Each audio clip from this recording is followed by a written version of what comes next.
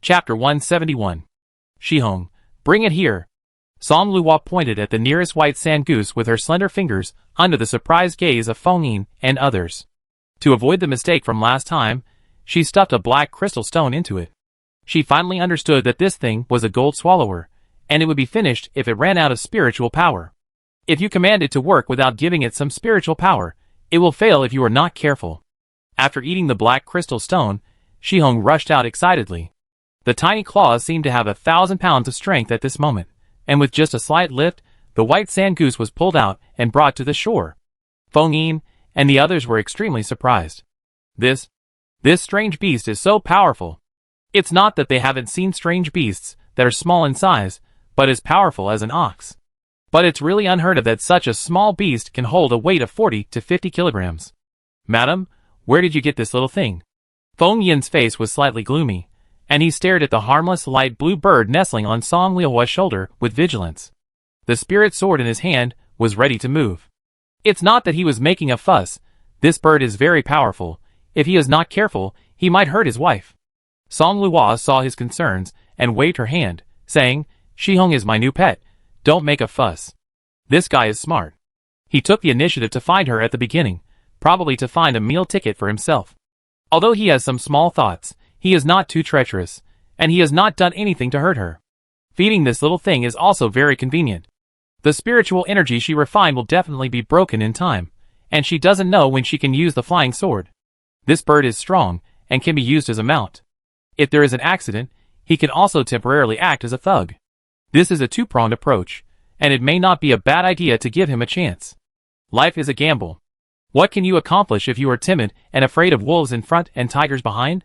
Song Luo is willing to take a gamble.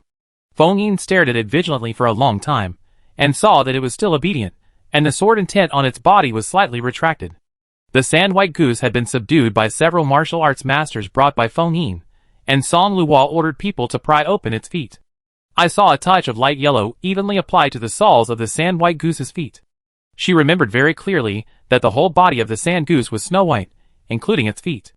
The yellow one was obviously stained with some juice. Song Luo was sensitive to plants. She led Feng Yin and others to search in the forest for a long time, and finally found densely packed yellow plants like moss on a stone. This yellow moss-like plant was very small, and it was impossible to tell what kind of spiritual plant it was, nor could it sense its effect. The yellow stone covered with this yellow moss spiritual plant was mottled with traces, and many places had traces of being stepped on. The shape of the goose's paw can still be vaguely seen.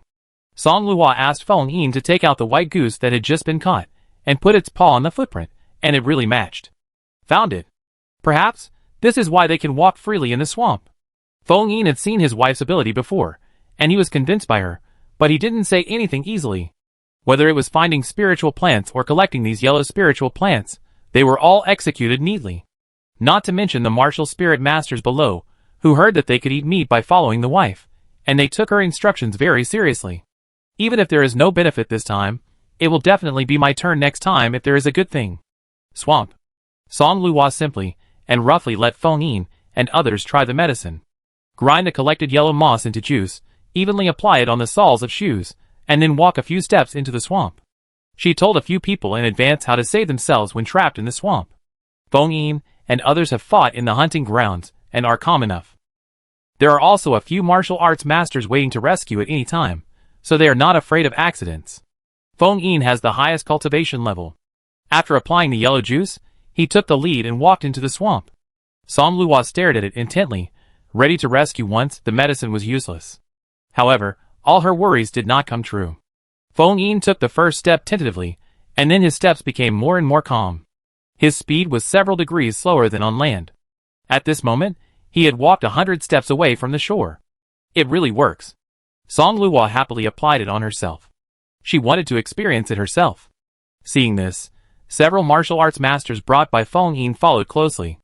The swamp was just as she imagined, with extremely soft soil. It was bouncy and fun to step on. In the distance, a group of white sand geese were still pecking at something without any sense of danger.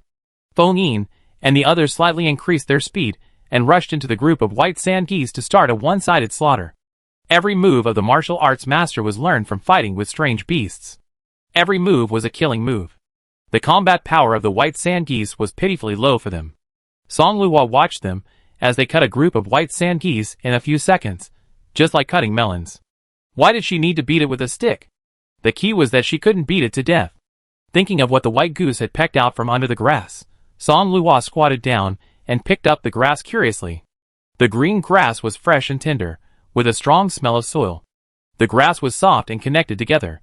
She only gently lifted a corner, but it was like lifting a carpet, exposing a large piece. Ugh! Song Luo regretted it. The fist-sized white egg and the gray squirming things intertwined gave her a great visual impact. Under the swamp, there were actually eggs of white sand geese and dense leech-like things. The overlapping and wriggling gray leech-like things made her scalp numb. When she thought of these things under her feet, Song Luo didn't want to stay for a moment. Shihong, take me ashore. Shihong instantly turned into a stream of light, lifted her up, and wrapped her with a light blue halo. Song Luo felt a little more comfortable after her feet left the swamp. When she thought of the scene just now, Song Luo began to get goosebumps again. Curiosity really kills the cat. These white sand geese know how to choose a place. Feng Yin had just finished cleaning out the white sand geese, and noticed her strangeness, so he asked a few questions with concern. Song Luo pointed to the grass. There's something in there. But it's a good thing. Feng Yin and others' eyes lit up. Do white sand goose eggs count? Of course they count. Feng Yin is good at cooking and pays more attention to ingredients. He immediately led his tribesmen to turn over the grass. When he saw what was in front of him clearly, he couldn't help but twitch his mouth. The densely packed large flesh worms were extremely disgusting. Even a grown man like him could not stand it. His eyes fell on the sand-white goose eggs and the leeches, scattered here and there. It looked like there were quite a few. Forget it, he didn't like to eat them that much. We have already caught a lot of sand-white geese. Let these eggs hatch, and come back to catch geese next year. It was rare to hear this from Feng Yin, who was very fussy, so Song Luo raised an eyebrow. Indeed, only this group of sand-white geese did not despise them. Chapter 172. The hunting in the sand lasted for 2 months. The flood outside the city gate has subsided a little, but it has not completely receded. It will take about 3 months to completely recede. This hunting can be said to be a great victory. Feng Ci waved his hand. 3,500 kilograms of 4-quartered sand beef per person.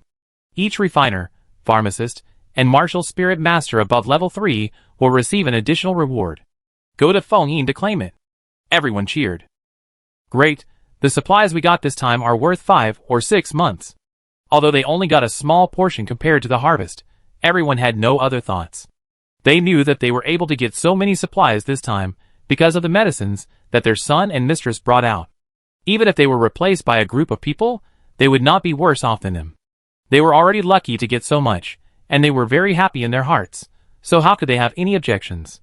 The 5th level martial spirit masters of the 10 major families might not get as much as they did, and the clansmen were very happy when they compared it. When the women heard that their sons and husbands would get so much this time, their faces were all filled with happy smiles. They stood in groups of 3 or 5, talking excitedly. The remaining large amounts of exotic beast meat were all put into the warehouse, which made the warehouse of the martial arts feel too small. Feng Ci had already contacted the weapon refiner to refine 2 new storage rooms, one large and one small. The large one was used as a public warehouse, and the small one was used as Song Luo's private warehouse. Thinking of his wife's private warehouse, he took out a booklet and handed it to Feng Yin. Make another booklet according to this. The things on it are all your wife's private property. Store them in the public treasury first, and keep them safe. Do not move them without your wife's order. Fo Shan, find a weapon refiner to make another set of seals for your wife to use for materials. Yes. After Feng Ci left, Feng Yin looked at the booklet in his hand and took a breath. The young master actually allocated 30% of the 4-cornered sand beef to your wife's real treasury. Really? Feng Shan snatched the booklet and read it quickly. He couldn't help but hiss. 50,000 caddies of long-tongued venison, 1,500,000 caddies of fairy fruit, 8,000 caddies of sand crabs, 2,500 caddies of white sand geese, 1,120,000 caddies of 4-horn sand cattle, 10,000 caddies of spiritual melons, 7-color hemp. Madam's private storehouse is really rich. The booklet was not thick, with only a few thin sheets of paper, but there was a lot on it, which was equivalent to the storehouse of a middle-class family. Young master.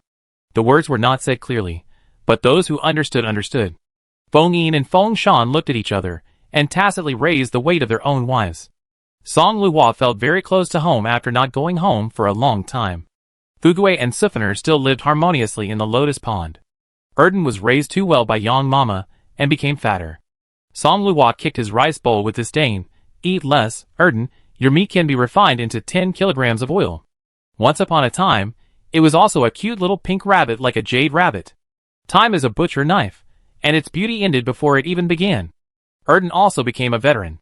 Facing her violence, he did not even blink, looked at her with his red eyes, and lazily stretched out his front paws to rest on an egg. When Nani Yang heard that they were coming back today, she had prepared a sumptuous meal for them. Song Yuan, Li Zhen'er, and Li He could not refuse, so they had dinner together. After dinner, it was still early, so Song Luo pulled up 4 red banana trees in the oasis and planted them.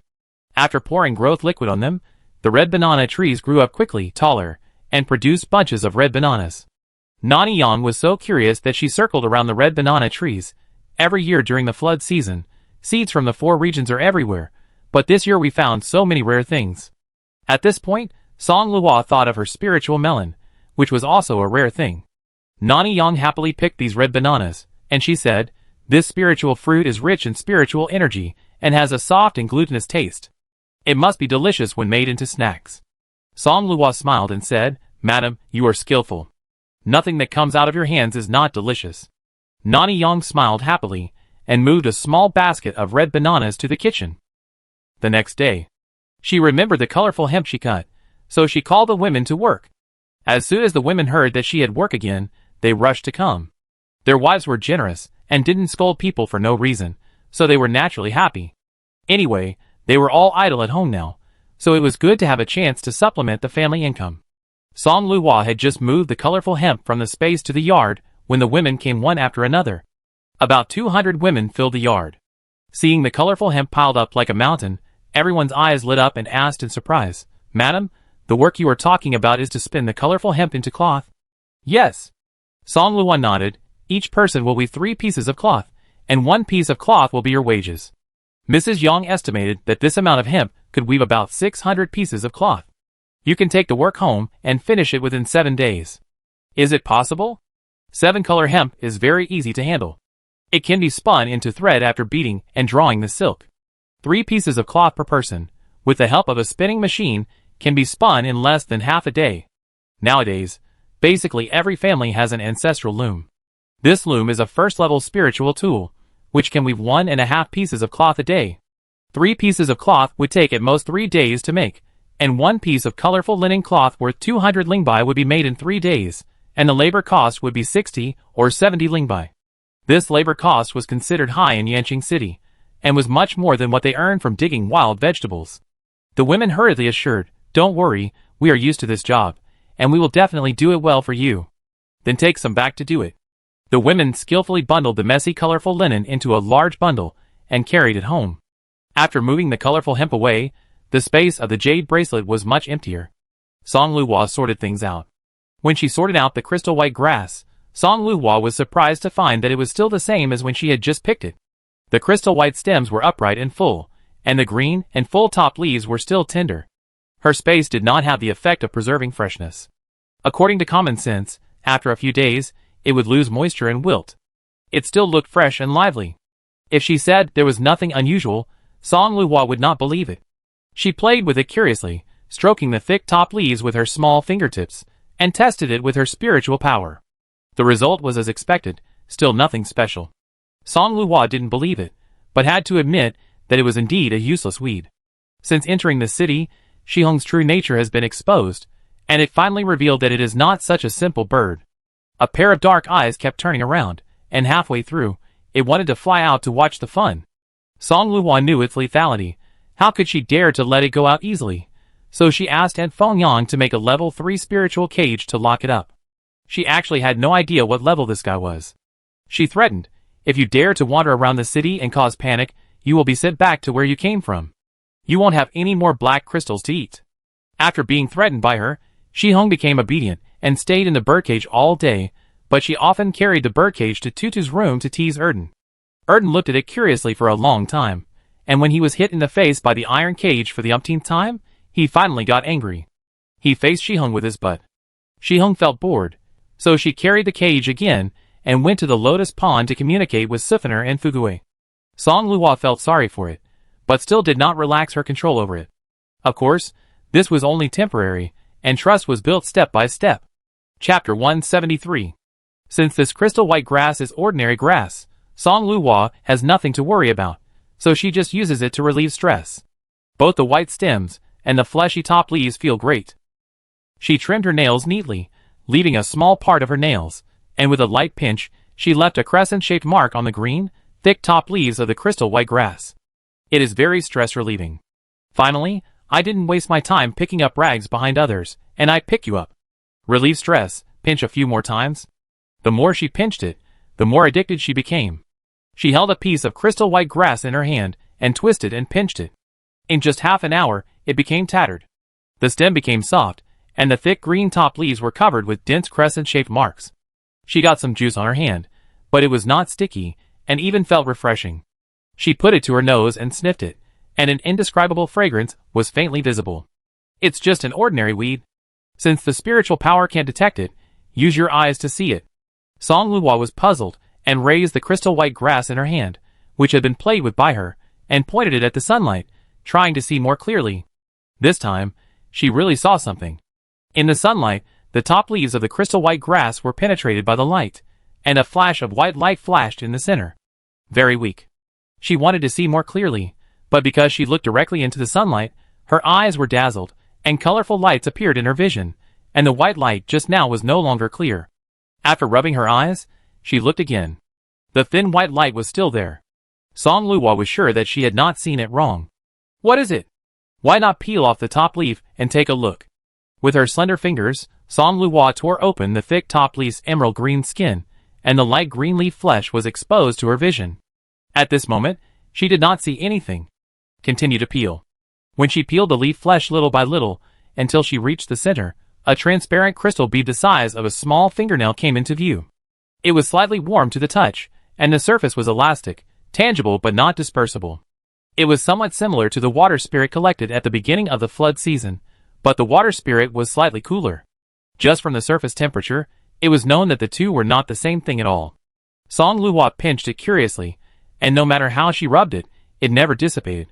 After using her spiritual power to explore it, she still couldn't tell what it was. Whatever it was, Song Luo directly peeled off the small basket of crystal white grass she had picked up. At night, Feng Xiai returned to his room from the bathing room wearing his underwear, and saw his little wife sitting cross-legged on the bed playing with something. There was something in the redwood lacquered gold tray, shining brightly under the illumination of the fluorescent stone.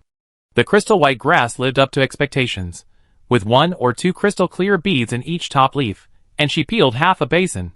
She couldn't sleep well without knowing what this thing was, and she had to take it out to study before going to bed.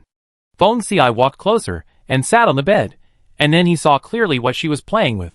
Why did you think of playing with Shui Ling? He stretched out his slender fingers and fiddled with it for a few times. It felt warm to the touch, and he realized something was wrong. Isn't it Shui Ling? Song Luo then told Feng Xiai about the origin and peculiarity of this thing. The stem is crystal white, the top leaves are green and thick, and there are pearls hidden in the leaves. The pearls are warm. Oh, is that so? Feng Xiai remembered a secret book he had read in the clan library when he was a child, and he had a vague guess in his mind. He looked at his wife, who knew nothing. A smile flashed in his eyes, and he gently tapped her forehead with his finger. My wife, you are really lucky. He wanted to say that fools have good fortune, but she looked at him with round eyes, so he had to change his words. As soon as Feng Xiai opened his mouth, he knew whether there was any. Song Luo knew that this thing was another treasure, and hurriedly asked, Don't keep us in suspense, tell me, what are these things? Feng Xiai held her in his arms, combed her long black hair with his hands, and said, If I'm not mistaken, this thing is a water spirit bead. The grass you are talking about is water spirit grass. Every year during the flood season, the water in the center of the earth overflows, and the water spirit grass takes the opportunity to absorb the spiritual power in the water in the center of the earth to grow. After hundreds of years, a water spirit bead is formed, hidden in the leaves of the water spirit grass.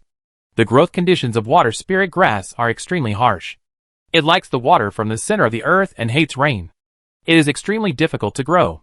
During the 100 years of forming the water spirit pearl, If there is a lack of water from the center of the earth, or it is exposed to too much rain, it is very likely to die.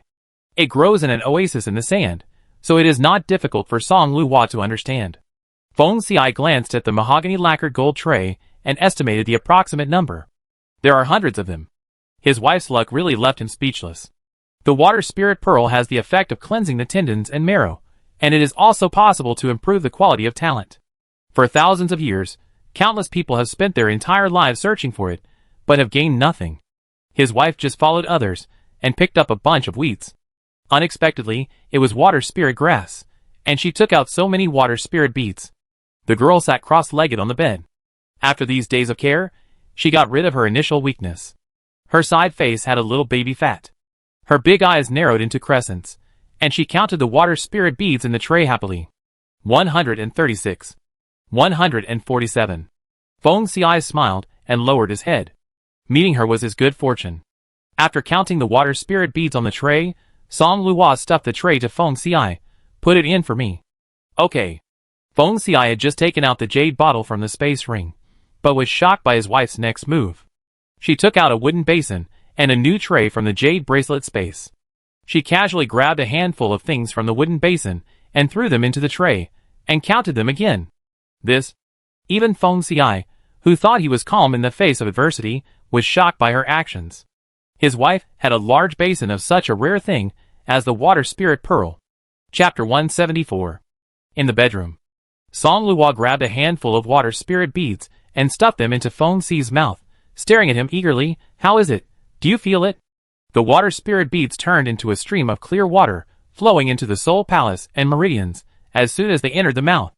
Feng Xiai sat cross-legged and mobilized his spiritual power to circulate in the soul palace and meridians. But in an instant, sweat appeared on his forehead, a puff of black smoke floated out of his body, and the snow-white underwear was gradually dyed gray. Song Luo did not dare to touch him, and got off the bed carefully, walking around in the bedroom in soft-soled embroidered shoes. The spiritual power drove the spiritual power of the water spirit bead to circulate in the spirit palace and meridians, and the impurities in the two were removed bit by bit. This process was not easy. Feng Xiai did not dare to be distracted by the fine and dense, needle-like pricking pains in the meridians and spirit palace, and he operated the spiritual power with his mind and body. Song Luo watched Feng Xiai change from a gentle and elegant handsome young man to a black lump. She stared at him for a long time, and the black smoke in his body seemed to be endless.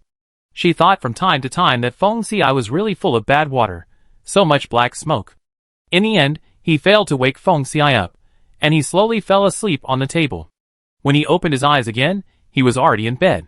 The sunlight poured into the room through the window frame, indicating that today was another sunny day. Feng Xiai had regained his clean and elegant appearance. He changed into a loose light blue suit and sat quietly by the window reading. The mottled light hit his face, making his jade-like skin more transparent, and his already delicate and elegant facial features became even whiter and softer. The facial features were still the same. I don't know if it was her illusion, but Song Luo felt that his handsomeness had increased. She lay quietly in the bed, admiring the beauty of her man for a while. Being stared at like a thief, Feng Xiai could not help but feel it. He smiled helplessly, put down the book and walked over, bending down and flicking her forehead. My lady is finally awake. As he leaned over, a strand of black hair in front of Feng Xiai fell on Song Luo's neck, sweeping back and forth like a feather, making her very itchy. She grabbed it and played with it on her fingertips. Has the black water in your husband's belly come out? Black water? Feng Xiai was slightly stunned, thinking of the impurities that were quenched last night, and laughed softly. Of course not. He lowered his head and kissed her lips. The two of them made a lot of noise, and the sun was getting higher. Madame Yang had prepared breakfast early, and seeing that the two of them had not left the room for a long time, she was very tactful and did not disturb them. She only made 2 more tonic soups for lunch, and Feng Xi's portion was said to have bamboo treasure. Song Luo, ha ha ha. Feng Xi's hand holding the spoon froze, and he coughed slightly in embarrassment. Mammy, I don't need to eat this. Mammy Yang said, as a person who had experienced it, you have to take good care of yourself while you are young. Song Luo nodded with a smile. Yes, Mammy is right. Feng Xiai, drink more. Feng Xiai, He lowered his head and finished a bowl, and as expected, he was served another bowl. Song Luo watched the show kindly. Drink it, don't let Mammy down. Feng Xiai had regained his composure, looked at her meaningfully, and drank it all in one gulp. "Thank you, my lady." Song Luhua was startled by his look, and a bad premonition surged in her heart. After dinner, the couple snuggled together and read books. Recently, there are new storybooks in the city, most of which are gossip adapted from the gossips of the neighbors, and Song Luhua reads them with great interest. Feng Xiai closed the book in his hand and glanced at the girl lying on his lap. Under the illumination of the fluorescent stone, the woman's skin is as white as jade. In the place where they snuggled, their body temperatures interacted, and the girl's faint fragrance penetrated into her nose. Her beautiful face had changing expressions, sometimes smiling and sometimes angry, and her rosy cheeks and plump red lips were attractive. Feng Xi's eyes were slightly deep. He rolled his Adam's apple, touched her soft hair, and whispered in her ear, "It's getting late, take a rest." The warm breath blew into her ears, and the unique fragrance of the man wrapped around her body. The low and hoarse voice was bewitching, and Song Luhua's body stiffened. The scene in the morning was still vivid in her mind. This guy is not easy to mess with. Her waist is still sore. If you do it again, don't go out tomorrow. She hurriedly climbed up from the man and said, "I go wash up." Then she jumped to the bathroom. Feng Xiai could see what she was thinking. He picked up the notebook that was thrown on the ground with a low laugh and started to read it. Feng Xiai must be taking revenge on her. She let him eat more bamboo treasures for his health, but she didn't say he couldn't do it. Really, he doesn't know how to appreciate a good person. Song Luhua didn't admit that she was just trying to make fun of him. By the way, she hasn't eaten the water spirit beads yet. Why not try it? After washing up, Song Luhua, wearing her underwear, ran into the bedroom and threw herself on the couch. Feng Xiai thought she was just being funny, shook his head, and continued reading.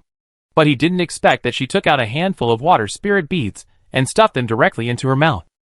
In an instant, a warm current first flowed into the meridians and the soul palace, and then, a fine tingling sensation like a needle spread all over the body. Song Luhua didn't have Feng Xi's determination, and rolled around on the couch, howling like a ghost. Feng Xi's face sank when he heard this, and he jumped to her side, helped her up, and asked anxiously, "Madam, what's wrong with you?" "It hurts, Feng Xiai. I ate the water spirit pearl." She saw that Feng Xiai didn't seem to be in much pain except for black smoke, so she thought it didn't hurt at all, but she didn't expect it to be like this. She just hated that her hands were too big, and she actually grabbed a lot of it. Squeezing out these words through gritted teeth, Song Luhua had no desire to speak at all. She just screamed in pain and rolled around on the bed, as if this could relieve the pain. "Feng Xiai, how much did you eat?" The spiritual power of martial spirit masters and auxiliary spirit masters comes from the same source. Feng Xiai held her in his arms, and combed her spirit palace and meridians carefully. He coaxed her softly, "Don't be afraid, my lady. Follow my spiritual power, and it will stop hurting in a while." Feng Xi's spiritual power seemed to have a kind of magic.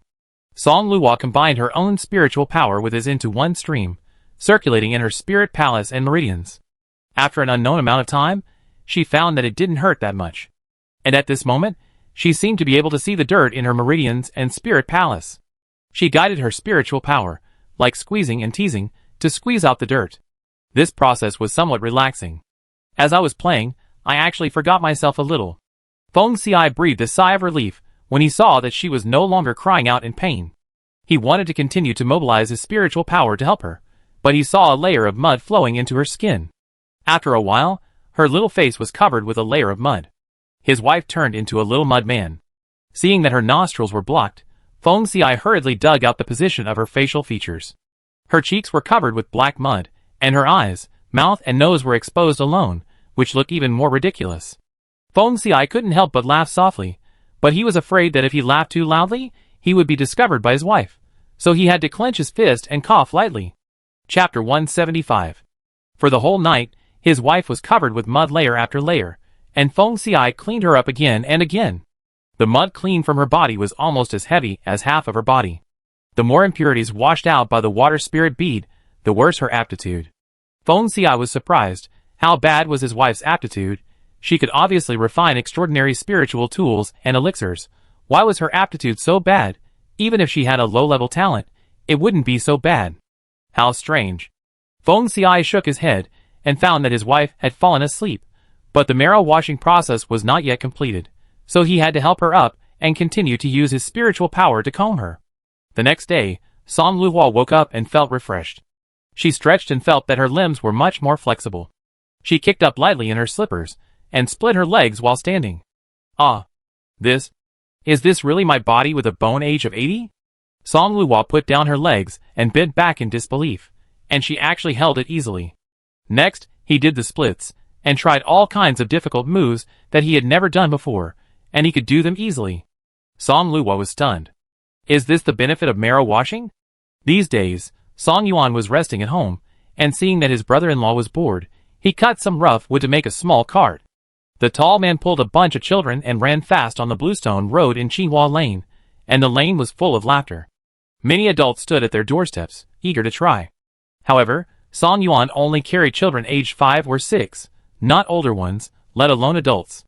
Everyone could only stare blankly. Passing by Song Luo's house, Song Yuan's brotherly love burst out, and he shouted loudly outside the door, "Little sister, come out and play together."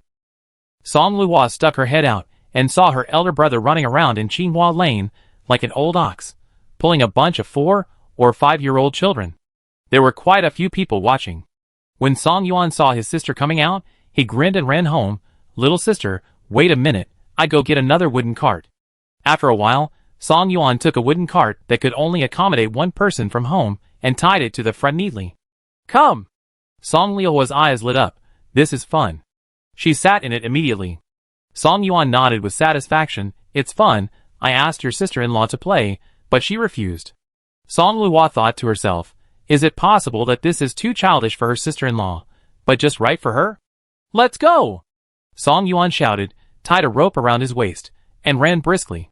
He is now a 4th-level martial spirit master, with great strength and speed.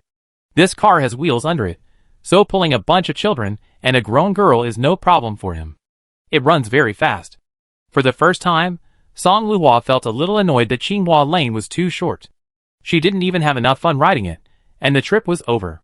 The children behind her cheered and laughed throughout the lane. Song Luo couldn't help laughing. After all, he felt sorry for his elder brother, so he only rode 2 trips and stopped. Song Yuan also waved his hand. "No more today, next time." Although the children were disappointed, they all nodded and went back. Song Luo led Ah-He and Song Yuan into the house. After adapting for a while, Ah-He became more outgoing. The almost 6-year-old child was wearing a light gray robe, with his hair combed into 2 small buns on top of his head, which complemented his cute face. He happily pulled Song Yuan to talk non-stop. Song Luo asked questions, and he also chirped and answered, without showing any shyness and timidity when he first came. Madame Yang liked children very much. When she saw Ah-He on weekdays, she often gave him some snacks and cakes. After a long time, Ah-He also liked this kind grandmother. While Song Luo was talking to Song Yuan, he followed Yang Mama around. Ah-He has grown up. He is an obedient child. Song Yuan has a fatherly love for this brother-in-law who is much older than him. Your sister-in-law also said that she was lucky to marry me. Song Yuan boasted proudly. Song Luo rolled her eyes. Who doesn't have a partner? She is not a single dog. Why should she show off to her? She rolled her eyes and had a bad intention. She took out a palm-sized porcelain bottle from the jade bracelet space and threw it to Song Yuan. What is this? Song Yuan took the porcelain bottle and shook it a few times, but didn't hear any sound. Song Luo said, "This is the spiritual spring water found in the oasis last time. Brother, try it. If you think it tastes good, I fill some for my sister-in-law." Song Yuan didn't doubt it and drank it from the bottle. The next moment, a scream rang out in the yard. "Ah, little sister, you lied again. This is not spiritual spring water at all. Did you make some medicine?" Song Yuan didn't doubt that this was something bad. He had been cheated many times, so he immediately thought that he had become a drug tester again. Poor Song Yuan had never heard of such a thing as the water spirit pearl. "Brother, stop crying, you are a real man. Why are you afraid of this little pain? I gave you a good drink."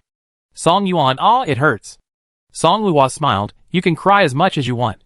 Your sister-in-law is still at home. If she hears you, don't you feel embarrassed?" Song Yuan shut up decisively. "Is that right? That is the water spirit pearl, which has the effect of cleansing the essence and marrow. You just need to use your spiritual power to expel the impurities." Song Yuan had never heard of the water spirit pearl, but he understood the meaning of the words cleansing the essence and removing the marrow. His eyes lit up when he heard it, and he immediately stood in the yard to circulate his spiritual power. Song Luo watched him turn into a mudman, and only felt that things had gotten serious when the mud covered his face. He quickly moved a stool, stood on it, and used his hands to pick Song Yuan's nostrils. Don't suffocate yourself to death by washing your tendons and removing your marrow, that would be a big joke. Cleansing the essence and removing the marrow is not something that can be done in a short time. Song Yuan is so big, standing in the yard, and can't move. But he was like a machine that made mud. As soon as she finished picking one layer, another layer would grow. The mud would soon solidify and harden. If it was not cleaned in time, it would soon block the nostrils. Song Luo had no choice but to pick the mud on his face again and again, especially on his nostrils. The sun was not big, but she was a little upset if it kept going like this. She regretted that she shouldn't have made him wash his marrow in the yard just to tease him. Fortunately, as time went on, less mud came out, and Song Luo could finally take a breath. Except for the nostrils, eyes and mouth, Song Yuan's clothes were unbearable. Layers of mud seeped out from the inside, and slowly hardened, like a layer of mud armor. Song Luo muttered, "If it weren't for the need to guarantee your wise and brave image in front of my sister-in-law, I would have gone to the next door to call for help." The sun was setting in the west. Song Yuan clearly felt the relief in his body. Just as he came to his senses, and was about to open his eyes, he met his little sister's eyes. He watched his little sister stretch out her hand with a handkerchief and dig his nostrils twice with force and disgust. Song Yuan.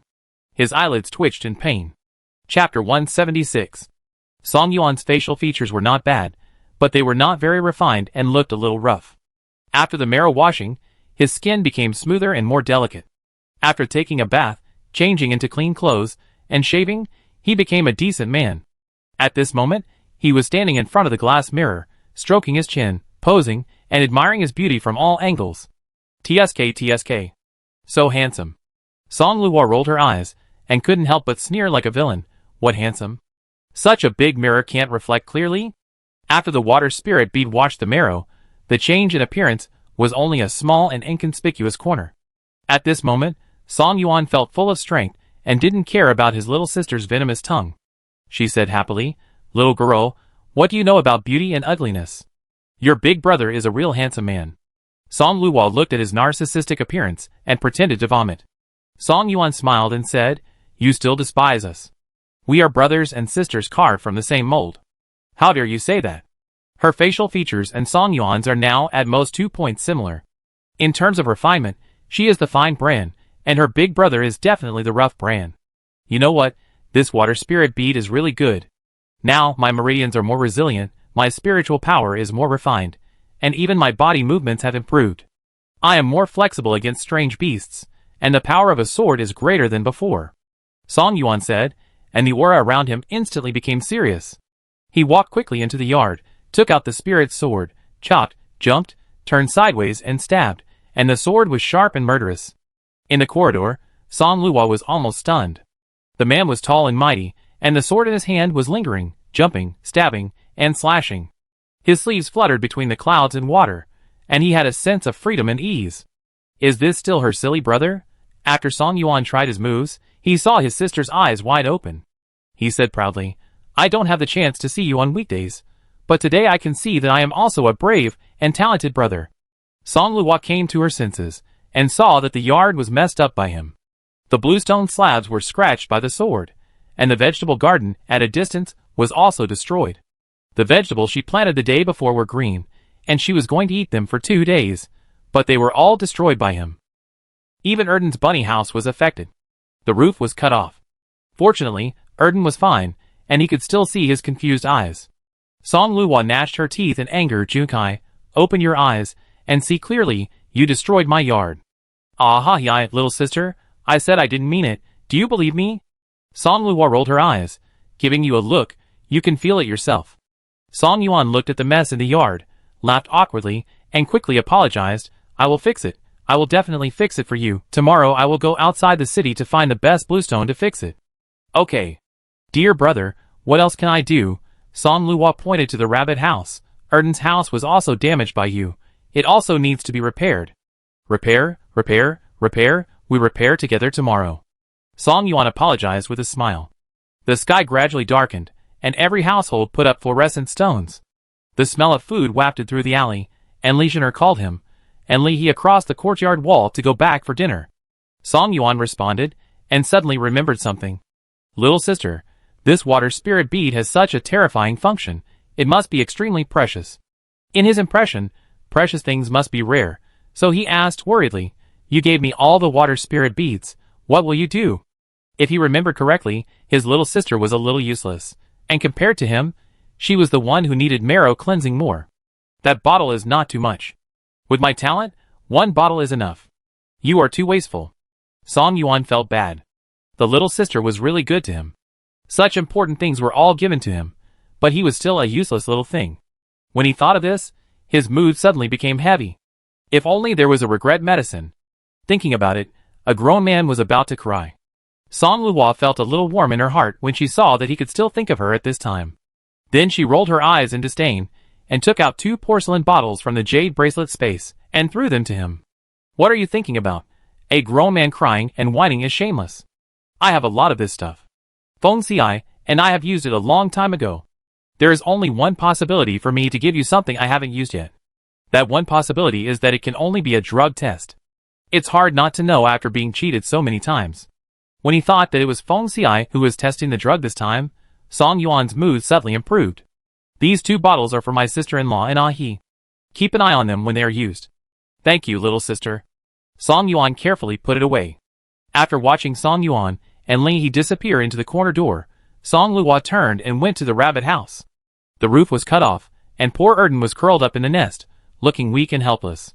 His pair of red eyes stared blankly ahead, and his little nose twitched. It was really sad to see and to hear. Song Luo squatted down, intending to stroke its head to comfort it, but as soon as she put her hand on it and touched it, she realized something was wrong. The big ball of pink fur on the palm was very beautiful, pink, very girly. But this is the hair on Erden's head. That's right, her elder brother's swords not only cut off Erden's roof, but also cut it into a Mediterranean sea. The rabbit has already greatly affected its appearance, and now it has become a Mediterranean sea. This. Song Luo was silent, and carefully covered the hair back. Erden, those who achieve great things don't care about trivial matters. Hair can be cut and blood can be shed, which are all trivial matters. Song Luo symbolically comforted a few words, and quickly ran away. The next day, Yang Ma worriedly said, Madam, Erden ate all the eggs in the nest last night. Is he sick? Song Luo twitched her lips, and waved her hand. It's okay, I'm probably in a bad mood. She's in a bad mood? How can a rabbit beast like her still be angry? Nani Yang muttered in surprise. Maybe? Her hair is precious. If anyone dares to cut it into a Mediterranean style, she will go crazy. Erden is a male beast, maybe he also loves beauty. At noon, Nani Yang went to bring food to Erden. But he was lying motionless in his nest, and he didn't eat the food he liked in the past. She scratched its chin curiously. What's wrong with you, little thing? Not only did you secretly eat our eggs, but now you don't even eat lunch? You shouldn't eat that much. No matter how she scratched him, Erden still didn't react. If it wasn't for its moving eyeballs and warm body, Yang Ma would have thought it was a dead object. Until she touched a bunch of pink rabbit hair off its head, revealing its pink, slightly white scalp, Yang Ma realized. It turned out to be bald. Yang Ma didn't know whether to laugh or cry. I thought it was nothing. Just wait, it will be on you. Chapter 177. After Nani Yang glued the hair on the top of his head back to Erden, he gradually let go and slowly started to eat. It was Shihong who accidentally discovered Erden's weakness, and would carry the cage to him every day to mock him. Erden would initially be angry and refuse to eat, but Shihong was so smart that she stretched out her little paws to fiddle with the cage and finished her meal in front of the owner. After finishing the meal, she locked herself back in. Song Luo was shocked that this guy could unlock the cage by himself. I wonder what the cage means to it? Madame Yang also intended to correct Erden's bad habits and didn't spoil him. After a few meals of hunger, Erden finally became a smooth social rabbit. It has learned to ignore Shihong. Recently, many refugees came to Yanqing City. I heard that several nearby cities were destroyed in the beast tide, and many people fled here. The price of houses in the city suddenly rose sharply, and several houses in Qinghua Lane were sold at high prices, and the house next to Song Liuhua's house was also sold. Today, she came up with the idea of buying the house next door and expanding her own house again. When I heard the news from Madame Yang, I felt quite regretful. I just regretted that I acted too late. Feng Xi comforted her. Don't worry, The population in the city has increased this time.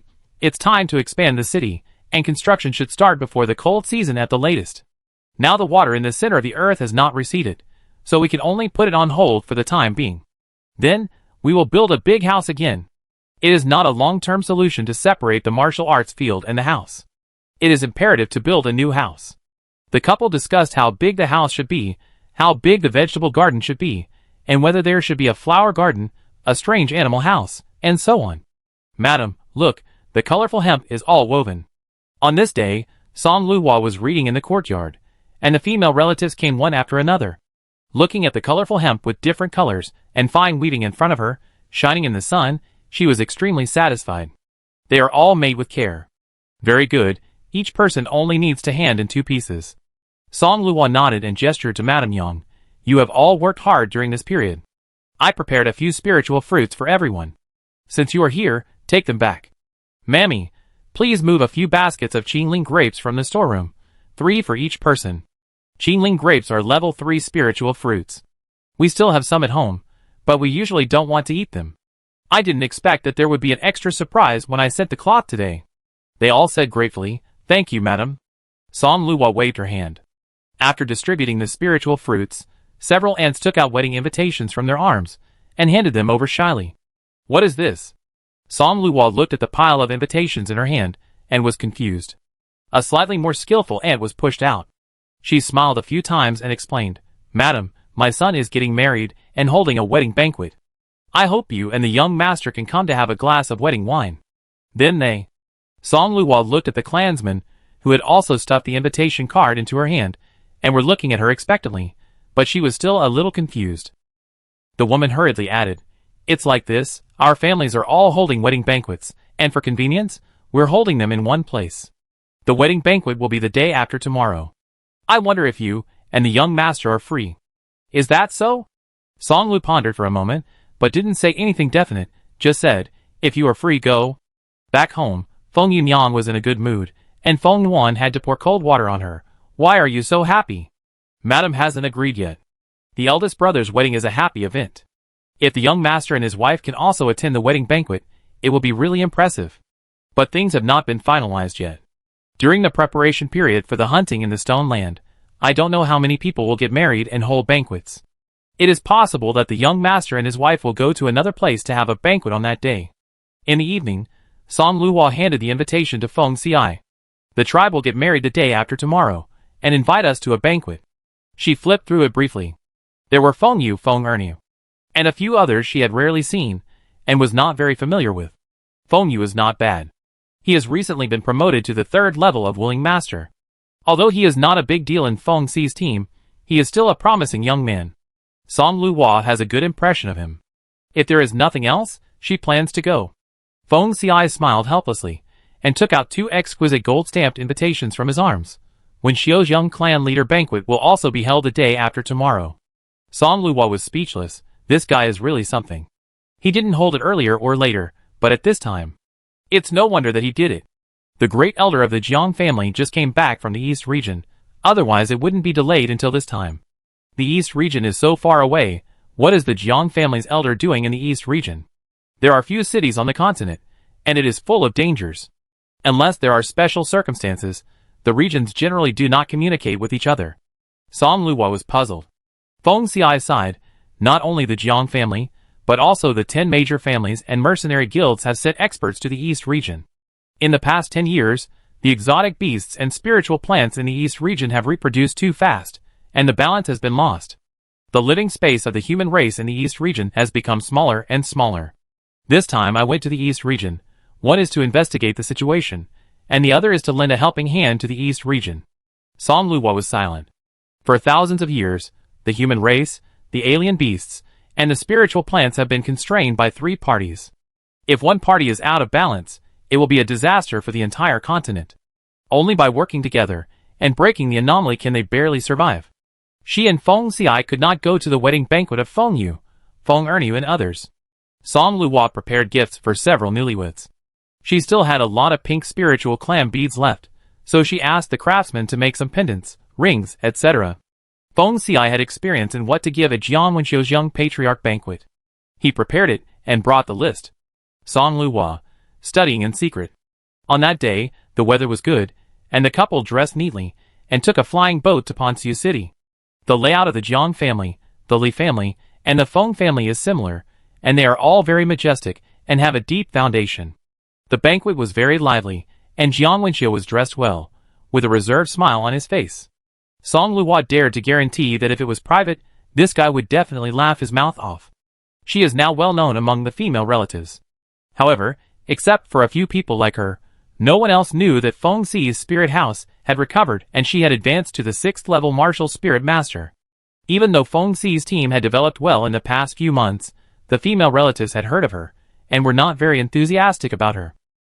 On the contrary, the wives of several cousins of the same clan showed her kindness. Sister-in-law Jiang Shui and Yi Feiwan were also there. As the legitimate aunt of the Jiang family, and the newly appointed young patriarch of the Jiang family, Jiang Shui naturally had to come back. Song Luhua saw that her face was not very good, and occasionally she looked at her with vigilance and hostility. A cousin whispered in her ear, "The young clan leader didn't come and is still under house arrest. I'm sure you feel bad." Feel bad? For such an important occasion, the successor of the clan couldn't come because of house arrest.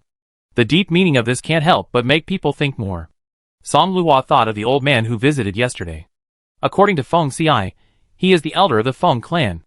Unlike the impolite old man last time, he seemed to be embarrassed when he left. He was particularly gentle when he saw her. She felt something in her heart. Chapter 178. It rained last night, but the sky cleared up in the morning. The bluestone slabs in the courtyard were cleaned by the rain, and the water in the lotus pond was almost full. Sufiner and Fudyer lay together on the bluestone slabs in the courtyard to bask in the sun.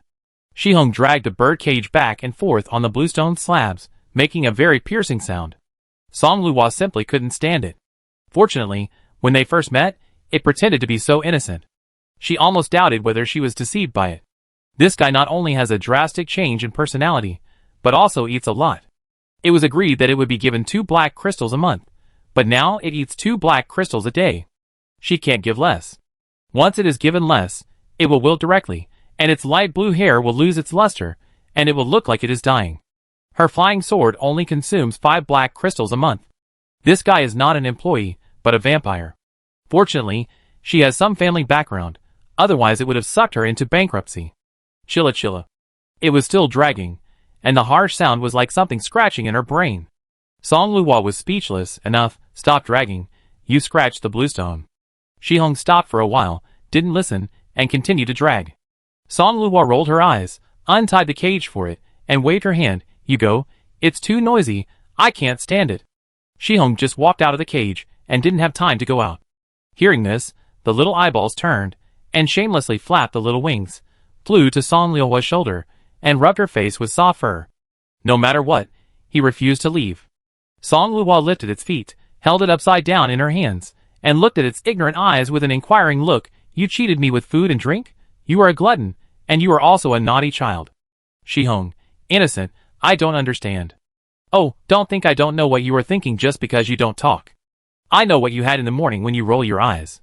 According to Madame Yang, this guy stole Erden's breakfast again, and Erden was so angry that he swallowed 2 eggs in front of her. All of them are not honest. "Let's go, I can't afford to support you anymore." Song Luhua threw it into the sky, but it didn't fly, but fell straight down. She was so scared that she rushed to catch it. It pretended to be dead when it landed in her hands, with its limbs straight and its eyes wide open. The wind blew gently, and a wisp of light blue feathers floated in the wind. She poked its belly with her finger, but it still didn't move. Song Luhua scratched its head with amusement and anger. "I have to be the scapegoat, right? Okay, stop pretending to be dead. I won't chase you away, and I won't lock you up from now on." As soon as she said this, her palms were empty, and Shihong was like a corpse, circling around her. "Chirp." Song Luhua, speechless. She flicked its forehead with her finger and warned, "You are not allowed to go out without my permission, and you are not allowed to hurt anyone, otherwise pack your bags and get out." "Chirp." Shihong shouted happily, nodding her little head quickly. "Go." Seeing that it really didn't fly out, but only flew to play with Fugui and Sufan, Song Luhua nodded with satisfaction. The bird cage was just a decoration for Shihong. She didn't mind seeing it dragging the bird cage around all the time, but Song Luhua was annoyed, so she simply untied it. Afterwards, she asked Yang Ma to keep an eye on it. If this guy didn't keep his promise, he couldn't stay. Feng Xiai knew that his wife had brought back a strange blue bird from the desert. Even though the bird behaved very human, he had been feeling uneasy since he learned from Feng Yin about Shihong's lethality.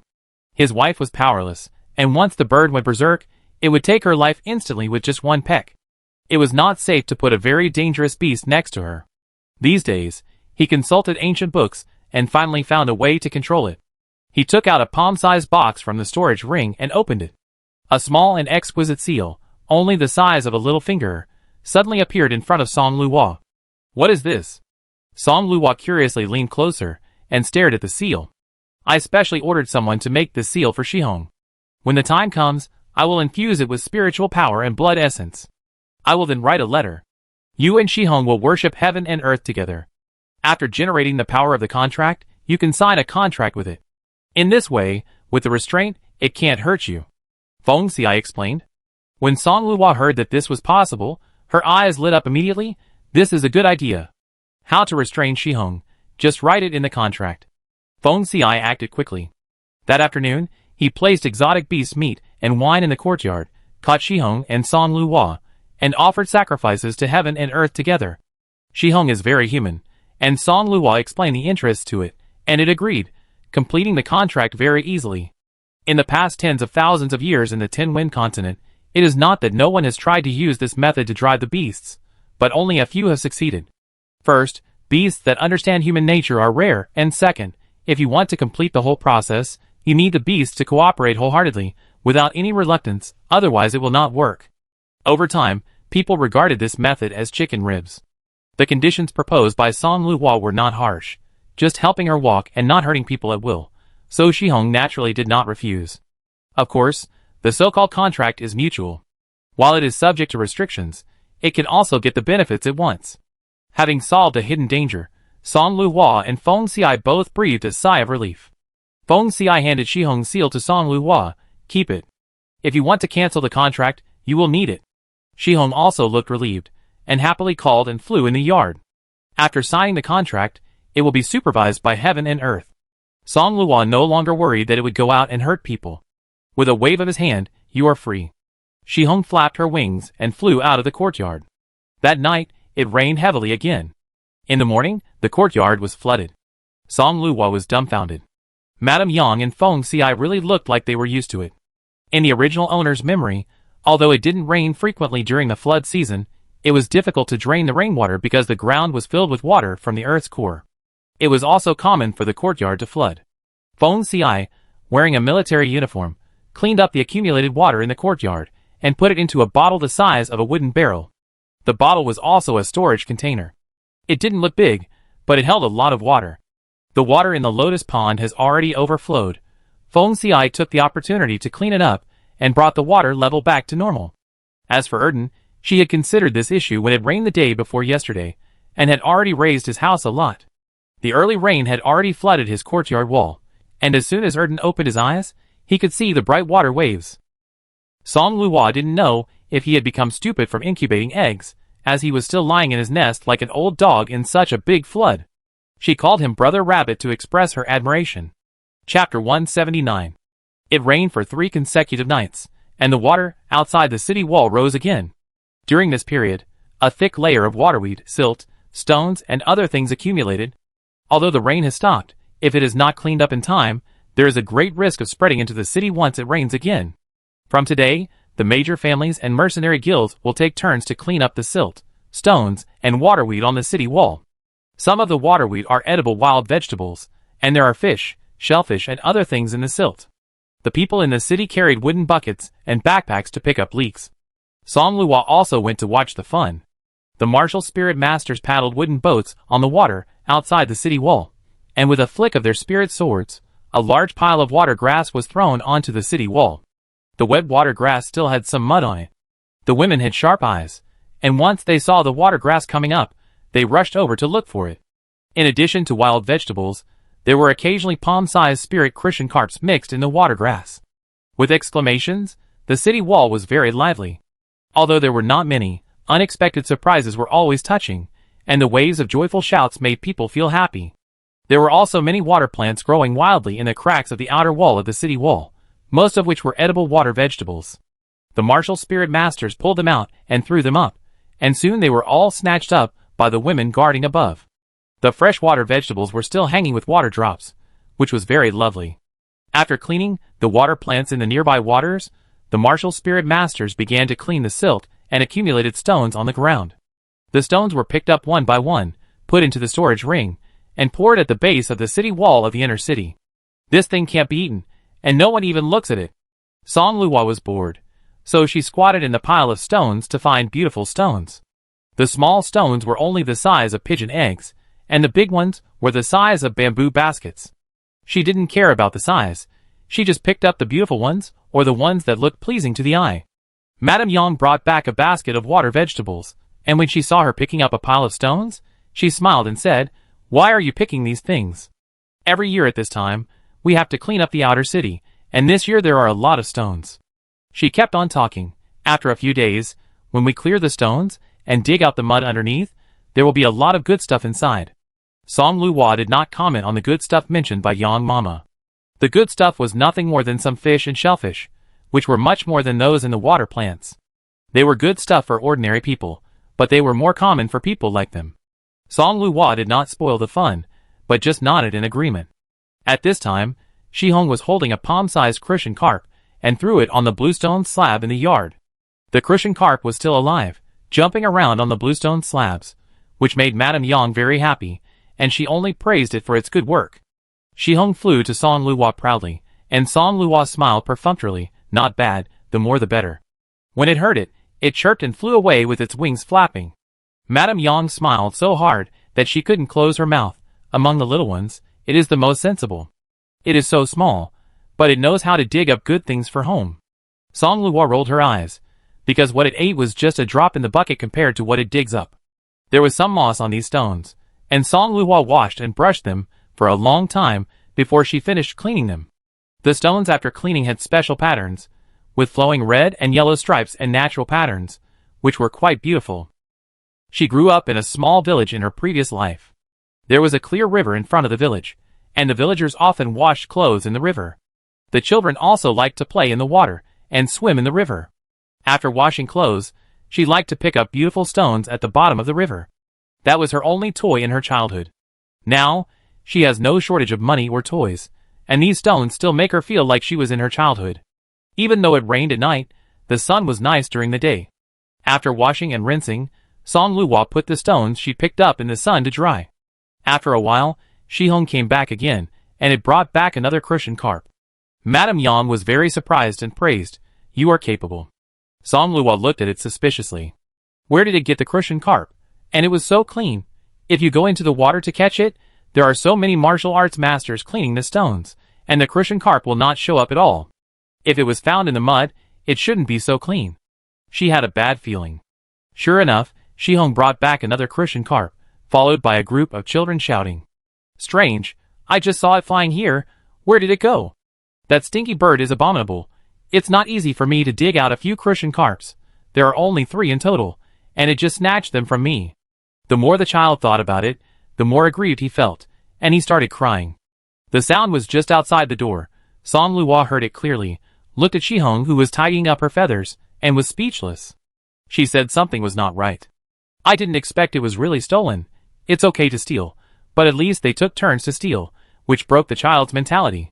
"Wow wow wow. Burp. Stinky bird." The companion was uncomfortable, and tried to hold back his laughter and comfort it. "Don't cry, the bird must be nearby. Let's look for it again."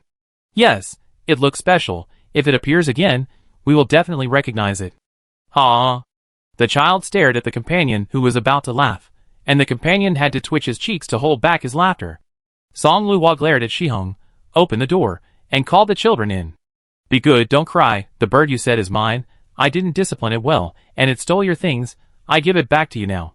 Song Luo let the children wait in the yard for a while, and immediately went into the kitchen to find the crucian carp. After learning the source of the crucian carp, Madame Yang said, Pick it up from the basin, string it up neatly, and hand it to Song Luo. Fortunately, I haven't cleaned it up yet." "Yes, fortunately," the child cried miserably. Song Luo walked out of the kitchen carrying the spiritual crucian carp. A group of children stood in the yard and glared at Shihong. The bird was calmly combing its feathers, as if it was not the one who did the bad thing. I'm returning these 3 spiritual Christian carps to you. It's my bird that's wrong. I apologize to you. Here are some spiritual fruits. Take them and eat them. As she spoke, she took out a small basket of green spiritual grapes from the space of the jade bracelet. She brought these when she went to the city wall to watch the fun in the morning. She gave 2 to each of the children, and gave 2 more to the child who was robbed by Shihong.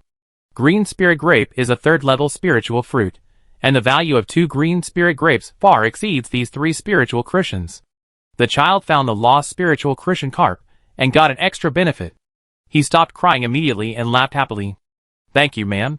The child who came with him also thanked happily. Thank you, ma'am. The bird is rude, don't bother with it.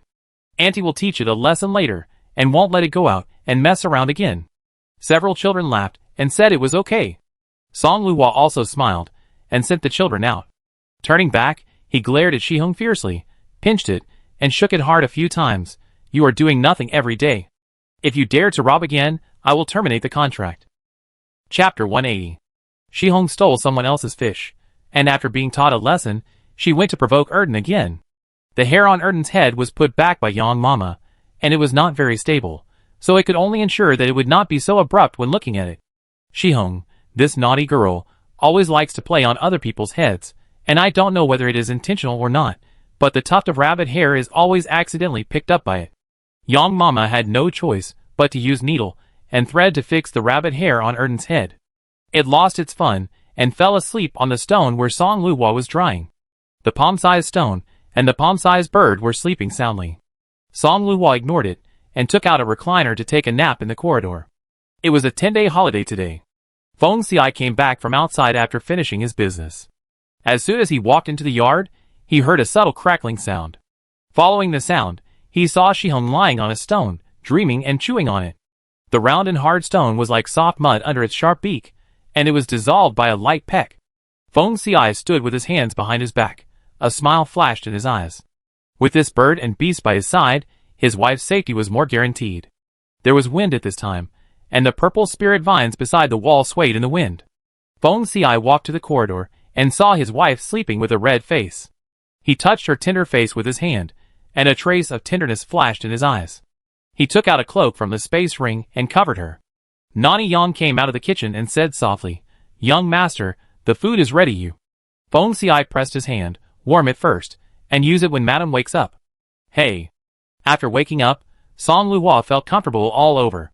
When she saw the cloak on her body, she knew that Feng Xiai was back. She rubbed her eyes and walked to the study and saw him handling official business. Feng Xiai, when did you come back? She lay on one end of the table, curiously watching him writing and drawing on the book with a brush. Feng Xiai raised his eyes and smiled, since someone slept like Shihong. He drew the last stroke on the book and stood up. Mammy has prepared lunch. Let's go eat first. After lunch, Song Luhua remembered the stone she had dried, so she went to take a look. This look made her dumbfounded. Shihong was lying on a stone, sleeping like a dead pig, pecking at the stone from time to time. A beautiful, round stone was gnawed into a mess by it, especially the edge, which was simply horrible. She poked it with a stick from a distance, but there was nothing she could do. It was probably dreaming and chewing the stone as if it was delicious. She didn't dare to get close at all. If it accidentally hurt her, wouldn't it be too unfair? Shihong was finally awakened by her poke. The hair on the top of its head stood up. Song Luhua said with a smile and anger, "I don't know what sweet dream it had, chewing the stone." When Shihong saw her, her eyes lit up, and she flew over with her wings flapping, chirping non-stop. Song Luhua didn't know it yet, but she was hungry and wanted to eat. She took out 2 black crystal stones from the space of the jade bracelet with a pain in her heart. Show off, little glutton. Shihong got the black crystal stones, swallowed them in 2 mouthfuls, acted coquettishly around Song Luhua for a while, and flew to her nest. She bent down to pick up the stone on the ground that Shihong had gnawed into a mess, and was about to throw it away, but she felt a handful of residue. The corners of his mouth twitched uncontrollably. If you only look at the body shape of Shihong, you would think it is a weak and vulnerable creature. If you have never raised it, who would know that it is an extremely dangerous beast? After rubbing it with his hand, the residue on the surface fell off. Huh? What is this? After the residue on the surface fell off, a clear green color was revealed. Song Luhua was very curious. What is this green thing? She scratched it again, and found that Shihong had only bitten here. She felt very disgusted, and had to take the stone to find Feng Xiai. Qingyang Stone? Song Luhua knew about Qingyang Stone. It was a kind of jade that contained spiritual energy, and could nourish the human body. The wives of wealthy families often wore it to show off their wealth. She also had a few sets, but she was too lazy to wear them on ordinary occasions. She only wore it once at Jiang Wenqiu's young clan leader banquet a few days ago. The stone she picked up was actually a valuable Qingyang stone. Song Luhua was very happy. What was the difference between this and picking up money? She looked at Feng Xiai expectantly. Take out this Qingyang stone quickly, and see how big it is. The bigger it is, the more valuable it is. At worst, you can use it to make some beads. My lady, please be patient. Feng Xiai chuckled, rubbed it with his hands for a while, mobilized his spiritual power, and used the spiritual power as a knife to peel off the gray stone skin on the surface. A transparent jade stone the size of a baby's fist appeared in his broad palm. The texture was thick, and the touch was delicate. Feng Xiai was surprised that this Qingyang stone could turn into a 4 or 5-inch long spiritual sword the moment it touched his spiritual power. Song Luhua opened her mouth wide and pointed at his hand in disbelief. It turned into a small spiritual sword. Feng Xiai was only surprised for a moment when it turned into a spiritual sword. After carefully observing the small spiritual sword for a moment, his brows relaxed immediately. He smiled and explained, "This thing is not Qingyang stone, this is 7-change stone. 7-change stone has 7 colors, red, orange, red, green, blue, purple, and is a top-grade spiritual weapon born from heaven and earth. Once it is contaminated with the spiritual energy of a spiritual master, it can be condensed into a spiritual weapon by itself. I am a martial spiritual master, and the spiritual weapons I use are mostly spiritual swords. With this 7-change stone, it can only be condensed into a small spiritual sword." So magical? Feng Xiai handed the spirit sword in his hand to her, and Song Luhua took it and played with it. She found that this spirit weapon made of 7-change stone was quite delicate, warm to the touch, and the pattern on it was very special. It was more heavy and mysterious than the spirit sword made by the weapon refiner. But this thing looks like a toy. Can it kill strange beasts? Feng Xiai smiled but said nothing. He took back the small spirit sword made of 7-change stone from her hand, stood up and walked to the yard. Feng Xiai was wearing a white wide-sleeved casual dress today, and her black hair was tied up with a jade crown. She was white and black, smooth and elegant like jade. At this moment, he stood gracefully, raised his palm slightly, and the palm-sized small spirit sword rose up. Song Luhua watched eagerly. As Feng Xi's sleeves fluttered, the small spirit sword seemed to come alive, spinning and flying lightly in the air. The sound of breaking through the air and the chaotic trajectory, she didn't see anything except the sound and chaos. She just thought it was very beautiful. Of course, Feng Xiai, who controlled all this, was like a performance, which was also beautiful. Erden, Sufener, Fugui and other little ones were so scared that they hid. Shihong was sleeping in the nest. When she heard the sound, she jumped out to take a look. She was immediately furious. She covered her head with her wings and quickly retreated. She also dragged something to block the door of the bird's nest. Song Luhua twitched her mouth and muttered, "Are you so afraid of death? This is not scary? It's really like performing acrobatics. He is not as good as his elder brother." Feng Xiai seemed to see her thoughts. With a retraction, the palm-sized spirit sword flew back and inserted into a bluestone slab. It looked weak and powerless, but at the moment of insertion, the large bluestone slab in the yard was broken into pieces, leaving only the piece under his feet. Feng Xiai was still calm and composed, not a speck of dust on his body, and he even brushed his sleeves very elegantly. Song Luhua, is this what a human being does? She admitted that she was a little doubtful of Feng Xi's ability just now, but this can't be criticized. This guy is a ruthless person. If she is given a sword, she can directly hug Mother Earth. The spirit sword made of the 7-change stone was small, and felt like jade, but it gave her an unusual feeling overall. Song Luhua played with it for a long time, thinking. She had picked up quite a few stones, more than 30 in total, and when she looked at them again, some of them always gave her an inexplicable feeling. She was not sure if it was an illusion. She asked Feng Xiai, "How can I peel off the 7-change stone without being affected?" Feng Xiai understood what she meant. No matter whether it was a martial spirit master or a supporting spirit master, once the 7-change stone was contaminated with their spiritual power, it would automatically condense into a spirit weapon. Compared to the spiritual tools condensed by others, the spiritual tools condensed by one's own spiritual power are naturally more suitable. He glanced at Shihong and chuckled. Maybe it can do it. Shihong? Song Liuhua's eyes lit up. Yes. Once Feng Xi's spiritual power comes into contact with the seven changes stone, it will turn into spiritual tools such as spiritual swords. But Shihong is a strange beast and does not have this limitation. As the saying goes, it takes 1,000 days to raise an army and use it in one day. She has spent a lot of money to raise this thing, and it is time for it to repay its parents. Song Liuhua's eyes rolled, and she ran to dig Shihong out of the nest. Shihong stiffened when she saw Fengxi. Fengxi glanced at her indifferently, and Shihong's body stiffened terribly. Song Liuhua rolled her eyes at Fengxi. Don't scare it. Turning her head and smiling innocently, Shihong, help me. Shihong's eyes flashed with doubt, and she tilted her head, not knowing what was going on. She glanced at Fengxi from the corner of her eyes, and hurriedly pretended to look at Song Liuhua as if nothing had happened. Fengxi smiled, and a look of watching a show flashed across his face. Song Liuhua pointed to the spiritual stones piled in the yard. Do you see those stones? There may be treasures in them. Peel them out for me. Shihong fell straight to the ground as if she had lost her parents. Song Liuhua directly put out a piece of black crystal stone. Work, this is extra wages. Its eyes lit up, and it quickly got up from the ground. After showing off the black crystal stone in a few bites, it obediently flew to the stone and started pecking. Song Liuhua was satisfied. It still had a sense of contract and understood the principle of paying for goods. Shihong's mouth was like an iron mouth. If it wanted, the hard stone would be like tofu in its mouth. It only needed a light peck to peel off layer by layer. Song Liuhua was looking forward to it. If I find another seven-change stone, I will definitely refine a new cauldron. She was eager to try. Feng Xi shook his head. Seven-change stone is rare and hard to get. Madam, don't hold too high hopes. If he hadn't read all kinds of miscellaneous notes and secretaries, he might not know the name of this thing even if he came across it. Song Liuhua smiled and said, You don't understand. You can't imagine the joy of opening a treasure. These stones were originally picked up randomly as ornaments. Now opening a small piece of seven-change stone is already a huge surprise. In fact, she was not so greedy. She just wanted to see if she could find it. If she couldn't find it, it didn't matter. Feng Xi, He was obsessed. Shihong was still pecking hard.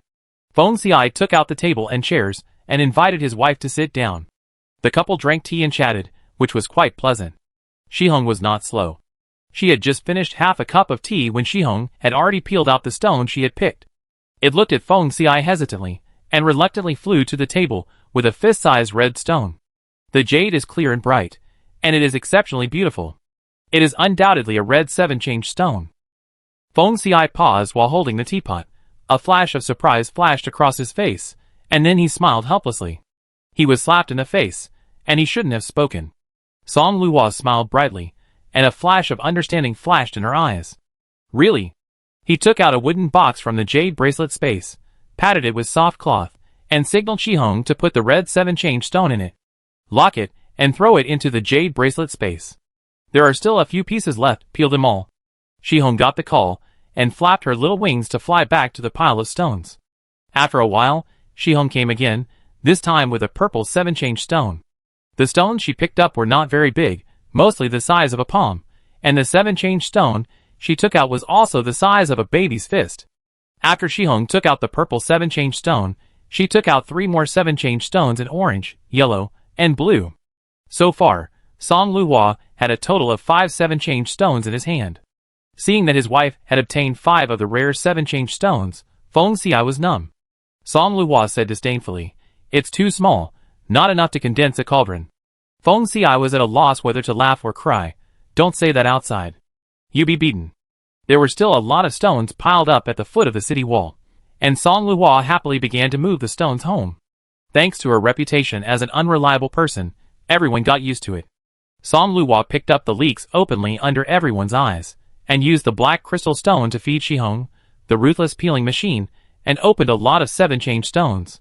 The most gratifying thing is that she found a green seven-change stone the size of a wash basin from a relatively large piece of stone.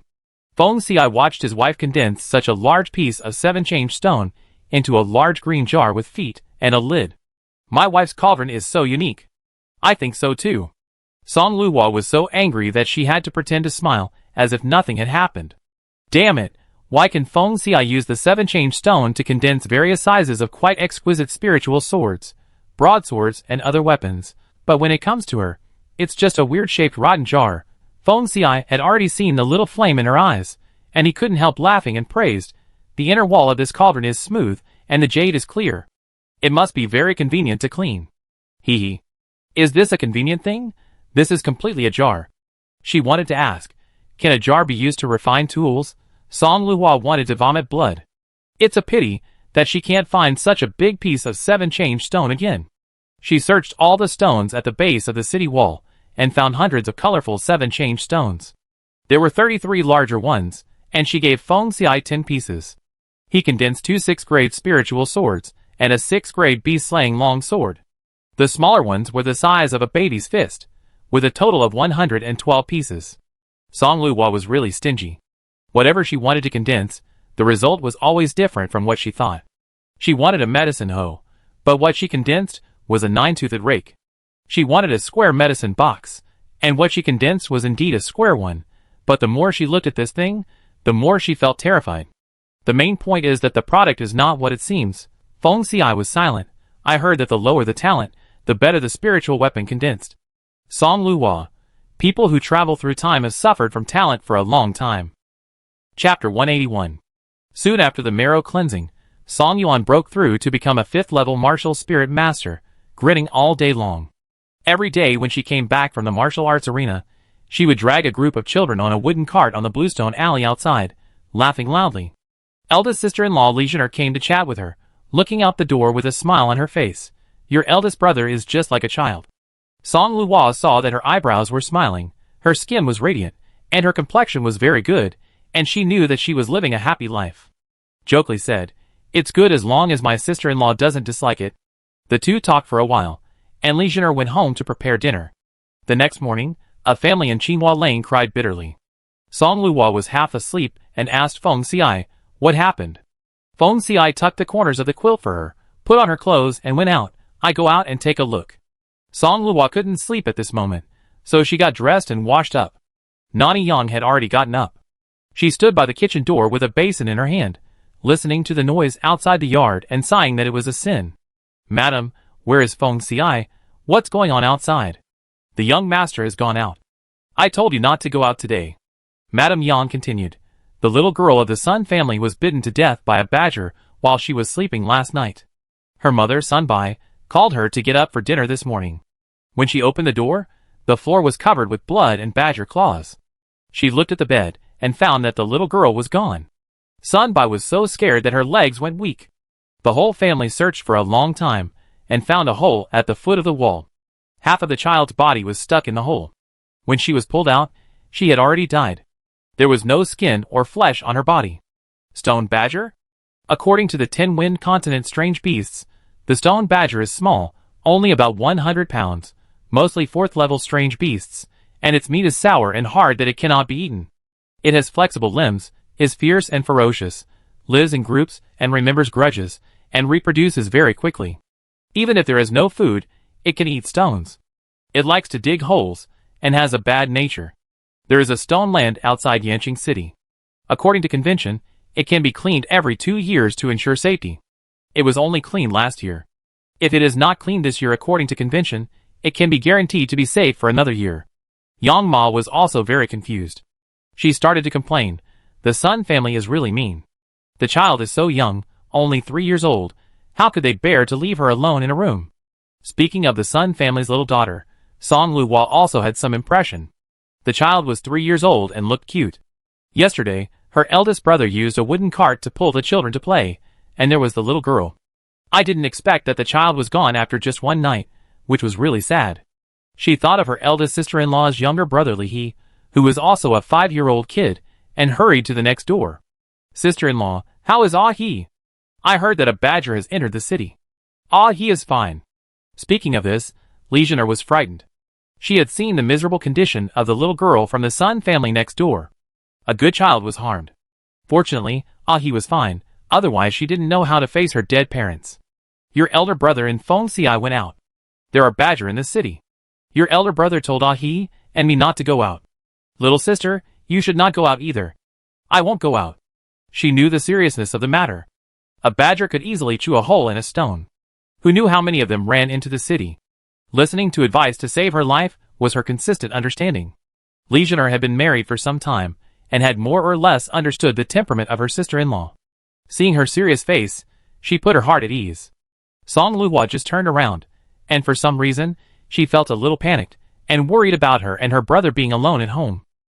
The situation in the city is unclear. Sister-in-law, why don't you take he to stay at my house for half a day, and make plans after my eldest brother and Feng Xiai come back?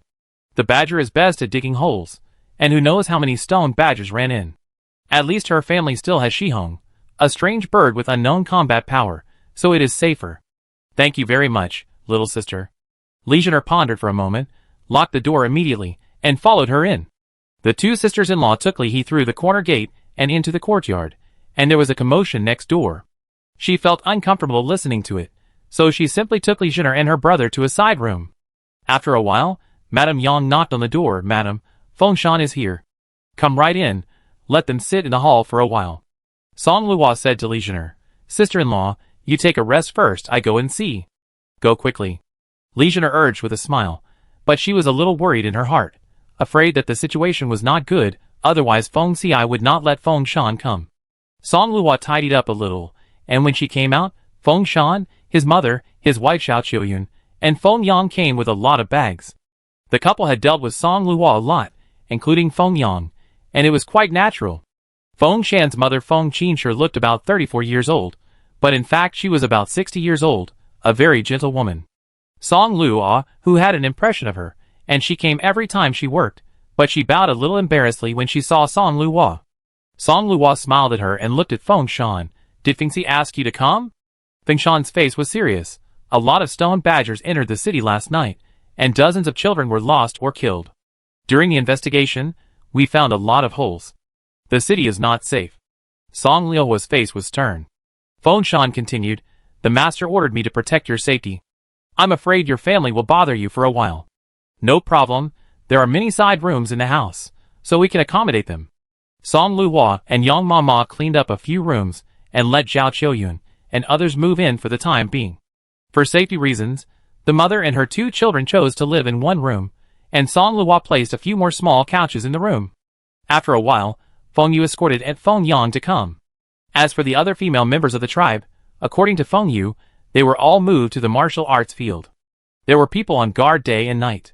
Nowadays, the civilians huddled together for warmth, the mercenary guild, and the major families gathered together to protect the weak and check the suspicious holes in the city inch by inch. After 3 days of investigation, more than 2,000 badger holes were found in the city. The ones that were not opened in time were added together, and more than 2,000 was not a small number. You know, the stone badger is agile and has sharp claws and fangs. It can easily defeat a first or second level martial spirit master. Even a third level martial spirit master would not dare to be careless when encountering this thing. Song Luhua's scalp tingled when she heard this number. Feng Shan was not idle after he came. He first checked Song Luhua's house next door inside and out. He was relieved to find that there was no hole. These stone badgers live in groups. Every place they go, they leave a unique smell of the tribe. Even if the stone badger that dug a hole is killed, other stone badgers will follow the smell and the hole to come. Next is Song Yuan's house. Feng Shan picked up the spirit sword and rushed to the next door. Song Luhua lay on the wall, watching the threshold of her eldest brother's main hall arch up and break, and a strange beast with black, brown and yellow fur came out from it. Kill it, and I give you enough black crystal stones. When she thought that it was this thing that made everyone uneasy, Song Luhua was furious and grabbed Shihong and threw it over. Chapter 182. Don't throw it out when you're caught off guard. Shihong was confused for a moment. Hearing that there was enough black crystal stone, her eyes lit up, and she spun in the air, turning into a stream of green light and rushing over. That momentum was simply overwhelming. It's dead. She knew Shihong's lethality. With such a huge momentum this time, it was no problem to kill this stone badger in seconds. Song Luhua smiled slightly, thinking that Shihong was still useful at a critical moment. Seeing Shihong bumping into him, Song Luhua dubbed, "Die for me." What the hell? Shi-hong, why did you run away? Song Luo watched helplessly as this guy pooped on someone's head and fled with his wings flapping. Wow. Shi-hong happily flew back to her side to ask for a reward. Song Luo glared at it. Little waste. She took out a stone from the jade bracelet space and threw it hard. She had a good aim and hit the stone badger on the head, but the stone badger was not hurt at all. It climbed out of the hole with its front legs and looked at her fiercely. Song Luo saw that the hair on its forehead stood up, and its limbs were gathering strength, as if it could rush up and bite her to death in the next moment. Beast, you are looking for death. Fo Shan had been investigating all the way here, and as soon as he entered the yard, he saw this scene, and chopped it up with his magic sword. Shi-hong was no longer timid at this moment, and flapped her little wings in a mean way, and pecked at the badger a few times whenever she saw a gap. It is said that toads lie on the feet, not hurting people but disgusting people, and Song Luo thought Shi-hong was one of them. Under its disgust, the badger could not concentrate on fighting Fo Shan, and Fo Shan found an opportunity, and beat him to a low health. Song Luo was very happy to see this. She was in a good mood, and faced with the cowardly Shi-hong asking for a reward, she endured the pain, and gave it a black crystal stone. Shi-hong got the black crystal stone, and ate it immediately without a second's hesitation. Li Zhenor heard that a badger ran out of the house, and took a breath of cold air. Her back felt cold. It's a good thing I listened to you, and came here with you otherwise. She didn't dare to imagine the consequences. Fo Shan tied up the seriously injured badger, and attracted a crowd of onlookers. When it came in front of people, it still had a ferocious look on its face. And Feng Yang saw its sharp claws, and said leisurely, "This claw is good. Cut it off, and refine it for me later. The teeth are also good. They can be refined into a good spiritual sword." It seemed that in her eyes, this extremely ferocious stone badger was just a refining material bag. If it lacked anything, she could just chop it. She said it very seriously. Song Luo couldn't help but twitch her mouth. When it comes to being tough, Aunt Feng Yang is not inferior to anyone. Maybe it was because she was resentful that she had thrown a stone at it just now. The stone badger looked at Song Luo with an especially fierce look. Song Luo would not tolerate it. She took out a bamboo stick and hit it hard on the head a few times. The stone badger had thick skin and flesh, and it didn't seem to feel any pain. He looked at her with an even more ferocious look. Song Luo grinned, "If you dare to be mean to me, I will kill you. Fo Shan, keep an eye on it for me. I'm going to make medicine. When I'm done, I ask it to be a tester." "Yes. Madam, you can make it. This guy will definitely not get away." Fo Shan held it up and said viciously, "The medicine made by their madam, even if it's not poisonous, can still make people feel a little painful, and they also asked the beast to taste the bitterness." Song Luo went to the refining room and took out her newly acquired exclusive refining cauldron, the green jade cauldron that looked like a large vat, and began to refine with full concentration. In order to teach this beast a bloody lesson, she added whatever was poisonous. The poison in her space ring was almost untouched, and she just took this opportunity to use it up. The poison filled up most of the cauldron, and various messy medicines were also put in. The medicines were mixed, and the dregs were burned by the spiritual fire, but it was still too dry. It was no big deal, just add some water.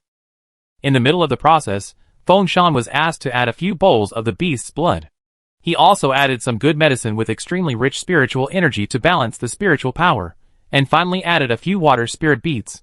Anyway, he continued to refine it like this, and this time he only failed 5 times, and succeeded on the 6th time.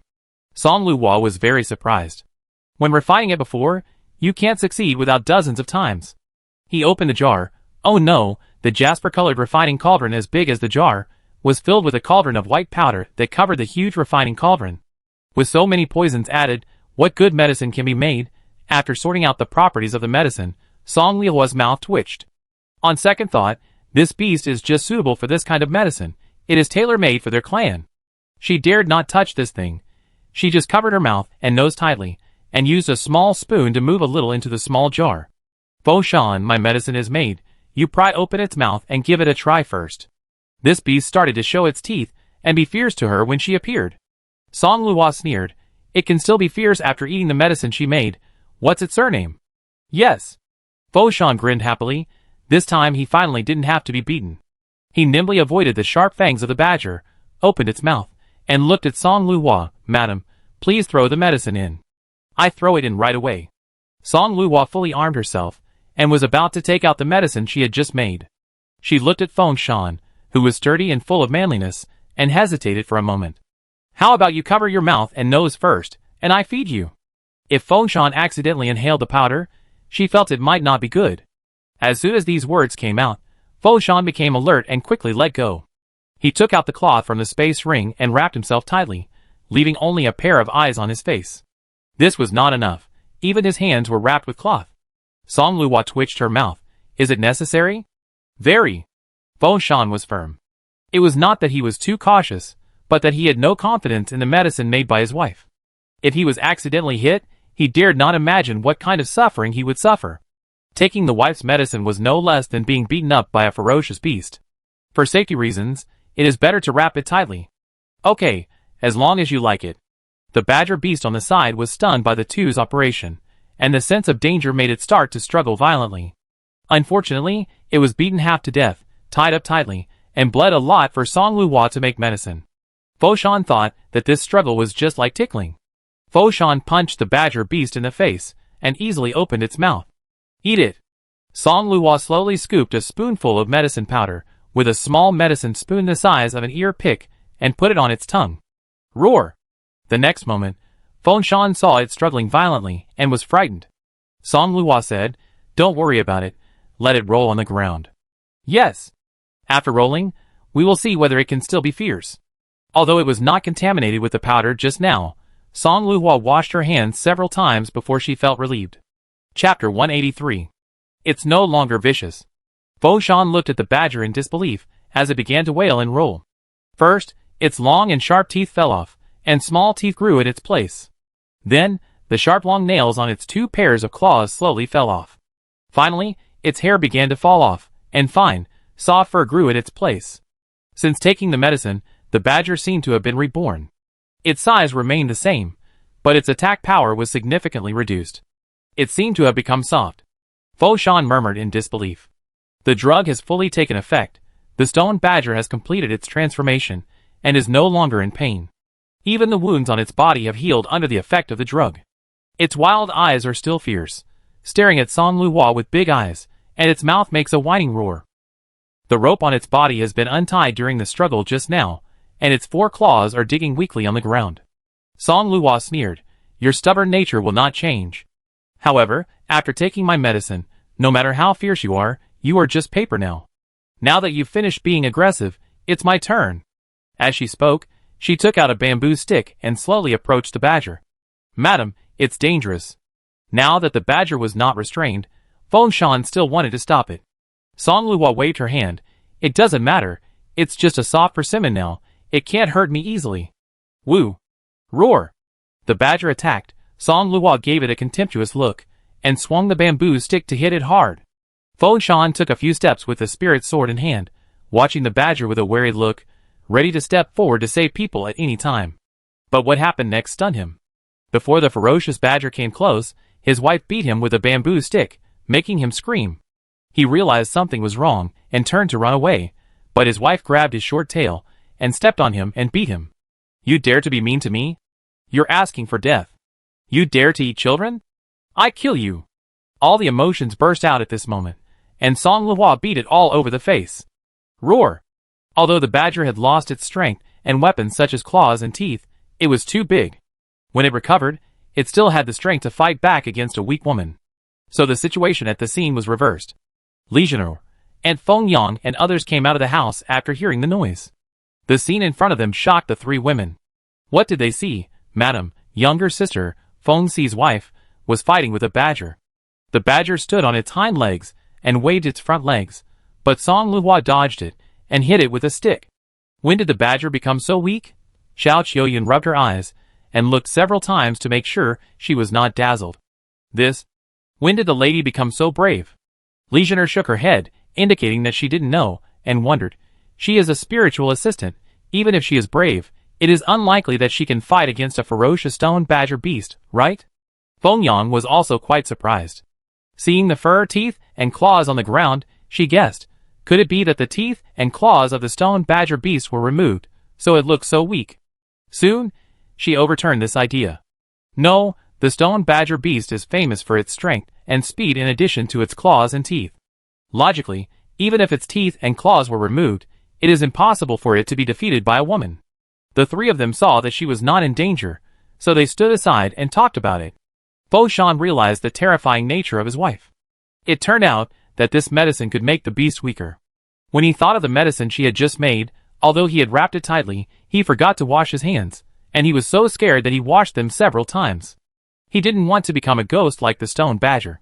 Song Luo fought with the stone badger and finally felt relieved. Although he was accidentally punched by this thing a few times, fortunately, after her medicine improvement, the stone badger's fists were not very strong. At most, it messed up her hair. After she vented her anger, she didn't care about these. Anyway, she was satisfied with the beating, so she waved her hand. Fo Shan, call someone to throw this thing on the street as a sandbag. She didn't know whether the little girl of the Sun family was killed by this stone badger, but this tribe deserved to be beaten by the whole city, just for eating and stealing children. Yes. By the way, ask someone to call Feng Xiai back, and I will tell him that I have something for him. This medicine was originally for the badger beast, and the rest was left to Feng Xiai. The people came quickly, and as Feng Shan explained, they looked at Song Luhua in disbelief, and walked out the gate with the badger beast that had little attack power. Feng Xiai, Qin Yi, Jian Wenxiu, Lu Yuan, Lanqi, Yunju, Nong Heng, Li Chong, Bo Song, Lu Heng and others led their respective tribesmen to investigate the badger beast caves in the city. A group of more than 10 people, noble and elegant, stood out on the sparsely populated street. The tribesmen carried the badger over, and Qin Yi and the others were stunned. Feng Xiai, you are a brave tribesman. I saw that the badger was still alive and kicking. You actually carried it over like this, and you are not afraid of its counterattack. Feng Xiai looked at the tribesman. Is this what the lady asked you to bring out? The tribesman thought of his lady's instructions, and twitched his mouth. Yes. Madam. Madam said. The tribesman looked at the inquiring eyes of the young clan leaders of other families, and swallowed his saliva. She said to throw the badger into the street to be beaten. Oh! It is well known that the badger is extremely ferocious. Your wife threw it on the street. Not to mention being beaten, it's lucky that no one was hurt. Bo Song frowned tightly, looking very confused. Not to mention him, Qin Yi, Lan Shi and others couldn't understand it either. Ji Fengxi noticed the strangeness of this badger. He slowly approached, gently probed its mouth and claws with his slender fingers, and then put them down. What did your wife do? The teeth, claws, and even hair of this badger are different from those of ordinary badger. It's medicine. According to Brother Feng Shan, the lady fed it a medicine she made herself, and this badger became like this. After this, Qin Yi and others came to investigate the badger. It didn't matter. The teeth of this badger were obviously much smaller than those of ordinary badger, and it had sharp claws, but this one didn't have them, only very short small hooked claws. Not to mention the hair on its body. The gray-brown and black patterns remained unchanged, but the hardness of the hair was not the same species. As we all know, the harder the fur of a strange beast is, the stronger its defensibility is. This beast has soft fur that touches the skin directly. What defensibility can it have? And its ferocious appearance remains unchanged, but after a thorough investigation, its combat effectiveness has obviously decreased. Qin Yi and others were greatly surprised. What medicine did your wife feed you? The tribesman shook his head and said to Feng Xiai, my wife called you back and said she has something good for you. Everyone looked at each other and realized the importance of this medicine. The stone badger beast likes to hide underground and cannot be destroyed. If this medicine is used to weaken it, after 10 generations, the stone badger beast will reproduce and lose its fierce claws and tough fur. By then, they will destroy themselves without any action, not to mention causing trouble for them. Chapter 184. After Feng Shan's investigation, except for the badger that came out of Song Yuan's house, there were no other badger traces nearby. The group of people finally felt relieved. After working for a long time, refining medicine and fighting, Song Luhua got up early again today and felt a little drowsy. But she had already sent a message to Feng Xiai, so she sat on the stone table in the yard with her chin propped up and waited for him. Fortunately, Feng Xiai didn't let her wait for long. When she was drowsy, he finally came back with Qin Yi and others. Lu Yuan was holding a tightly bound stone badger in his hand. Song Luhua covered her lips with a handkerchief and yawned, saying to Feng Xiai, you are finally back. Feng Xiai rubbed her hair and smiled. I have kept you waiting for a long time. Som Luo waved her hand. I did not wait for long. As she spoke, she took out the jasper-colored large cauldron from the space of the jade bracelet. Looking at everyone, let me tell you first, this medicine can make the stone badger reborn, and then it will lose its fighting power. You must be careful, and don't get involved, otherwise, I can't predict what the consequences will be. Qin Yi and the others saw that she was serious, and they all became more cautious. Don't worry, we are not young boys, and we will not make such a low-level mistake. They are all young patriarchs of big families. Except for Feng Jing, who is at the level of scrap metal, they are all very smart, so Song Luhua is naturally not worried. She added, this medicine is a powder, it is best to cover your mouth and nose and don't inhale it. 1 spoonful is enough for a badger. After that, she took out a medicine spoon the size of an ear pick and handed it to Feng Xiai, this spoon. Feng Xiai took it and nodded, I will remember it. Song Luhua took out a few silk handkerchiefs and tied them around Feng Xiai and winked at him, hinting that the medicine could not be given for free. Feng Xiai understood immediately and nodded with a smile. Song Luhua then stepped aside with satisfaction. Qin Yi and others saw Feng Xi's dress and followed suit. After the 10 people were armed, Feng Xiai opened the lid of the cauldron and filled it with a full cauldron of white powder. Feng Xiai was used to it and scooped a spoonful of medicine with a small spoon. Lu Yuan on the other side tapped his fingers lightly and easily opened the mouth of the stone badger he brought. Feng Xiai quickly put the medicine in. Next, everyone witnessed a scene that they would never forget. The badger took the medicine and rolled on the ground in pain, then its fur, teeth, and claws fell off and new ones grew. This state was exactly the same as the one that Madame Song had someone throw on the street. Everyone was extremely surprised. They looked at each other and saw surprise in each other's eyes. After the surprise, there was ecstasy. Great, this problem that has troubled Yanqing City for thousands of years is finally expected to end. The badger was not edible, and they had to clean it up every 2 years, which was time-consuming, laborious and thankless. They were always threatening the safety of the people in the city, and they had long been impatient. The appearance of this medicine could not only restrain these annoying stone badgers, but also eliminate the hope of future troubles. Qin Yi and others were very happy. Song Luhua did not participate in the next thing. Feng Xiai and others got the medicine, and fed the stone badgers caught in the city with the medicine. The result can be imagined. The bodies of those stone badgers seem to have been reshaped and became weak. The caves dug by the stone badgers have been blocked, and all the stone badgers that have drilled into the city have been caught. If the source is not solved, the same thing is likely to happen again. Qin Yi, Lan Shi, Nong Hung and others discussed. Clean up the stone badgers is imminent, we can't wait, we will start in 2 days. The incident of stone badgers entering the city and injuring people was extremely shocking, and everyone in the city was in danger. Whether it was civilians or the mercenary guild, they all believed that the first thing to do was to clean up these stone badgers.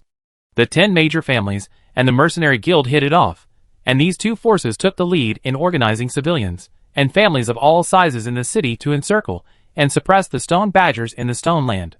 The city was temporarily safe again, and more people went out on the streets, making the inner city visibly lively. Song Luhua was walking on the street, and saw a group of people gathered together and shouting happily. Good fight. Give me a few punches. She squeezed in curiously, and saw a dozen stone badgers beaten into balls in the circle, and was stunned for a moment. Judging from the shape of teeth and toes, this stone badger was a stone badger that had been fed medicine and transformed. The crowd surrounded a few stone badgers, and beat them happily, and the people around them clapped and cheered. Some even felt that just cheering was not enough, so they rolled up their sleeves and joined the ranks of beating the stone badgers. Through the thick crowd, she saw the stone badgers that were surrounded and beaten, their cheeks and bodies swollen. Now she was relieved. It would not be too much to beat this thing to death. The stone land is not far from Yanqing City, and it only takes an hour to go back and forth by flying boat. The plan to clean up the stone badgers this time did not involve the women, and Song Luhua was not allowed to go. Almost all the martial spirit masters in Yanqing City were dispatched for this cleanup. As the flying boat approached the stone ground, everyone couldn't help but gasp. Is this a stone ground? The stone ground used to be full of stones, tall, short, fat and thin, with not many spiritual plants, mostly wild vegetables or small trees that didn't grow tall. After 4 or 5 months of no attention, this barren stone ground has grown into a towering forest. The towering trees and the completely covered stones all hinted that changes had occurred here that they were unaware of. Everyone didn't dare to take it lightly, and first drove the flying boat to check the situation directly above. The scene unfolding from high to low in front of the eyes once again made people's scalps numb. Stone badgers. They are densely packed with stone badgers. Wow, do these stone badgers give birth to 100 at a time? How come there are so many after not paying attention for half a year? Strange, they were just cleaned up during the flood season last year. Everyone was puzzled. Feng Xiai, Qin Yi, Lan Shi, Li Chong and others saw the difference. Most of the stone badgers were adult beasts, and there were few cubs. Combined with the crazy growth of trees and spiritual plants, they all had guesses in their hearts. The situation was quite different from what was expected, but it did not delay the clearing of these badger beasts. Feng Xiai tried his hand, and took out the top-grade spirit sword condensed from the 7-change stone. With one strike, he killed dozens of badger beasts. Qin Yi and others could not believe it. Feng Xiai, your cultivation has increased? They were still at the 5th level, and they knew that this was not the power that a 4th-level martial spirit master could produce. Feng Xiai just smiled and said nothing. Lu Yuan, Lan Shi, Li Zhong and others found that the spirit sword in his hand was also unusual. Jiang Wenxia was surprised and said, Feng Xiai, is Qin Yi right? Chapter 185. As the saying goes, there is strength in numbers. There are many stone badgers, and there are also many martial arts masters. For martial arts masters above level 4, it is not difficult to deal with these stone badgers. With a spiritual sword in hand, a stone badger can be harvested within 10 moves. For martial arts masters above level 5 such as Feng Xiai and Qin Yi, it is basically the same as cutting melons. For martial arts masters below level 3, as long as several people cooperate well, they can also kill a stone badger quickly. What's more, they don't kill them all. Occasionally, they use a spiritual net to feed the stone badgers caught by them with a medicine that can make the stone badgers reborn. After a round of fierce cleaning, the densely packed stone badgers were much less. Some of them hid underground. The stone badgers dug dense holes underground. Once they got in, it would be difficult to catch them. The crowd had no choice but to take it one step at a time. In addition, during the cleaning process, they found that in addition to the rampant stone badgers, there were also many other strange beasts in the stone land. Today, the stone land has become a new hunting ground. After eliminating a lot of dangers, the women were finally allowed to enter and plant. Even so, there were martial spirit masters on the scene to protect safety. Song Luo looked at the lush green place and thought she had come to the wrong place. The original owner had been to this place before. In her memory, it was all barren and stony. Wild vegetables grew in the cracks of the stones, thin and sparse. The current situation does not match her memory. She did not think that there was something wrong with the original owner's memory. From the abnormality of these stone badgers, she could infer that the current situation was abnormal. As the old saying goes, there must be something wrong when things are abnormal. This sentence is just right for this place. The women opened their mouths wide and looked at the lush green stone. At a glance, wild vegetables grew lushly, and there were countless spiritual herbs. For them, it was simply a holy place for picking and planting. Originally, they were afraid of the stone badgers underground, but now that they saw so many good things, they didn't care whether they were afraid or not. They rushed up with their backpacks and started digging. Feng Xiai sent Feng Qing and Feng Yi to protect her. She still had Shi Hong, the little waist, on her shoulder. Song Luo walked around fearlessly. The wild vegetables on this stone ground are really juicy. The stoneheart cabbage that grows on the stone like cabbage has thick and tender green and slightly yellow leaves, which makes her, who doesn't dig wild vegetables, can't help itching to dig. Of course, she never breaks her own principles. Digging wild vegetables is impossible. Feng Qing and Feng Yi are itching to dig, holding their spirit swords and swiping a few times, and soon they get a few baskets of stoneheart cabbage. In the lush green, the scattered red, pink, and light yellow wandering flowers are particularly eye-catching. There is no woman who doesn't love flowers, especially the lingering flowers, which are as big as the palm of your hand, with overlapping petals, gorgeous but not coquettish, and charming, and also have the effect of beautifying and nourishing the skin. Song Luo happily ran to pick them. Seeing this, Feng Yi and Feng Qing gave up the stoneheart flowers that they had not picked yet, followed them, and guarded them. Approached. The elegant and low-key fragrance of the lingering flowers was released slowly, and Song Luo smiled brightly and instructed the two, "Pick all these flowers for me." Yes. Feng Qing and Feng Yi were extremely fast, and with their spirit swords, the beautiful lingering flowers were instantly cut off from the stems and fell accurately into the basket. Song Luhua was not idle either. She took out the small 9-toothed rake made of the 7-change stone, effortlessly turned over the stones on the surface, and dug up several clusters of wandering flowers with their roots. The yard was too monotonous, so planting these flowers was just right. In addition to wandering flowers and various wild vegetables, there were countless spiritual plants and spiritual fruits on the stone ground. It must have been the flood wind that brought the seeds here, but this year the stone ground was abnormal, and these seeds actually took root in the stone and grew very well. Needless to say, Song Luhua actually found pineapple fruits here, and they were pineapple fruits as big as small watermelons. The skin was slightly prickly, like fish scales, and the leaves on the top were hard and sharp like thorns. Song Luhua just touched it accidentally, and a cut was immediately made on the palm of her hand. A lot of bright red blood flowed out of the small cut. Seeing this, Feng Qing immediately took out a small box of hemostatic powder from the space ring. This hemostatic powder was only the lowest grade medicine, but the effect was very good. Song Luhua took a small amount of it, the size of a fingernail, and sprinkled it on the wound, and the wound stopped bleeding immediately. She was so amazed that she praised the thing again, and even threw the box back to Feng Qing. This hemostatic powder is good. Feng Qing took the hemostatic powder with a twitch in the corner of his mouth. Feng Yi chuckled and said, "This hemostatic powder is just the lowest grade spiritual medicine. If you want it, I have a lot of it." Song Luhua rolled her eyes at him. "Who wants yours?" "I have it." To be honest, she had not suffered any skin injuries since she came here, and she had never used hemostatic powder. She really didn't expect it to be so useful. Although this thing is the lowest grade medicine here, if it was in the previous life, it would probably be snatched up. After walking a few steps, she found another pineapple fruit behind a stone. The fragrant aroma was particularly pleasant. The long leaves at the base and the short leaves at the top were pointed. Song Luhua was about to pick it, but she thought of the excruciating pain she had just felt when she was pricked. This time, she learned her lesson. "Feng Yi, pick it for me." "Yes." Feng Yi and Feng Qing had never seen this kind of spiritual fruit. Although they were curious, they didn't ask too many questions. Song Luhua walked around the area again and only found about 20 or 30 pineapple fruits. She felt quite regretful because there were no seeds in the pineapple fruit. It was the crown bud that acted as the seed. Even if she wanted to plant, there were not enough seeds for large-scale planting. There are so many good things in the stone land.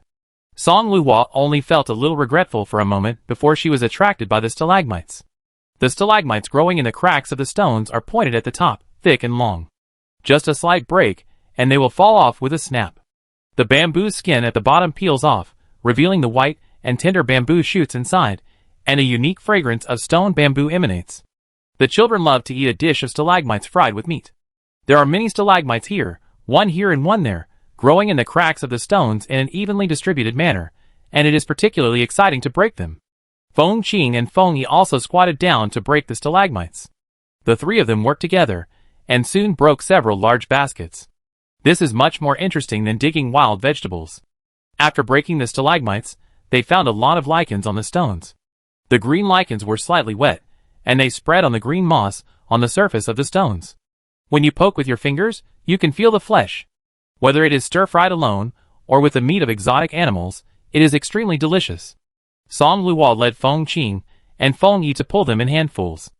After pulling the lichens, they noticed movement in the wild vegetable bushes, sometimes far and sometimes near, as if it was by their ears, and as if it was at the horizon. Thinking of the ferocious stone badger beasts here, everyone's faces became serious. Feng Qing and Feng Yi mobilized their spiritual power, ready to fight at any time. Song Luhua also held the 9-toothed rake in her hand. This thing is a top-grade spiritual weapon condensed from the 7-change stone. It is effortless to hook stones. If you encounter a stone badger beast, you can also make up for it with a knife or something. Chapter 186. As the tiny sounds disappeared, Shihong's eyes lit up and turned into a light blue light and flew out. Song Luhua breathed a sigh of relief and signaled Feng Qing and Feng Yi not to worry, it must not be a badger. She knew Shihong well. She was a cowardly bird. She would not go out so easily if there was danger. Sure enough, after a while, Shihong flew back with a bird of similar size in her mouth, and spat it on the ground with a sound of paw. The bird was gray and less than the size of a palm. It was carried upside down and flew back all the way. At this moment, it was dizzy and unstable. Feng Qing and Feng Yi said at the same time, "Gray spirit bird." The gray spirit bird is only a first-level exotic bird. Although it is small, it has a spirit bird pearl in its body. This pearl is a good medicine for repairing the spirit palace. Because it is difficult to reproduce, it is extremely rare in the Ten Winds continent. Feng Qing and Feng Yi looked at each other. Feng Qing dodged, quickly stepped forward, and caught the gray bird that was still dizzy. Song Luhua was confused. She had never heard of a gray spirit bird. Feng Yi explained to her, and looked at Shihong with a burning gaze. Gray spirit bird is agile and very fast. It is afraid of people, wind, and grass. Young master may be able to catch their traces here. Feng Qing, and I can't even reach its shadow. Madam, your bird is really amazing. Feng Qing and Feng Yi looked at Shihong and couldn't help but admire her. He didn't know where his wife got this strange bird from. Apart from anything else, it was so fast that it could even catch the gray sparrow. Shihong seemed to understand that Feng Yi and Feng Qing were praising it. She proudly stuck out her furried little chest and chirped on Song Liuhua's shoulder. Song Liuhua's ears hurt because of the noise of this little thing. She blocked it with her fingers and said speechlessly, "Be quiet, howl close to my ears, for fear that I will become deaf." Shihong was stubborn, chirp chirp. Song Luhua was too lazy to argue with it, so she pulled it off her shoulder and stared into its little eyes. "Shihong, let's make a deal. See if there are any more birds like the one you just caught. If you can catch one, I trade you half a black crystal stone." Shihong's eyes rolled around, and it seemed that it had thought seriously for a long time, and then it closed its eyes and pretended to be dead. Song Luhua knew that it was cunning, so she deliberately cut the psychological price in half, but it really didn't agree. So, she raised the price again, 1 gray sparrow for 1 black crystal stone. "This is the highest price I can offer, no bargaining."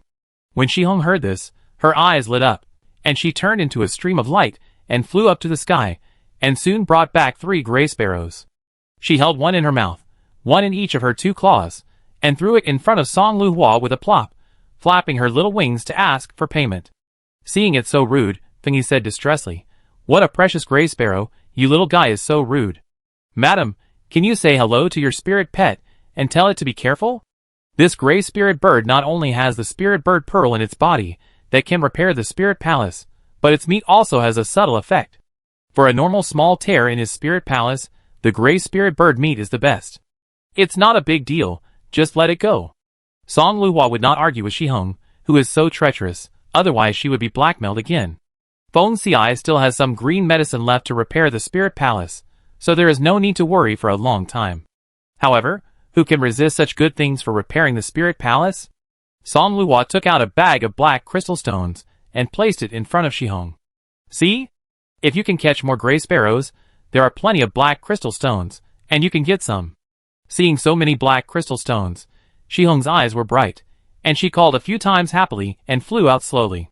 During the waiting time, Feng Qing and Feng Yi were busy digging wild vegetables. Song Luhua sat on a stone, playing with a small 9-toothed rake, knocking and hitting the stone from time to time. Under the big stone are smaller stones, and under the palm-sized stone are smaller stones, the size of pebbles. She tried to sense whether there were 7 changed stones in it, but unfortunately, she dug up more than 100 stones and found none. She continued to dig, and suddenly, a big hole appeared in front of her. "Why does this hole look familiar?" Before she could react, a big head stretched out from the hole, with gray-brown and black patterns that were quite eye-catching. When she met a pair of fierce eyes, Song Liuhua's eyes froze. The 9-toothed rake in her hand hit it reflexively. Roar! The power of the top-grade spiritual energy is not to be underestimated. Even if she is not a martial spiritual master and cannot use the spiritual power of a martial spiritual master to drive this spiritual weapon, just being hit by the 9-toothed rake is enough to make the stone badger eat a pot. The stone badger was hit on the head and screamed fiercely, struggling to crawl out and attack her. How could Song Luhua give it this opportunity? She swung the 9-toothed rake and hit it non-stop. It was like playing whack-a-mole. As long as it dared to show its head, it would be hit. Although Feng Qing and Feng Yi were digging wild vegetables, they kept their eyes on this place. When something strange happened, they arrived at the same time. They sacrificed their spirit swords. Before they could make a move, they saw their wives beating the badger fiercely. They looked at each other, holding their spirit swords, standing aside as spectators. Song Luhua attacked crazily. I don't know if the badger was scared by the beating, and it didn't come up for a long time. She pouted at the cave. "That's it? You dare to launch a sneak attack? Feng Yi came back to his senses and echoed, Madam is mighty. Then he looked at the unusual-looking nine-toothed rake and asked curiously, Is this the spiritual weapon you just made? It's really powerful. He and Feng Qing stood aside, and saw clearly that the stone badger beast tried to get out of the cave several times, but was beaten by this strange spiritual weapon without any ability to fight back. They knew the strength of the madam to some extent, but it was not as good as that of an ordinary woman. With her own strength, how could she suppress the powerful stone badger beast? The problem must be with this spiritual weapon. Song Luo did not shy away from telling people the origin of the nine-toothed rake. She smiled and said, I didn't make this. It was made from the seven-change stone. Have you seen a spiritual sword in your young master's hand? That spiritual sword is also a spiritual weapon. Seven-change stone? Feng Qing and Feng Yi had never heard of this thing. They looked at each other, and had no idea. Song Luo shook her head, read more books. You don't even know about the seven-change stone. You are really uneducated. Feng Qing, Feng Yi, They have average to above average talents, and there are people in the tribe who specialize in teaching them to read and write. The records of strange beasts in the Ten-Wind Continent, the records of spiritual plants in the Ten-Wind Continent, the complete book of refining materials and various miscellaneous books, including storybooks. He thought he knew the first 3 books by heart. This is called uneducated. Chapter 187. Blah blah. Song Luo explained, You understand? This is the seven-change stone. Feng Yi's eyes sparkled, and he looked at her nine-toothed rake and exclaimed, It is indeed a top-grade spiritual weapon made from the seven-change stone. It is great. Song Luo saw that he was very interested, so she handed him the nine-toothed rake and asked him to take a good look. She still had a lot of seven-change stones in her hand, but she was always stingy with treasures, so it was impossible for her to give them to him. It was okay to let him see this spiritual weapon made from the seven-change stone. By the way, she still had a large piece of seven-change stone that could be used to refine a spirit sword. She could refuse to give it to others, but she was willing to give 2 pieces to her eldest brother. At this moment, everyone saw the extraordinariness of the spirit sword in Feng Xi's hand. During the break, Qin Yi and others came up. He said, Feng Xi, I see that your spirit sword is extraordinary. Is it a new spirit weapon refined by your wife? Although Feng Xi's wife always refines some strange things, maybe she can refine a normal spirit sword this time. Lan Qi, Lu Yuan and others have extraordinary eyesight, so they naturally saw it. Feng Xi's cultivation is one aspect, and the extraordinary nature of this spiritual sword is another aspect. After the spiritual palace was injured, he was able to lead the tribe to live a prosperous life in a short period of time. In addition to the variable of Song Luo, he himself must not be as seriously injured as everyone thought before, unable to survive. If you think about it carefully, during this period, they have cooperated many times, and Feng Xi's state during the battle did not look like his spiritual palace was seriously injured. At least after the spiritual palace is seriously injured, normally, the cultivation will gradually drop to nothing. But Feng Xi did the opposite. During the hunting process, his methods were still not inferior to theirs, but gave people a sense of being unfathomable. At this time, everyone looked at each other, and thought of the same thing in their hearts. They were preconceived. Feng Xi was tight-lipped. Considering that Feng Jing was punished, his position as the young patriarch of the Feng family was in jeopardy, and everyone had a scale in their hearts. Nong Heng's eyes flashed with regret and relief. After all, he could not step on this jealous cousin. Feng Ting saw that everyone treated him as nothing and circled around Feng Xi, and a trace of resentment flashed in his eyes. However, he was not the legitimate young patriarch of the Feng family, so he could only suppress his resentment in his heart. Feng Xi had never deliberately concealed it. Now he was just one level higher than everyone else, and he had a top-grade spiritual sword in his hand, which attracted everyone's attention.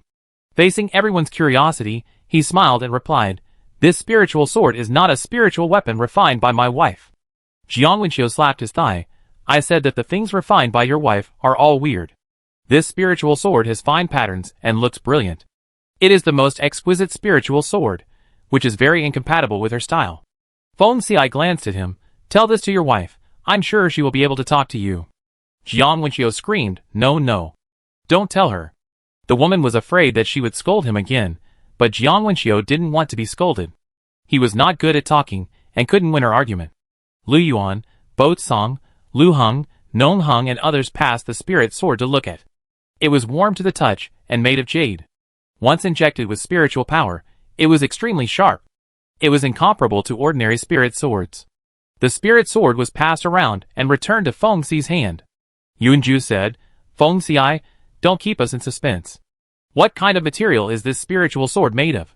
Lanqi, Li Zhong had a guess in his mind, thinking. A hint of tenderness flashed in Feng Xi's eyes, and he gently made a sword flower with the sword, saying, "Although this thing was not made by my wife herself, the material was indeed given to me by her. It is the 7 transformation stone." Lanqi, Li Zhong spoke at the same time. Qin Yi, Lu Yuan, Jiang Wenqiu, Nong Heng, Yunju, Bo Song, Lu Heng, Feng Ting and others all widened their eyes when they heard it. Young masters of big families are not simple people. They may not know all the rare spiritual plants and spiritual beasts. The 7-change stone is the best material for refining top-grade spiritual tools. They cannot be unaware of it. Even Feng Ting has heard of the 7-change stone. Now he saw with his own eyes that his 4th brother actually had a top-grade spiritual sword condensed from the 7-change stone, and he couldn't help but take a breath. It's the 7-change stone! Qin Yi and others were extremely surprised, and they couldn't help but envy Feng Xi. Really, men love weapons, especially good weapons. They have never envied Feng Xi so much. When they first heard that Feng Xi had married a useless commoner, they thought he would never be able to turn things around. In addition to regret, they also felt a sense of sadness. Later, he was able to pull together hundreds of impoverished families and make a good living. They also thought that Feng Xi's ability was as good as before. It was not until his wife shone in Huaxi Valley that everyone took Feng Xi, the legendary useless woman, seriously. After that, she refined ice medicine to resolve the crisis of Fire Cloud Duck. They only sighed that even though Feng Xi was down and out, his vision was not bad. The rebirth powder a few days ago once again amazed them. Now that the amazement has not yet subsided, the 7 changes stone really makes them jealous. This woman seems to be inconspicuous, but everything she produces is extraordinary. Now, Feng Xi's cultivation has also recovered. If they say that his wife has not contributed to this, they themselves do not believe it. They have to sigh that Feng Xi is really lucky. They believe that if this kind of blow happened to any of them, they would not be able to recover. Feng Xi did it in such a short time, and his wisdom in choosing Song as his wife was also a big reason. Judging from the situation of the Feng family, Feng Xi will probably return to his position soon. Among the 9 of them, except for Nong Heng and Bo Song, the rest have not yet married. It seems that the choice of wife should be carefully selected. Unconsciously, everyone has a new idea about the standard of a wife. Don't expect her to be extraordinary, or not have the ability and luck of Mrs. Song. Just ask her to be sensible and generous, and take good care of the family. Feng Xi's mother, Mrs. Nong, the head of the Feng family, is the negative example. Born in a rich family, she treats her children unequally, and is narrow-minded. Half of the chaos in the Feng family is related to her.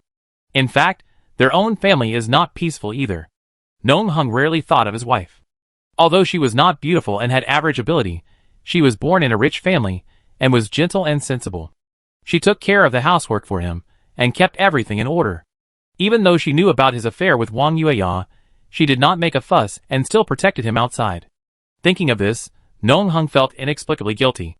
Wang Yueya, who was no longer gentle and considerate, was more disgusted with him. For the sake of the child, he endured it for the time being. Everything developed as he expected, and a glimmer of light flashed in Feng Xi's eyes.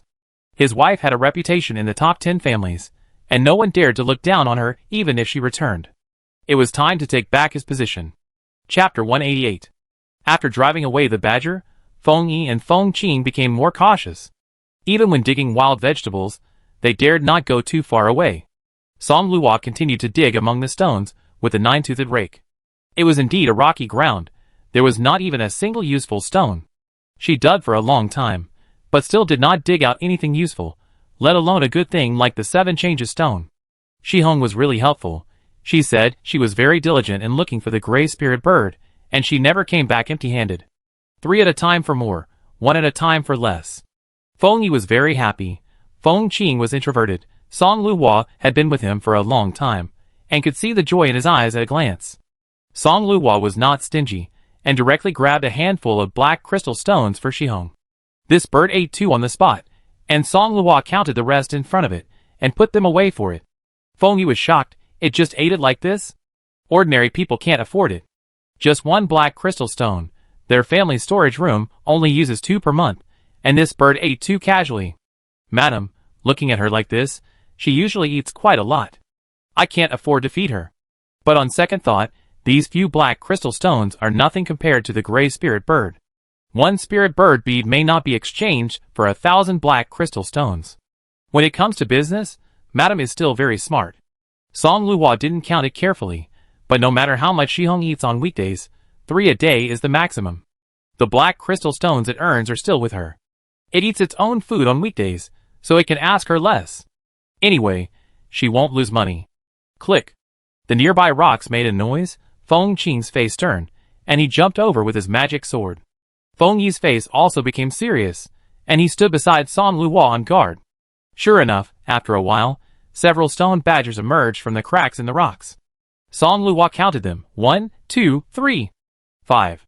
One of them looked familiar. There was a small gap on the ear that was visible to the naked eye, and the dried blood was stained on the fur, which was not very obvious. She was stunned for a moment, and remembered that this was the one she had just beaten. The stone badger beast really holds a grudge, and now it has brought people to bite her. Song Luo snorted coldly, I was just worried about where to find you, but you came to my door yourself. Feng Yi, go and help, don't kill it, hold it, and give it some medicine. They like to bite people, right? Wait until they take the medicine to transform themselves and become soft beasts, and see how fierce they are. While she was talking, Feng Qing had already killed one. The stone badger beast with a notch on its ear was about to pounce here, but was blocked by Feng Qing's sword energy. Feng Yi received the order, flipped the spirit sword in his palm, and quickly joined the fight. Feng Qing and Feng Yi are now both 4th level spirit masters. Although the stone badger is also a 4th level alien beast, it is too small. Although its fur is hard, it is not a match for the 2 of them. Feng Qing and Feng Yi killed one by themselves. The remaining 2 are doomed to victory. Song Luo was watching intently, when suddenly, there was a vibration under her feet. The stone she was standing on kept arching upwards, and the force was getting stronger and stronger, almost knocking her over. Song Luo narrowed her eyes, and silently changed her position. The moment she moved away from the stone was pushed aside, and a stone badger's head popped out. She hadn't put away the 9-toothed rake in her hand yet, and she smashed it down with a bang. The stone badger fainted for a moment, stretched out 2 claws, and tried to dig at the ground. Song Luo used the rake again.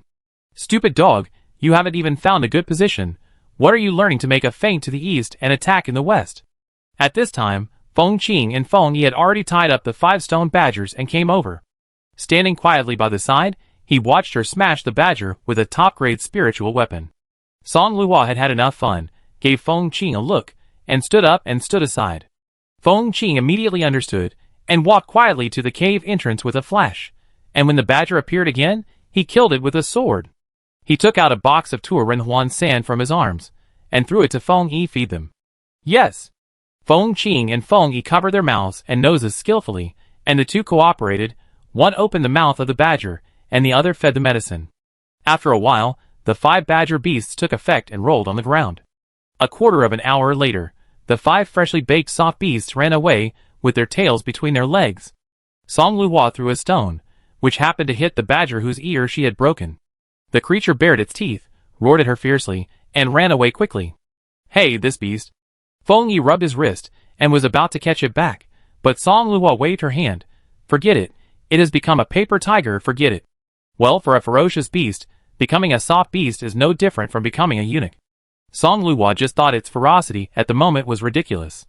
If you don't change your bad habits, someone will teach you how to be a beast sooner or later. At this moment, Song Luo didn't expect that what she said would be so effective. A group of children were digging wild vegetables, and suddenly a badger came out of the cave. When the children saw it for the first time, they were shocked and screamed and ran away in all directions, and the scene was in chaos. The badger saw this and bared its teeth, looking even more ferocious, and bent its body to attack. After the children with a stronger heart calmed down, they found that it had not pounced on them for a long time, and they really saw something wrong. On the way here, the children and the women were educated about the appearance of the transformed badger after taking medicine. Short teeth, short claws, soft hair. This is clearly a transformed badger. His eyes lit up, and he suddenly shouted, "Don't be afraid, this badger has transformed, we can beat it." After he shouted, the children observed and found that it was true. One child clenched his fist and shouted, "I have beaten this kind of badger before, it is really not fierce." During those days, Feng Xiai, Qin Yi and others fed the stone badger beasts caught in the city with a rebirth medicine, and threw them on the street for people to use as punching bags to vent their anger. Many children did participate. This child really saw how weak the transformed stone badger beast was, and immediately rushed forward to catch it. Other children followed suit. After the transformation, the stone badger beast was not as fast and agile as before. After being chased and blocked by so many children, it was finally caught. The children hated this thing, and they punched it one after another, making the stone badger beast scream miserably. Song Luhua, Feng Qing and Feng Yi passed by and saw a group of children beating a badger as a sandbag. The familiar gap on the badger's ear was particularly conspicuous. Song Luhua, speechless. She had let it go, but it was really looking for death, and it found the most difficult children. If it met a martial arts master, it would either let it go or kill it. If it met a woman, it would at most kick a few times to vent its anger. But this group of children was different. They were playful, and they could play all day long with one punch each. This was really lighting a light in the toilet, looking for death. Chapter 189. Little sister, look what this is. When Song Yuan was hunting, his eyes were very sharp, and he saw a nest of bird eggs, about 20 to 30 eggs. He knew that his sister had a rabbit-like beast that could hatch eggs, so he took advantage of the break to bring some to her. Song Luhua took a look and found that these bird eggs were the size of a thumb, oval in shape, and the shell was actually light yellow, which was rare. What kind of eggs are these? Song Yuan waved his hand. How would I know? They look nice, you can take them and play with them. Okay. The strange beasts that were not recorded in the 10 Wind Continent strange beasts were rare to her. Song Luhua put them away and planned to throw them back to Erden. After Song Yuan delivered the things, he was about to leave, but Song Luhua stopped him. Brother, I also have something to give you. What is it? Song Yuan looked at her warily, and couldn't help but take a few steps back. Song Luhua put her hands on her hips, and rolled her eyes at him. What's the big deal? Every time I gave you something, it was good. You can't say the things are bad, but you can't just take advantage of your brother, right? Song Yuan looked at Feng Qing and Feng Yi beside her, and decisively betrayed her teammates. If you have any good stuff, give it to them, I have no objection. Feng Qing and Feng Yi saw that Song Yuan was so resistant, and they also realized that it was not an easy job, so they stepped back decisively. Feng Yi waved his hand and smiled. Madam, if you have any good stuff, give it to Brother Song, he is your real brother, and can bear any good stuff from you. I go to the bathroom. I go too. Feng Qing held the sword and stepped back. The two turned around and ran away quickly. Song Yuan waved his fist at the backs of the two, and looked at his younger sister with a bitter face. The behavior of these three people deeply hurt her self-esteem. Song Luhua said sarcastically, "TSK, this world, good things can't be given away, forget it. If you don't want this top-grade spiritual weapon, then give it to Feng Xiai, I believe he won't refuse." She brushed her sleeves and turned to leave. Wait! Top-grade spiritual weapon. Little sister, you said top-grade spiritual weapon? Song Yuan became excited, jumped in 3 steps, ran to Song Luhua, and looked at her with a pair of sparkling eyes. You have refined a top-grade spiritual weapon? Brother, you think too highly of me. I certainly don't have the ability. But you just said, just because I have it doesn't mean I refined it. She twisted her lips and glanced at Song Yuan. Didn't you say you didn't want it? Song Yuan was so excited that he was incoherent. Yes, I still thought. The things my little sister gave me are naturally good things, and I will take whatever you give me in the future. No matter how bad the disadvantages of those pills are, can they outweigh the temptation of top-grade spiritual weapons? At this time, all principles have to be put aside. That's more like it. Song Luhua was satisfied and took out a wooden box from the jade bracelet space and handed it to Song Yuan. This thing is the 7 changes stone. The 7 changes stone is blah blah. Any spiritual weapon condensed from this thing is a top-grade spiritual weapon. The difference is the level. Of course, its level changes with your own level. Once condensed, the appearance cannot be changed. You'd better think about the details of the spiritual weapon in your mind. Song Yuan has always liked to use spiritual weapons such as axes, but the axes refined by the family's refiners do not meet the requirements at all, and the lethality is far less than that of mature spiritual weapons such as spiritual swords. Now that he had the 7 transformation stones, he could refine the spiritual weapon he wanted. He immediately sketched out his favorite axe spiritual weapon in his mind, opened the box, and the blue stone was crystal clear. The moment it touched his palm, a powerful axe spiritual weapon was condensed into shape. Song Yuan's eyes were filled with obsession. He picked up the axe spiritual weapon, jumped several feet away, and waved it vigorously. In an instant, the surrounding gravel exploded with a bang, and Song Luhua was overwhelmed. Unfortunately, she was a spiritual assistant, and a weak chicken. Until she saw Song Yuan was having fun, hitting the stone with his bare hands, Song Luhua felt her fist hurt. Forget it, this meal is not for everyone. She was also going to give her elder brother a big one as a backup, but he was too excited. He called Feng Qing and Feng Yi back and ran away without waiting for her to speak. Forget it, I talk about it next time. When hunting, Song Yuan's axe spirit weapon was revealed, which attracted everyone's attention. Qin Yi, Lan Shi and others saw their cheeks twitching. How many 7 transformation stones did Feng Xi's wife have? Didn't she just give Feng Xi a piece? How come there is still one? Has the 7-change stone become a wild vegetable? Song Yuan was holding an axe and killing all the beasts in the herd, which was very conspicuous. Feng Xi's top-grade spiritual sword was even more eye-catching.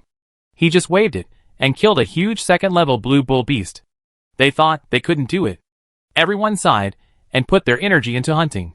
Without Feng Xi's vision and luck, it's better not to think about such a good thing. Too frustrating. Song Luhua didn't know the envy and hatred of the men. She still took Feng Qing and Feng Yi to wander around on the stone ground. Occasionally, she would pick the spiritual fruit that she liked. If she saw the wild vegetables that she liked, Feng Qing and Feng Yi would go. Otherwise, she would turn over the rocks, which had to be said about the bad fate between her and the badger. She would turn over the rocks and find a badger hole. If there was no empty hole, there would be a badger coming out. She was tired of playing the whack-a-mole game. At this moment, she turned over another badger hole. When the familiar head appeared, she reflexively hit it with the 9-toothed rake. To be honest, she had gained experience just from hitting this thing in the afternoon. She knew exactly when it would show its head, when it would show its claws, and at what frequency. The badger screamed after being hit. Song Luhua yawned and raked it again, and the screams rang out again. There was nothing new about it. These badger beasts were stubborn and fierce, but they were not famous for their ferocity. Until the badger beast stopped showing its head, Song Luhua reminded it. Sure enough, after a while, several badger beasts jumped out of the cave not far away. Feng Qing and Feng Yi went up with swords and killed them indiscriminately. Not to mention the wife, they were also tired of fighting. His wife was also quite amazing. She dug a badger cave casually, and if she let any of them run away, she would definitely come back with her companions to take revenge soon. Kill them all! How could she afford to give them medicine? These badgers were the biggest stumbling block in her career of turning stones. I don't believe it, I can't turn up a useful stone. She turned for almost a day, but she didn't find a single piece of yarn except for the badger cave. How could this be possible? She also hoped to turn up a few stones with the 7 transformation stone. Of course, this wish was ultimately unfulfilled. She turned over another badger cave. This time, she was too lazy to even fight. Feng Qing, Feng Yi, get rid of it. If it ran away, it would bring a bunch of revenge later. How annoying. Chapter 190. Although I didn't find the 7-change stone today, I picked a lot of spiritual fruits, wandering flowers, and lichens. Not to mention the 57 gray sparrows caught by Shihong. Today's harvest is full. When I got home, the sunset had just fallen. Song Luhua threw the tender yellow unknown egg that Song Yuan gave her to Erden. You are not allowed to eat this egg. If you eat it, you will be put into the hot pot to make spicy food. After giving some instructions, Song Luhua saw Erden's body stiffen and left with satisfaction. After the hostess left, Erden resigned himself to the fate of shoveling 20 or 30 tender yellow eggs into his stomach. She gave one of the 57 gray sparrows to Feng Qing and Feng Yi, and the remaining 55 to Feng Xi. This is a gray sparrow. Feng Xi was surprised and picked up a gray sparrow to examine it. Yes, I asked Shihong to catch it today. Shihong? Feng Xi glanced at the pale blue bird that was flirting around in the yard, and a hint of surprise flashed in his eyes. Song Luhua then remembered that she seemed to have never told Feng Xi that Shihong was her mount and was very fast. Forget it, let's not talk about it for now. This guy is quite fast. It's just a small token to catch a few gray sparrows. Feng Xi looked at the pair in the cage and smiled. How many? What are you going to do with them, madam? Raise them? This little thing is fast and delicate. It's troublesome to raise it. Kill them all. I want 20 sparrow beads. You can do with the rest. This thing actually has no effect on her. She has low talent and doesn't need to fight with alien beasts. Moreover, she has used water spirit beads to wash her marrow, and her human vest has become tougher. Even if she wanted to use her spiritual power to break the spirit palace, it would be difficult. These 20 beads were left for her to collect. Feng Xiai had her green medicine liquid, which she would not use for many years, but they still had tribesmen, so it was not a bad idea to keep it in reserve. Thank you, madam. Feng Xiai personally handled these gray spirit birds, and after a quarter of an hour, handed a small jade box to Song Luo. Song Luo opened it, and saw that the light green spirit bird beads were only the size of a small fingernail, round and transparent, and exuded a special fragrance. Feng Xiai smiled and said, "This thing can be stored. My lady, just put it in the storage jade bracelet. Its medicinal properties will not be damaged for thousands of years." That's great. If such a small thing is placed with food, it will be troublesome to find it after a long time. It's best to put it in this space. After dealing with the gray sparrow, Song Luo instructed Feng Xiai to deal with the 20 or 30 pineapple fruits she brought back. The skin and flesh were peeled off, and a rich fruity fragrance spread out. Madame Yang was surprised. This spiritual fruit smells good. Not only does it smell good, it tastes good too. Madam, cut this out. Song Luo picked a big one and handed it to Madame Yang. She specially selected a piece of land to plant the crown buds at the top. Although there were only 20 or 30 plants, it was better than nothing. There were also more than 10 clusters of red, pink and yellow wandering flowers planted by Song Luo along a courtyard wall. She planned to dry the rest and make flower tea. Before returning, Feng Qing and Feng Yi gave her 2 large baskets of stone-hard vegetables, which she threw to Madame Yang. For dinner, Madame Yang stir-fried a dish, which was tender and refreshing. The lichens she dug up were covered with mud and weeds. Madame Yang took a long time to clean them. She fried them with the relatively tender long-tongued deer meat, and made a large dish. The taste was very good. The saplings were indeed fragrant. The tender white saplings were made into a dish of saplings fried with meat, and a dish of cold shredded saplings. Both ways of eating were quite suitable. The next day, the stone ground. I don't know if Shihong is eating too much black crystal stone now. Song Luo saw that its green hair was shiny and moist, and the red on its forehead was more gorgeous. It seemed to have grown up a little, but it was still only the size of a palm. This time, when it took Song Luo off, it no longer needed to be stepped on. It only needed to stand on Song Luo's shoulders to drive her off. Feng Qing and Feng Yi were dumbfounded when they saw it. "Madam, how can you fly?" As we all know, only martial spirit masters above the 8th level can fly in the air, not to mention that my wife is a supporting spirit master. Could it be that I saw it wrong? Feng Qing and Feng Yi rubbed their eyes. "I can't fly. I forgot to introduce it to you. This is my new mount." Song Luo pointed at Shihong on her shoulder with amusement. The two looked carefully, and found that their wives were covered with a layer of green aura. This is really... Feng Yi felt that he had never seen the world. "I am ignorant," Feng Qing added silently. Song Luo chuckled. "There is no need to belittle yourself. There are so many strange things on the mainland. Who can guarantee that they can always recognize anything? Not to mention them, Feng Xiai couldn't recognize this bird. Song Luo was a foreigner, and everything she saw was strange. Shihong took her to fly low and slowly, and the 3 people and the bird just ran aimlessly on the stone ground. Feng Qing and Feng Yi were already qualified guards. They not only protected her, but also picked wild vegetables from time to time. Song Luo saw a corner of white grass exposed behind a stone with her sharp eyes. This was strange. She pointed to the location and said to Shihong, "I want to go there." Although Shihong was naughty, she still had a good sense of contract. She was a mount, so she would go wherever she pointed. Driving steadily, and at the right speed, Song Luo finally realized its benefits. Salt grass? After Song Luo and others came to this white stone, a large area of white, slender plants came into view. This plant only has 1 leaf, which is slender and not tall, with a rough leaf surface and a full leaf of small white particles. Feng Qing took a little with his hand, put it in his mouth, and nodded to Song Luo. "It is indeed salt grass. The salt on the salt grass has fine particles, and contains spiritual power, which makes the dishes more delicious. This thing is not rare, but the price is not cheap.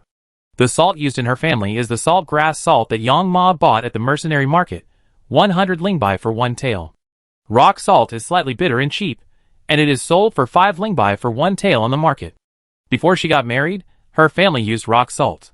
Maybe she is used to a fine life now, so she is still a little uncomfortable eating rock salt. For Feng Qing and Feng Yi, this piece of salt grass is much more valuable than wild vegetables. The two squatted down and began to scrape the salt on it. Seeing this, Song Luo also began to scrape. After scraping for a long time, Song Luo only scraped half a pound of salt. She was so tired that her waist and back ached. Her feet were numb from squatting. She waved her hand and said to Feng Qing and Feng Yi, "You guys scrape, I won't scrape anymore." She sat on the stone next to her to rest for a while, and she wanted to dig the stone again. She turned over a stone next to her, and dug it with 2 nails. There was no hole. Song Luo breathed a sigh of relief. She was really tired of whacking the mole. She ran a few more nails, but there was still no hole. Song Luo muttered, "It seems that I am lucky today." She started digging with confidence. Suddenly, a fist-sized round stone appeared in front of her. The surface of the stone was green-red and slightly smooth. She turned it over, and the dense purple-red beads inside almost blinded her eyes. Chapter 191. What is this? Song Luo tried to dig it out, and found it was easy to dig out. The purple-red beads she dug out looked even more beautiful in her white palm. Song Luo could feel the spiritual power lingering on it. She couldn't name it, but it was a good thing. After digging nearly 200 beads from this round stone, Song Luo became more excited. The left front has not been dug before, dig twice. She happily picked up the 9-toothed small rake and dug twice, and the familiar hole appeared again. Song Luo was so annoyed. "I'm so annoyed." Sure enough, a badger popped out of the cave soon after. She was so angry that she swung her 9-toothed rake and pounded it. The badger kept chirping. Song Luo didn't care. She didn't even need to look at it. She just counted the time in her heart and raked it down. As for the badger's cry, she didn't listen at all. She swung the 9-toothed rake expressionlessly, and hammered it down again. Suddenly, a clanging sound rang in her ears. She looked up suddenly, and saw that the badger was holding a stone on its head. Interesting. Song Luo sneered, and used the 9-toothed rake to grab the stone from its hand. As the stone rolled to the ground, the familiar green-red stone skin on the other side surprised her.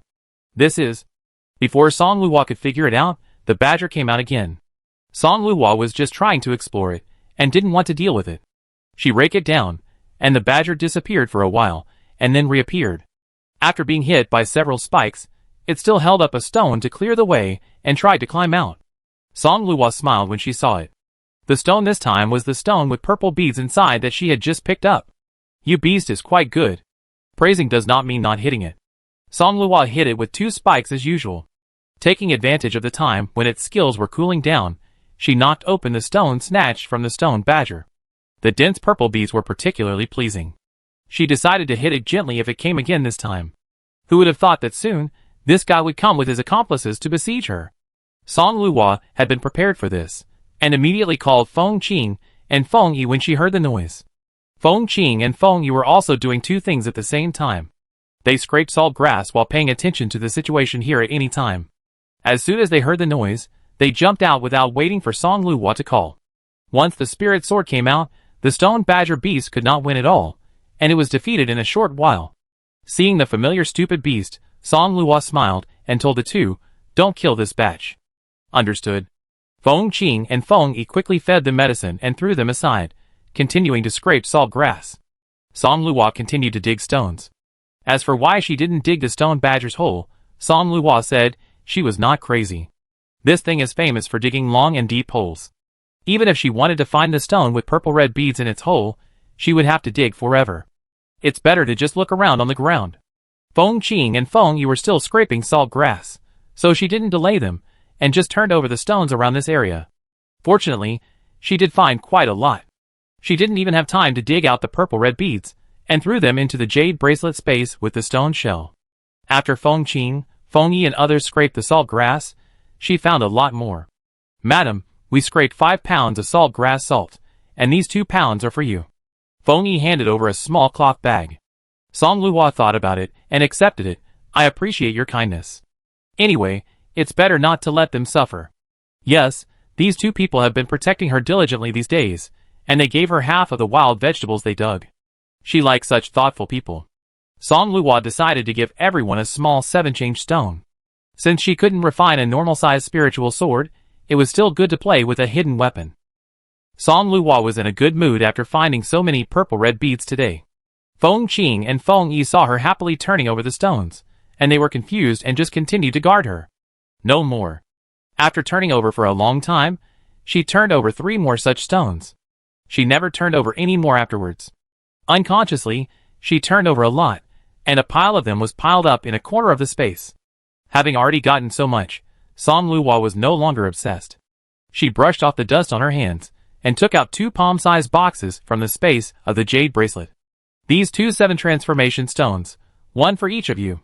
Feng Qing and Feng Yi were stunned, with a look of disbelief on their faces. Seeing the 2 of them standing there motionless, Song Luo said speechlessly, "You don't want any good things?" "Yes, madam, we want them."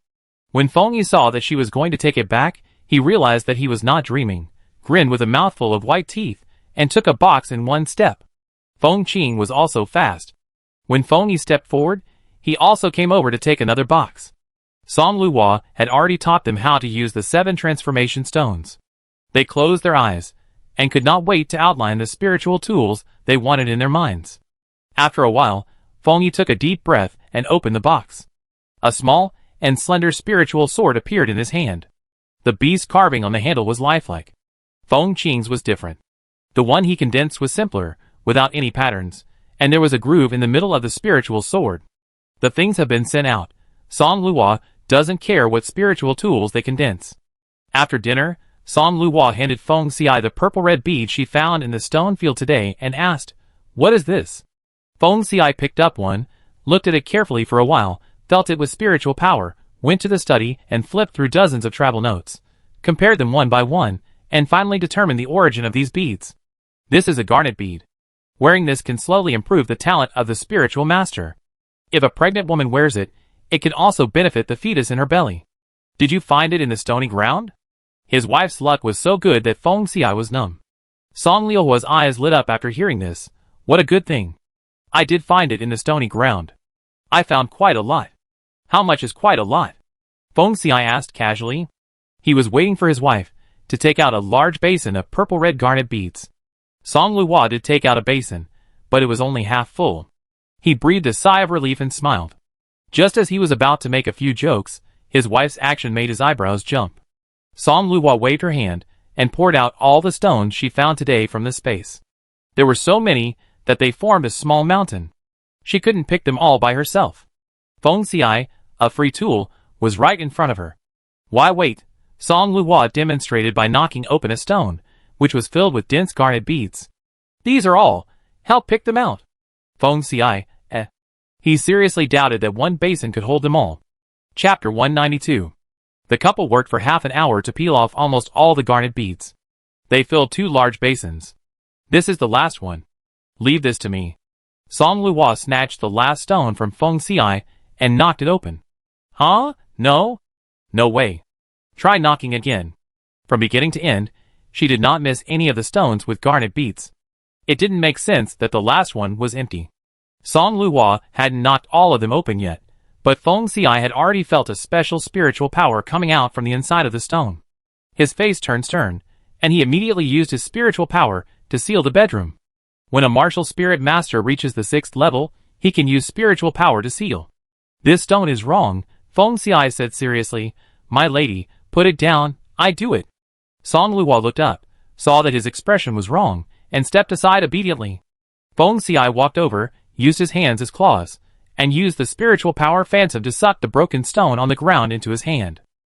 With a slight shake, the stone was peeled off layer by layer like an onion, and finally, a half-black and half-white bead appeared in front of him. Feng Xi's face turned pale, and he quickly took out a jade box from the space of the jade bracelet and threw the black and white big bead into it. He continued to input spiritual power for a long time before stopping. Seeing that he was sweating profusely and his face was pale, Song Luo hurriedly helped him sit down and wiped his sweat with a handkerchief. She asked worriedly, Feng Xi, how are you? Feng Xi waved his hand and handed over the box. I'm fine, my lady, keep this bead. Its name is the reincarnation bead. Within a certain range, it can affect the reproduction and growth of strange beasts and spiritual plants. The abnormality of the stone land this time must be related to it. Haven't you always wanted a space to hold goods? With this bead, Your jade bracelet space can temporarily hold living things, up to 10 days. After 10 days, the living things that have been put in cannot be put in again. Really? Feng Xiai nodded. However, this bead is rare, so don't show it to others. Then the garnet bead. Although garnet beads are rare, they are not unavailable. It's okay. Then how are you? Why are you so pale? It's just that the spiritual power is overconsumed. It will be fine after a while. Feng Xiai did not lie. The spiritual power of the Samsara Pearl is special. Once it is leaked, it is likely to attract the attention of the old monsters in the city. He only has the 6th level spiritual power. Today is the first time to use the spiritual power blockade, so it is inevitable that it consumes too much. Sealing the Samsara Pearl also consumed the last of his spiritual power. If he had not taken the water spirit pearl to wash his marrow, and if he had not eaten a lot of good things every day, the toughness of his meridians and spiritual palace would have increased a lot. I am afraid that the spiritual palace that had just been repaired would crack again. Of course, there is no need to tell his wife about this. Song Luhua was relieved to hear that he was fine. The next day, she got up early and cooked a nourishing soup for Feng Xiai. She hadn't been in the kitchen for a long time, so her cooking skills were not so good. She ruined the whole pot with a bowl of fragrant chicken soup and gave it to Erden. The second time, she finally made the taste she wanted. Feng Xiai was very happy and drank one bowl after another. It tastes very good. Madam's cooking skills are getting better and better. It's not as good as what Madam cooks. You can just drink it. Song Luhua propped her head up to watch and drink. Seeing that the bowl was empty, she immediately took it and served him another bowl. Feng Xiai drank it up again out of respect. The whole pot of soup went into Feng Xi's stomach. He wiped his mouth and smiled. In my heart, the stew made by Nani is not as good as the one cooked by you, my wife. Song Luhua was amused. You are very sweet, but it is impossible for me to cook for you every day. How dare I let my wife cook every day? My wife's hands are delicate. Let's leave the cooking to Nanny Yang. The couple joked with each other, and it was almost time. We still had to go to Shitty today, so Song Luhua hurriedly changed into a simple female martial arts uniform and followed Feng Xiai out the door. Inside the house, next to Erden's nest, he sniffed the tender yellow egg with his nose, opened his mouth, hesitated for a moment, and still didn't dare to swallow it. As for the bowl of chicken soup placed in the rice bowl outside, Erden licked it, shook his head, and drank a few big mouthfuls, but finally couldn't drink any more. A pair of red eyes looked around, but didn't see the cheap bird, as if a little regretful. Song Luhua searched again today, but didn't find any stone with garnet beads. She thought that maybe she had searched all yesterday, so she didn't search again. She focused her attention on spiritual plants, spiritual fruits or flowers. The people who came to protect her today were Feng Yin and Feng Shan, who were more experienced. They were busy picking wild vegetables that she looked at. Song Luhua rolled her eyes. It must be that Feng Yi and Feng Qing showed off their top-grade spiritual tools, which attracted these two wolves. She knew at the moment she sent the 7 transformation stones. However, they had come all the way together, and in terms of character and ability, these two were pretty good. Song Luhua had a pretty good relationship with them, and she didn't intend to favor one over the other. Without waiting for the two to speak, each threw a wooden box. I know what you are up to, take it. Thank you, madam. Fo Shan and Feng Yin looked at each other, and said in unison, their faces full of excitement. Song Luhua threw a few more boxes to them. These are for Feng Wu and Feng Lu, take them to them for me. And Feng Yu. I thank the madam for them. Song Luhua waved her hand, go back. Let Feng Qing and Feng Yi come over. Feng Yin and Feng Shan are Feng Xi's right-hand men, so why would they be his bodyguards? She is still used to Feng Qing and Feng Yi, two guys with very different styles. Feng Qing and Feng Yi's top-grade spiritual weapons made everyone envious and jealous. Feng Lu punched him and said sourly, I don't know what kind of magic potion you gave the madam, and she gave you such a treasure without blinking an eye. Song Yuan is madam's elder brother.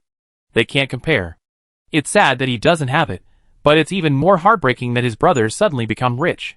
I don't know if Brother Shan and Brother Yin can get madam's reward. If so, I will also be madam's guard tomorrow. Feng Wu thought. That depends on madam. Feng Yi waved the top-grade small spirit sword in his hand, and he was so proud. Although Feng Qing didn't say anything, everyone could see his happiness. How could he not be happy, Feng Lu muttered. If this treasure was given to him, he didn't know what a cheerful and handsome boy he would be.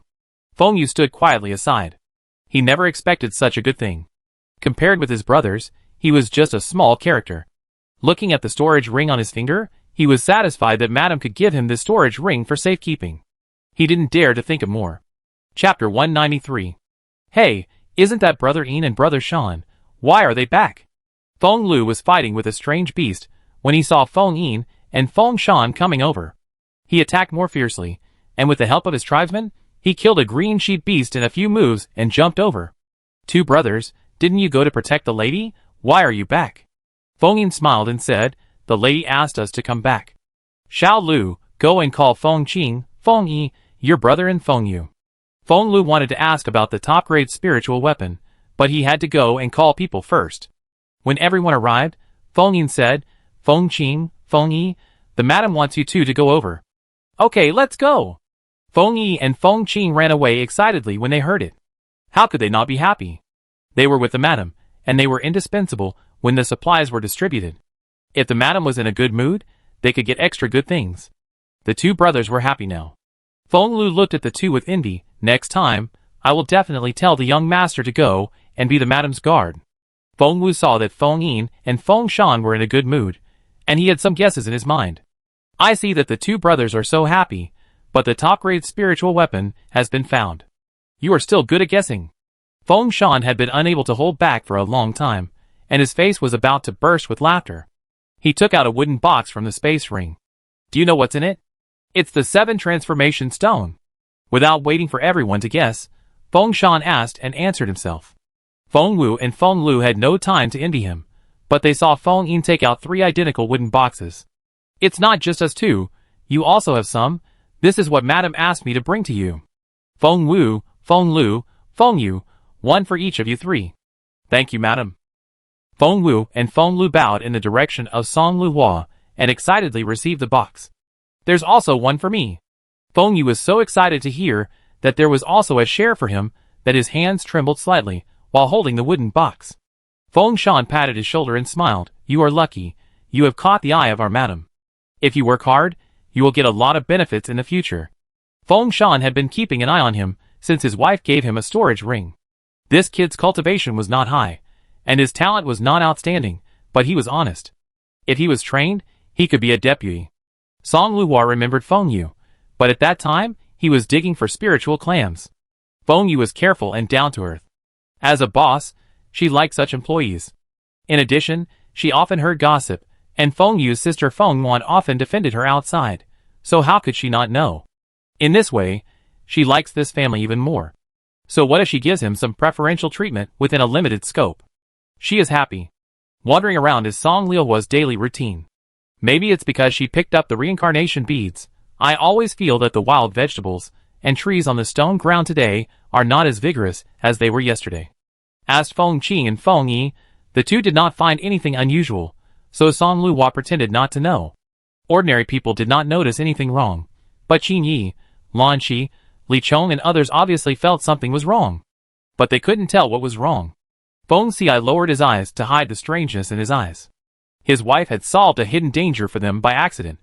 This also reminded him that Feng Xi had an idea about the danger of the sudden increase of exotic beasts and spiritual plants in the East region. Continue.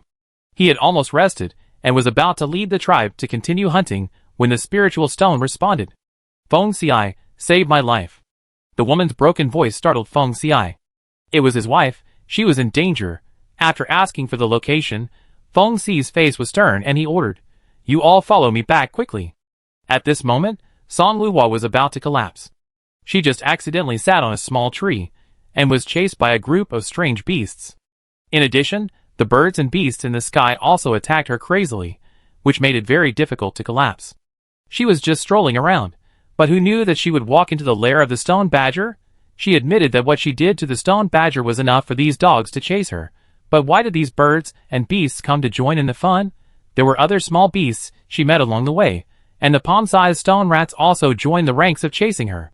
She had no place to stay on land or in the air, and could only run around like a mad woman. Shihong was also useless, and her endurance was too poor. After carrying her for a whole morning, she ran out of energy. This guy was short, flat, and fast.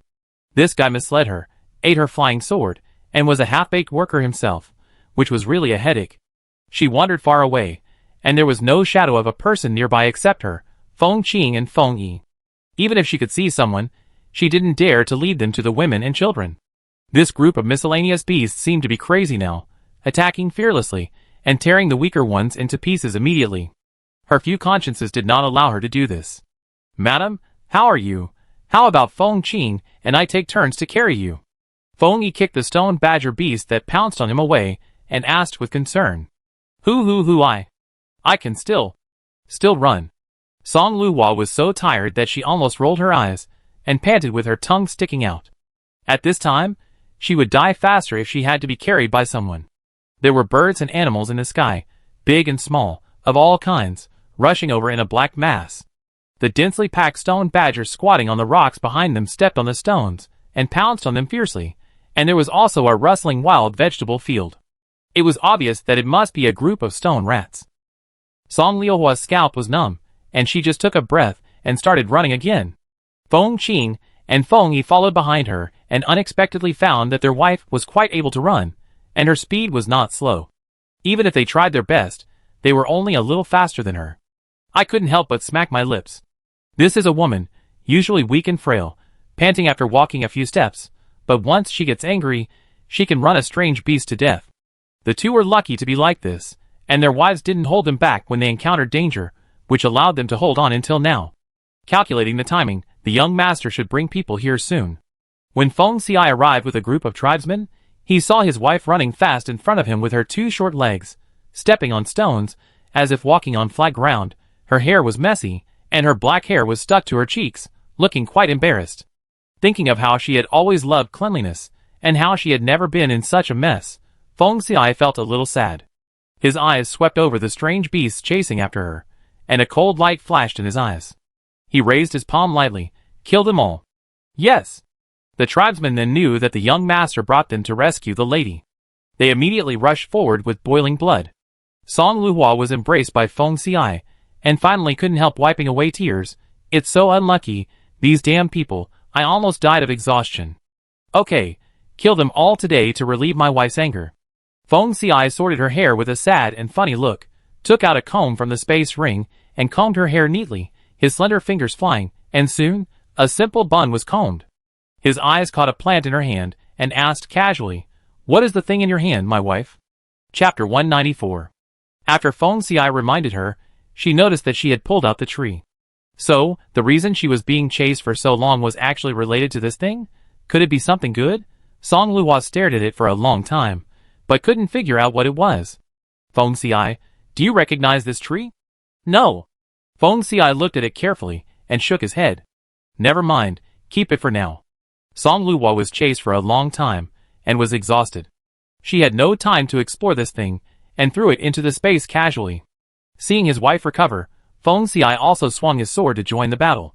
He had the highest cultivation level, and the spiritual sword he used was a 6th grade top grade spiritual sword.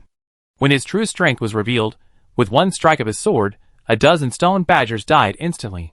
Not to mention the stone rats that had no fighting power, half of them died with just one strike of his sword. The birds and beasts in the sky were a bit troublesome, but the largest size of the birds and beasts that came this time was no more than 100 kilograms, and with the use of the dinosaur anti-wolf spiritual weapon, many of them were killed. Unconsciously, Feng Xi's team grew up. It was a team of about 100 people, half of whom were 3rd-level martial spirit masters. With a tacit understanding of long-term cooperation, they were also adept at dealing with strange beasts. This mob was quickly dealt with. After running for a long time, Song Luhua was exhausted. She didn't feel like wandering around in the afternoon, and slept for a long time on the flying boat. In the evening, when she returned home, she planted the sapling she pulled up from the stone ground in the vegetable garden. Although she didn't know what this thing was, it must not be a bad thing to attract so many strange beasts. This tree is only half a person tall, and its leaves are sparse and fusiform, looking no different from an ordinary malnourished tree. Song Luhua tried to pour some growth liquid on it, but found that the tree showed no obvious signs of growth except that it was more energetic than before. Something is wrong. Absolutely something is wrong. According to ordinary spiritual fruits or spiritual plants, all of them will grow and mature quickly after being poured with growth liquid. Why is this tree an exception? Song Luhua also became excited. She re-prepared a higher concentration of growth solution, and after a scoop of it, except for the leaves being greener and more lush, there was still no sign of growth. Is it not enough? She poured all the solution into the bucket, and this time, the stem of the tree changed, from gray to crystal green. How could this happen? Strange. After that, no matter what concentration of nutrient solution she used, the changes were very subtle. Basically, only the stem and leaves changed, and the height, thickness and size did not change. Song Luo was too lazy to bother with it, so she just left it like that. From then on, the animals in the house liked to play and sleep under the tree. Even Erden, the home rabbit who didn't like to go out, rarely lay under the tree, reluctant to leave. Song Luo simply moved its nest over there. She got so many garnet beads, and asked craftsmen to make many bracelets and earrings. When watering the strange tree, she also watered the pineapple fruit she had planted 2 days ago. The newly grown pineapple fruit was not small, but it was still downgraded. The fruit dug from the rocky ground was level 4 spiritual fruit, and the newly planted one was only level 3. If another crop is planted, it will only be level 2. Song Luo called Madame Yang for help, harvested the level 3 fruit, and used its top buds to plant 2 more crops. A total of 28 level 3 pineapple fruits, 28 level 2 pineapple fruits, and 28 level 1 pineapple fruits were harvested. Although the level 1 and 2 pineapple fruits do not contain much spiritual energy, they are several times better than the low-level spiritual fruits sold on the market. Moreover, this spiritual fruit is rare, so it is not embarrassing to use it to entertain guests. Song Luo asked Madame Yang to store them all. Pineapple fruit, pineapple. Her name is similar to hers. Madam, when you have time, please run a trip for me and give this spiritual fruit to Pineapple. She picked a 3rd-level pineapple fruit and handed it to Madame Yang. Madame Yang slapped her thigh and said with a smile, "If you hadn't told me, I wouldn't have reacted. That girl just got married and is resting at home these days. I will go to her house tomorrow." Pineapple got married during the days when everyone went to Shitty to hunt. Shitty is close to Yanqing City, and people can go there and come back every day. Her wedding banquet was quite lively. A few days ago, Feng Yu, Feng Ernu and others got married. She and Feng Xi were unable to attend Jiang Wenxiu's young clan leader banquet because they had to attend. Now it was not good to favor one over the other, so the couple did not attend Fingley's wedding banquet. Of course, the gifts were the same. After the wedding banquet, Fingley brought her new husband to pay a visit. The man was born in an ordinary family with many brothers. His parents were too partial to him, so they made up their minds to become a son-in-law. Song Luo had seen him before. He was a good young man, with fair and handsome appearance and clear eyes. He was a good match for Fingley. In addition to Fingley and her brother, Fingley's family also has a lame father, and she herself is a 2nd-level alchemist. Fingley's brother and sister-in-law are not stingy people. When they got married, they gave up half of the yard, and the whole family lived together, which was quite lively. Seeing other families sometimes live in chaos, she was often curious that Finley's team didn't seem to have any top-notch people. Unexpectedly, it was Feng Qing, the taciturn person, who solved her doubts. It turned out that Finley, the cunning one, found a way to get rid of all the subordinates with top-notch people. He didn't say it explicitly, but everyone under him knew that they were extremely cautious whether marrying a daughter-in-law or marrying a daughter. Even Feng Xian didn't dare to act rashly when she was under Feng Xi, otherwise once she was kicked out of the branch, she would become an ordinary civilian. Unless they find a main branch or other branches willing to accept them again. Of course, those who were kicked out by the branch, unless they have extraordinary abilities, no other branch would be willing to accept them, let alone the main branch. She also said that Feng Xi seemed to have a mild temper, but why were the tribesmen so afraid of him? Now, the case has been solved. This guy is indeed a ruthless person. The next day, Fingley was alone at home repairing her little nest, and Yang Ma came to the door. She handed over the basket in her hand. "Finley girl, this is the spiritual fruit that Madam specifically asked me to bring you. Madam, come in and have a cup of tea." The spiritual fruit in the basket was rich in fragrance. Finley took Madame Yang's arm, smiled, and invited her into the house, and made tea for her. The main room was not big, but it was clean and tidy. There was a rough porcelain vase on the table, and a few wild flowers of red and yellow colors were inserted in the porcelain vase. The old furniture, which was quite old, instantly lit up. Madame Yang nodded, thinking that the couple knew how to live. Finley looked into the basket, and saw a huge spiritual fruit. She was an alchemist, and could tell the grade of the spiritual fruit at a glance. It was impossible to buy a 3rd-grade spiritual fruit of this quality, so Madame was generous and gave it to her. Finley was not the kind of person who didn't know what was good for her. She remembered Madame's kindness. It just so happens that I also have something to give to Madame. My husband found something interesting in the stone land. Madame, please help me bring it to Madame. Finley went to the room, took out a basket, opened it, and found a basket of small yellow eggs. She raised her eyebrows in surprise. Aren't these eggs the ones that Madame asked Erden to incubate? Although these eggs are small, they taste very good. After eating them, I feel refreshed. Madame has taken great care of us. I would like to ask Madame to take them back for me as a token of my appreciation. I will go to see Madame when I am free. Then I will thank you on behalf of Madame. Madame Yang sat for a while, and then went back. Chapter 195. Madame, this is what Finley asked me to bring to you. Madame Yang lifted the cloth covering the basket, and a basket of tender yellow eggs appeared in front of Song Luo. Oh, so many yellow eggs! Finley said her husband found them, and they taste good, so I brought them to you to try. This thing looks rare, it would be a pity to eat it, take it to Erden to hatch it and see. She wanted to see what kind of thing lays yellow eggs. Finley's husband is now also under Feng Xi's command. He joined the team a few days later for this hunting in the stone land. When the time comes to distribute the supplies, I will give her a little more, which will be regarded as her kindness. The following days were much more ordinary. Perhaps because she accidentally lured the stone badgers out last time, there were fewer stone badgers in the stone land. According to the female relatives, there were very few stone badgers encountered in the past few days, which was 70% to 80% less than in the past few days. Song Luo rested at home for 2 days, and the wild vegetables in the stone land were almost picked.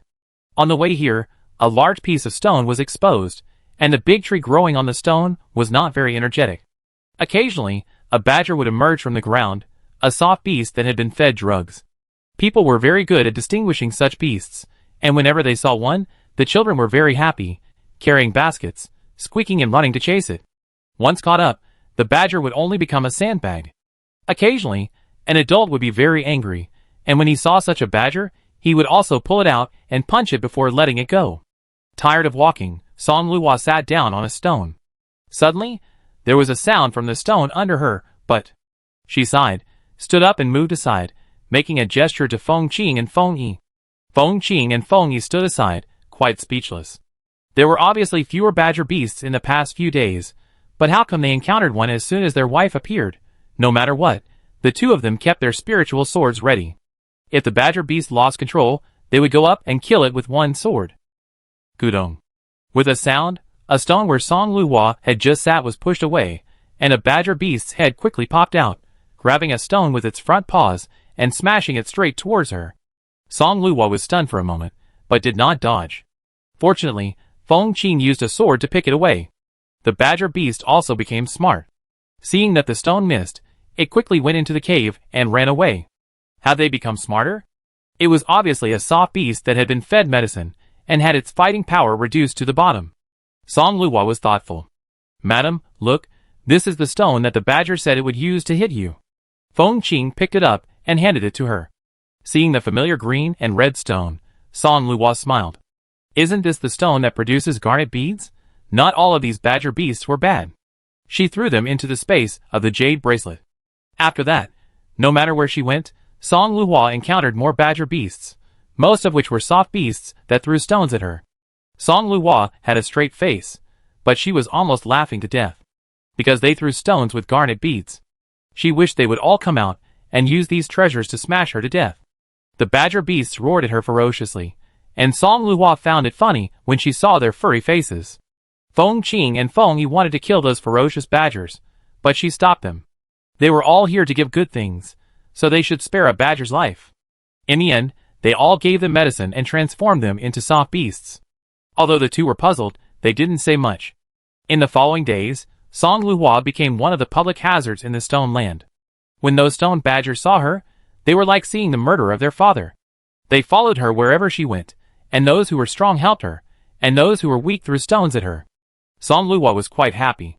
Taking Feng Qing and Feng Yi, 2 guards, around the stone land, they not only transformed some soft beasts, but also harvested countless garnet beads. Feng Xi and others also made rapid progress, advancing step by step, and finally cleared all the strange beasts in the stone land after a month. This place is too close to Yanqing City. The major families, mercenary guilds, and ordinary civilians, do not allow too much trouble to happen here. Otherwise, human safety cannot be guaranteed. And after the water recedes, the city needs to be expanded. Once the city is expanded, Yanqing City will be closer to the Stone Land. There are too many strange beasts here, and it is very likely to break into the city and hurt people. This time, the major forces were relieved after a thorough cleanup. On the day of distributing supplies, Song Luo specifically instructed Feng Yin, take my seal, and go to the warehouse to get 100 kilograms of long-tongued deer meat for Fingley's husband. They are newly married, and it is not easy for them to live. These are my private subsidies to them. Feng Yin has always been efficient in doing things. The next day, Fingley brought her husband to thank her. Thank you for your care, madam. My husband and I will definitely serve you and the young master well, Fingley said gratefully. Her brother and sister-in-law were generous and gave her most of the house, but there were not many rooms at home. After she got married, she would have children in the future. It would not be a good idea for the two families to squeeze together in the future. After discussing it, the couple decided to save money and move out. Before marriage, her husband secretly saved some private money, and even with her own savings, it was still not enough. However, her husband was a second-level martial spirit master, and if he followed the young master, he would not treat him badly. She herself was also a second-level alchemist, and the lady and the young master treated her well, so she could save enough. Just as she and her husband were immersed in beautiful fantasies, the lady came to supplement them. Fingley and her husband felt infinite emotion and hope in their hearts, and were moved and happy. Song Luo waved her hand to signal the couple to get up, sit down. No need to be so reserved. This was not the first time that Fingley's husband came. Although he was a little reserved, he was quite generous. He sat aside, holding a teacup and smiling foolishly. Song Luo nodded at him, and started chatting with Fingley. I plan to hatch the yellow eggs you sent me. If they hatch, I will give you a few. Fingley waved her hand quickly after hearing this. I can't do that. You have taken care of us. My husband and I can't repay you. Just a few eggs. If you like them, there is no reason to take them back. Fingley's husband also echoed. Song Luo did not mention it. After a few more words of family matters, the couple said goodbye. The couple disappeared at the gate hand in hand. Song Luo sighed. After getting married, it's like growing up overnight. The way I act is very different from before. It's not that she has become bad, but she is no longer free as a girl. Madame Yang smiled and said, you are an adult now. You have to consider the livelihood of the family, which is different from before. The hunting in the Stone Land came to an end, and the water outside the city receded a lot. It seems that the major forces are going to discuss the expansion of the city. The white-bearded elder of the Feng family came again. I have no interest in the position of the young patriarch. Please go back, elder. Feng Xi's cold voice came from the study. Chapter 196. Pontu City, the main residence of the Feng family. What? This rebellious son wants to take my place. Don't even think about it. Feng Yu's face was livid. All the elders were present. The first elder sighed. If there were any children in the family who were worth mentioning, I wouldn't consider this matter. The second elder had a bad temper. He slammed the table and shouted, I said a long time ago that you shouldn't overdo things.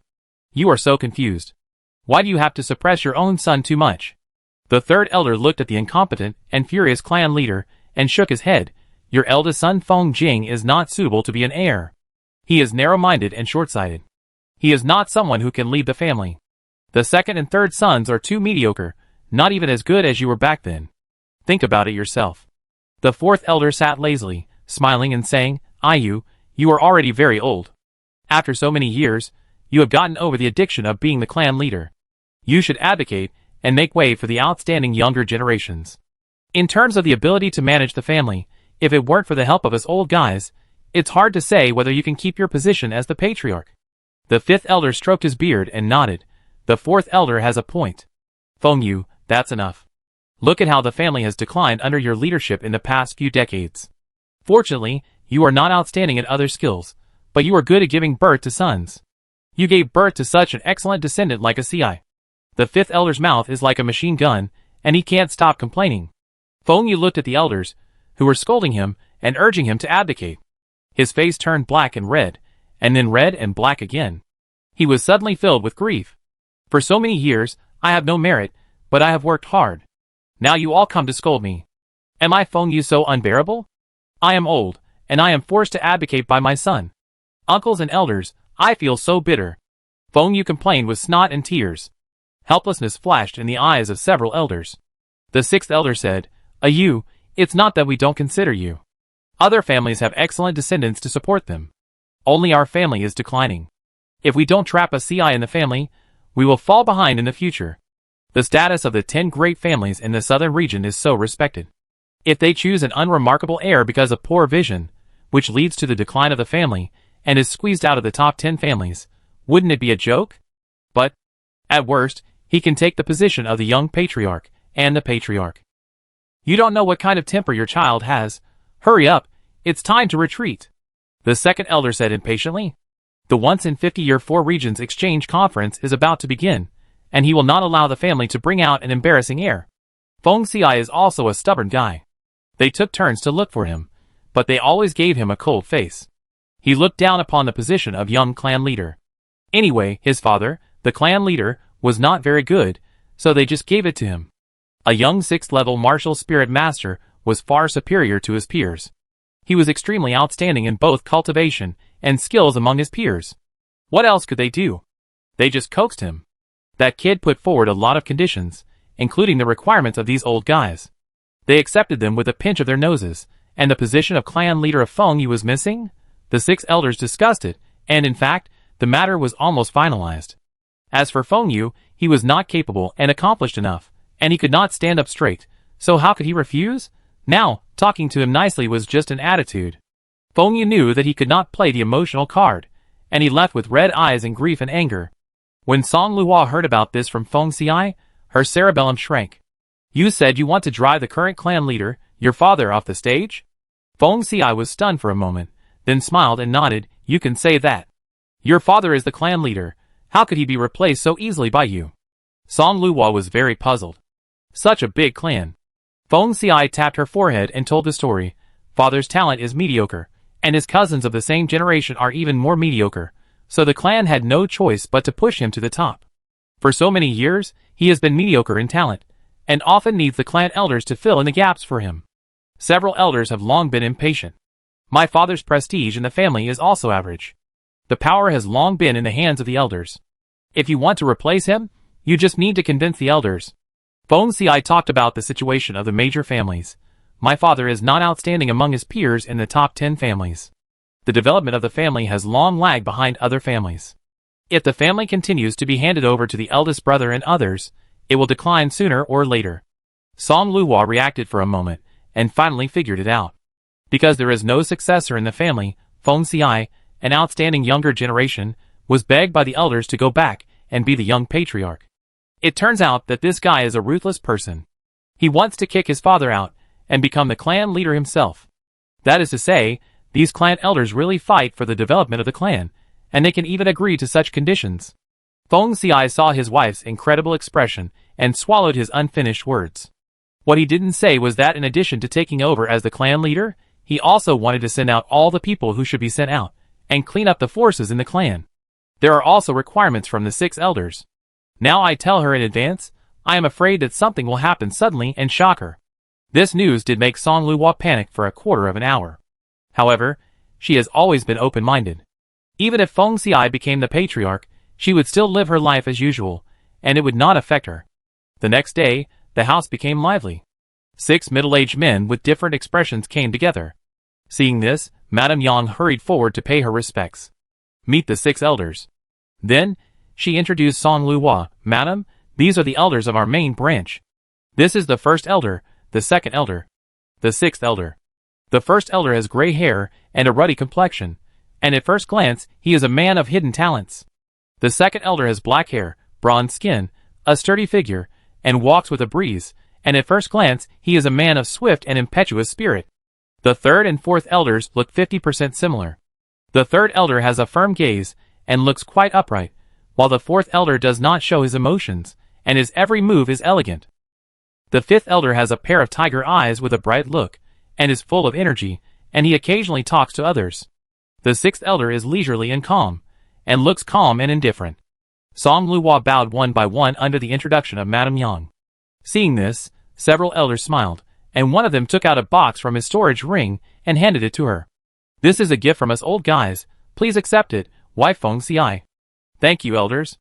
As the saying goes, a gift from an elder cannot be refused, and Song Luo accepted it very neatly. The 6 elders nodded with satisfaction, and they were very generous and dignified, which was good. Chapter 197. The elders gave gifts and followed Feng Xiai into the study to discuss matters. Song Luo placed the gifts given by the 6 elders on the table. The 6 boxes were all gold-painted and carved boxes used exclusively by the Feng family. She guessed that the gifts inside might be quite valuable. She opened the boxes one by one, and the contents were beyond her expectations. The uniform store seals almost blinded her eyes. She thought that at most they would give her some jewelry that would be beneficial to women, or materials for refining tools and medicine, but the result was far beyond her expectations. Except for the 6th elder, who directly gave away the Lingbai card worth 80 million, the other 5 elders gave away various shops. The first elder gave away a shop that sells refining materials, and the second elder gave away a shop that sells spiritual medicines. These 2 shops are generally used to deal with low-level refining and refining materials that the family does not lack. The 3rd elder and the 4th elder gave away the Ling Shangfeng and Lingua shop, which are specially for the female members of the family. The clothing materials or fresh spiritual fruits harvested by the family will be sold in these 2 shops, which not only benefits the family members, but also makes money. The 5th elder directly set a craftsman shop, where the craftsmen in the shop specially made jewelry for the men and women of the clan. I don't know how this group of people talked with Feng Xiai in the study. After an hour and a half, the door of the study opened. Several elders and Feng Xiai walked out one after another. Feng Xiai looked calm. Although the faces of the elders were not good, they did not look very angry. They still nodded in a friendly manner when they saw Song Luo. Elders, take care. Song Luo bowed gracefully and watched the elders leave. After the figures of several people disappeared at the gate, Feng Xiai smiled at her. I have already agreed with several elders to take over. From now on, I am afraid that my wife will have to work hard. What's the hard work? Don't worry, I won't let myself work hard. Even if she becomes the wife of the clan leader, it will be fine. She never worries about these illusory things. As the saying goes, things will work out when they reach the bridge. Anyway, this world is just a huge makeshift team, so just make do with it. Feng Xiai tapped her small nose and said with a smile, Mother used to manage the housework in a mess. For decades, the housework has been managed by the 6th elder. If you don't like chores, I will discuss with the 6th elder and let him help take care of it, but you will have the final say. If the wife of the clan leader does not have the power to manage internal affairs, she will lack dignity and cannot hold her head up among the women of other clans. Feng Xiai will never allow such a thing to happen to his wife. It suits my taste very well. Song Luo didn't expect it to be like this, and happily agreed. She was indeed afraid of trivialities and troubles. She enjoyed the benefits brought by her status, and the corresponding efforts were also what she should pay. Even if it was troublesome, she had no intention of escaping. But since Feng Xiai had thought of it for her, she naturally preferred this method. Feng family main house. The 6th elder was in a very good mood, and he had already sorted out various booklets. His personality seemed peaceful, but in fact it was just tempered by years of internal affairs. He thought Feng Xi's wife was very good, and after Feng Xiai took over as the clan leader, he gradually handed over the internal affairs in his hands to his wife. Speaking of which, these years are really sad. He is a grown man, but he spent all his time on internal affairs, and he didn't even have time to go to the hunting ground. It's all Feng Yi's fault. What kind of vision did he marry? It really hurt him. This time he decided that as long as Feng Xi's wife is not as unreliable as her mother-in-law, he will not despise her. Feng Jing's yard. When Jiang Shui got the news, she could no longer maintain the posture of the gentle young patriarch's wife, and screamed in disbelief. Is the 4th brother crazy? How can he be like this? Father also allowed him to be so unfilial. Yi Feilwen's face was not good either. She thought that her eldest brother would be punished and her husband would take his place. Unexpectedly, this most unlikely 4th brother would come back. And he also wanted to directly replace his father-in-law.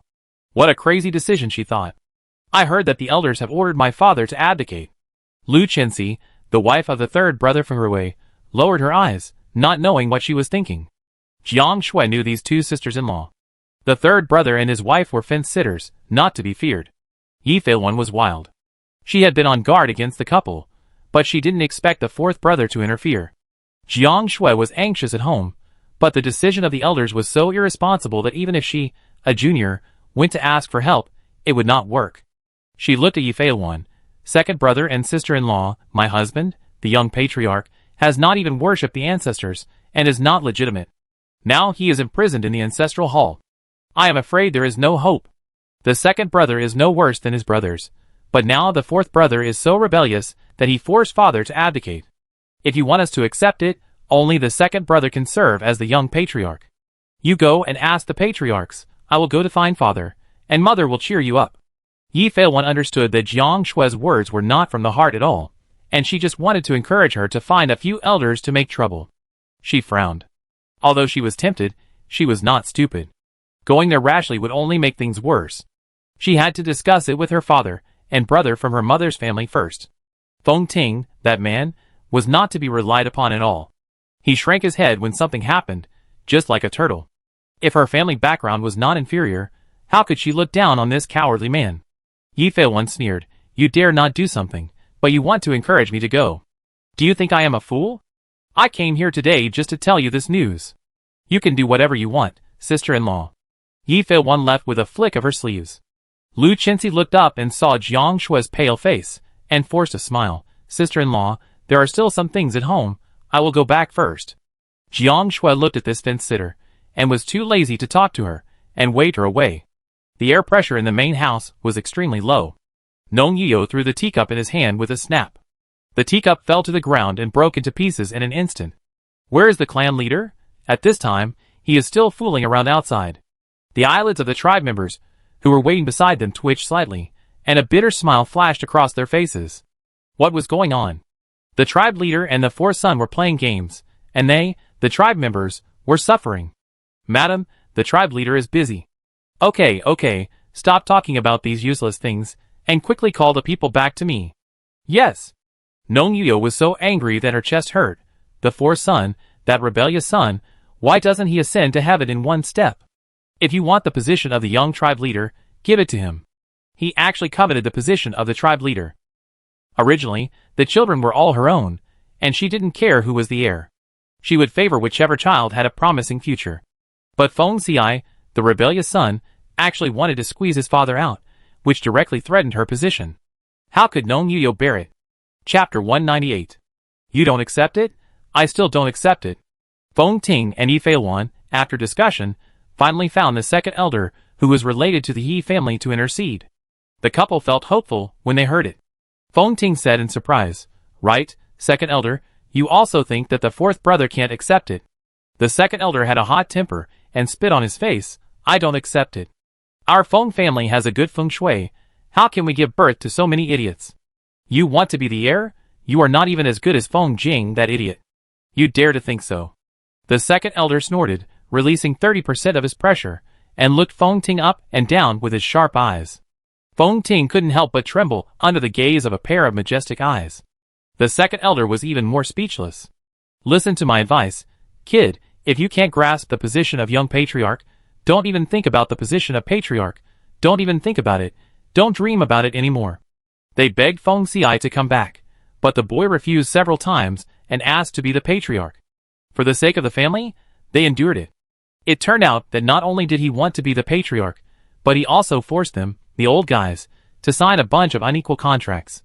For the sake of the family, they accepted it with a pinch of their noses. Now another junior ran up to him and talked nonsense. The second elder was so hot-tempered that he wanted to grab the boy's collar and beat him up. Their generation was the most frustrated elders. They had to clean up their fathers' butts and be humble in front of the juniors. Enough. The second elder waved his hand. Get out of here. Feng Ting and his wife were driven out. Their faces were extremely ugly. The second elder stood in the courtyard and saw every move of the couple clearly. He sneered. With this kind of determination, you still want to be in power? A pair of idiots. No matter how important relatives are, they can't be as important as family. His grandson's fiancée is also a girl from the Yi family. Not to mention that the relationship is far away.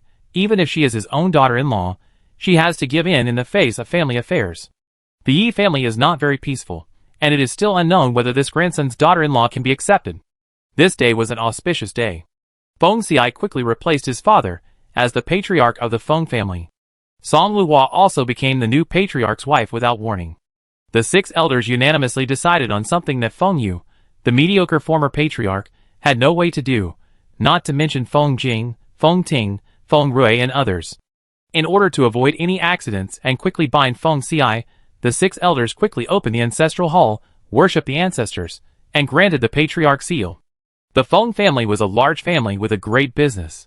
On the day when the patriarch was newly appointed, except for the members of the main branch, all the core members of the branch who could come were there. There are local people in Ponsu City, branches of Yanqing City, Taizu City, and hundreds of other surrounding cities. The main house is packed with people. Even Song Luhua, who has experienced crowded tourist attractions, can't help but be stunned. The top 10 families are really not just talk. Let alone the background, just the number of people is not to be underestimated. No wonder no one dares to provoke small forces. If a fight breaks out, just call a group of people, and everyone can drown someone with a mouthful of spit. Song Luhua, who was born in a commoner family, is considered to be a man of high status in the eyes of everyone. However, anyone who could walk to her side on that day was a shrewd person, and even if they had some complaints in their hearts, they could not be seen at all. Song Luhua did not see it anyway. The whole sacrificial process was handled by the 6th elder, and she was just a puppet, doing whatever he asked. After the worship, the couple entered the family tree and each entertained guests. Song Luhua had to accompany the female relatives of the branch to eat and drink and socialize. There were many people, and the scene was complicated. The 6th elder was still worried that she could not handle it well, so he asked the old sister-in-law to watch and be ready to save the situation at any time. Song Luhua said that it was not a big deal. As long as she was not afraid, she would not care about etiquette or rules. The etiquette of the nobles on the entire continent was very rough. Nani Yang taught her a little in advance. If it was not enough, she would just adapt it based on the etiquette she learned from watching dramas in her previous life and make do with it. It would be fine if it looked like that. Little did she know that she copied Lin Dayu and randomly adapted the dining etiquette, such as rinsing the mouth and washing hands after meals. When she pretended to do it, the female relatives were stunned. After that, it became a necessary procedure for the female relatives of the wealthy families to show their status. That night, the couple, who had been busy all day, rested in the courtyard specially prepared for them.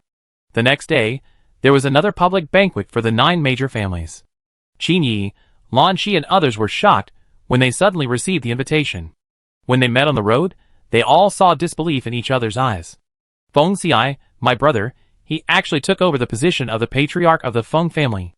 Jiang Wenxiu widened his eyes. If it wasn't clearly written on the invitation, he wouldn't believe it. Qin Yi couldn't help but twitched his mouth. This kid is so cruel. I thought he was aiming for the position of the young patriarch of the Feng family, but I didn't expect to pull his father down directly. Lu Yuan couldn't help but twitch his cheeks. When Lan Shi heard the news, she was also stunned, and then smiled and said, I really didn't expect it. Nong Hung felt very uncomfortable. Yunju and Bo Song, needless to say, were not only envious, but also calculating. But after thinking about it, he found that he couldn't copy Feng Xi's way and get promoted in advance. He could only give up with regret. Lu Hung didn't have so many thoughts. Feng Xi had been a child of other people since he was a child, so he was used to it. No matter how shocking his actions were, it seemed quite reasonable when he thought about it carefully. Li Zhong's lips curled slightly, as if he was smiling. He didn't think Feng Xi was wrong. The family was ruined by a bunch of idiots. If they didn't take action, they would be replaced sooner or later. However, he didn't expect Feng Xi to act so quickly. Thinking of the mess in his family, Li Zhong's eyes flashed with a cold light.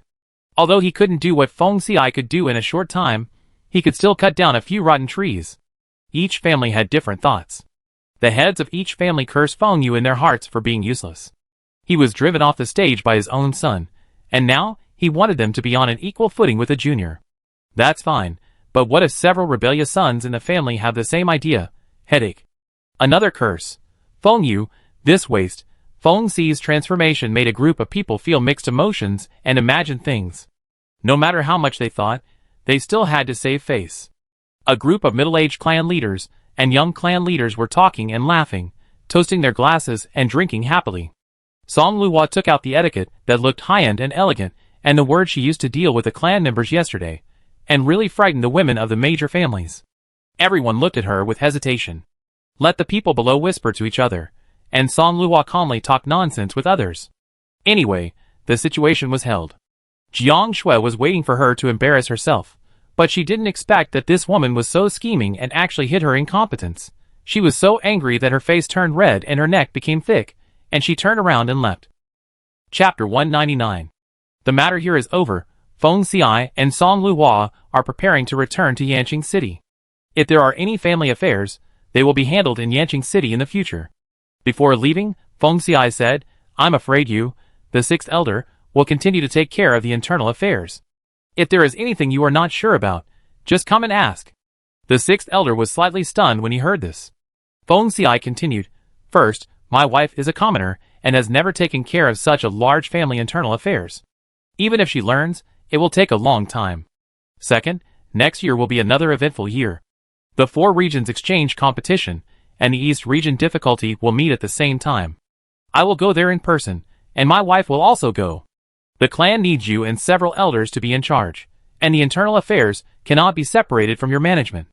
Speaking of Song Luhua, Feng Xi's eyes were gentle, and he held her hand tightly under the cover of his wide sleeves. Give her a little more time. She is naturally smart, and will definitely learn it. Then she can take over from you. You can also let her try major affairs here. Madam has unique insights, and may have a good solution. This was the first time that Feng Xiai praised her so bluntly in front of the elders. Song Luhua dug her toes into the ground in embarrassment. She didn't know she was so smart. And how long is this time? She and Feng Xiai understood it to be 30 to 50 years.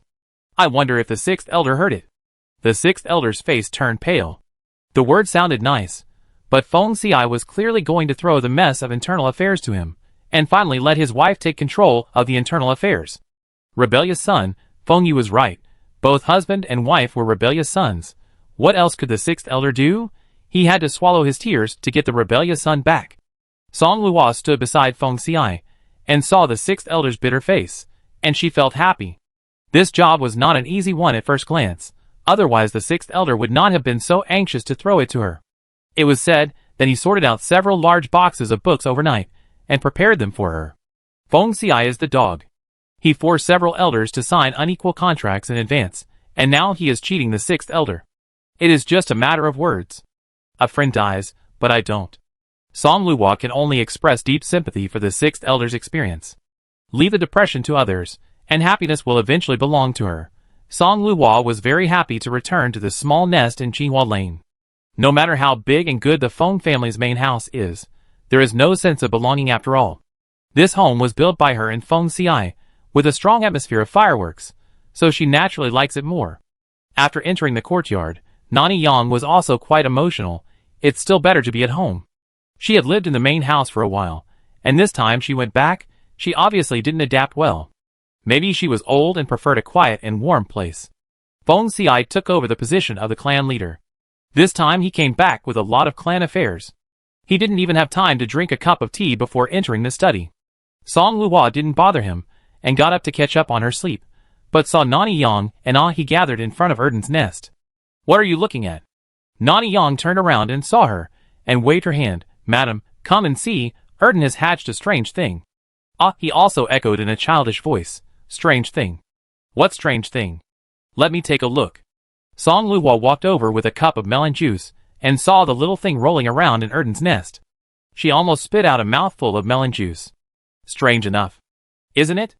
This little thing is not even as big as my thumb, tender yellow, round, with eyes, and a mouth the size of sesame seeds, and no nose. Those 2 little ears look like cat ears when you look closely. My old eyes are blurry, and I looked for a long time before I could see it. He touched it carefully with her little hand, raised her sparkling eyes, and smiled happily. Sister, they have fur. They do have fur, a very thin layer of tender yellow fur that is the same color as the skin, densely attached to the tender yellow skin. Song Luhua's mouth twitched. What on earth is this thing? Madame Yang clicked her tongue. I have lived so long, and I have never heard of this kind of strange beast. He also shook his head. Sister, I don't know it either. Song Luhua didn't expect the old and the young to answer her questions. She was going to find Feng Xiai, but when she thought he was busy, she didn't bother him. Besides, the little thing was just born and was so small, so it was better not to move it for now, lest it be tormented to death. This nest was hatched from the eggs that her eldest brother gave her. Fingley later sent a basket, but she didn't have time to hatch Erden. After counting the number of these little things, she was surprised to find that all of them had hatched. Erden also saved a lot of tender yellow broken eggshells, which he gathered together and ate with a crunch. Baji baji. Erden still smacked his lips. Song Luhua noticed it for the first time. Moving her eyes to these strange creatures, they were so small, their mouths were as small as sesame seeds. How to feed them? Can't they grow up just by drinking water? Song Luhua was worried. Tried to feed them some spiritual spring water. My goodness. After a small drop of spiritual spring water, the thing buried its face in it and almost drowned itself. The problem was solved by stirring the drop of spiritual spring water with chopsticks. The drinking problem was solved. What to eat? Madame Yang volunteered to prepare all kinds of food for the young animals, including but not limited to spiritual fruit puree, exotic animal meat puree, spiritual rice puree, wild vegetable puree. A huge variety of things. They didn't eat any of them. Song Luhua was speechless. It was so difficult to raise. Why did she let Erden hatch it? It might as well be made into egg drop soup. Finley said it tasted very good. It was really a thankless job. You won't eat this, you won't eat that, just starve to death. That being said, this thing had already hatched and looked so weird. Curiosity drove her to try it out. What the hell is this thing when it grows up? Song Luhua began to take out the things in her jade bracelet space. All kinds of spiritual fruits, spiritual medicines, refining materials, and finally took out the stones. These guys were so hungry that they cried and refused to eat. It's really hard to please. There's nothing edible. Do you want to eat money? Reference Erden eating black crystal stone. She took out a piece, and the chubby little yellow beast finally reacted. They rolled over, approached, and seemed to smell it, and then rolled away. They rolled around crying. Although this thing is small, its mouth is also small, and the sound, yeah, is very clear. There is only Lingbai left. Let's give it a try. She took out a piece of Lingbai and just put it down, and the group of yellow strange things started to stir like dogs smelling meat. They quickly found the right position and rolled over. Song Luhua was delighted. Could it be that they like to eat Lingbai? That's easy. The thing she lacks the least now is Lingbai. She had saved a lot before, and the sixth elder gave her 80 million a few days ago.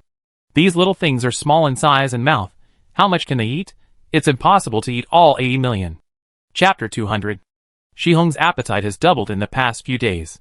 She has eaten a lot of black crystal stones, and sleeps soundly every day.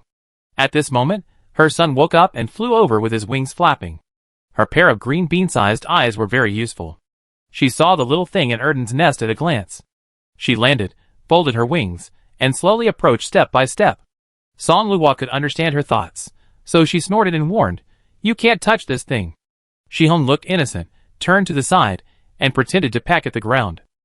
Stop pretending. You only eat black crystals, and the exotic meat prepared by Nani. Have you ever pecked at the ground? Shihong's little body stiffened. Song Luhua was too lazy to pay attention to this guy. Don't do bad things. Be careful or I slap you. Chirp chirp. Shihong cried for a while, and flew to play with Fugui and Gooden. Song Luhua glared at it speechlessly. She didn't plan to let Erden hatch the remaining eggs for the time being. Just when she was about to give a few instructions, she saw that the Lingbai she had just put in had turned dry and white. How could this be? Song Luhua was puzzled. Lingbai is emerald green, and contains spiritual energy. Only when the spiritual energy inside is exhausted will it turn dry white. When refining medicine and tools, they directly use spiritual fire to burn it. In life, there are few opportunities to use Lingbai in such a weird way. Touched it with a finger, the Lingbai that was sucked dry and white instantly turned into powder. The little things below were screaming loudly and rolling around. Could it be that there are too few Lingbai, and they can't eat enough? Song Luhua muttered a few times, took out another piece, and put it down. However, the next scene made her dumbfounded. As soon as she put the Lingbai down, the group of little things rolled over like a tide and stuck to it. But in the blink of an eye, the Lingbai immediately turned dry and white. The little things that rolled slowly, and didn't get to eat rolled miserably on the ground. Ah! The sound was miserable, overlapping, and coupled with their extremely small bodies, it sounded even more heartbreaking. Song Luhua opened her mouth wide, and took out 10 pieces of Lingbai in a daze. However, in the blink of an eye, the 10 pieces of Lingbai were sucked dry in an instant. Are these guys gold-eating beasts, so they can eat so much? Shihong only eats 2 pieces of black crystal stones a day. Oh no, now it's 4 pieces. These weird little things can eat so much. There are still many Lingbai in her space jade bracelet, which Feng Xiai gave her to refine medicine and weapons. Song Luhua took out a box directly, I want to see how much you can eat. She increased the number of lingbai from 10 to 20, but the result was the same. Song Luo didn't believe it. This weird little thing sucked up so many lingbai, but its body shape, size, and appearance did not change at all. It just ate money faster and faster. After feeding a box of lingbai, it was still the same. She became interested. Sister, I have a lot of money now. Let's see how much you little things can eat. 1 box, 2 boxes, 3 boxes. 10 boxes. Song Luo moved 10 boxes of lingbai in a row, a total of 100,000 lingbai to feed. This group of little things finally had a little change. They grew a little bit. Correspondingly, their eyes and mouths also grew a little bigger than sesame seeds. The hair on their round bodies was a little more obvious.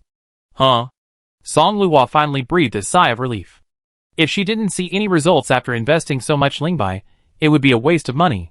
According to this trend, if she wanted to raise these little things, she would probably spend a lot of lingbai. This was more expensive than her refining equipment and refining medicine for 100 furnaces. Song Luo hesitated for a moment, but decided to continue feeding. She had already fed 100,000 lingbai. If she didn't continue, these creatures would definitely starve to death, and her money would really be wasted. When Feng Xiai came out of the study after handling the family affairs, he saw his wife squatting next to Erden's nest. There were many boxes of lingbai next to her.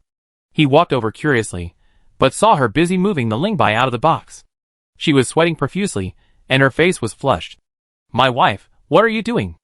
Hoo, Feng Xiai, you're here just in time, come and help. The more she fed them, the more Song Luo realized that the speed at which these strange things ate money was only the limit of her feeding, not their real upper limit. Feng Xiai didn't wait for his wife's answer, but he soon witnessed a miracle. The lingbai that his wife had just put down was instantly surrounded by a group of strange little things. Those pale yellow strange things only slightly stuck to it, and the spiritual energy of the pile of lingbai was instantly sucked dry. This is... I don't know, I don't recognize it. Feng Xiai was stunned, as if everything he had learned since his wife came was not enough. Song Luo wanted to ask him, but seeing that he was also confused, she had to find another opportunity to check. After feeding another 10 boxes, there was no change this time. All the lingbai in Song Luo's space was gone. She blinked and stretched out her little hand to Feng Xiai. Give me some money, I want to feed these little things. I will obey my wife's order. Feng Xiai waved his hand, and took out 100 boxes of lingbai from his space ring. After giving them, he asked, is it enough? If not, I ask someone to go to the bank to get some more. Song Luo shook her head. These weird things are too greedy. I don't know if these are enough. In just a short while, they have eaten 300,000 lingbai from Song Luo. I don't know how long Feng Xi's 1 million lingbai can last. Let's get some back first. Okay. Feng Xiai used the linkshare to send a message to Feng Shan. Feng Shan received the order and immediately went to make arrangements. While waiting, Song Luo and Feng Xiai watched these strange things suck up Feng Xi's 1 million lingbai in just a quarter of an hour. The white powder on the ground had piled up into a small mountain. If they hadn't seen it with their own eyes, they would never have thought that this pile was made by these thumb-sized little things. The couple looked at each other in surprise. Feng Xiai set up tables and chairs and snacks on the side, and then took out a pile of books and began to read. Song Luo was tired, so she rested and stared blankly while holding a cup. As evening approached, the sun in the sky had turned orange. The handsome young man reading a book and the beautiful woman drinking tea in the sunset were particularly harmonious. Nani Yang stood at the door of the kitchen, took a look, and went in with a smile. Feng Xi's slender fingers kept turning the pages of the book. She hadn't taken a few sips of tea, but Feng Xiai had already turned half of the book. Song Luo tilted her head and leaned over to take a look. It was a self-compiled book about rare beasts and spiritual plants. She had just finished reading 3 lines on a page, and Feng Xiai had already turned the page. She poked Feng Xi's arm curiously. You have finished reading all these? How did you do it? Feng Xiai put down the book and refilled her teacup. Read 10 lines at a glance. Remember everything you see. That's good. Read 10 lines at a glance. Remember everything you see. Envy, jealousy and hatred. Song Luo gnashed her teeth. Chapter 201. Feng Xiai flipped through another 10 books, and Feng Shan led a man who looked to be in his 30s and a little fat. In the 10 Winds continent, people have long lifespans, and Song Luo couldn't judge his age. The slightly fat man was wearing a dark blue flowing brocade robe. He looked honest, and the gleam in his eyes flashed. This man wore rings on all 10 fingers, with messy styles, Various colors, new and old. Song Liuhua's mouth twitched. What's the big deal? He's not selling rings. It's not good looking at all. Seeing Feng Xiai, this person looked quite respectful. I am Feng Babao, a member of the clan. I meet the clan leader. Yes. Feng Xiai nodded lightly, and looked at Feng Shan. Feng Shan asked, where are the Lingbai? The clan leader wants 30 million Lingbai. Hurry up and bring them out. Feng Babao wiped the sweat from his forehead, and looked at Feng Xiai awkwardly. Clan leader, I have brought all the 30 million Lingbai you asked for. Are they all in the yard? 30 million Lingbai is not a small amount. If they are all placed in the yard, I am afraid that there will not be enough space in the yard. Yeah. After Feng Xi's approval, Feng Babao chose a position, and moved the boxes out of the space rings one by one. Okay, she was superficial. It turned out that this guy was wearing a storage ring. It really troubled him to send 30 million Lingbai to Feng Xiai. Song Luo couldn't help but chuckle. Feng Babao and Feng Shan looked confused.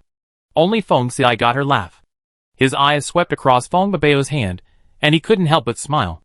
There are 30 million Lingbai cards in it. Go back. Feng Shan was quite curious about his young master.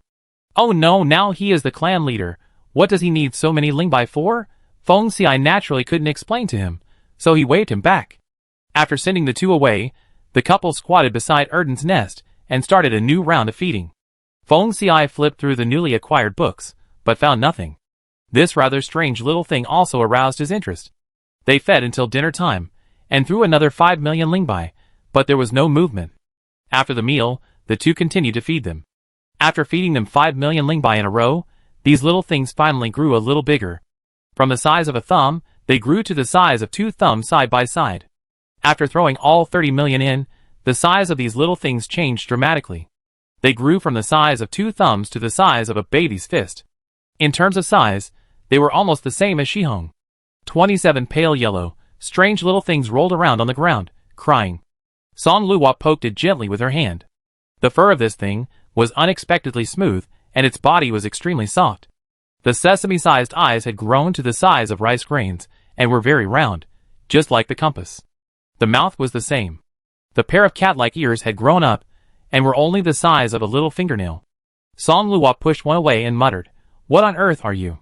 Feng Xiai picked up one, and it struggled violently, but it was a pity that this thing was soft and had no hands or feet, so it could only rely on a pair of small ears to move quickly.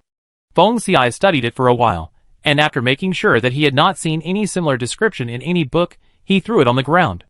As soon as the thing landed on the ground, it rolled very fast, and got under Erden's belly. Song Luo looked at it, and was very amused. The fluffy Erden opened his mouth, and saw a group of these tender yellow little things rolling towards him quickly, and getting under his belly. He tried to push them out from under his belly.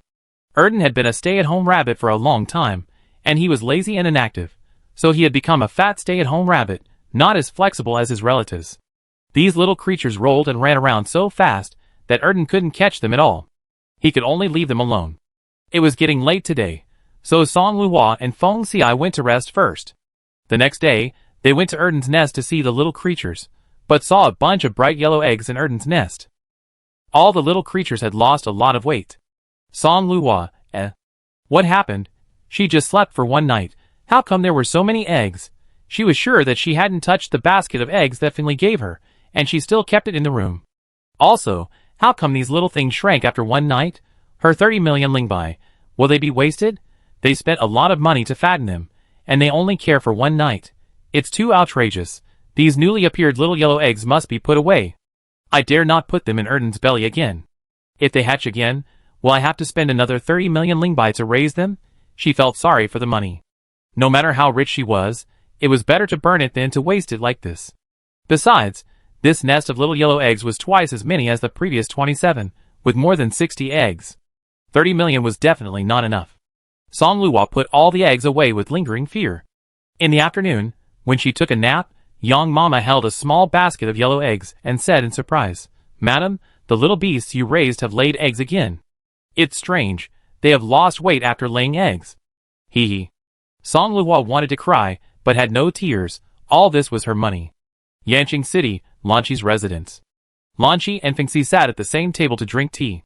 Lanqi asked curiously, Do you want to see the collection of strange beasts in my tribe? My wife found a strange beast recently. I searched through the books in the clan, but found nothing. As far as I know, the Lon family has a rich collection of books, among which there is a set of records about strange beasts in the world. Can you lend it to me for a look? I see. Lon, she thought nothing of it. A few books about strange beasts are not secret books, so naturally it is nothing. He nodded readily. What a coincidence. A cousin of mine just brought these books from the main house. I will ask him to deliver them now. Thank you. But there is one thing. Don't take it too seriously. This book of strange beasts in my family was probably made up by an elder of our ancestors. No one has ever seen the strange beasts recorded in it, and the children in the clan all read it as a storybook. Don't be surprised if you don't find any clues. It's okay. Lanchi poured a cup of tea and said with a smile, You have aroused my curiosity. What kind of strange beast is it? You don't even recognize it. Feng Xiai is well-read, no less than him, but he doesn't recognize it, and doesn't know what kind of strange beast it is. If you are interested, you can come and see it at any time. Okay, if I come to visit you, please don't be disgusted. I'll be waiting for you. Lanchi's cousin quickly brought the book over. Feng Xiai took the book and said goodbye. He flipped through the books very quickly, and soon finished flipping through 8 books. Finally, he found the relevant record on the 33rd page of the 5th volume of this set of strange beast records. 10 Wind Continent, April of the warm season in the 87,363rd year, the 4 domains exchange competition. In a stone forest in the northern domain, a strange beast was seen by chance, with no nose, no hands or feet, and a tender yellow body, soft and boneless. It is called the Yanyan beast. In the middle, it goes into detail about how to raise them, but only 1 out of 100 survives. The size of an adult beast is as small as a baby's fist, and it cries out. It gives birth to its offspring for 10 days, and then dies, leaving behind a pearl called a longevity pearl. 1 pearl can extend a person's life by 1 year. Longevity pearl, it's this thing. After figuring out the origins of these strange little things, Feng Xiai was very surprised. I'm afraid even Lanchi didn't know that the strange beast recorded by his ancestors was real. However, this is just his own opinion after all. Whether it is a longevity beast or not, it still needs to be verified. Chapter 202. Longevity Beast. You said these things might be longevity beast? Song Luo squatted aside, staring at the little thing rolling around in Erden's nest, and couldn't believe it. Is there such a thing in the world? She felt that her worldview had been refreshed again. Feng Xiai stood tall and graceful, with his hands behind his back, and chuckled, There are so many strange things in the world, and ordinary people only come into contact with a few rare ones. You also said that the Lon family's strange beast book cannot be trusted. How can you prove it? Just wait a few days. According to the book, a beast of this size has already grown up. The book says that it is very difficult to raise a beast of this size. The ancestors of the Lon family spent a lot of lingbai and borrowed a lot of money to raise hundreds of them, but only managed to raise 1. Feng Xiai looked at the group of lively creatures raised by his wife, and he hesitated. Combined with his wife's good fortune, Feng Xiai was actually 99% sure in his heart. Today is the 3rd day of their egg laying. Wait for another 7 days, and we will know the result. Song Luo heaved a sigh of relief. No one knew how much money these 27 little things had made her in just 3 days. Every time they laid eggs, their bodies shrank. If they were not replenished with lingbai in time, they would be half dead. Song Luo gritted her teeth and fed them another 10 million lingbai. So far, she had invested more than 40 million lingbai in these little things. She counted on her fingers and found that after 7 days, 80 million might not be enough for her to feed. Although it was all Feng Xi's money was hers. Song Luo sighed. Feng Xiai knew how she was worried, and tapped her head with a smile. Don't worry, my lady, what you spend today will be paid back soon. Feng Xi's words were full of meaning, and Song Luo suddenly thought of Qin Yi and others, and her eyes lit up. Yes, the longevity beast is a treasure, who in the world doesn't want it? According to the records of the ancestors of the Lon family, it is quite difficult to raise a longevity beast. When the time comes, cost price. If we sell a few, we will get back our investment. Song Luo's eyes rolled. Qin Yi, Lan Shi and others are all rich people, and the 1st to 6th elders are all wealthy. Once the news of the longevity beast is released, Song Luo can't even imagine how popular it will be. The couple looked at each other. Feng Xiai nodded, and Song Luo said happily, Feng Xiai, you are still quick-witted. My wife is smart, you taught her well. Thank you, thank you. The couple was modest, and continued to feed the little creatures. For 7 days, these little creatures laid eggs every day. Every day, they could pick up hundreds of small yellow eggs, and they became thinner every day. After Feng Xiai became the patriarch, all the private property given by the family was paid. 70 million lingbai. Song Liuhua's face turned green. She squatted beside Erden's nest every day to feed them. I don't know how much lingbai powder she processed. On the 7th day, Song Liuhua fed 10 million lingbai, and these little creatures finally changed. Today, the little beasts are particularly active, rolling around in the nest early in the morning. They look thinner, but not as listless as they were a few days ago. Song Liuhua took out the lingbai and fed them only 5 million, and these little guys with big appetites were full. After eating and drinking, they became quiet, huddled together, and did not move. She poked them with her hand, and their whole bodies were warm and still soft. Could it be that they fell asleep? Whether they were longevity beasts or not, they would know today.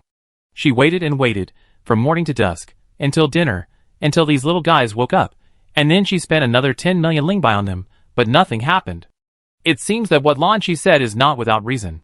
Maybe it was really fabricated by the ancestors of the Lan family. Song Liuhua was depressed. Is it possible that all this money will be wasted? When she thought of this possibility, she was heartbroken. In the middle of the night, Song Liuhua couldn't sleep, so she threw off the quilt and sat up from the bed. No, so much money will be wasted. Feng Xiai was woken up and silently covered her with a quilt. Don't worry, anything that can feed on lingbai and zuanjingshi is not an ordinary thing. If it is not a longevity beast, it may be another strange beast. I hope so. Song Liuhua pursed her lips and said unwillingly, there are so many strange and exotic animals on the continent. If it is not a valuable animal, you are not allowed to tell others that we spent so much money to raise it. Just these 27 little things cost more than 100 million.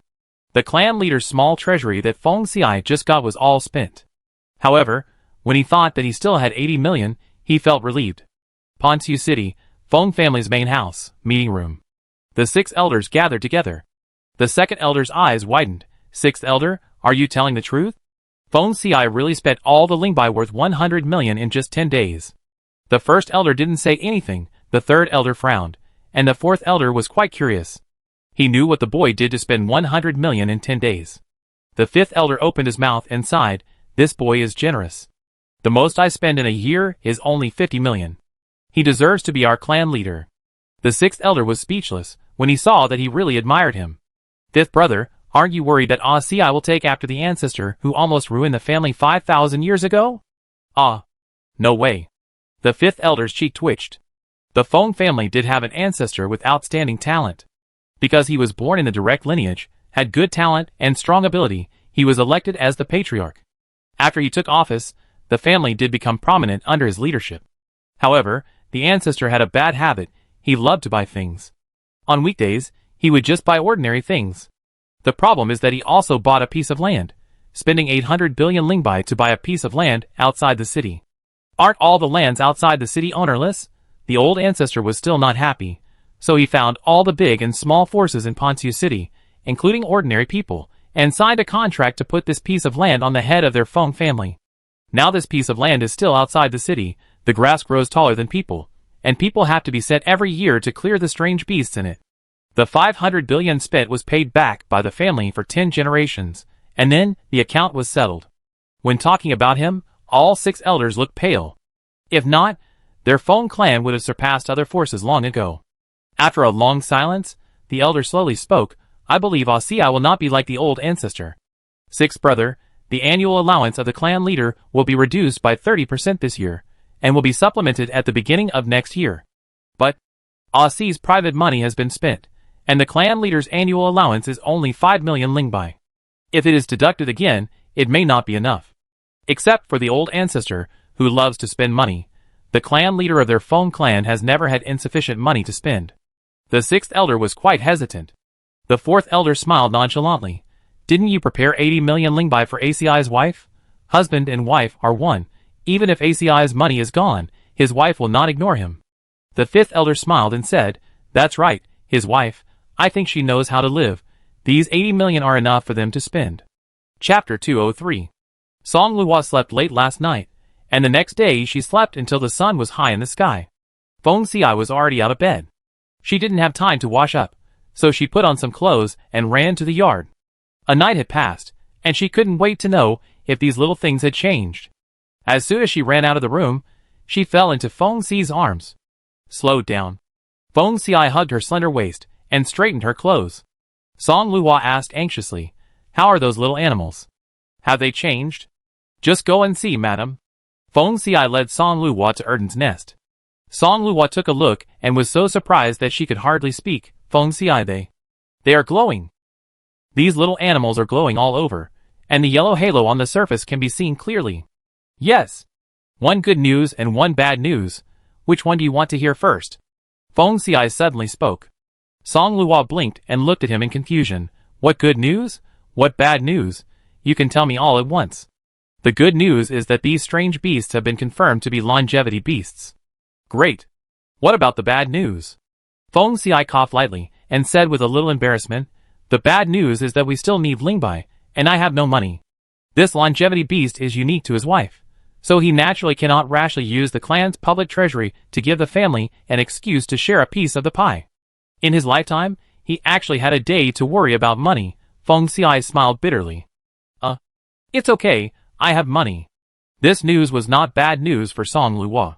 Once she was sure that this thing was the longevity beast worth a lot of money, she would not feel bad if she invested all 80 million. This was the 6th time Feng Babao came with a huge sum of money. Thinking of the huge amount of Lingbai that the clan leader had taken out in the past few days, he could not help but sweat on his forehead. 180 million Lingbai. The clan leader took all of them in 10 days. Such a big move must have been discovered by the elders. He did not forget the legend of the Feng family's ancestor, who loved to spend money. The clan leader should not be like this. Right? Feng Babao looked up and carefully glanced at the clan leader and his wife, who looked normal. "Clan leader, madam, this is the remaining Lingbai. Do you have any other instructions?" "No, you can go back." "Yes." Feng Babao wiped the sweat from his forehead and ran away. He was afraid that the couple would call him again and ask him to send money. If it happened again, his bank business would not be able to turn around. As they were fed, the 27 Yanyan beasts became smaller and smaller, but the light on their bodies became deeper and deeper. Gradually, the yellow light turned into a light cocoon. At the moment when the last 1 million Lingbai were all sucked dry, a fierce yellow light shot out from the pile of dry white Lingbai that formed a hollow hill. One by one, it was quite beautiful. Song Luo hadn't reacted yet. Feng Xi was agile, and his moves were as fast as lightning. He jumped up and quickly grabbed several times in the air. After a few breaths, Feng Xi handed over a jade box. "Madam, this is the longevity bead." Song Luo opened the jade box, and thumb-sized tender yellow beads appeared in front of her. It was warm to the touch and very comfortable to hold in the hand. 1, 2, 3, 10, 11, 27. Song Luo counted them persistently. One longevity bead equals 1 year of life, so I can hold 27 years of life in my hand. Thinking of the little yellow eggs collected in the past few days, Song Luo was excited. "Feng Xi, we have a lot of eggs of the longevity beast. If we hatch them all and raise longevity beads, we can repeat this over and over again, and we can live forever. Do you have any money left?" Feng Xi reminded. "Well, I'm poor. It's really not practical. Just raising these 27 longevity beasts has used up all her and Feng Xi's savings. If you want to live forever, you have to work hard to make money. When you think about working all year round for immortality, forget it. Sell it quickly for money. If youth has a price, sell it for 280 million. Song Luo stuffed the box to Feng Xi and didn't want to look at it again.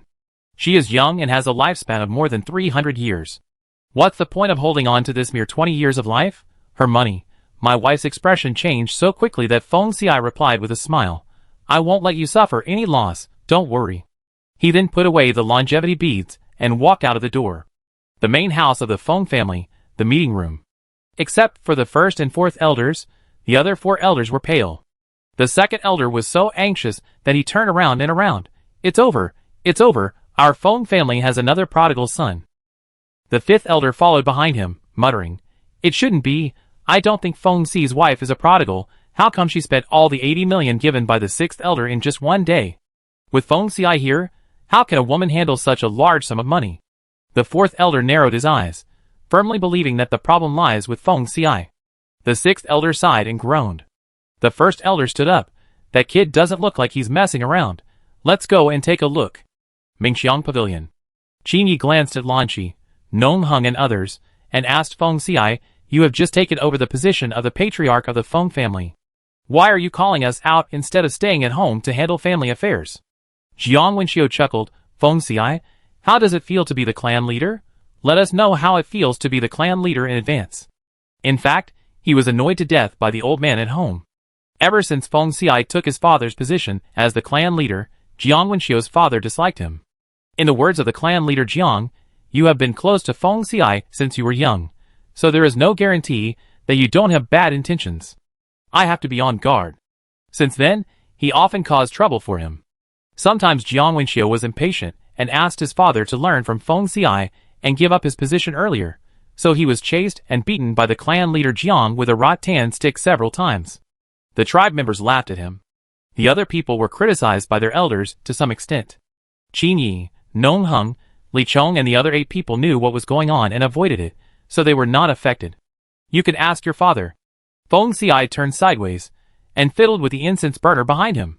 "Forget it, my father is always on guard against my usurpation of the throne." "Feng Xiai, you really set a good example for us." Jiang Wenxiu curled his lips. Asking the old man would get a beating. Lan Shi thought of the strange beast Feng Xiai mentioned a few days ago, and wondered if calling them here today was related to this matter. Everyone was already here, so Feng Xiai didn't keep anyone in suspense. He took out the jade box from his storage ring, opened it, and showed it to everyone. "These longevity beads are why I invited you here this time." The pale yellow beads were round and full, with a pale yellow halo on their surface. Qin Yi sat beside Feng Xiai, and when he picked one up, he felt something different. At first glance, the longevity beads didn't have any spiritual energy, but they were warm to the touch. At this moment, a very subtle spiritual energy was escaping from the palm of his hand, and then it gradually became thicker. Lu Hung was slightly stunned when he heard about the longevity beads, and looked at Lan Shi. "Isn't this longevity bead the strange beast in your ancestor storybook? It actually exists?" Chapter 204. Lan Shi thought of many possibilities, but he didn't expect that the strange beast Feng Xiai mentioned would be the longevity beast. He was very sure that the storybook. Ahem. The strange beast book, many of which were made up by the ancestors. However, this longevity beast is somewhat true. The 4 domains exchange competition that year was indeed held in the North Domain, and the ancestor did go there. According to the clan book, after the ancestor's lifespan came to an end, he lived another year and compiled this strange beast book. He was speechless for a moment. The book was written based on the ancestor's experience, half true and half false. Suddenly, he looked at Feng Xiai, and a smile flashed in his eyes. If it was really a longevity beast, Feng Xi's private vault would be very difficult. After he was identified as the young patriarch of the Lan family, he accidentally saw many secrets of the family. Among them was the regret letter of the ancestor, saying that he should not raise a longevity beast. The regret letter recorded that this beast needs to feed on Lingbai, and raising it will cause financial loss, and earnestly warned the clan members to run away when they see this thing, and never pick it up and raise it out of curiosity. Before this, Lan Shi always thought it was a story he made up. After all, this ancestor wrote a lot of messy books for a while in order to make money. Yun Ju and others were very surprised, and took the pearls to look at. Feng Xiai added, "1 longevity pearl can extend life for 1 year. Name a price." Li Zhong, Bo Song, and Nong Hung said in unison. 20 million Lingbai, 1. Feng Xi's voice fell, and the box was quiet. Everyone was considering whether it was worth it. Feng Xiai took a sip of tea, not in a hurry.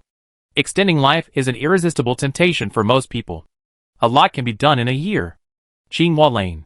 Song Luhua was sitting in the courtyard basking in the sun, when a group of old men suddenly came to her door, startling her. She hurriedly invited them into the meeting room. "Why are the elders here?"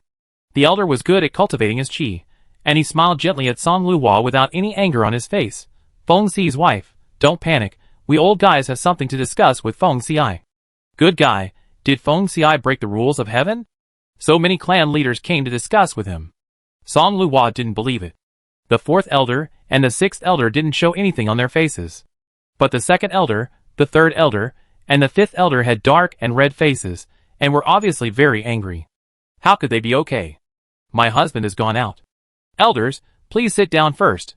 Song Luhua asked Madame Yang to serve spiritual fruits, cakes and tea. Just as she was about to use the spiritual stone to inform Feng Xiai, she saw him coming back. Okay, no need. She pulled Feng Xiai aside and said, the 6 elders are here. They look bad. Be careful. Feng Xiai raised his eyebrows. They are all here? Yes, they are all here. How did you offend them? Seeing his wife's expression of taking care of herself, Feng Xiai smiled and comforted her. It's okay, I am the clan leader. Even if I made a mistake, the elders will not do anything to me. He then pushed open the door of the meeting room. Several elders are here. Feng Xiai walked straight to the main seat at the top, raised his eyebrows, and looked at the 6 elders of different colors sitting below. The 6th elder asked tactfully, Xiai, I heard that you have taken more than 100 million lingbai from the clan bank in the past few days, but the money is not enough?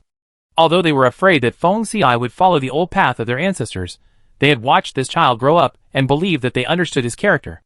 They still had to ask about the matter clearly. The clan finally had someone who could take the lead, so they must not follow the absurdity of the ancestors. It was indeed for this matter. Feng Xiai lowered his eyes and laughed, laughing at the elders being frightened by the ancestor. There is indeed not enough money. When the 2nd elder heard this, his blood surged instantly and his eyes widened. Not enough? The 4th elder couldn't help but hold his forehead. Xiai, what do you want so much money for? Don't you mean buying land? When they heard about buying land, they couldn't help but feel their scalps tingling, and couldn't bear to hear it at all. Feng Xiai shook his head. The 6 elders breathed a sigh of relief. As long as they didn't follow their ancestors and buy land, everything would be fine. Although it's not buying land, it's not less expensive than buying land. I wonder if you elders have heard of the longevity beast. Longevity beast? The eldest elder paused after tapping the teacup with his fingers, his eyes no longer calm. Do you have a longevity beast? Yes. My wife got a strange beast by chance. It's the longevity beast, and all lingbai is used to feed the longevity beast. The other elders could not sit still when they heard this. There really is a longevity beast. They had also heard of the longevity beast. The earliest record was in the Lan family, but the ancestor of the Lan family loved to write random words in a messy book, so they thought it was just random. The 5th elder asked curiously, You have taken so many lingbai in the past few days. Could these longevity beasts eat money? Yes, it costs a lot. Knowing that Feng Xiai was not buying land, the worries in the hearts of the elders disappeared. They all became curious about the longevity beast. So you and your wife's money all went to feed the longevity beast? The 3rd elder asked, What does the longevity beast look like? Feng Xiai gave a brief description, and the elders were amazed. The 5th elder, who sat next to the 3rd elder, couldn't help but whisper to him. I said this kid wouldn't mess around. Look, I was right. Our Xiai and his wife are both very discerning, and they found such a rare longevity beast. The 5th elder started to talk again. The 3rd elder couldn't stand his nagging. He frowned and endured it again and again. Finally, he couldn't help interrupting him. Old 5th, stop talking. Being annoyed, the 5th elder was unhappy. Am I wrong? 3rd brother, you. He said a lot of nonsense. Unable to control him, the 3rd elder could only block him with a wooden face. Feng Xiai took out a box. The longevity beast has turned into a pearl. 1 pearl can extend the life of 1 year. This is specially left by my wife for the elders. Feng Xiai opened the jade box, and 6 longevity beads lay quietly on the soft fine cloth, emitting a lustrous yellow light. It was obvious that they were not ordinary items. Extending life for 1 year, even the 6 elders, who thought they were not afraid of life and death, could not help but feel excited. This year is very attractive to those who have reached the end of their lifespan. No one can say that there are no regrets at the end of life. This year of life at least gives a chance to make up for the regrets. It was a pity that they were still worried that Feng Xiai would learn from the old ancestor who spent money on the family. They did not expect that the couple was so filial. The 6 elders felt guilty. The elder took out a lingbai card from his storage ring. I appreciate your filial piety. You must have spent all your money raising the longevity beast. Take these 50 million lingbai cards first. Thank you, elder. Feng Xiai took it without hesitation. Then the 2nd elder, the 3rd elder, the 4th elder, the 5th elder, and the 6th elder gave subsidies one after another. Feng Xiai accepted all the gifts. Thank you, elders. Chapter 205. My lady, these are all for you. After sending off several elders, Feng Xiai called his poor young lady, and put a pile of lingbai cards in her hands. Her hands were too small to hold them. Song Luhua held a pile of lingbai cards in the corner of her clothes, smiling from ear to ear. Feng Xiai, we are rich again. Yes, we are rich. Feng Xiai touched her head with amusement. I have to count them. Go ahead, there are 3 longevity beads left, play with them. Feng Xiai smiled dotingly, stuffed a small jade box into her hand, watched her jump into the room, and then turned to the study. In the bedroom, Song Luo took off her shoes and sat cross-legged on the couch. The bed was covered with sparkling Lingbai cards, 20 million, 40 million, 90 million, 610 million, 610 million. After deducting the cost of 180 million, the profit was 430 million. This amount shocked Song Luo, and she was agitated for a long time before she recovered. Opening the small jade box that Feng Xiai had just stuffed in, 3 glowing longevity beads were lying inside. Song Luo played with it for a while, and threw it into the jade bracelet space. She didn't need this thing for the time being. There were still many eggs of the Yanyan beast. The basket brought by Fingli contained more than 300 eggs, plus the more than 700 eggs laid by the previous 27 Yanyan beasts, a total of more than 1,000 eggs. If they could all be hatched, there would be more than 1,000 Yanyan beasts. However, it was too expensive to raise this thing, so Song Luo temporarily gave up this idea. The money just got, so she had to warm it up first. The water outside the city had receded to the depth of the calf, and in another half a month, it would almost all recede. Ponsu City and Yanqing City are planning to expand the city. Ponsu City is the main city of the 10 major families in the southern region. After hundreds of years of development, the population has increased a lot. In addition, several small cities in the surrounding areas were destroyed by the flood of strange beasts at the beginning of the flood, and many refugees poured in. As a result, the population has increased. City expansion is imperative. The 10 major families, the mercenary guild and major forces gathered together to discuss the city expansion. The scope of the city expansion and the separatist areas of various forces were determined, and a contract was signed. The financial, human and material resources provided by various forces all have old precedents to follow, and they can be slightly adjusted. After all matters were discussed, the various forces began to prepare while the water had not completely receded. Safety was the top priority.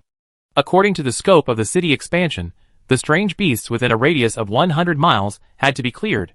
Stone and wood were indispensable for building walls, paving roads, and building houses. The various forces began to move. The people of the 2 cities went out in full force to cut wood in Dongling, quarry stones in Shidi, and clear the strange beasts. Song Luo also went to join in the fun. The strange beasts within a radius of 100 miles in Ponsu City and Yanqing City were cleared every year, but in fact there were not many. In addition, the flood season has not yet passed, and the exotic beasts on land have not returned. The trouble is some birds and beasts. The exotic birds have wings, and those who can stay in the flood season, except for a few who can swim, can mostly fly. At this time, Song Luo's dinosaur anti-wolf is very useful. All exotic birds within 300 kilograms can be trapped by the bubble emitted by this spiritual weapon. Once trapped, they can be controlled. Such means, Feng Shan and other old subordinates, who followed Feng Xiai have long been accustomed to. However, the tribesmen of the main branch opened their mouths wide, feeling quite magical. Amazing! What kind of spiritual weapon is this?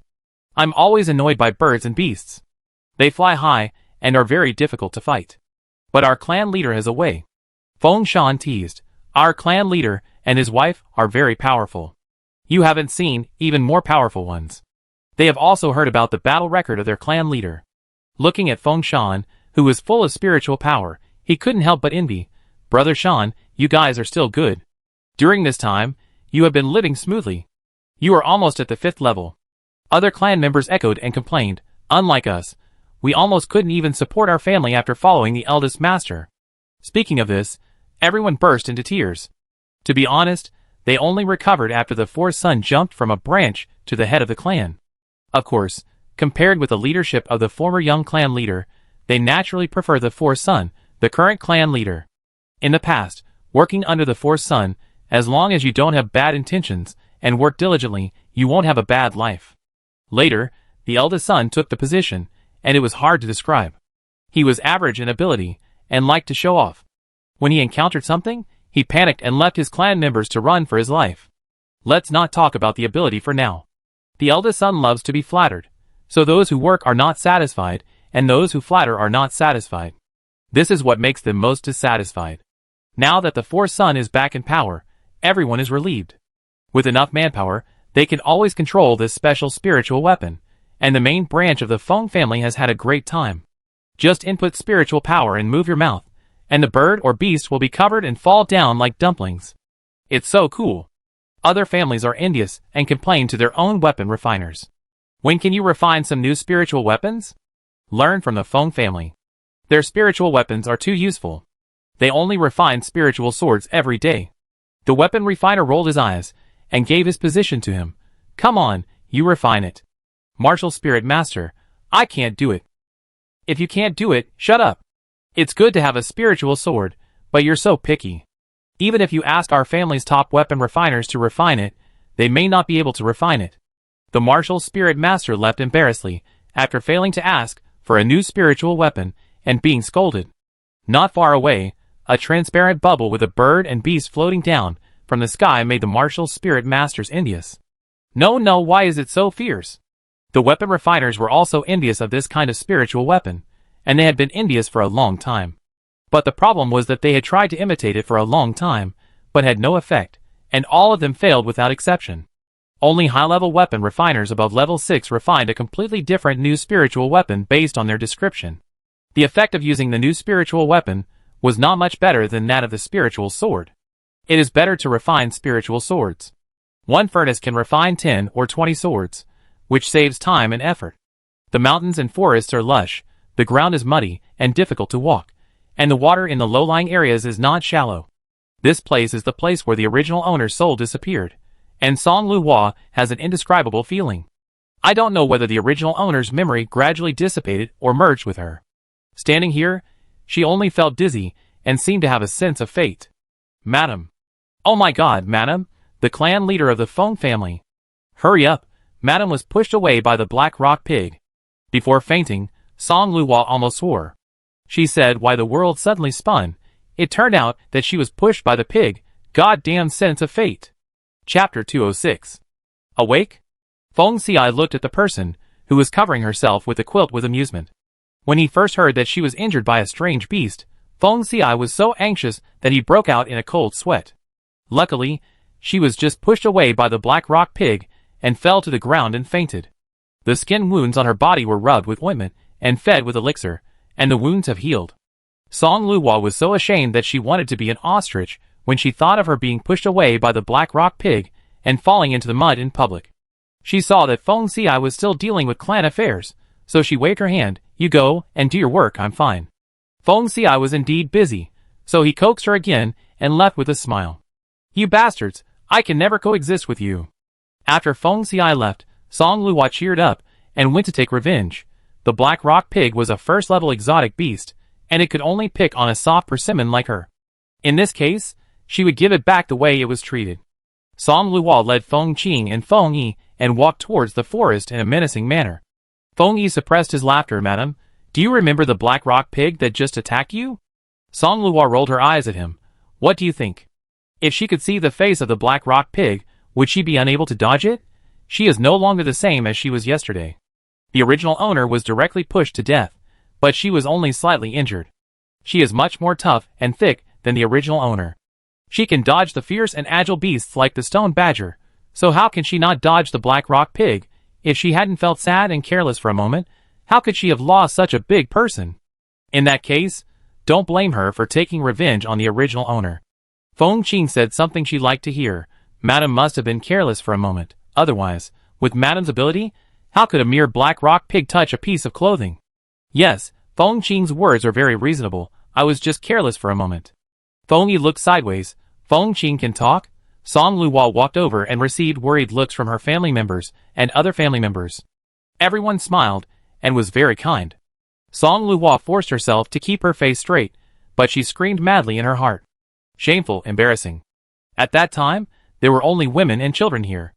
It is said that the Black Rock Pig that pushed her away paused for a moment, then turned around and ran into the forest and disappeared. The Martial Spirit Master searched for a long time, but couldn't find it, so they gave up. In order to ensure the safety of women and children, each tribe also sent a team to patrol and protect the safety of women. When Song Luhua brought Feng Qing and Feng Yi over, the mud marks she made on the ground were still there. There were a bunch of messy footprints around, and everyone seemed to be trying to avoid this human-shaped mud pit. Song Luhua, what's going on? You two, Go and destroy this mud mark for me. Yes. Feng Yi tried his best to keep a straight face, for he was afraid that he would laugh out loud. After solving the remaining problems, Song Luo led the two brothers to search for the traces of the black rock pig. Unfortunately, the mountain was muddy and there were many people, so the footprints of the black rock pig had been trampled into a mess, and could no longer be seen. Song Luo gritted her teeth. Any black rock pig that appears here will be killed without mercy. Feng Yi laughed so hard that his shoulders twitched. Yes. Feng Qing twitched his lips. Yes. The three of them shuttled through the forest, trying to find the traces of the black rock pig. After a round, they saw a lot of wild vegetables and second-level gray-feathered pheasants, and picked up some eggs, but they didn't see even the shadow of the black rock pig. Feng Yi happily dug wild vegetables, looked for gray-feathered pheasants, and dug tree holes. He didn't forget that he had taken out a lot of rabbit beasts with his wife.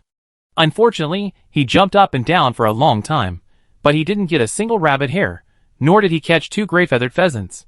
Song Luo curled her lips in disdain. If she came to look for it, she would definitely find more than this idiot, but her goal today was the black rock pig. She was not interested in anything else. You guys look for it yourself. I go sit under that tree. There was a big tree next to it, with a dense crown and quite tall, like a big umbrella, full of security. After walking for a long time, her legs and feet were a little tired. It's a big loss to keep Shihong as a mount. In the past few days, the guy's appetite has increased a bit, and he eats 10 black crystal stones every day. After eating, he lies down and sleeps all day long. Can't count on him. Song Luo explained, walked to the big tree, and was about to sit down, when a heavy object suddenly hit her and made her see stars. Ah! What the hell? Feng Qing and Feng Yi just turned around, and heard their wives screaming. Looking back, the scene in front of them made the two brothers' eyelids jump. Madam! Oh no! Madam was hit by the black rock piglet again. Feng Qing and Feng Yi rushed over. Feng Qing picked up the black rock piglet that was still pressing on his wife. Feng Yi quickly helped Song Luo up, and moved to the side. Madam, are you okay? I'm okay, I was hit by the pig again. Song Luo rubbed her burning shoulders and back, and jumped in anger. The pain eased a little. She looked at the black rock piglet that Feng Qing was holding in his hand. Sparks flashed in her eyes, and she went up to hit him with two big noses. The crisp slapping sound, and the screams of the black rock pig were particularly clear in the empty woods, and Feng Qing's eyebrows jumped. After letting out a sigh of relief, Song Luo felt that the pain in her body was no longer so severe. Tie it up tightly, and don't let it run away. Yes. Without saying a word, Feng Qing took out the tendons of the blue ox from the storage ring, and tied the black rock pig cub into a zongzi. Finally, he was annoyed that it kept screaming, so he tied its mouth again. Song Luo was satisfied. Turning his head, he looked at the tree with hatred. Feng Yi, go up and have a look. Yes. Feng Yi jumped up, stepped on the tree trunk, and climbed up swiftly. Sure enough, he found a big black rock pig nest on the top, but the nest was empty at the moment. Madam, there is indeed a black rock pig nest on the top. I was wondering why we couldn't find it. It turns out that these guys can climb trees. No wonder these black rock pigs didn't migrate south with the strange beasts. It turns out that they can climb trees. This makes sense. Song Luo sneered. Check the tree and make sure to catch these bastards. Dare to push me so that they know how many eyes the Horse King has. Madam, who is the Horse King? How many eyes does he have? Feng Yi's inappropriate doubts made Song Luo want to hit him. What do you care? Hurry up and work. Feng Qing also had doubts. Seeing that Feng Yi was beaten, he knew what to do and didn't say anything. He jumped up the tree with a sword in his arms to investigate. Chapter 207. Madam, there is a litter here. Feng Yi checked 20 or 30 trees, and indeed saw a litter of black rock pigs on the trees. There were 3 big black rock pigs weighing about 300 kilograms, and 20 or 30 small black rock pigs weighing about 30 kilograms. The meat of the big black rock pigs was dry and woody, and although they had spiritual energy, they were not very delicious. But the small ones were different. They had tender meat, and were made into roast suckling pigs, which had a unique flavor. Feng Yi's eyes lit up, and he immediately killed the 3 big ones, and quickly tied up the small one. Song Luo was standing under the tree, and suddenly, with a few bangs, 3 big black rock pigs and more than 20 small black rock pigs were thrown down from the tree. The living small black rock pig screamed. Feng Yi jumped down from the tree and said proudly, Madam, how is it? Song Luo nodded with satisfaction. Well done, keep looking. Yes. After a while, Feng Qing also dragged a string of black rock pigs, both big and small. Like Feng Yi, the big ones were killed directly, and the small ones were tied up. Song Luo gave high praise. Yes, do it, not taking revenge. Cough. Getting rid of harm for the people, what a good man. Feng Qing's mouth twitched because of the praise, and he turned around and fled without saying a word. If you want to hold a grudge, why praise him? Of course, Feng Qing and Feng Yi were still too slow to rely on themselves, so Song Luo deliberately spread the news that there was a black rock pig nest on the tree. It happened that the martial spirit masters of the major families, who were patrolling here, were too idle, and they all became interested and joined the team to dig out the pig nest. After 7 days of digging, the black rock pigs in this place were almost wiped out. All black rock pigs looked the same, and Song Luo never saw the culprit who pushed her away, so she couldn't be sure which bastard pushed her away. However, all this is unimportant now. The black rock pigs in this place have been wiped out by her, and no matter who pushed her away or killed the original owner, they can't escape. She has avenged the original owner. Feng Qing and Feng Yi each got some of the black rock pig cubs, and the rest were given to Song Luo. Those who are too old are directly handed over to Feng Yin for handling. Feng Xi became the clan leader, and Feng Yin's old subordinate Yu Chong, who is in charge of supplies, naturally rose to prominence and replaced the original one. As for the original Yu Chong of the family, he was sent by the Great Elder. Now that the new clan leader has taken over, the Great Elder has withdrawn him. As the saying goes, when one person succeeds, all the chickens and dogs will rise to heaven, and this also applies to Feng Shan and others. These people followed Feng Xi in the most difficult times. No matter how they followed at that time, they had suffered together, and their character and abilities were not bad. Feng Xi naturally treated them as confidants. Feng Yin has been doing a good job. As the head of Yu, he has been conscientious and responsible, and has managed the materials in an orderly manner. He also looks after Song Luo's private storehouse. With the concerted efforts of all the major forces, the area of 50 miles around the two cities has been cleared. The major forces marked the plots they needed and began to quarry and cut wood one after another. The martial spirit masters have plenty of strength, and compared with hunting, quarrying, and cutting wood, it is much easier. The wood is cut in Dongling, where there are many yellow fir trees. The wood is thick and straight, flexible and hard, and it will not rot for thousands of years. It is a good wood for building houses and making furniture. Song Luo did not go, Feng Xi did not allow it. Feng Li, Feng Yuan and some of the women who went to collect came back and said, "You are right not to go. All the men are shirtless. Seeing them will give you nightmares for a few days." "That's right," the other women echoed. "Song Luo, I don't believe you. Look at the way you are laughing. You are just saying one thing and thinking another. TSK, she doesn't want it anyway." Feng Xi. Cough cough. After collecting yellow fir trees in Dongling, everyone went to the stone land to collect stones without stopping. Bluestone is needed to build houses and city walls, and there are also requirements for the specifications of bluestone. The crowd found some large bluestones in the stone land, and then transported them back to the city, and cut them into certain specifications with special spiritual tools. Song Luo found a lot of good things in the stone land, and when she heard about it, she wanted to go with him.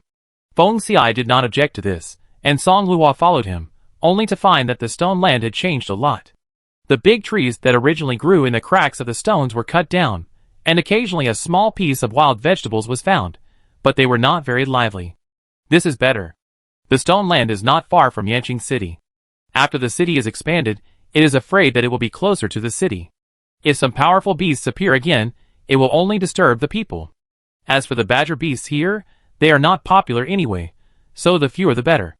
As soon as she stepped into this land, she saw many of them hiding behind rocks and baring their teeth at her. Song Luo didn't want to tolerate them, so she picked up a stone and threw it at them. She was not very accurate, so she naturally didn't hit them, but was hit by a stone thrown by this thing.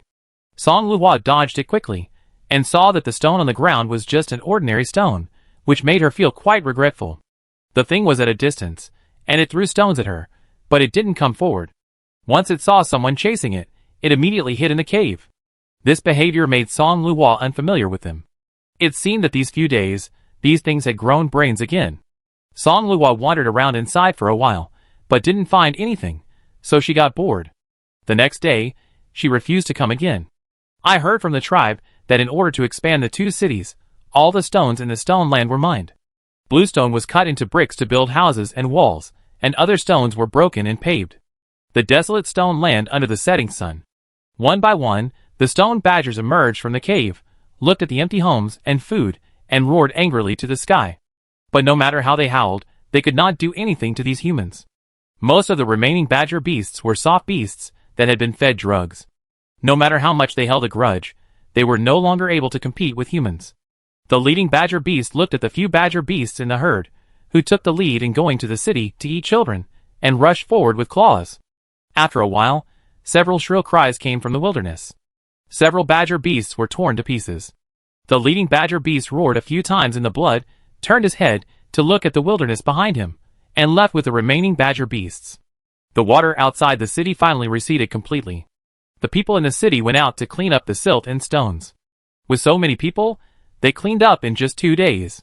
The next step was to build the expanded city wall, called the outer city wall. After the outer city wall was built, a protective shield needed to be laid. During this period, all the martial arts masters in the city were refining protective shields. Song Luo also started to work on her weapon refining business that she had not done for a long time. I don't know if it's because I haven't refined weapons for too long, but this time I only refined 5 times and refined 1 furnace. This furnace produced more than 50 spiritual weapons, and they were all normal. If they were used, they would definitely be very dazzling. Song Luo fiddled with a little gadget in her hand, quite satisfied. Chapter 208. 50 torch-shaped spiritual weapons are the most normal spiritual weapons she has refined. They are also very convenient to use. Just puff up your cheeks and blow continuously to spray spiritual fire and attack strange beasts. Song Luo was very satisfied with this. The power of the whole city should not be underestimated. The city wall was built in just 3 days. The couple had already discussed the layout of the new house. Feng Xiai drew the blueprint and started construction today. The expansion of Ponsu City is also in full swing. The part involved by the Feng family is now temporarily supervised by 6 elders. This time, once Ponsu City was expanded, it was very close to the land that the old patriarch bought. If it is cleared, a wall is built, and a protective cover is installed, it will be just right for the family to grow crops. The elders were fed up with this land, and they also wanted to use it as a warning to Feng Xiai, so they handed over the cleaning and transformation of this land to Feng Xiai. A piece of wild land is not valuable, and Feng Xiai did not intend to go there in person. Song Luo said, "I want to go." Feng Xiai, "If my wife wants to go, then let's go together." She heard that the ancestor of the Feng family spent 500 billion lingbai to buy this land, and she was very curious. Besides, the land outside the city is unowned, so she has to grab another piece and then get a few more for planting. Whether it is Ponsu City or Yanqing City, Song Luo found that no one seemed to have this idea. Perhaps they were afraid of trouble. No matter what, her Chinese bloodline has awakened, and there is no land anywhere. Is this reasonable? Is this the land bought by the ancestors? Song Luo looked at the less than 1 acre of land in front of her, with weeds growing to half a person's height, and fell silent. 5,000 years ago, spent 500 billion to buy such a big piece of land? No wonder the elders disliked him. Who could tolerate this? Looking around, the major forces in Ponsu City had occupied the surrounding land long ago, perhaps inspired by their ancestors. Many families had already repaired it. Luckily, the elders also participated and took over the land next to the land bought by the ancestors, with 100 acres on each side. Feng Xiai nodded helplessly. He only spent more than 100 million lingbai, but the 6 elders were suspicious. It can be seen that he was really scared by the ancestors. Let's do it. Yes. Feng Xiai, with a command, several tribesmen carried hoes and went to the fields. The moment several tribesmen walked into the fields, the sound of birds and animals flapping their wings came from the grass that was 1 person high. Song Liuhua's eyes lit up. Feng Xiai, there are birds in there. Feng Xiai nodded and said to the tribesmen, "Go and have a look." The tribesmen received the order and went to check. After a while, several gray spirit pheasants came out of the grass. The gray feathers, the long tail raised high, slightly larger than the fragrant chicken, flapped its wings, and ran and flew in panic. Unfortunately, it can't fly high at all. Song Liuhua's eyes lit up. It is indeed. She aimed at the nearest gray pheasant, rushed up quickly, and successfully hit one with a whirlwind kick. Feng Xiai was not idle either. He stood in place, slightly hooked his toes, and shot 3 stones at the same time, hitting the remaining 3 gray sparrows. Song Luhua excitedly picked up the gray sparrow and showed it to Feng Xiai. I caught one. Feng Xiai picked up the 3 on the ground and smiled. My lady is really amazing. Song Luhua, it's a bit exaggerated. It's a pleasant surprise to catch a gray spirit pheasant in such a small place. It's not about the amount, but the surprise makes people happy. Knowing that there is such a thing inside, Song Luhua dragged Feng Xiai to run around inside. The grass is half a person's height. Even if you know there is no big danger inside, you are still a little scared. However, with Feng Xiai, who has explosive fighting power, by her side, Song Luhua followed him with peace of mind. There are many stones on the ground, some of which are similar to pebbles by the river, and they are uneven when stepped on. Song Luhua couldn't help but sigh. It must be your ancestor who spent 500 billion on such a piece of land. Feng Xiai smiled. It was our ancestor. The spirit sword led the way, wherever he went. Feng Xiai protected Song Luhua and walked in. Just after walking a short distance, she saw a nest of white eggs with her sharp eyes. Judging from the size, they should be the eggs of the gray sparrow. Song Luhua picked them up happily. The land is good, but there are many things. I am talking about the land bought by the ancestor. The couple just took a few more steps, and there was movement on the right rear side. Madam, hold on tight. Feng Xiai quickly locked the position, holding Song Luhua in his left hand, and leaping from the ground, waving the spirit sword in his right hand. A gray spirit bird fell to the ground. He was very fast, and Song Luhua felt the perspective of a martial spirit master for the first time. She had to admit that Feng Xiai was very handsome. She looked up, and Feng Xi's elegant and focused eyebrows seemed to be glowing. She didn't know how long she was in a daze, and when she met Feng Xi's smiling eyes, she couldn't help but feel her heart skip a beat. Madam, what are you looking at? The smile in Feng Xi's eyes deepened, and his warm eyes were as bright as stars. No, nothing. She refused to admit it, and her heartbeat accelerated for a moment. They were already an old couple, so it was wrong. Feng Xiai did not pursue the matter further, and held her in his arms to find the hunted gray-feathered pheasant. Song Luhua rubbed her face, and quickly put aside the sudden emotion. Going deeper, Song Luhua found that this bush was simply a natural sanctuary for these gray-feathered pheasants. There was a high chance of finding gray-feathered pheasant eggs by randomly pulling apart a patch of weeds. At least, that was the case with Song Luhua. She just tripped accidentally, and her body tilted slightly, which happened to bring up a wisp of grass, and she found a nest of gray-feathered pheasant eggs. Feng Xiai finally knew how his wife got all the good things when she was hanging out outside. Incomparable, incomparable. It seems that he is sure to eat this gigolo. Feng Xiai curled his lips, and leaned over to pick up the eggs. Just after picking up the eggs of this nest of gray-feathered pheasants, there was another noise not far away. What a big noise! Could it be that we encountered a group of gray-feathered pheasants? Feng Xiai listened carefully to identify it, and shook his head. It's not a bird or beast. Could it be that there are other strange beasts? Song Luhua muttered. Let's go and take a look. Feng Xiai embraced Song Luhua, and jumped up a few times. In just a moment, they arrived at the place where the noise was made. Seeing the thing inside, Song Luhua was speechless. Black rock pig? This thing again. In the bushes, 7 or 8 black rock piglets formed a pair, and dug wild vegetables in the bushes. It was simply a bad fate. Feng Xiai knew that she still hated being dug by the black rock pigs. He coughed twice, suppressed his smile, and said, Don't worry, my lady, I will deal with them.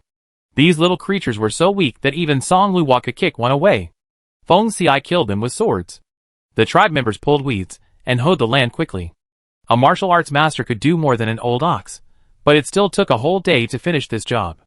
A tribe member dug out a black stone from a little deeper underground and threw it aside. He complained, Our ancestors were really messing around. What's on this land? Except for a pile of grass, there are just rotten stones on the ground. Chapter 209. Another tribe member spat on his palm and dug with a hoe. A crackling sound was heard, and he knew he had dug up stones again. He echoed silently, That's right, the ground is full of rotten stones. Look at the land of other families. Not only is it free, but the land is fertile, and there are not so many messy stones. But our ancestors spent a lot of money to buy such a rotten land. On such a piece of land, all kinds of messy stones dug out can be piled up into a small mountain. Song Luhua counted the harvest today with her hands, and found that it was quite a lot. She caught about 20 black rock piglets, and only caught about 20 gray-feathered pheasants, but she picked up a lot of eggs. She didn't count them, about 300 or so. Then, she could let Erden hatch and raise some of them. Anyway, the new house is not small, and a special chicken coop is prepared. Before going back, Song Luo watched the tribesmen cleaning the stones dug out from the ground, and felt a sense of familiarity and strangeness. Wait, keep all these stones for me.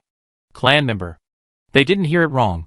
Did the clan leader's wife want this pile of rotten stones? Is she a rag picker? Well, as long as she is happy. Feng Xiai was surprised. Could there be another secret in this pile of stones? Back home, Song Luo couldn't wait to play with the pile of stones she brought back. These stones are of different shapes. There are blue-gray rocks, red sandstone with rough surface, and pebbles with yellow or red shells like those by the river, and half of them are black stones.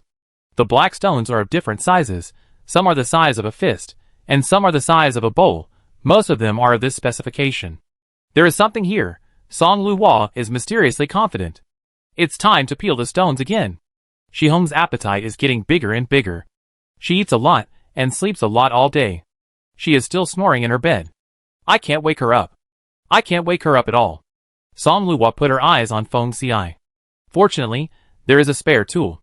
Husband, these stones are handed over to you. Feng Xiai thought, but there is something in this stone. Do you want me to peel it out? Song Luo nodded, yes, help me peel them all. Okay. After dinner, Feng Xiai started to get busy.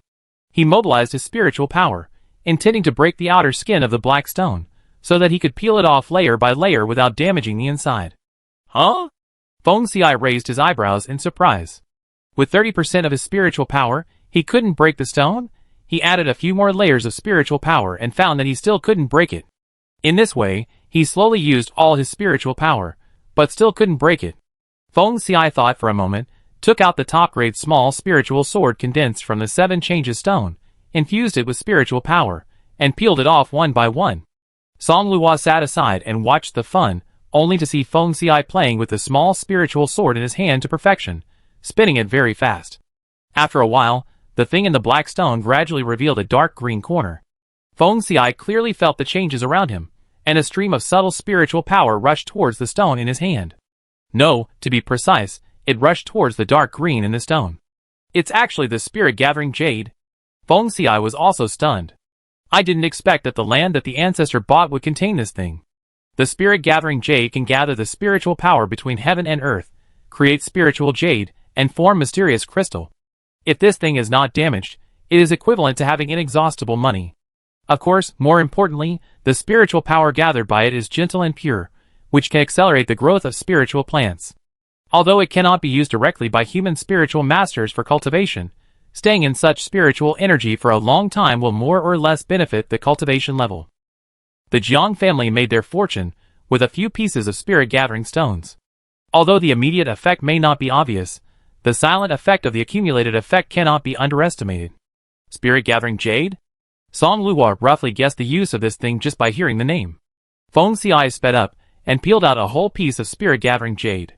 The spirit-gathering jade, which was the size of a baby's fist, was crystal clear, dark green like water, and cool to the touch, which was extremely comfortable.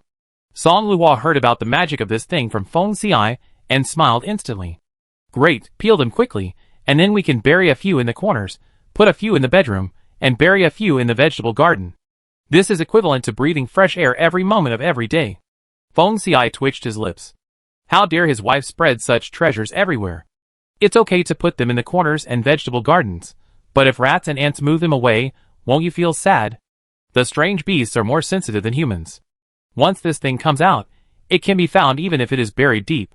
The reason why these in the ancestral land can wait for them is because this black stone shell has the function of isolating spiritual power. For 5,000 years, no one in the clan noticed it, but his wife found it. Feng Xiai had to say it was fate. Song Luo was excited and said it casually. Feng Xiai reminded her, and she immediately woke up. It is not a good habit to leave such a precious thing outside. Speaking of which, the ancestor of the Feng family is really awesome. He was scolded by the clan for 5,000 years, but he still resolutely threw the treasure outside. Personality, too much personality. Haha, these treasures are all hers. Song Luo decided to burn more incense for the ancestor this year to thank him for the gift of the treasure. That night, the couple worked hard all night, and stayed up all night to peel out the spirit-gathering jade from the pile of black stones. Of course, It was Feng Xiai who did the work, and she was responsible for collecting the treasures. By the morning, they had peeled out more than 300 pieces of spirit-gathering jade of various sizes, and most of the remaining pieces were only thumb-sized pieces of jade. Som Luo did not despise them. After working all night, the couple looked tired, but their eyes were clear and red at the end of their eyes. Madame Yang glanced at the dark circles under their eyes, and immediately stewed some tonic. Young people, you need to nourish yourself more to have more energy. Som Luo and Feng Xiai were confused. They finished their meal in a hurry, and went to the room to catch up on their sleep. Madame Yang looked at the backs of the couple and hesitated to speak. She muttered, "We just finished our nourishment, so we don't need to mess around. Forget it, I stew some nourishing soup at noon." At noon, Madame Yang prepared lunch, but the couple didn't come out to eat. She sighed and warmed up the food. In the afternoon, Som Luo was awakened by hunger. Feng Xiai had already woken up.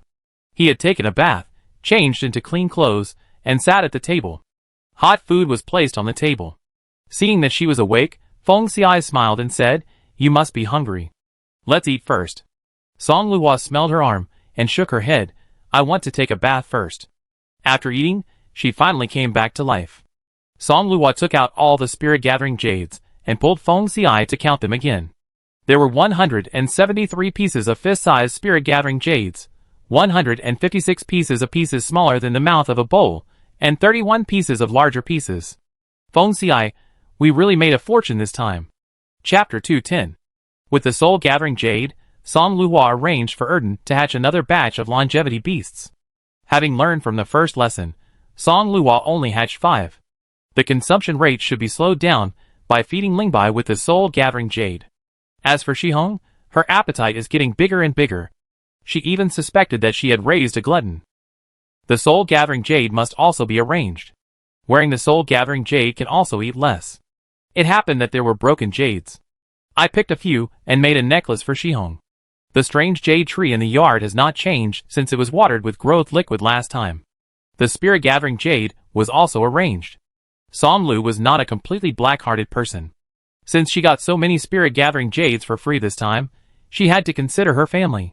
The things in this land were originally purchased by the ancestors of the Feng family, with the financial resources of 10 generations of the family, and left to future generations. Although she and Feng Xiai were also descendants of the Feng family, especially Feng Xiai was the patriarch of this generation, she could not be too black-hearted. Feng Xiai was handling clan affairs in the study, and Som Luo went to discuss it with him. Our wise and powerful ancestor has been scolded for 5,000 years. How about we give him a good name? Feng Xiai put down his pen, looked at her leisurely, and smiled. "Madam, how do you want to give him a good name? We have got so many good things from our ancestors. It may not be good to eat them all by ourselves. Why don't we hand them over to him?" Feng Xiai knew that she was always generous, but the soul-gathering jade was so precious that she actually wanted to hand it over, which really surprised him. "Oh, I wonder how much you want to hand in." Som Luo counted on her fingers. If she handed in too much, she would feel bad. If she handed in too little, she would feel guilty. Finally, she gritted her teeth and said, "Round it up and hand it in. Let's keep the broken jade for ourselves. A fist-sized one will cost 100 yuan, a bowl-sized one will cost 100 yuan, and a large one will cost 20 yuan. How? Is it feasible?" Seeing her pained look, Feng Xiai smiled and suggested, "Gathering spirit jade is really precious. If you feel bad, you can hand in less." Som Luo closed her eyes and said, "That's it." Seeing that she had made up her mind, Feng Xiai said with a smile, "You found the things, so you decide." Som Luo counted the remaining pieces, and found that there were still 144 pieces left. Adding the broken jade, there were more pieces left than what she handed in, and she was happy again. Carelessly taking half of the treasure that the ancestors had been cursed for tens of thousands of years, she felt empty when she thought about it. However, she thought about it again. Who told Feng Xi's ancestors not to have a mouth? If they had a mouth, they would not have been cursed for 5,000 years. These treasures had no chance to fall into her hands. Now, she not only had to help the ancestor clear his bad name, but also let his treasures return to the light of day, and generously handed them over to the clan.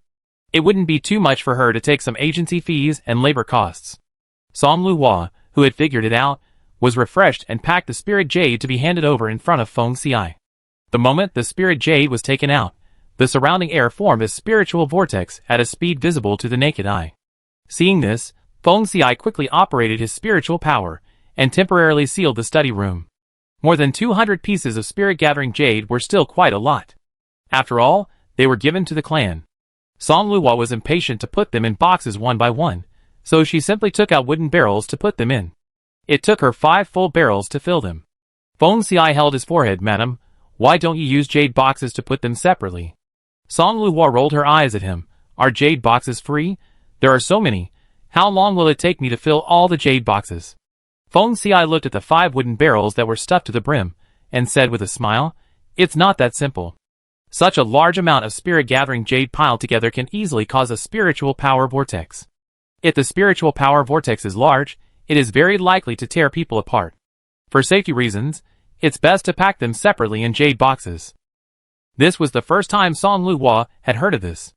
Of course, she was a person who listened to advice. Since Feng Xiai had said so, she naturally had to consider safety. However, considering that it was still too troublesome to pack everything in jade boxes, Song Luo thought of another good idea. She used the black stone powder that fell off when the jade was taken out, which could isolate the breath of the spirit jade, and made it into mud slurry, pasted it on the old cloth she didn't want, made a simple isolation layer, and wrapped it on the wooden barrel. "How about this? Is it effective?" Feng Xi's mouth twitched, and he looked at the 5 barrels of broken and dirty things. "As expected of my wife, you are so quick-witted, and my husband is not as good as you. The soul-gathering jade is real, and the elders will not mind the container." Feng Xiai immediately ordered someone to send it to the main house, and a letter was also sent with it. Several elders gathered in the main house of the Feng family. The second elder was puzzled. "ACI said that there is something to be sent. What is it?" "I think it's probably clan affairs.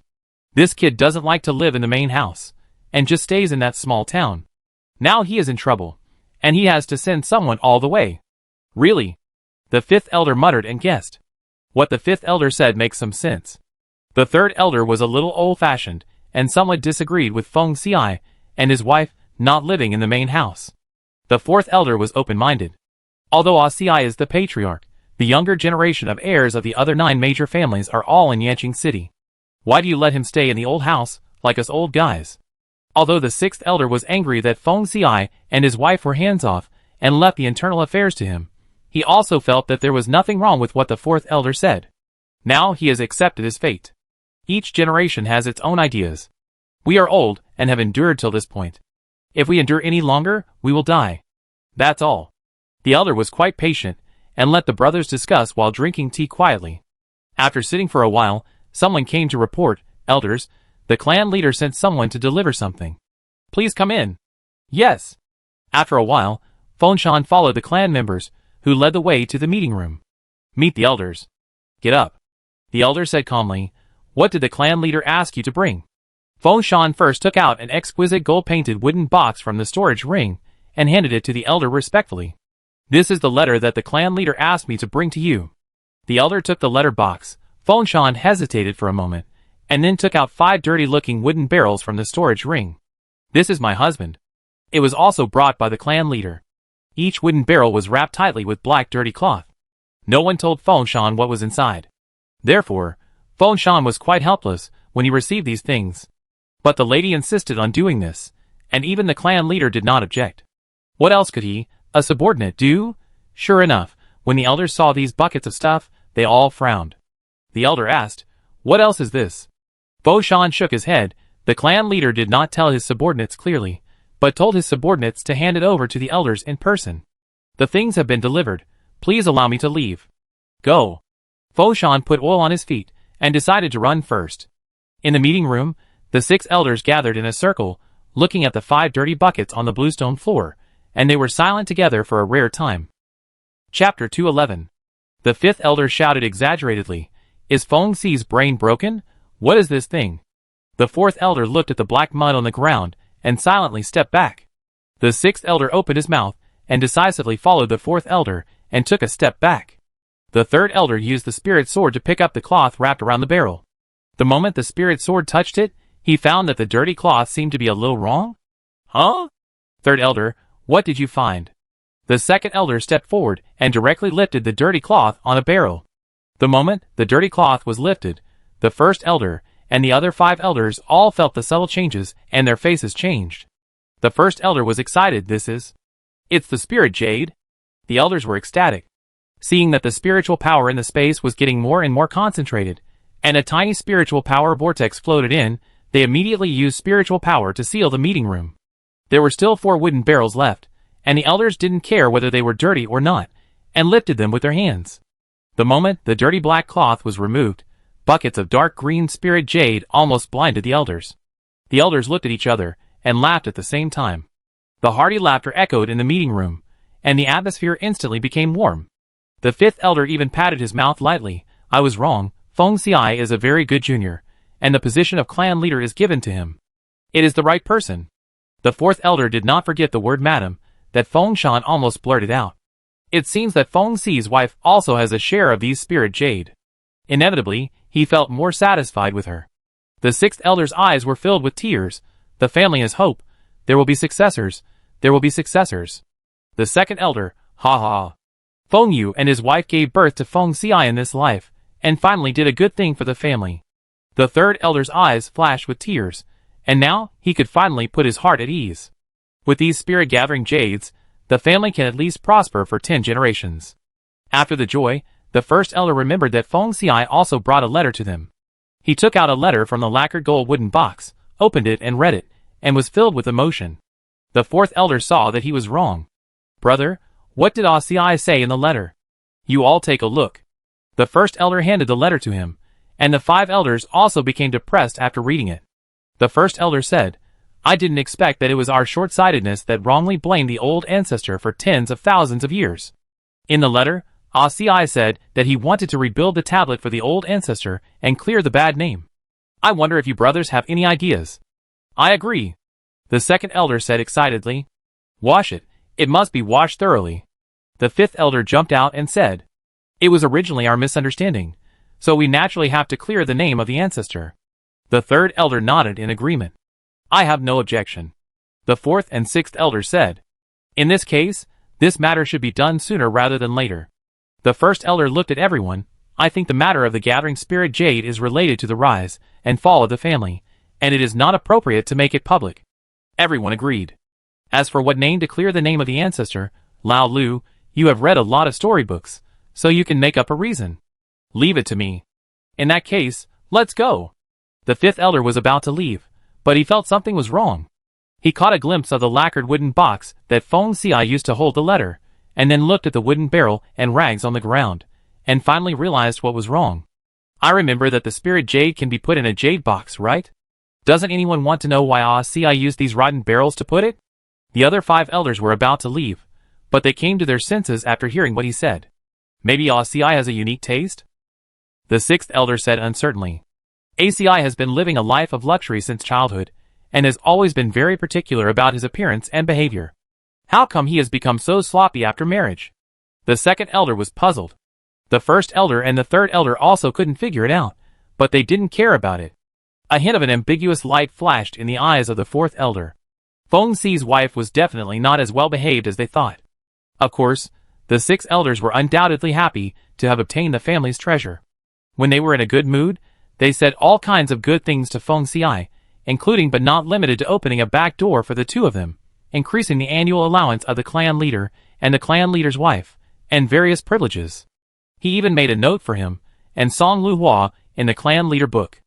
The great elder personally took up his pen to record 10 Wind Calendar, 932,120,000 years, August 2nd of the flood season. Clan leader Feng Xiai and his wife Song Lu Hua accidentally obtained the hidden treasure of the former clan leader Qi Xiu, and presented them all to the clan. His virtue and behavior are selfless and pure, and he is a role model for our generation. Then, he stamped his elder seal. After learning about it, several other elders also added a note and stamped their seals.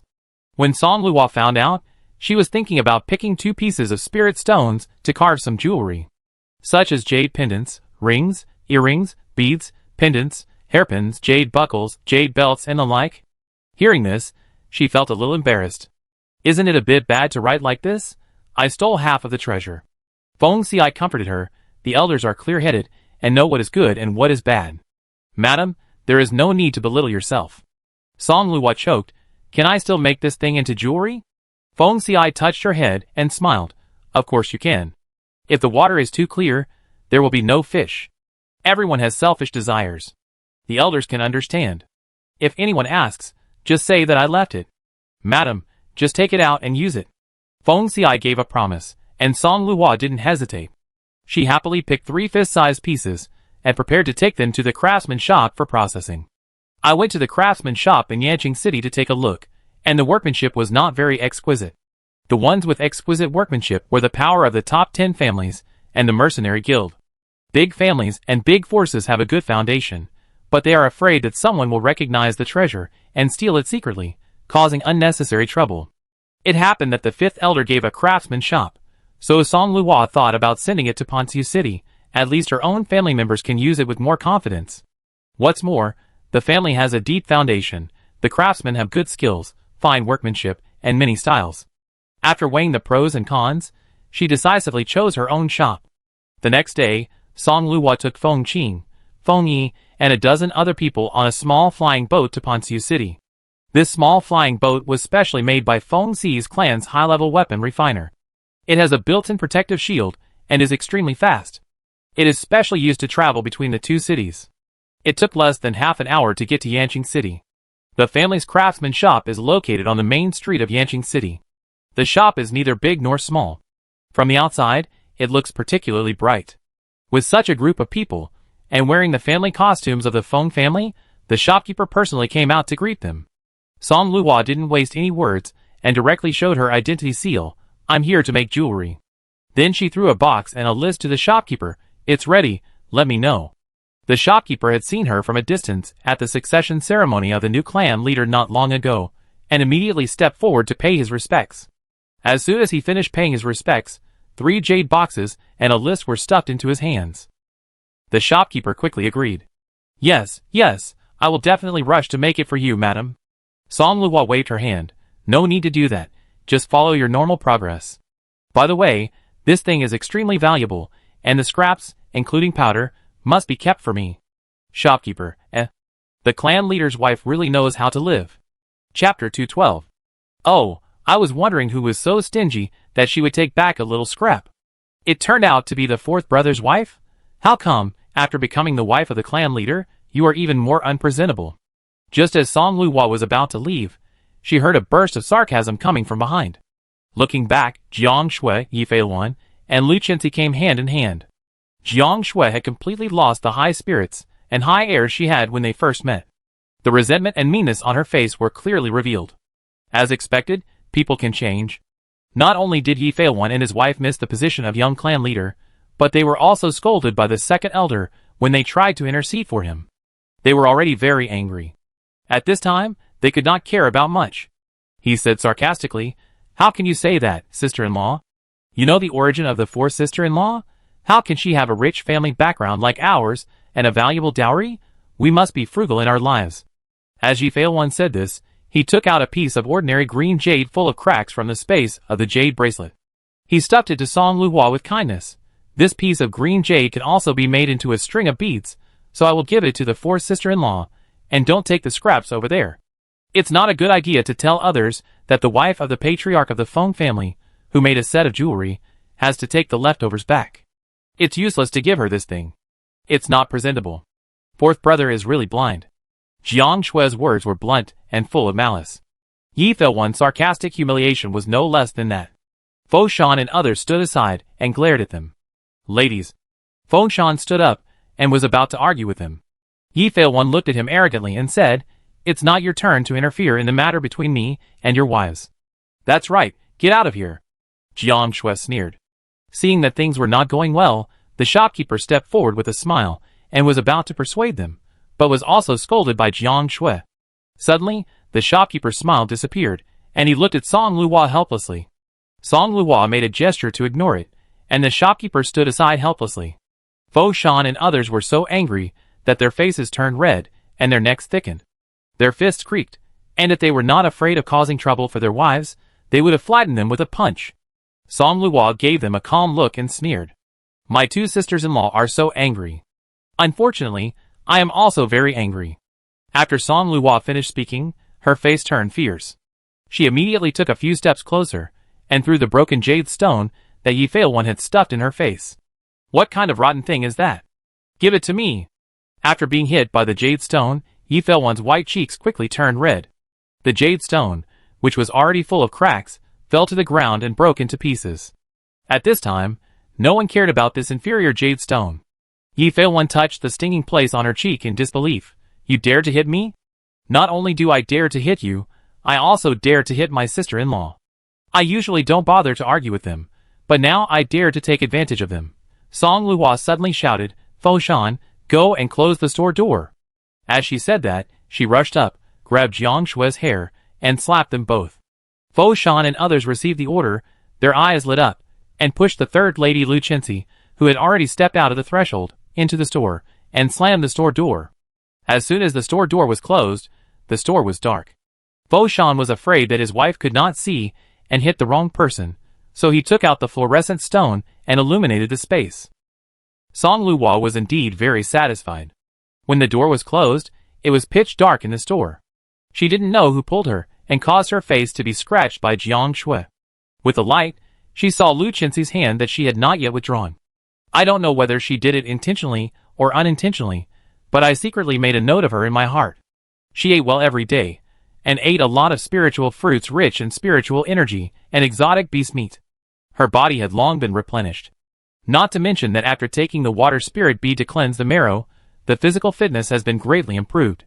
Pulling the hair flower or something, like a tiger descending from the mountain. With a long leg, he nailed Jiang Shui to the counter, and slapped her 10 times left and right. Bitch, you dare to hit me. Jiang Shui screamed, and waved her claws to fight back. Song Luo dodged, and found the right time to slap her a few more times. The crisp slapping sound was particularly eye-catching in the store. Fo Shan and others put down their rolled-up sleeves, and moved to the side silently. Their wives are really fierce. The hands look small, and it hurts to see them hitting people. Yi Fei-1 thinks she is of noble status, and usually hurts people with words, but has never been hit by anyone. When she reacted, a huge anger surged in her heart. She quickly joined the battle.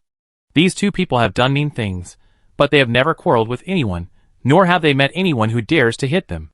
Who would have thought that their fourth brother married a tigress and dared to hit them? Song Luo's fighting ability is not weak. She beat the two people alone and made them scream. Feng Shan and others stood aside and watched with great relief. If the situation did not allow it, he really wanted to cheer for his wife. Your wife beat up the eldest and second son's wives. These two brothers are here to make trouble. You come and take them back. Yan Qingcheng. Feng Xi received the message from the sixth elder, and it took him a long time to react. How are my wife and the two sisters-in-law? The sixth elder looked at Feng Xi's wife, who was eating and drinking as if nothing had happened except for 2 small scratches on her face and slightly messy hair, and couldn't help but twitching his mouth. Your wife is fine, but the eldest and second brothers' wives are seriously injured. The eldest and second brothers want an explanation. In our opinion, this is a conflict between your brothers' families, and we cannot interfere. Come here quickly. Thank you, elders. I will come immediately. Feng Xi cut off the communication spirit stone and rushed to the old house immediately. The main house of the Feng family, the meeting room. Jiang Shui and Yi Fei-1 used handkerchiefs to cover the bruises on their faces and cried to the elders. Although the fourth sister-in-law is the wife of the clan leader, the second sister-in-law and I are the eldest sisters-in-law. Even if there is any offense, we will not fight. Sister-in-law is right. The wife of the clan leader beat me and sister-in-law in front of so many clan members. How can I have the face to live in the Feng clan? Feng Jing's eyes were red, and he looked at Song Luo with eyes that wanted to eat her alive. It's not that he felt sorry for Jiang Shui. Jiang Shui was his legitimate wife, and beating her was the same as beating the face of the eldest son Feng. In addition, he had always been resentful of Feng Xi for taking away the position of clan leader. Song Luo, the fourth brother's wife, was Feng Xi's wife, so he naturally hated her. He stood up and knelt down in front of several elders in grief and anger. When he looked up again, his face was full of tears. Elders, please help my wife. My wife is from the Jiang family. She is gentle and virtuous. She treats people well. I don't know how she caused my fourth brother's wife to do such a cruel thing. If my fourth brother can't tolerate my husband and me, why not just separate us? Why humiliate us like this? Feng Ting knew that he couldn't beat Feng Xi and wanted to keep things quiet, but Yi Feiwan secretly glared at him, and he couldn't save face. He took a few steps forward and knelt beside Feng Jing. Elders, please help my wife. Chapter 213. Song Luo swallowed the small cake in her hand, drank a sip of spiritual tea to relieve the greasiness, and wiped the cake crumbs on her hand with a towel before she had time to deal with them. As the saying goes, there is no order without rules. Since the two sisters-in-law know that I am the wife of the clan leader, how dare you be mean to me in front of me? Song Luo said, stood up, and repeated the words of the two word for word in front of Feng Jing, Feng Ting, and the 6 elders. Then, she threw the broken jade stone on the ground. I am the wife of the clan leader of the Feng family. I have seen all kinds of good things. You actually insult me with such stuff. If it weren't for the fact that we are sisters-in-law, I would have asked Wu Lingshi to slap you guys in the face. Now, I'm doing it myself, which is considered to have saved your dignity. You should thank me. She made the beating sound justified, and the 6 elders were speechless. After a while, the eldest elder said, how can the wife of the patriarch and several wives of the direct lineage fight in the street? Song Luo waved her hand and pointed at the shopkeeper of the craftsman shop. The shopkeeper has seen the faces of the two sisters-in-law. If he doesn't punish them, he can't show the majesty of the family. And he can testify for me that I closed the door when I beat them. Don't worry, as long as they don't say anything, I don't say anything, and the shopkeeper doesn't say anything, no one will know that we fought, and the family's dignity will not be lost. Finally, she added, I am responsible for every word I said. The elders all looked at him, and the shopkeeper felt like he was on edge.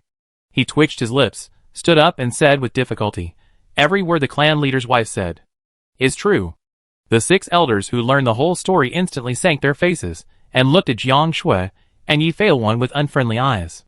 The elder said sternly, the eldest and second elder's wives, is this true? ACI's wife represents the dignity of our Feng family, how dare you disrespect her? Yi Feiwan said aggrievedly, I have no intention of disrespecting the 4th sister-in-law, but I heard that the 4th sister-in-law wanted to make jewelry, and I was afraid that she didn't have enough money, so I wanted to help her. Even if the things are not good, it is my intention as a sister-in-law.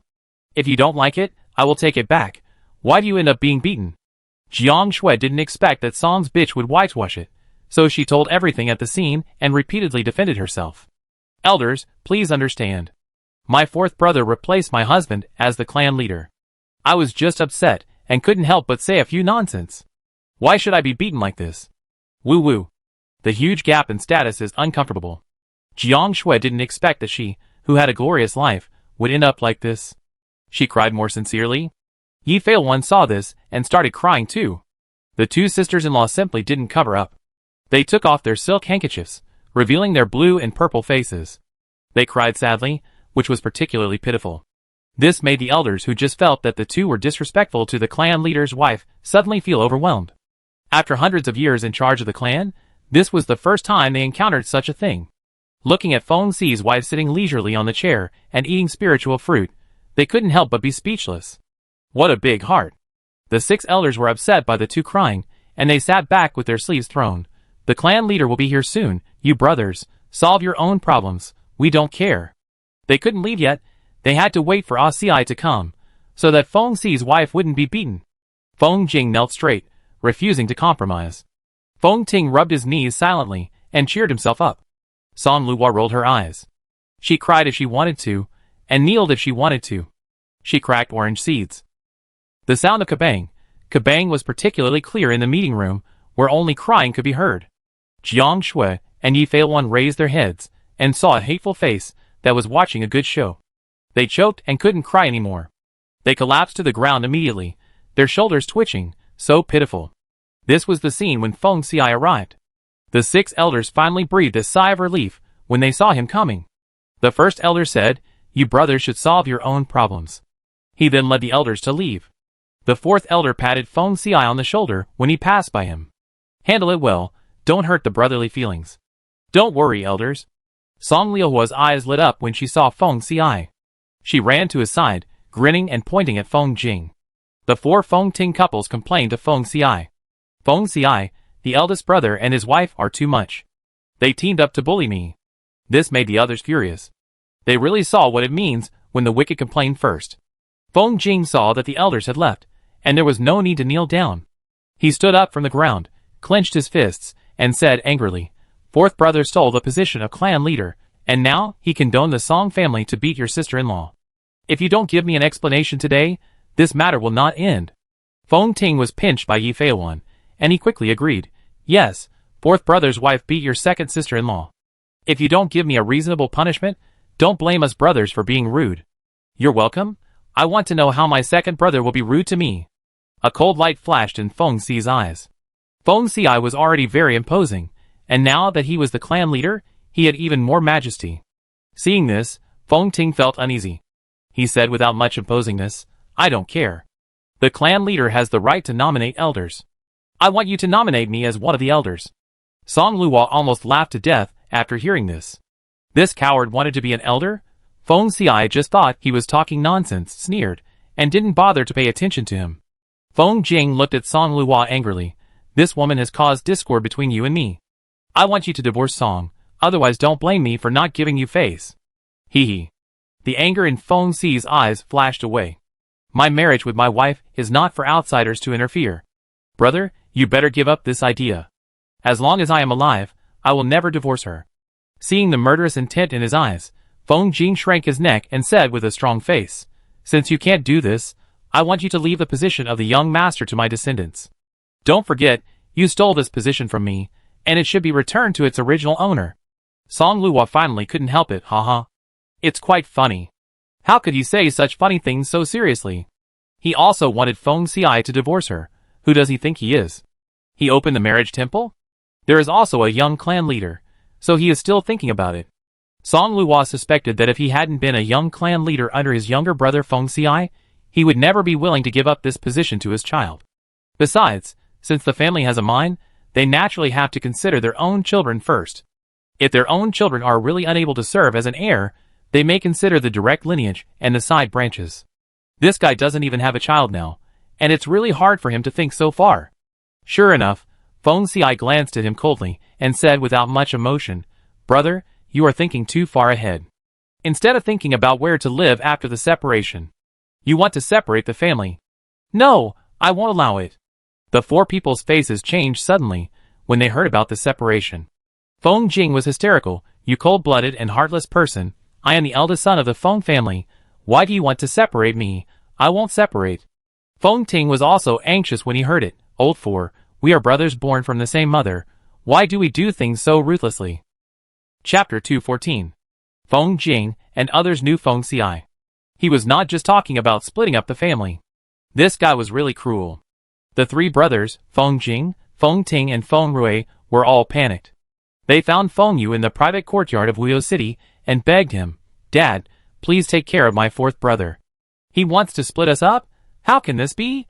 How can we split up the family when you are still here? There was a beautiful woman leaning against Feng Yu. He held her in his arms without hesitation. He sneered, he even stole my position as the clan leader. What's the point of splitting up the family? I can't take care of this matter, you guys go back. Feng Yu was so embarrassed that he was now intoxicated in the land of gentleness, living a life of drunkenness and dreams, letting himself go, and didn't want to take care of his son's bad things at all. Of course, the main reason was that he didn't have the ability to take care of it. If Feng Xi, the rebellious son, had listened to him, he wouldn't have lost his position as the patriarch. The three Feng Jing brothers returned disappointed. He found Nong Yuyo again. Please ask mother for help. Please talk to the fourth brother. Don't separate us. Nong Yuyo sighed resentfully. Don't you know who your fourth brother is? I am a mother who is not as important as his wife in his heart. How can my words have any effect? Mother is old and has to take care of you brothers. She can't take care of you brothers. Go back. Nong Yuyo waved her hand and sent the people away. Feng Xi, the rebellious son, was cruel. How could she dare to talk to him? If she angered him, he might even drive her away. Fortunately, she had more than these sons. She must teach the little ones well. When they grow up, they will naturally be filial to their biological mother. Feng Jing and his friends were repeatedly rejected by their biological parents, and their faces turned black. Let's go to the elders. I don't believe that the elders won't care. The brothers were completely disappointed with their parents. They were both cruel. No wonder they gave birth to a vicious and rebellious child like Feng Xi. In the meeting room, the three brothers accused Feng Xi of wrongdoing in front of the elders with tears and snot. Feng Jing said, Fourth brother is too much. Just because of a little thing between women, He wants to separate us brothers. Father and mother are still fine. Even if the family is divided, it is not divided like this. Feng Ting agreed. Brother, you are right. He is trying to force us brothers to death. Concerning his own interests, Feng Rui, a fence-sitter, was also anxious. Elder, you have to make the decision for us brothers. The matter of splitting the family was informed by Feng Xiai before he succeeded to the position of the clan leader. The 6 elders secretly thought that this day had finally come. The eldest elder said indifferently, "It is natural for a big tree to have branches. You are not young anymore. It is time to set up your own business and make a living." Make a living, eldest elder, you said it well. It is good to lean on a big tree for shade. If you lose the protection of the family, even the most powerful exotic bird can't fly. Feng Jing saw that the elders did not stand on his side, and was immediately overwhelmed by the anger that had been suppressed in his chest for a long time, and he began to speak without thinking. You have never experienced the pain of the family division, so you can easily say sarcastic things. When this was said, the elders frowned. The second elder was hot-tempered and slammed the table. You useless thing. When Feng Xiai was instigated by you to be divided, didn't he live well? The third elder said, Why are you crying? As long as the family does not fall, the sky will not fall. The fourth elder turned his head away in disdain. You are a direct descendant of the Feng family, but you have no responsibility and courage. It's embarrassing. The fifth elder also felt that these 3 brothers were not presentable. They would make trouble for a little thing. These days, they have been making a headache for him. He curled his lips in annoyance. It is the old guys who agreed to split the family. Not only you, but many children in the clan will also be separated. The 6th elder comforted. You brothers have good cultivation, and you have the support of the family. It is not a problem for you to set up your own business. In the end, no matter how the brothers complained, the elders refused to give in. Feng Jing and the others went back cursing. The division of the family was also Feng Xi's way of cleaning up the family power. Except for the 3 brothers of Feng Jing, who were direct descendants, they did not get much advantage and were dissatisfied. The other cousins had been looking forward to it for a long time. Just because the family was divided, and they set up their own families, they could lead their own teams. Except for the offerings to the family within 100 years, they were completely at their own discretion. It happened that during this expansion of the city, whether it was Ponsiu City or Yanqing City, the Feng family had purchased many new houses. Feng Xiai made the decision, and everyone was given a house, some money, commonly used spiritual swords, spiritual pills, and medium-sized flying boats, all of which were fully equipped, and no one was unwilling. Most of the people who were separated this time were direct descendants of the previous generation, and they were also Feng Xi's uncles. Originally, these uncles were a little unhappy when they heard about the separation, but when they saw the rich family property and hundreds of clan members, their dissatisfaction immediately disappeared. Anyway, the clan leader had no fate with his family, so it seemed good to be separated and become the head of his own family. Besides, Feng Xiai was generous, so naturally there was nothing to say. He kept calling her a good nephew and complimenting her non-stop. As for the female relatives, Song Luhua also expressed her feelings. She gave birth to a lot of 3rd-level green grapes and 3rd-level red bananas overnight, and the family set 2 large baskets. There were still some white clam beads left, so she made some earrings. She made some rings, pendants, and other jewelry with the pink clam beads. And the garnet beads, she asked someone to string some bracelets, earrings, and other jewelry, which were both beautiful and decent. Anyway, there are only a few families, and each family gets 1 set, which is not much in total. The uncles, aunts, and uncles were delighted when they received the gifts.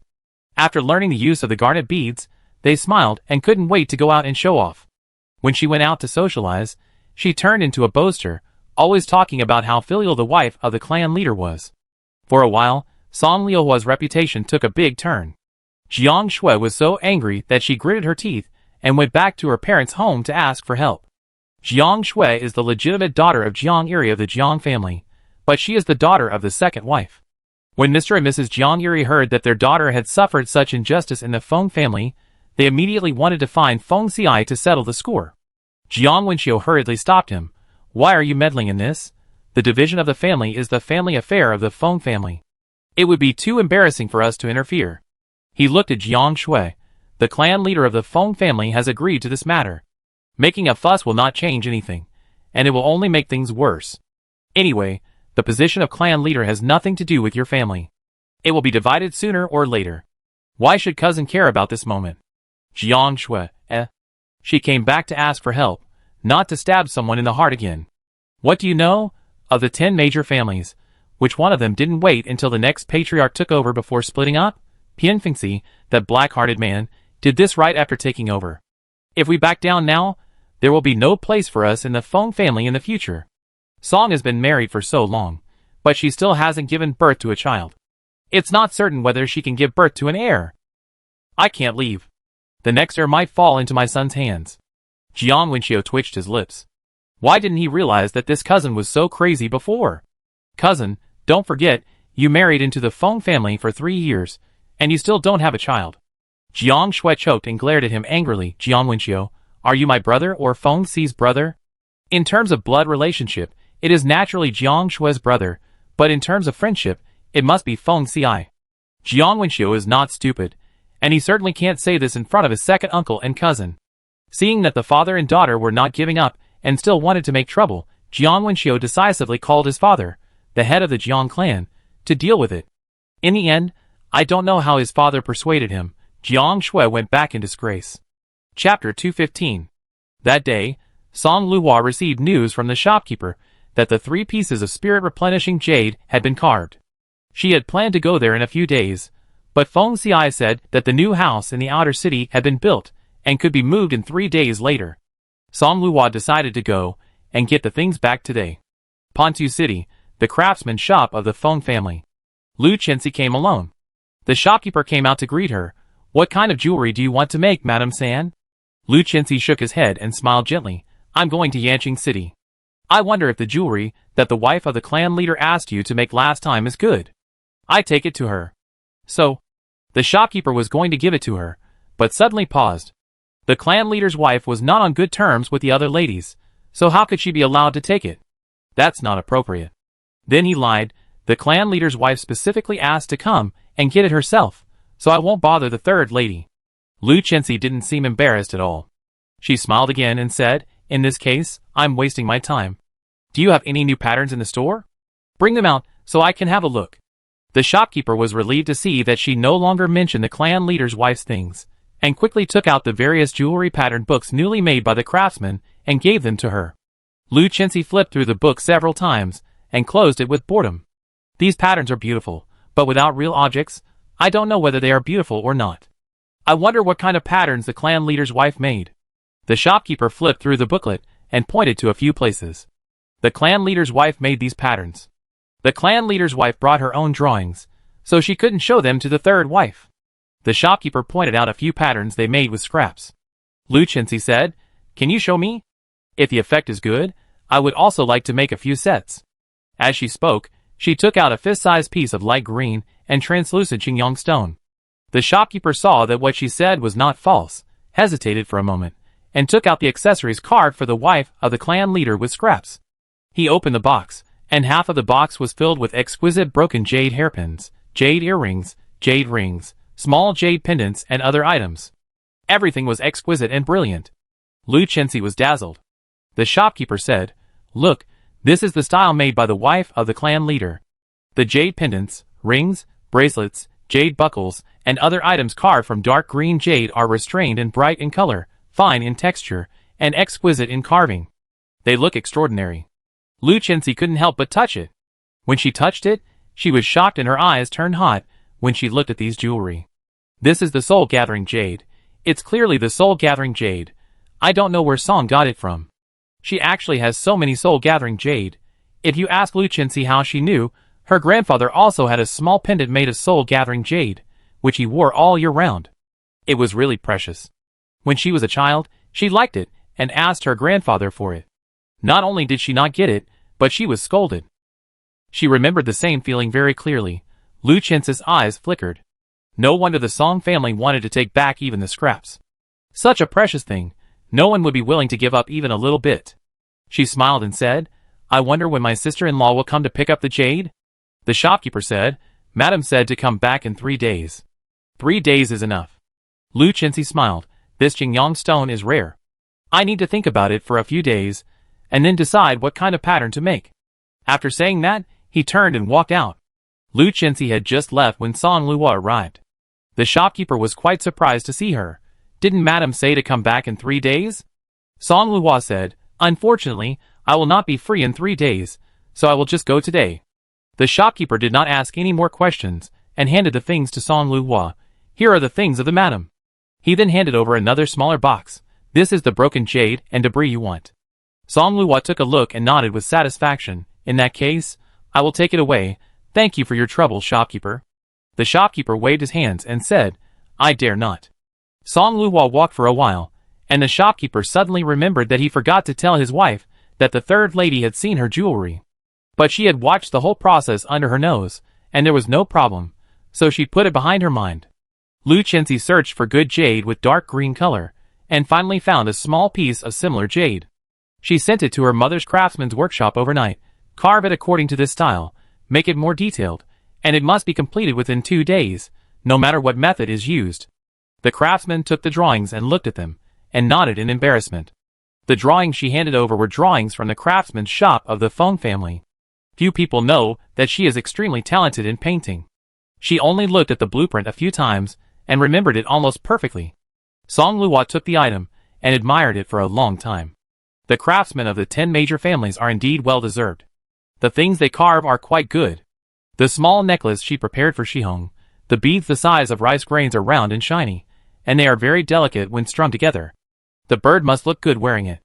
More importantly, with this thing, she can save a lot of money. After returning home, Song Luo excitedly went to find Feng Xi.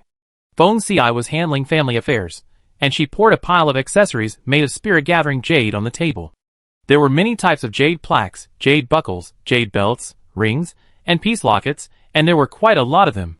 Song Luo chose a ring with a green dragon carved on it, and put it on him. The man's slender fingers looked very beautiful against the background of the dark green exquisite ring. Song Luo looked left and right, and was very satisfied. She picked out 2 more things from the pile, and pushed the rest in front of Feng Xi. This jade plaque and ring are for Big Brother, and the rest are all yours. Song Luo still understands the principle that a man is innocent, but guilty of possessing a treasure. Her elder brother is just an ordinary person. Having too many of these things may not be a good thing. 2 are enough. Feng Xi looked at the pair of good things on the table, and couldn't help but curl his lips. My wife, how can I repay your kindness to me? My husband's entire fortune is in your hands. Now I have no money or other things, only my body. I wonder if you can give me your body as a token of my love. Isn't it a gift? How did it become a token of my love? Song Luo was still confused.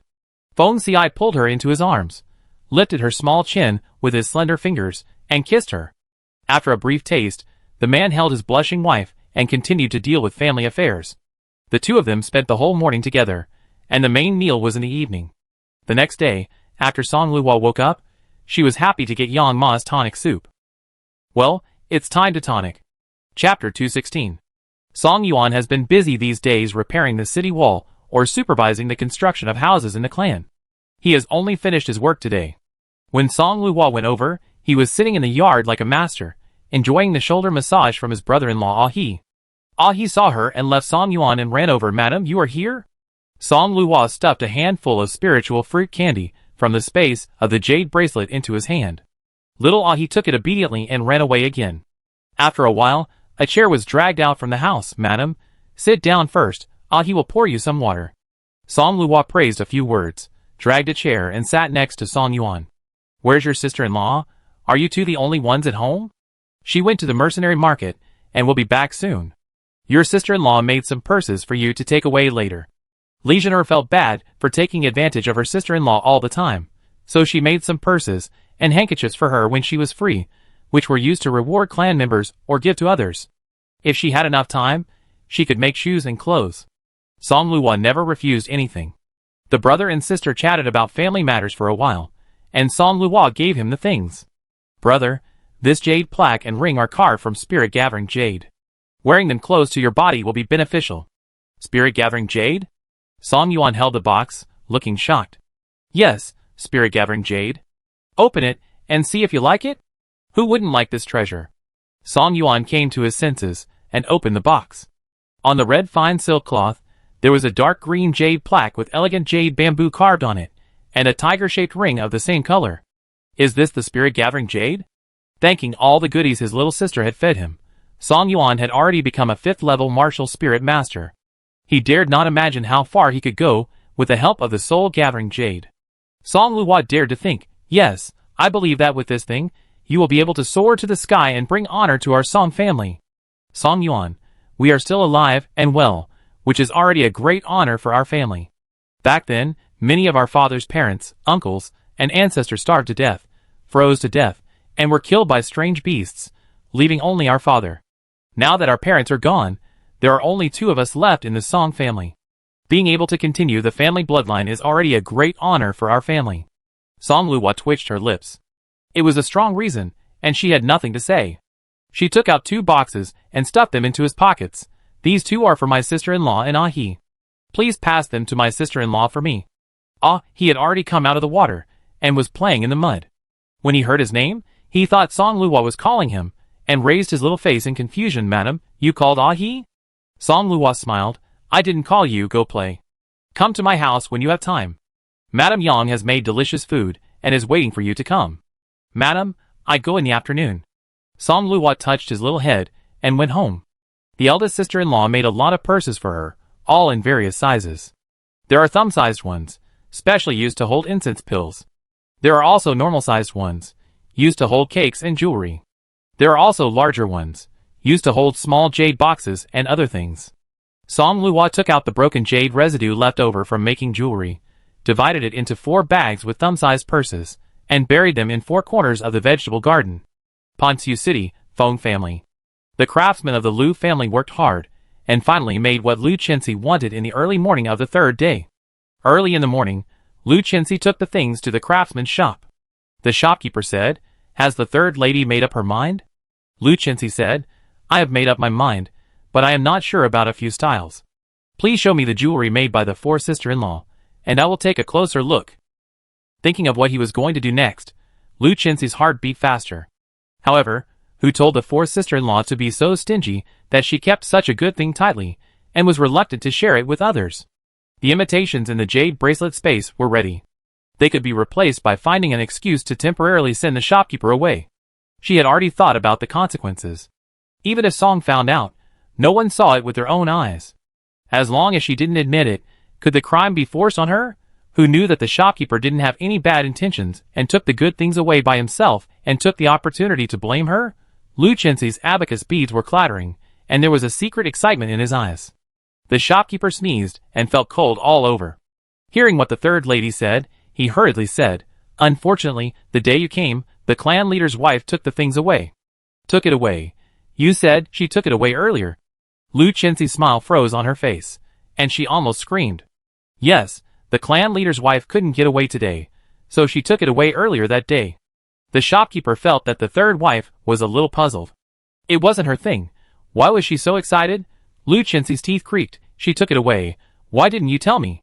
The shopkeeper, What does someone else's things have to do with you? Why did she tell you? Perhaps realizing that his tone was too aggressive, Lu Chenxi forced a smile. I looked at it for a long time and couldn't make up my mind, so I wanted to compare it today. Now that she has taken it away, how can I compare it without the real thing? Forget it, I have to think about it again, and come back another day. Lu Chenxi left the craftsman's shop with his sleeves swung. The shopkeeper rolled his eyes. It's really incomprehensible. After returning home, Lu Chenxi became more and more angry, and pretended to be casual and revealed the matter to Jiang Shui and Yi Feiluan. Jiang Shui was shocked. What? You said she had a lot of soul-gathering jade, and it was made into a mess of jewelry. Yi Feiluan couldn't believe it either. Everyone knows what a treasure soul-gathering jade is. If you have a small piece and wear it all year round, you could upgrade faster than normal. If you have good talent, it will be even more powerful with the help of such a treasure. Jiang Shui said indignantly. Such a good thing must have been given by the elders. She didn't think Feng Xi was so poor before, so he could have any good things to give to Song's woman. It must be that the elders were partial to them, and gave them to them privately. Yi Feiluan and Lu Chenxi also thought so. The 3 of them looked at each other, and thought of the same thing. The 6th elder was troubled by the 3 women. What are you going to do? I am very busy and don't have time to play with you. Even though he was usually good-tempered, he couldn't help but get angry. Jiang Shui was unhappy when she heard it. We didn't make a fuss. 4th brother separated us, and we endured it. Now you and the elders are too partial, and we, the younger generation, are not convinced. Feng Jing's wife, tell me how we are partial. The sixth elder was furious when questioned by the younger generation. If he hadn't felt sorry for them for having to separate at such a young age, he would have scolded and chased them away long ago. The fourth sister-in-law has the soul-gathering jade. My sisters-in-law and I are also direct descendants. Even if we can't compare to the fourth sister-in-law, we shouldn't get nothing. Yi Fei once said, I heard that the fourth sister-in-law made those soul-gathering jade into jewelry. It's a pity that my eldest sister-in-law, the third sister-in-law, and I have never even seen them. The sixth elder finally understood what was going on, and the look in his eyes when he looked at the others was not right. At first, when Feng Xi proposed to separate this brother and sister-in-law, he thought Feng Xi was making a fuss and was intolerant. Now that they have seen clearly the moral character of several people, they are very glad to agree with Feng Xi's idea. These women are simply troublemakers. Those brothers are not good either. If they have a clear mind, they will not let their wives stir up trouble everywhere. They have long guessed that Feng Xi's wife still has the gathering spirit jade in her hand. Money can move people's hearts. It is already good that Ci and his wife can take out so much. As for whether they hide it privately, they don't want to investigate it. Chapter 217. Get out. Get out of here. The soul-gathering jade was obtained by Ci and his wife themselves. When did we give it to them? The sixth elder could no longer bear it, and shouted angrily, It's a pity that you are from a big family. You are so short-sighted. Ci is right. If you continue to stay in the family, it will only bring disaster. I thought that you were too young, so I let you slowly pack up and move out. Now I think it's unnecessary. Move out tomorrow. After driving a few people away, the sixth elder said to the clan member guarding the gate, Don't let the eldest, second, and third wives come again. If they come next time, just drive them out. Jiang Shui, Yi Feiluan, and Lu Chenxi went home and lost their tempers. The next day, the elder said people to move them out of the Feng family's main house. Song Luo didn't know that her jewelry had caused a farce. In the past few days, Erden hatched some longevity beasts. After using the spirit jade, the number of spiritual jades consumed was reduced by half. Even so, it was still a considerable sum, and the money in the bank was consumed quite quickly. The sixth elder was relieved to see such changes now, and he specially transferred some Lingbai from the main branch so that the couple could get Lingbai in time. As for the Lingbai cards of other families, many of them were also exchanged. The 10 major families had long known that Feng Xi had raised a Yanyan beast, so they were not surprised. After all, the ancestor of the Lan family who raised a Yanyan beast knew how difficult and expensive it was to raise a Yanyan beast, and no one wanted to spend time and effort to raise one personally. Just wait for Feng Xi to raise the longevity beads and sell some to them. Anyway, Song Luo hatches 5 every day, so accumulating a little makes a lot. As time goes by, the outer city of Pontu City and the outer city of Yanqing City have been built almost. Feng Xi and Song Luo moved into the big house in the outer city 7 days ago. For convenience, Feng Shan, Feng Yin, Feng Qin, Feng Yi, Feng Wu, Feng Lu, Feng Yu and others sold their houses in the city and built houses around Fengxi. These days, Song Yuan has earned a lot of Lingbai with Song Luo and his wife. Now they have the confidence to keep the main house in the inner city and build a courtyard in the outer city. It is right next to Feng Xi and others. Many other clansmen did the same, and thus formed an alley for their own family members. Song Liuhua's new house is not ordinary big, and the large courtyard with 4 entrances is particularly spacious.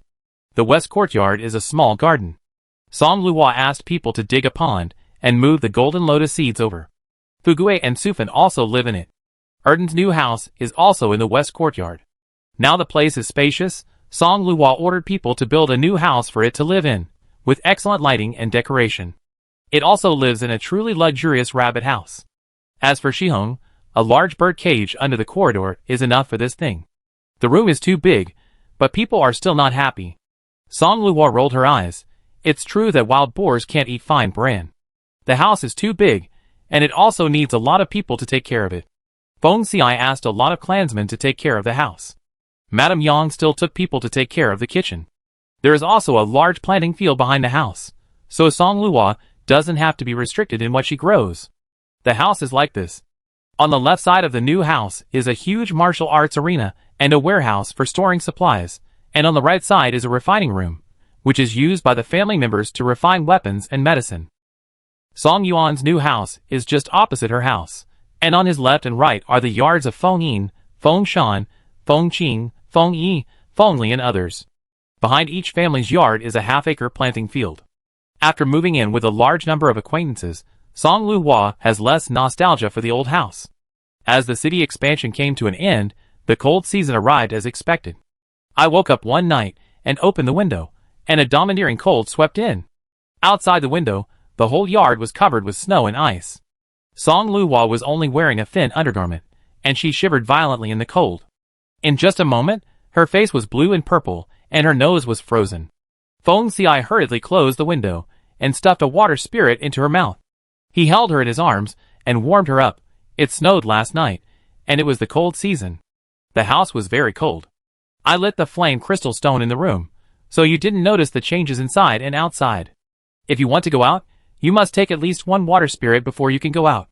Song Luhua was almost frozen to death, and it took her a long time to recover. This winter is colder than Antarctica. It is really life-threatening. Feng Xi looked at her pitiful appearance and said worriedly, "Madam is weak. Even if you take water spirit, you should not stay outside for a long time. If you really want to go out, wear the fire cloud pearl armor." Song Luhua took the water spirit, and her body became warm. She took out the fire cloud pearl armor from the jade bracelet space. The winter is too cold. Feng Xi ordered the craftsman to make a fire cloud pearl armor for her early. Wearing this pearl armor inside can keep her from feeling cold in the winter. This pearl armor is made of fiery red fire cloud beads and extremely strong 5th level blue ox beast tendons, which are closely connected. The whole set of fire cloud bead armor feels warm and comfortable. As soon as I put it on, I felt warm all over. Song Luhua nodded hurriedly. "I know. In this kind of weather, if you don't wear special equipment and stay outside, you will freeze to death." Suddenly, she seemed to remember something. "Erden, Sufener and Fugui are still outside. Don't let them freeze to death." As she was about to go and see, Feng Xi dragged her back. "Don't worry, my lady. I moved them to the room last night. I lit the fire crystal in the room, so they won't freeze to death." Song Luhua was relieved. Hunting is also necessary in the cold season. The cold season is the season for cold beasts to reproduce and grow. If they are not cleaned up in time and allowed to reproduce wantonly, they will flood the next year's cold season. 3 days later, Feng Xi and others were ready to go in the martial arts arena. Since Feng Xi became the patriarch, the team has expanded a lot, and the huge martial arts arena is densely packed with people. Song Luhua remembered something she had refined not long ago, which was just right for the cold season. So she stuffed all of it into Feng Xi's hands before he and the others set off. This thing is called a fire stick, and it's very simple to use. Mobilize the spiritual power of your whole body, and blow it at the strange beast with your mouth to produce spiritual fire. I added fire cloud beads and water spirits, and when the cold beast encounters this fire, its mobility is greatly weakened. This thing is just right. Feng Xi smiled. His wife had refined many strange things, and Feng Xi had long been accustomed to them. Just blow with your mouth, but it will be hard for the tribesmen. Not to mention, after taking the water spirit and the fire cloud beads, standing in the cold winter, the feeling is not much different from the warm season. Song Luhua played with the snow outside for a while, and didn't feel that cold. However, when she thought of the scene when she opened the window in the morning, she couldn't help shivering. Fortunately, she had the water spirit and the fire cloud beads, otherwise she would really freeze to death. The yard was covered with snow. When she walked to the vegetable garden in the East Cross yard, all the green vegetables that were planted in the past had been frozen to death. Several ice blue plants sprouted out of the snow. These were weeds that grew in the cold season. Song Luhua squatted on the ground and plucked them for a long time.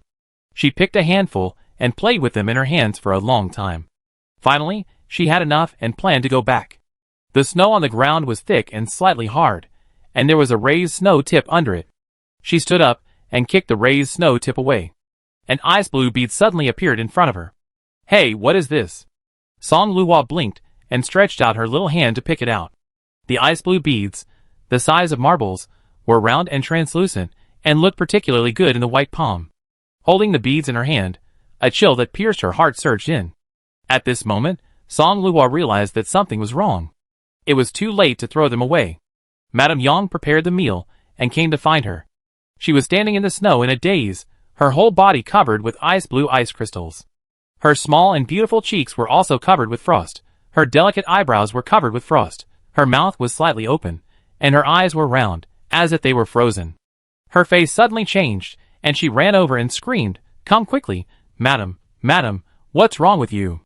Chapter 218. Hearing Madame Yang's cry, Song Liuhua's frozen brain finally came to some reaction. She used all her strength, and could only blink very slowly.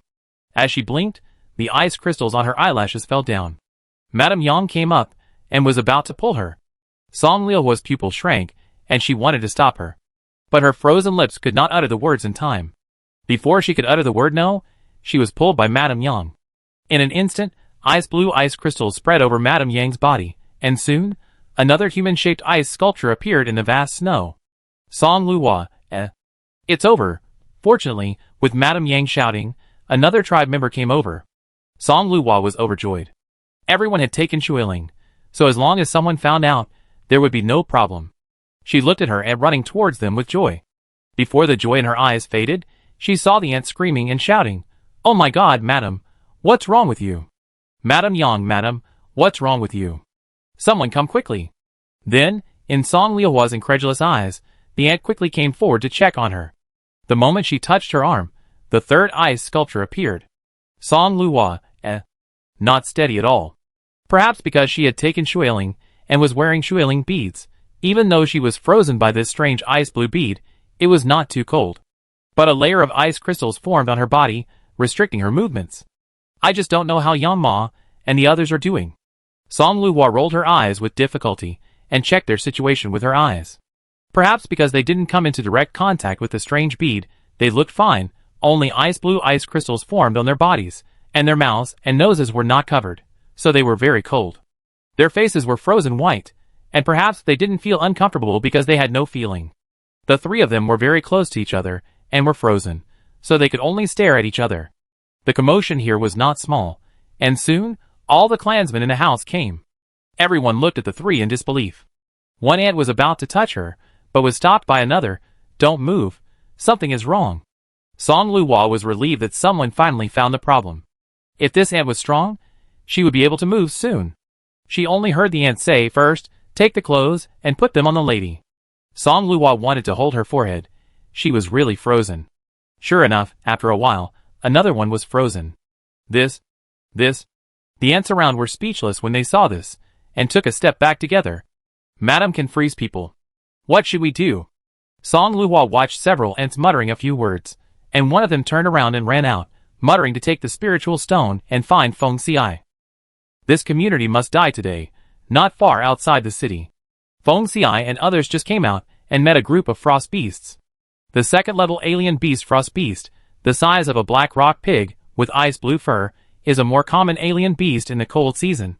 When they saw the beast outside, everyone was overjoyed and rushed up with their weapons. They are not big in size, and have low attack power, so it is relatively easy to deal with them. Frost beasts gather in groups. For martial spirit masters, dealing with such soft beasts in the snowy wilderness is not difficult except for testing their eyes. Relying on the strength of numbers, they caught a lot of them in a short while. Feng Xiai has the highest cultivation level. He holds a top-grade spiritual sword. With one strike, he knocks down a large number of frost beasts. Song Yuan has a 5th-level cultivation level. He holds a top-grade axe spiritual weapon, and dances with the frost beasts in a fierce manner. With one strike, several frost beasts are silent, which attracts the attention of many members of the Feng family. As expected of the uncle of our Feng clan, his talent and fighting ability are not inferior to those of the young clan leaders of the 10 great families. Nonsense!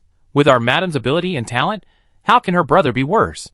According to the publicity of Feng Shan, Feng Yin and others, as well as clan members who participated in the hunting in Huaxi Valley, Song Liuhua, the clan leader's wife, is a rare high-level spiritual plant master. She has also made some achievements in refining tools and medicines, and can be said to be an all-round spiritual assistant. Don't believe it? Fo Shan and others said, "Look at our fourth son, with her assistance.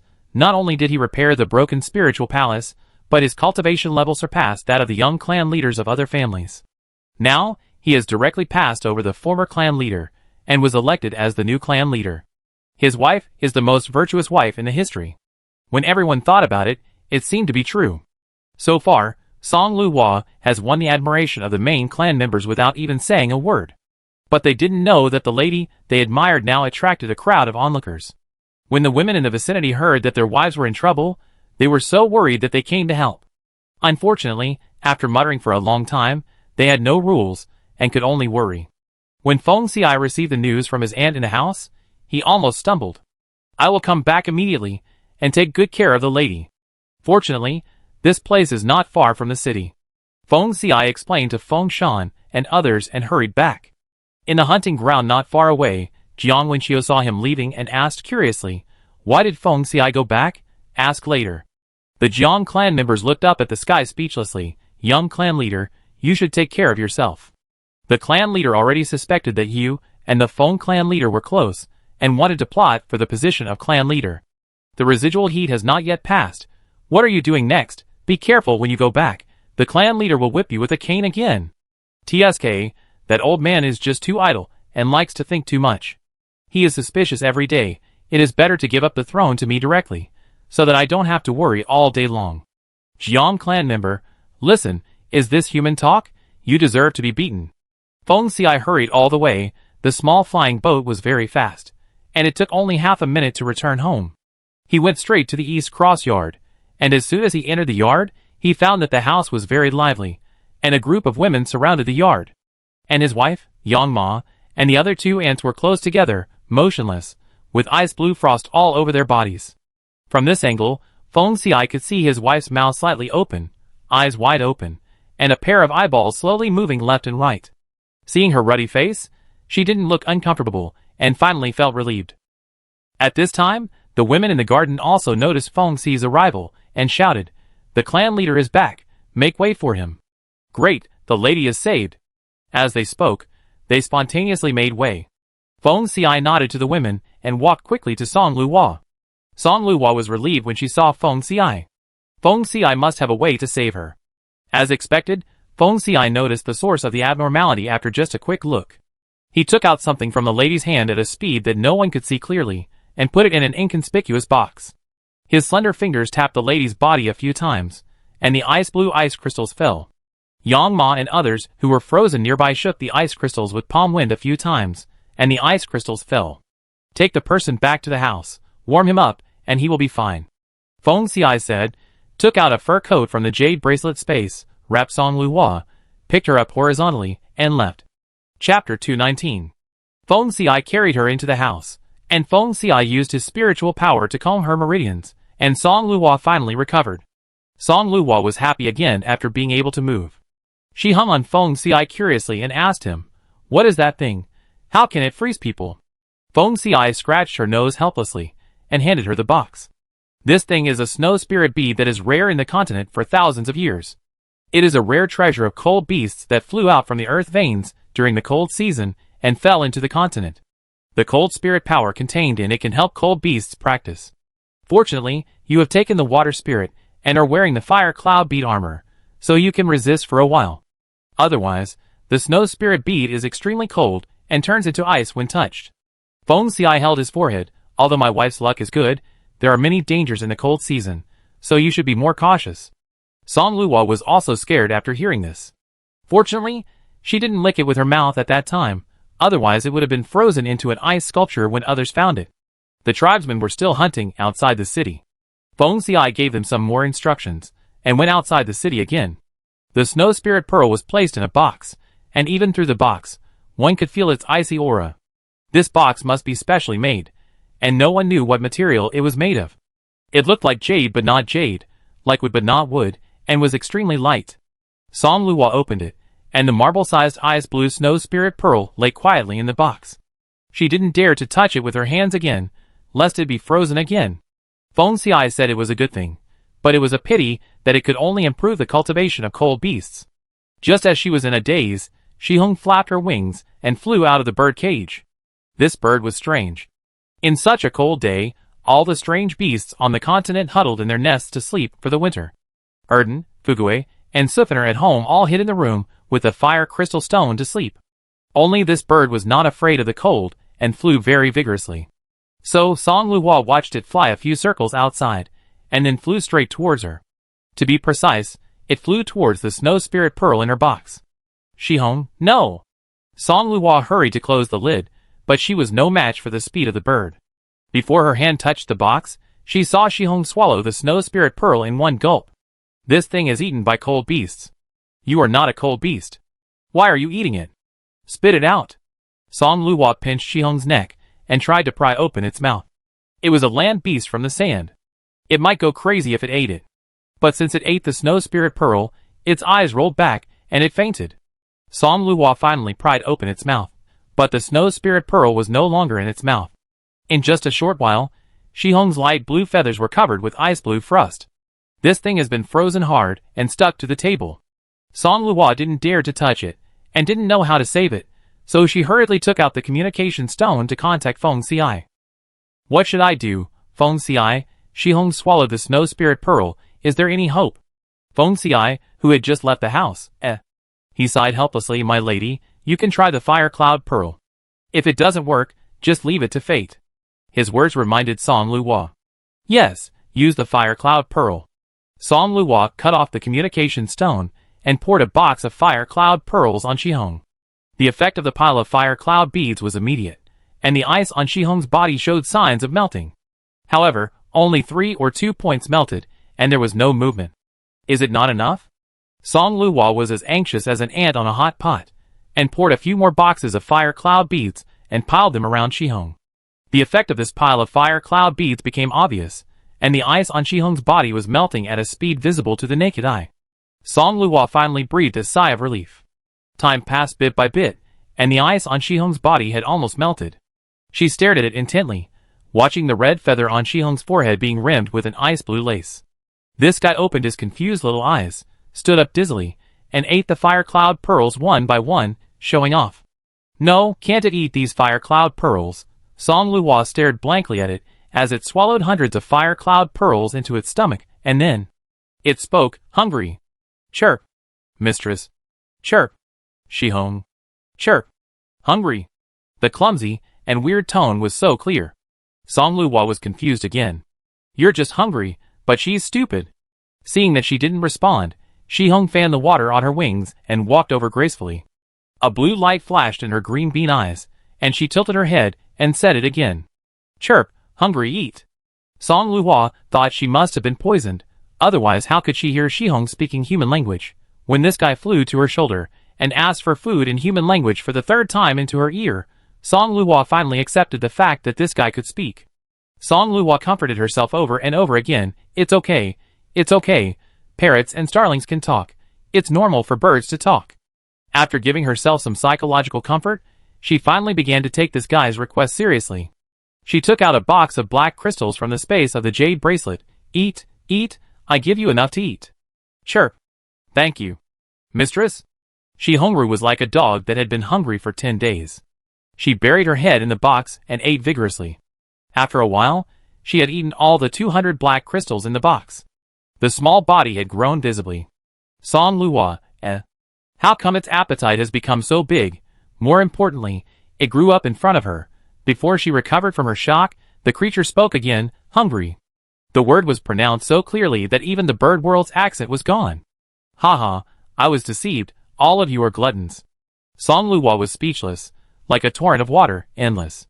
But you still have to feed it, after all, you signed a contract. After feeding it for an afternoon, it was not enough to stick all the black crystal stones on it. Song Luhua told Feng Xiai about its abnormality, and Feng Xiai asked someone to go to the warehouse to get 100,000 black crystal stones, and send them all to this creature. Of course, Shihong, who ate so many black crystals, has also changed a lot. It has become a bird as big as an eagle, and it can change the color of its feathers flexibly. When it grows up, Shihong still has light blue feathers, with red as the center of its forehead and a circle of ice blue feathers around it, which is particularly eye-catching. Its long tail is elegant and beautiful. If it doesn't speak, it looks like a divine bird. Once it speaks, its poor bird language instantly destroys its overall temperament. Song Luhua circled around it for a long time, and was slightly satisfied. This is the normal way to open a mount. Song Luhua taught it to speak all afternoon. In the evening, Feng Xiai just returned home and heard a poor and weird voice coming from the east courtyard. Princess, please sit down. Chapter 220. The grown-up Shihong finally stood up, and the key is that it can still shout, Princess, please take a seat. Who doesn't like such a mount? On this day, Feng Xiai and others went hunting. Song Luo sat on Shihong, wrapped tightly, like a 9-day potato. It was particularly eye-catching. At least the clansmen of the major families saw it, and stopped to watch with envy. There were very few female relatives who followed the hunting team. They were all alchemists and weapon refiners, and a few spiritual plant masters with higher cultivation. Regardless of the way they appeared, it was not abrupt for Song Luo to follow. In the white snow, ice-blue frost beasts were running in the snow, their long fangs flashing coldly in the snow. The ice-blue cold grass and cold vegetables were particularly conspicuous. The martial spirit masters of the major families were hunting the strange beasts in front, and Song Luo exhaled, "Shihong, come down.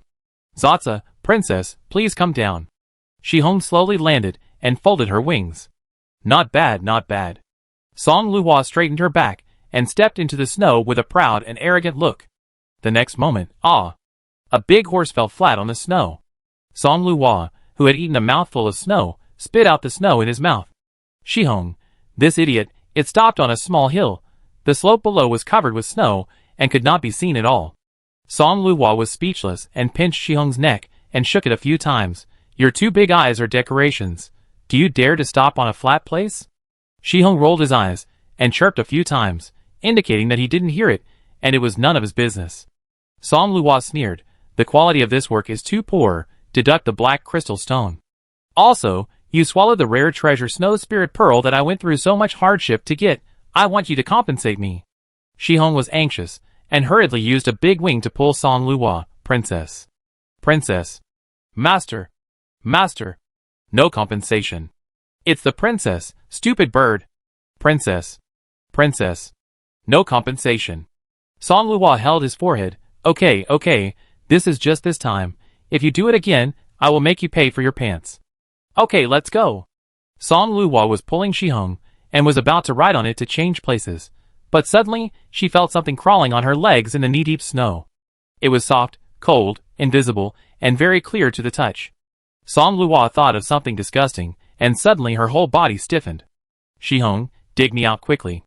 Shihong heard it, stretched out a claw and hooked it, and Song Luo was thrown on its back.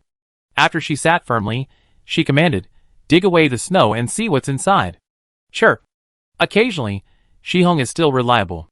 It quickly throws the snow away and grabs a small ice-blue thing from it. Is this a snow rabbit? When Song Luo saw this thing, the disgust in her heart disappeared. As long as it is not a bug, it's fine. She took the thing from Shihong's claws. The palm-sized snow rabbit had ice-blue fur, was cold all over, and was extremely weak. It is one of the most common strange beasts in the cold season. Although it is a level one, its meat is extremely delicious. There are also disadvantages. Snow rabbits reproduce very quickly, and their ability to dig holes is not inferior to that of stone badgers. Most of them must be eliminated, otherwise the city wall will be dug down. This has happened before in the history of the Ten Winds continent. Feng Xiai and others were hunting large exotic beasts in front, and Song Luo chased after the snow rabbits she saw behind. In addition to the snow rabbits, there were many wild vegetables in the snow, the most common of which was snow cabbage. After digging through the thick snow, the tender yellow snow cabbage looked like a blooming yellow flower.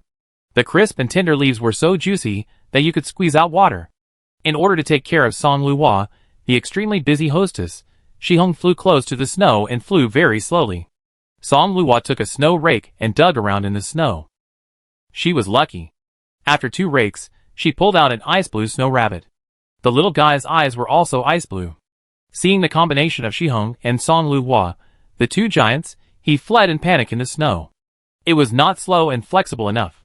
Of course, no matter how flexible it was, in Shihong's eyes, it was equivalent to an old lady crossing the road.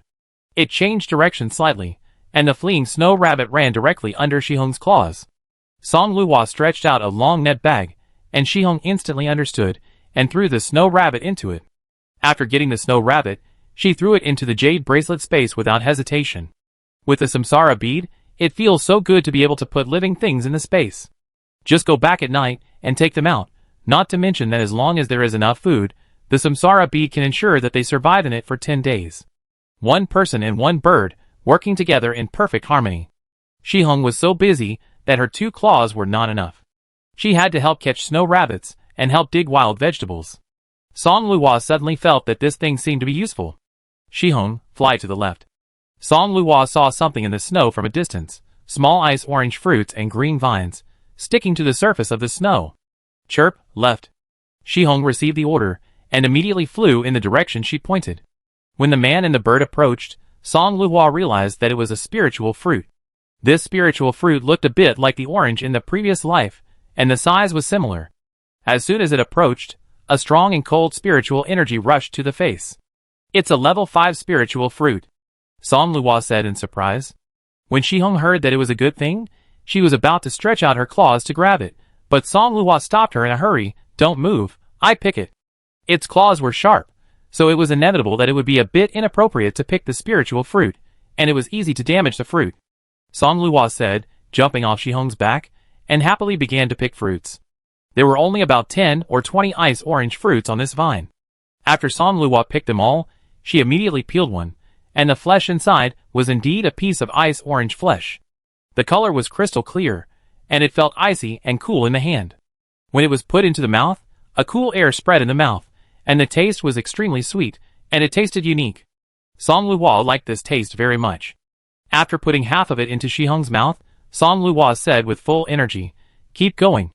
In front, Feng Xiai and others were fighting with strange beasts in full swing. Looking back, one can see a man and a bird flying around in the snow, having a lot of fun. Nong Hung shook his head, looking down on her. It's not decent for the mistress of a clan. Feng Xiai saw that she was having fun, and a smile appeared on the corner of his mouth. Then, he took out a palm-sized pink and blue snow rabbit from his arms, and said to Feng Qing, "Send this to the lady." Yes. Pink and blue snow rabbits are relatively rare and petite. Noble women love to hide them in their sleeves in winter, but unfortunately not everyone can buy them. Feng Xiai accidentally found this little thing while hunting, so he caught it alive. It's not bad to be a fun thing for his wife. Chapter 221. You said this is what Feng Xiai gave me? Yes. Feng Qing nodded and handed over the pink and blue snow rabbit in his hand. Song Luo took it with shining eyes and rubbed it a few times. This little thing is good looking. It is a circle smaller than the ice blue snow rabbit. It is cute. Unlike the red eyes of other snow rabbits, it has a pair of black eyes. More importantly, it is not cold, but warm. Holding it is like holding a small heater. Tell Feng Xiai that I like it very much. She thought of the ice tangerine fruit she had just picked, and stuffed a few of them into Feng Qing's pockets. This is a new spiritual fruit I found. You take one, and the rest are for Feng Xiai. Thank you, madam. After Feng Qing left, Song Luo stuffed a piece of ice tangerine into the pink and blue snow rabbit, and it opened its little mouth and ate it quickly, finishing it in a short while. Song Luo touched its fur from time to time, and the warm heat came from her palms, which was really comfortable, just like a hand warmer. She suddenly had an idea. Why not call you a stove? Lucy looked quite obedient, so Song Luo tied a rope made of the tendons of a blue ox, and put it on her shoulder. She then directed Shihong to fly around, rake the snow to find snow rabbits, wild vegetables, and spiritual fruits, but unexpectedly, Lucy suddenly jumped off her shoulder. Lucy, where are you going? Song Luo was holding the rope that had been bitten off, and was said to be extremely strong, and was speechless. Isn't the snow rabbit a first-level beast? Why is its teeth so good? And why is this guy so fast? Even Shihong couldn't catch its trace. In the vast snow, the stove disappeared without a trace. Song Luo was silent for a moment, and said to Shihong, "Forget it, don't chase it. It can even bite off the rope made of the tendons of the blue ox. Even if it is caught, it is estimated that it can't be locked up. Eating snow rabbit meat is not a big deal." Song Luo didn't plan to look for it again. It just wasted Feng Xi's kindness. The man and the bird changed the direction and continued to explore. Just after finding a few snow cabbage vegetables, they saw a familiar little figure in front of them. Stove. It quickly rushed over here and appeared in front of Song Luo and Shihong in the blink of an eye. Song Luo raised her eyebrows. Didn't you run away? Why are you back? The little thing jumped a few times in another direction, turned around, and saw that no one was following it. It took a few steps back, staring at Song Luo with its dark eyes, and then jumped in that direction again. Is it taking us somewhere? It was in broad daylight. Feng Xiai and the others were not far away, and a level 1 snow rabbit. How could it be dangerous? Song Luo muttered a few words and asked Shihong to follow. The man and the bird followed the stove for 4 or 5 miles, but saw it suddenly stop and start to dig snow. After a while, green vines appeared in the snow. It's ice-orange fruit. Som Luo realized that it brought them to find spiritual fruit. She went to the ground herself, threw the stove squatting next to the ice-orange fruit onto her shoulder, and used a snow rake to dig. This digging directly shocked her. So many ice-orange fruits. The crisscrossing and randomly twisted ice-orange fruit vines were densely packed with ice-orange fruits. Song Luo was delighted and rubbed the stove twice. What a good stove! Song Luo really didn't expect that the stove could be used as a hand warmer and a treasure hunter. After that, it took them to find a lot of snow cabbage and other wild vegetables, as well as various spiritual plants and fruits. One person, one bird, and a pink and blue snow rabbit killed people in the snow in the back. The days in the winter season were ordinary. Feng Xiai and his men only went out for half a month, mainly to clear the cold beasts around the city. Som Luo stayed at home most of the time. There were many cold beasts wandering around the few places outside the city, but the spiritual plants, spiritual fruits, wild vegetables, etc. were almost dug up by the three of them, one bird and one rabbit. Especially the snow rabbit Lucy, this thing is very sensitive to spiritual plants. No spiritual plant can escape its rabbit nose. Song Luo secretly thought that Feng Xiai was really a chosen talent, and the beast he picked up casually seemed to be an incredible treasure. The winter season was long, and the East Cross courtyard was silent at night. In a corner of the garden, a jade tree suddenly shook, and then rose several feet high, and flower buds grew on the sparse branches and bloomed quietly. It snowed heavily last night, and when we woke up early, the snow on the ground was piled up thickly. In the morning, several ants took shualing, put on old cotton jackets, and walked towards the east courtyard with brooms. As soon as they entered the courtyard, they smelled a unique and pleasant fragrance. The fragrance seemed to be near and far, and it seemed to be there and not there. The ants followed the fragrance, and finally found the source. The ants walked around the blooming jade tree and marveled, I don't know what kind of tree the lady planted. It has grown so tall and bloomed after not seeing it for a night. It smells really good. Wait until the lady gets up, and then we tell her. The ants sighed and went about their business. As soon as they left, Shihong and Lucy came over one after the other, and a bird and a rabbit squatted under the tree. Shihong and Lucy were about to eat when they were spotted by an ant. She exclaimed in surprise, This is not good to eat. If the lady knew, she would be angry. She was not joking. Although her own lady was usually approachable, she had a rule that her things were not allowed to be touched easily without her permission. Yang Ma had warned them about this sternly on the first day they moved into the house. A member of the clan did not believe in evil and messed with the lady's golden lotus seeds and was driven out. This tree does not look like an ordinary thing, so we must not let them harm it, lest the lady get angry later. After Song Luo had breakfast, a member of the clan told her about this, so she hurried to see what was happening. Shihong, Lu Zi, a bird and a rabbit were clinging to the bottom of a 2-meter-high jade tree trunk like perverts. The stems and leaves of this tree were as green as jade, and dozens of large ice-blue flowers were sparsely blooming on the branches. The unique and clear fragrance of the flowers filled the nose, refreshing. Song Luo was very surprised. She accidentally pulled this tree back from the stone ground. Since it was watered with growth liquid, it has never grown again. Unexpectedly, 2 months after the cold season, it has grown taller and bloomed.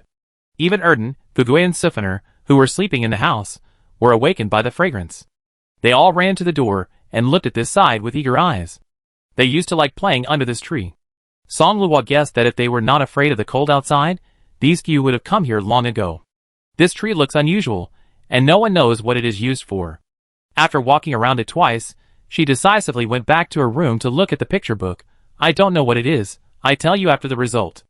Outside the city, Feng Xiai and others had just cleared a wave of cold beasts, when they found another wave of cold beasts coming one after another.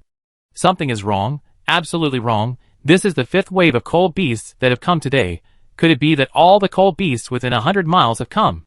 Jiang Wenxiu looked into the distance, frowning tightly. Why are there more and more? Chapter 222. The situation on the scene was too abnormal. Feng Xiai, Qin Yi, and others were alert.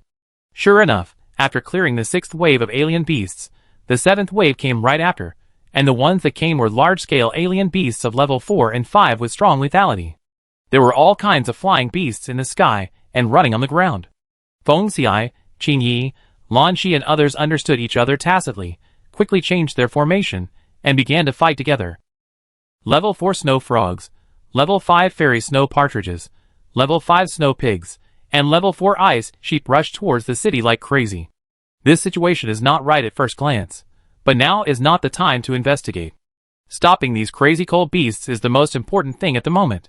As for how to stop them, of course, try your best to stop them. Feng Xiai took out a bunch of torches and handed them to Feng Shan. This is the spiritual weapon refined by your wife. Share it with everyone.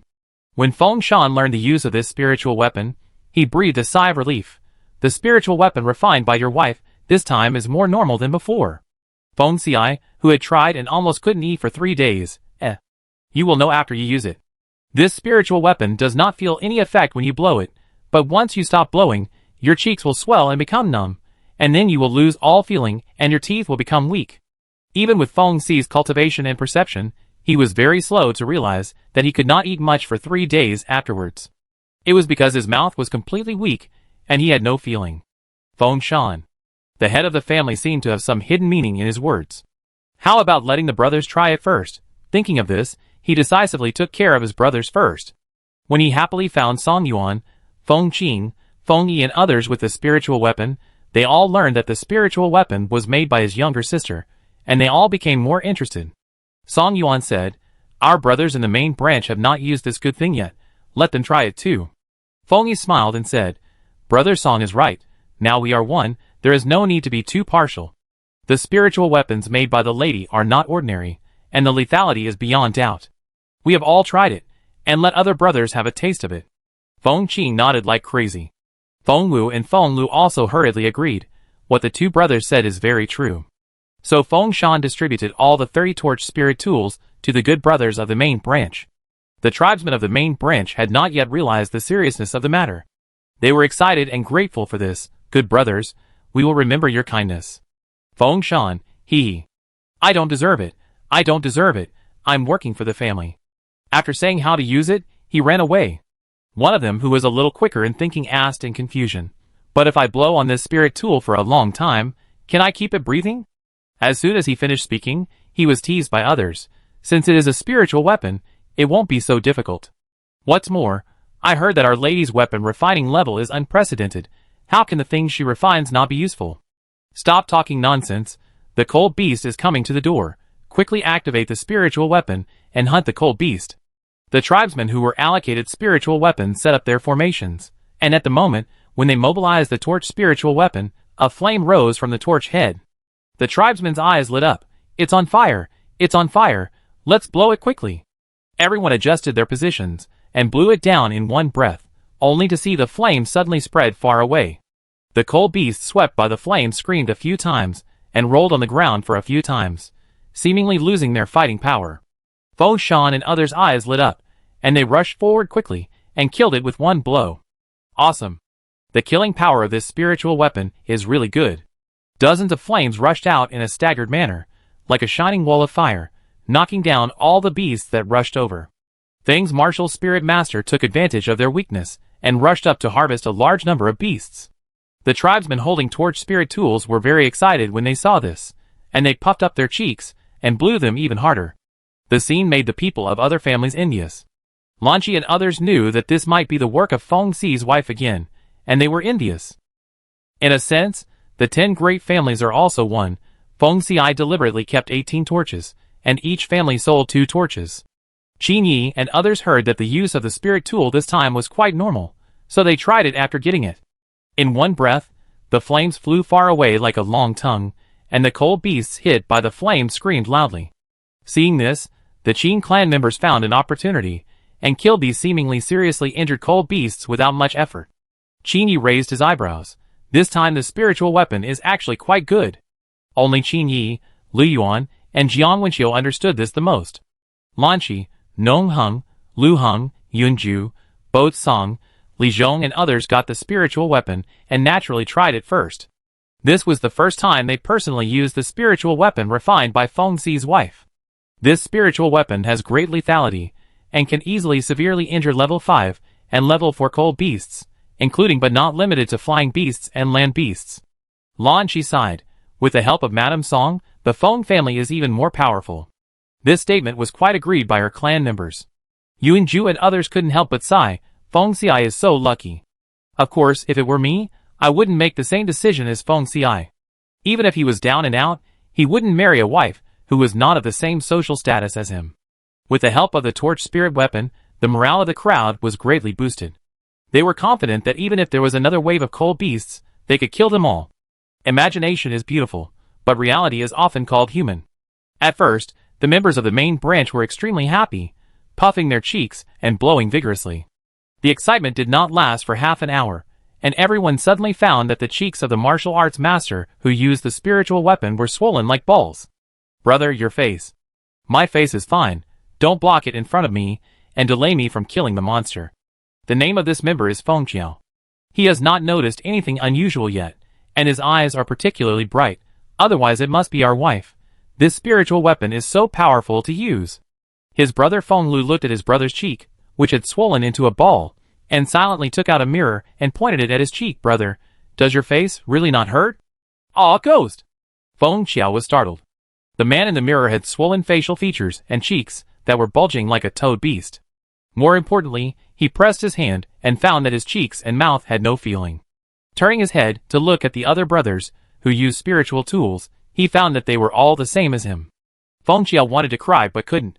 He found Feng Shan. Brother Shan, what's wrong with me? Feng Shan turned his head and saw a ball with facial features. He was shocked. You scared me. Who are you? The tribesman looked incredulous. Brother Shan, I'm Feng Qiao. Ah. Feng Qiao, I'm sorry, I didn't recognize you when you became like this.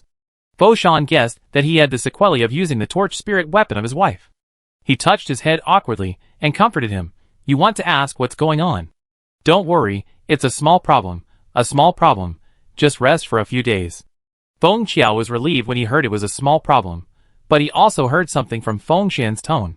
Secretly guessing, could it be that the spiritual tools refined by the madam often have such sequelae?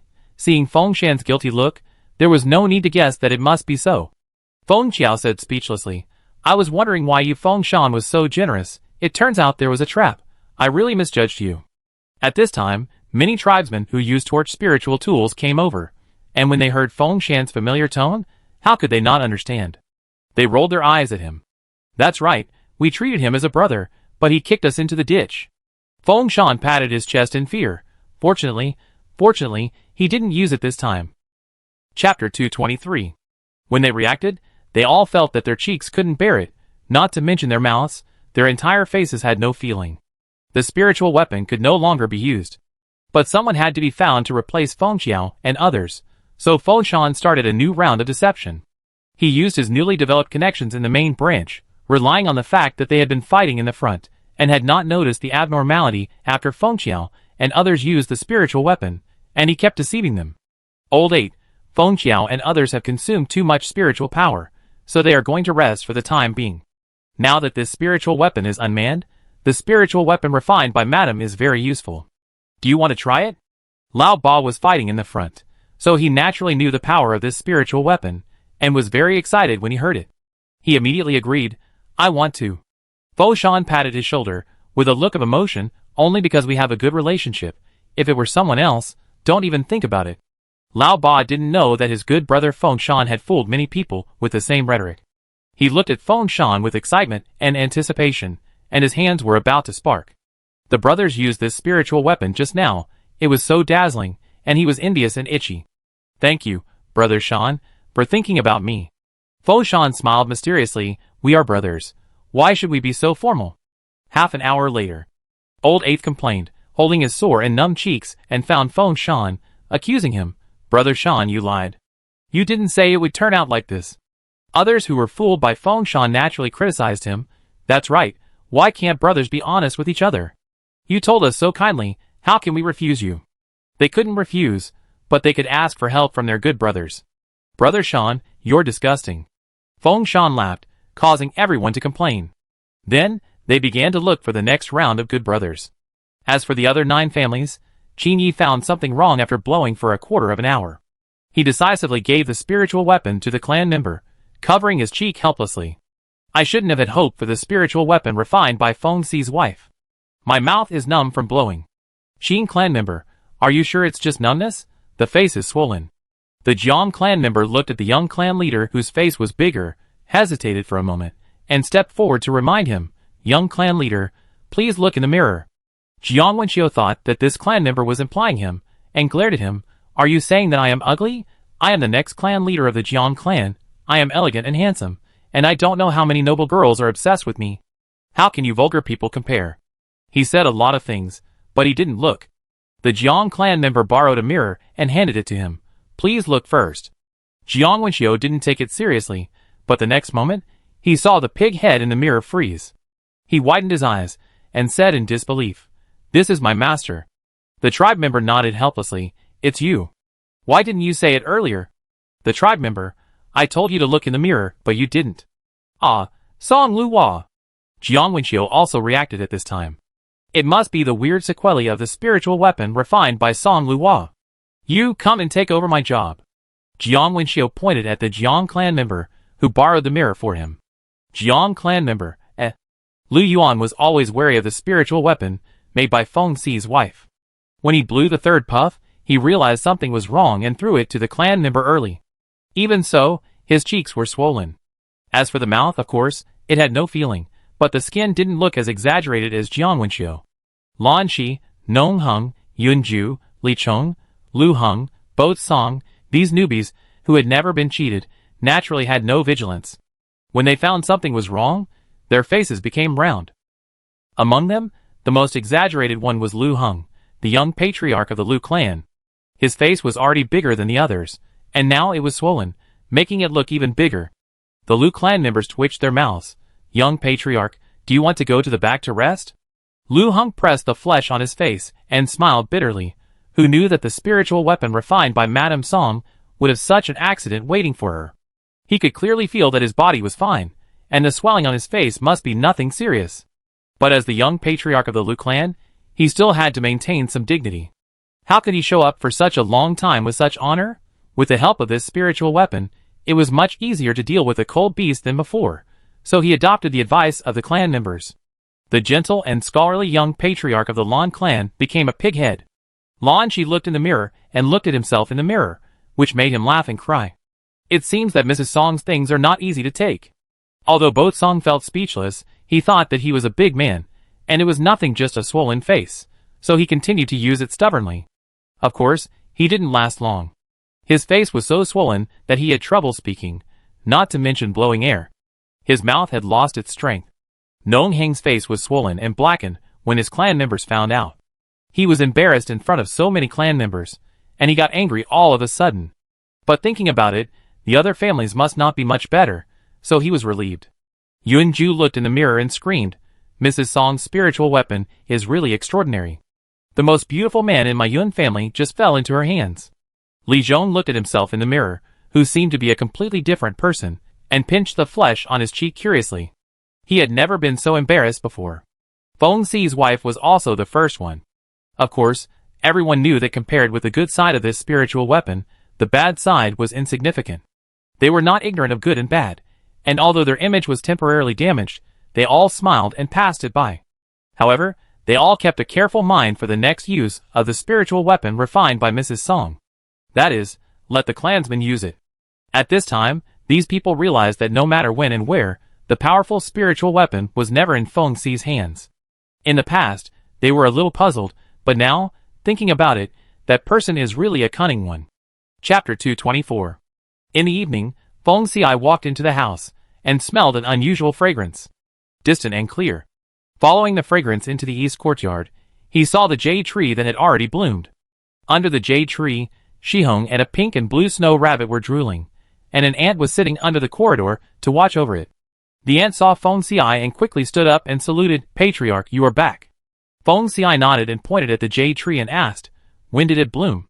The ant said, "I saw it blooming when I woke up this morning. Shihong and Madame's new pet stove like it very much and want to chew on the tree. Madame ordered me to watch and not let them eat it. So that's how it is." Thinking of the abnormality of the cold beasts outside the city today, Feng Xi seemed to be thinking about something. The next day, before leaving, he used his spiritual power to seal the jade tree. Sure enough, when he arrived outside the city, there were almost no strange beasts today. Qin Yi, Lan Shi and others were quite surprised. Why are there no cold beasts today? Jiang Wenxiu looked at the endless snow and said, Yesterday these guys were like crazy. Maybe they were scared by being beaten. By the way, the spiritual weapon refined by Madame Feng Xiai is useful. Yesterday, dozens of waves of strange beasts came, and they were all repelled by this spiritual weapon. Of course, the disadvantages are obvious. The brothers' faces are still swollen. They didn't even eat last night and this morning. It's not that they don't want to eat, but they really can't. Their mouths are so sour that it's hard to eat soft food, let alone eat exotic beasts. The old man at home knew that he went out to hunt cold beasts and made himself look like this. He laughed at him for a long time without any fatherly love. Jiang Wenxiu rubbed his numb cheeks, quite distressed, and secretly said that he would never use the things refined by Feng Xi's wife himself next time. Among the 10 of them, only Feng Xi looked decent. Since there is nothing to do, let's go home. After Li Zhong finished speaking, he led his clansmen to leave first. He didn't want to be a clown for others to watch. Lan Shi smiled, that's perfect, just take advantage of this gap to rest at home. I don't know when the swelling on my face will go down. I haven't had a good meal for 2 meals, so I'm really hungry. I go back and ask the kitchen to prepare some softer food. Lan Shi also left with his people. Yunju and others were so happy to see this. After all, they didn't want to hang around outside with a pig-like face. After returning home, Feng Xi immediately strengthened the spiritual power blockade of the jade tree. He thought to himself that this might be another treasure brought by his wife by accident. Once the treasure was blocked, as he expected, no cold beasts gathered in the next few days. Feng Xi took this opportunity to read various books and records. Now that he is the clan leader, he can read all the books in the clan. In just 2 days, he found the name of this tree in an old book. There is a jade tree in the southern region. It is young and simple, just like any other tree. It turns into jade after 100 years. When it encounters cold snow, it blooms overnight and bears magical fruit, attracting all kinds of beasts. This tree is called the jade tree, also known as the divine tree of the continuation. Its fruit takes 100 years to grow and can connect all things. It has the miraculous effect of bringing back to life human flesh and bones. It is said that in ancient times, a man had no children. He took this fruit by mistake, which made up for his deficiency and brought him a son. It is no exaggeration to say that having this fruit means having a second life. The people on the mainland make a living by hunting exotic beasts. The dangers are beyond words, and it is common to lose arms and legs. Their big family still has the ability to help, so they won't starve or freeze to death. For the common people, life is worse than death, which is their portrayal. This is true for the human race, and it is also true for the strange beasts. Feng Xi rubbed his forehead. No wonder the strange beasts are rushing to come. It turns out that the sacred tree of the knotweed has blossomed. This thing is a rare treasure. If people know about it, it will probably cause a lot of trouble. Now, there is no better place to put it. It can only be sealed with spiritual energy to prevent the breath from leaking and attracting the cold beast tide again, thus attracting the attention of major forces. When Song Luo heard that this thing was from the Dipsicus tree, her mouth was watering. She wanted to pick a flower and take a bite to see if she could grow something more. Of course, she was talking about eyelashes. Feng Xi's eyelashes were thicker and denser, and more beautiful than hers. Isn't this enviable? Feng Xi was stunned for a moment, because his wife's idea was so out of line. He said with a smile, the flowers of the Dipsicus tree are not useful in this way, and its fruit may not necessarily make people grow thicker. Eyelashes, my wife, don't eat them carelessly. Although the book records it as miraculous, there may be some unknown harms. If you don't really need it, it's better not to eat it. Even if you want to eat it, you have to find someone to try it before taking it. Moreover, the tree of the knotweed has not borne fruit yet, so even if you want to eat it, you have to wait until it bears fruit before eating it. The couple discussed it, and decided to pretend that they didn't know the rarity of this tree and plant it as an ordinary tree in the east courtyard. The main feature is that it's dark under the lamp. From then on, Feng Xi got up early every day and had an additional activity, which was to seal up the knotweed tree. Day by day, there were fewer and fewer cold beasts outside the city. The cold plants had grown a new crop, and there were not many cold beasts. The lower class people did not need to clean up specially, and it became a playground for ordinary people in the city. People surrounded the cold beasts in groups, picking spiritual plants, spiritual fruits, and cold vegetables. Song Luo did not end up this time. There was no one originally, and she had already harvested a wave alone. It would be too greedy to get involved again. In the cold season of March, it still snowed at night, but stopped snowing during the day. The weather was getting colder, and the cold beasts multiplied again. A large number of cleanup activities have begun again. Not only Yanqing City, but also Ponsu City, although it is the main city, is surrounded by wilderness. Since it is a wilderness, it is inevitable that many cold beasts will be born. Feng Xiai is now the head of the clan, and he also needs to arrange the Feng clan to clean up the strange beasts outside Ponsu City. This matter is easy to solve. This matter is led by the second elder every year, and he does not plan to change it this year. Over the years, the second elder has become accustomed to doing this job. Even if Feng Xiai still arranges him to lead the team this year, the second elder has no objection. Feng Xiai thought for a moment and ordered people to send 15 torch spirit tools to help. What spirit tool? It looks a bit crude. The second elder took the spirit tool and looked at it curiously for a long time. Speaking of this spirit tool, the eyes of the simple tribesman, who had never been cheated by it, lit up. This spirit tool was refined by our tribe leader's wife. It is also very simple to use. As long as you move the spirit tool to blow towards it, it can spray out extremely fierce flames and severely injure the cold beasts. That day, several waves of strange beasts came outside the city, and they were all defeated by the fierce fire of this spirit tool. The second elder was aroused by the praise of this clan member. He immediately tried to start it, and in an instant, a fierce flame shot out. The flame fell on the ground and melted a large area of snow in the yard. The second elder had a high level of cultivation and immediately saw the door. After a moment of stunned, he clapped his hands and laughed. I didn't expect Feng Xi's wife to be able to refine weapons. This spiritual weapon is comparable to a 5th level top grade spiritual weapon. Everyone said that Feng Xi's wife was a waste. Several elders only saw that she was good at general knowledge and thought she was very good. They didn't expect that she actually had real skills. When the other elders learned about this spiritual weapon, they came to see the wonder. After trying it out, they all gave it a high evaluation. The first elder said, "It is a blessing for our Feng family to have such a good woman."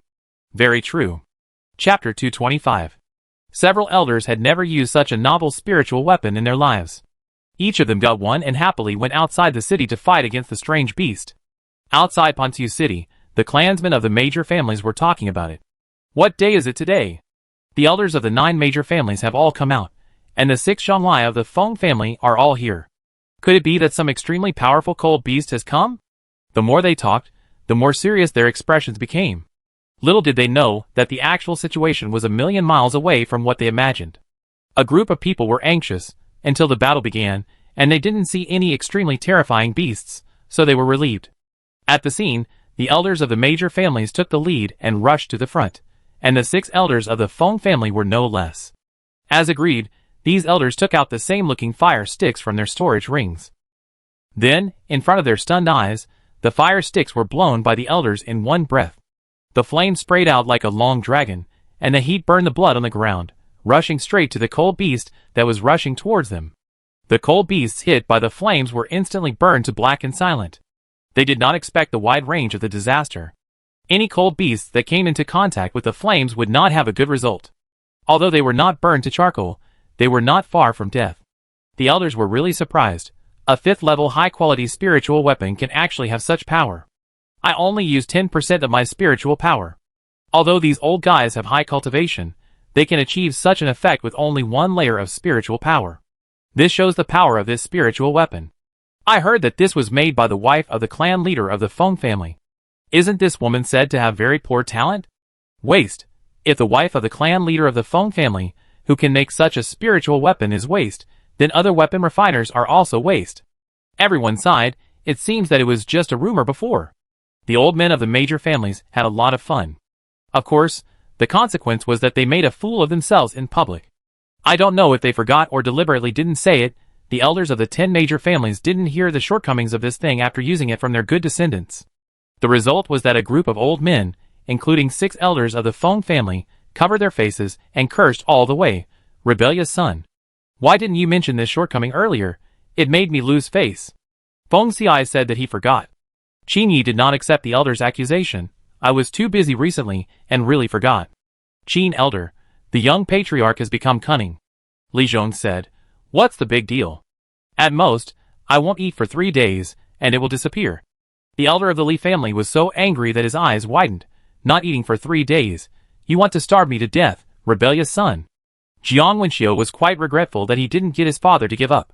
The chief of the Jiang clan sneered. I don't know your bad nature as a rebellious son.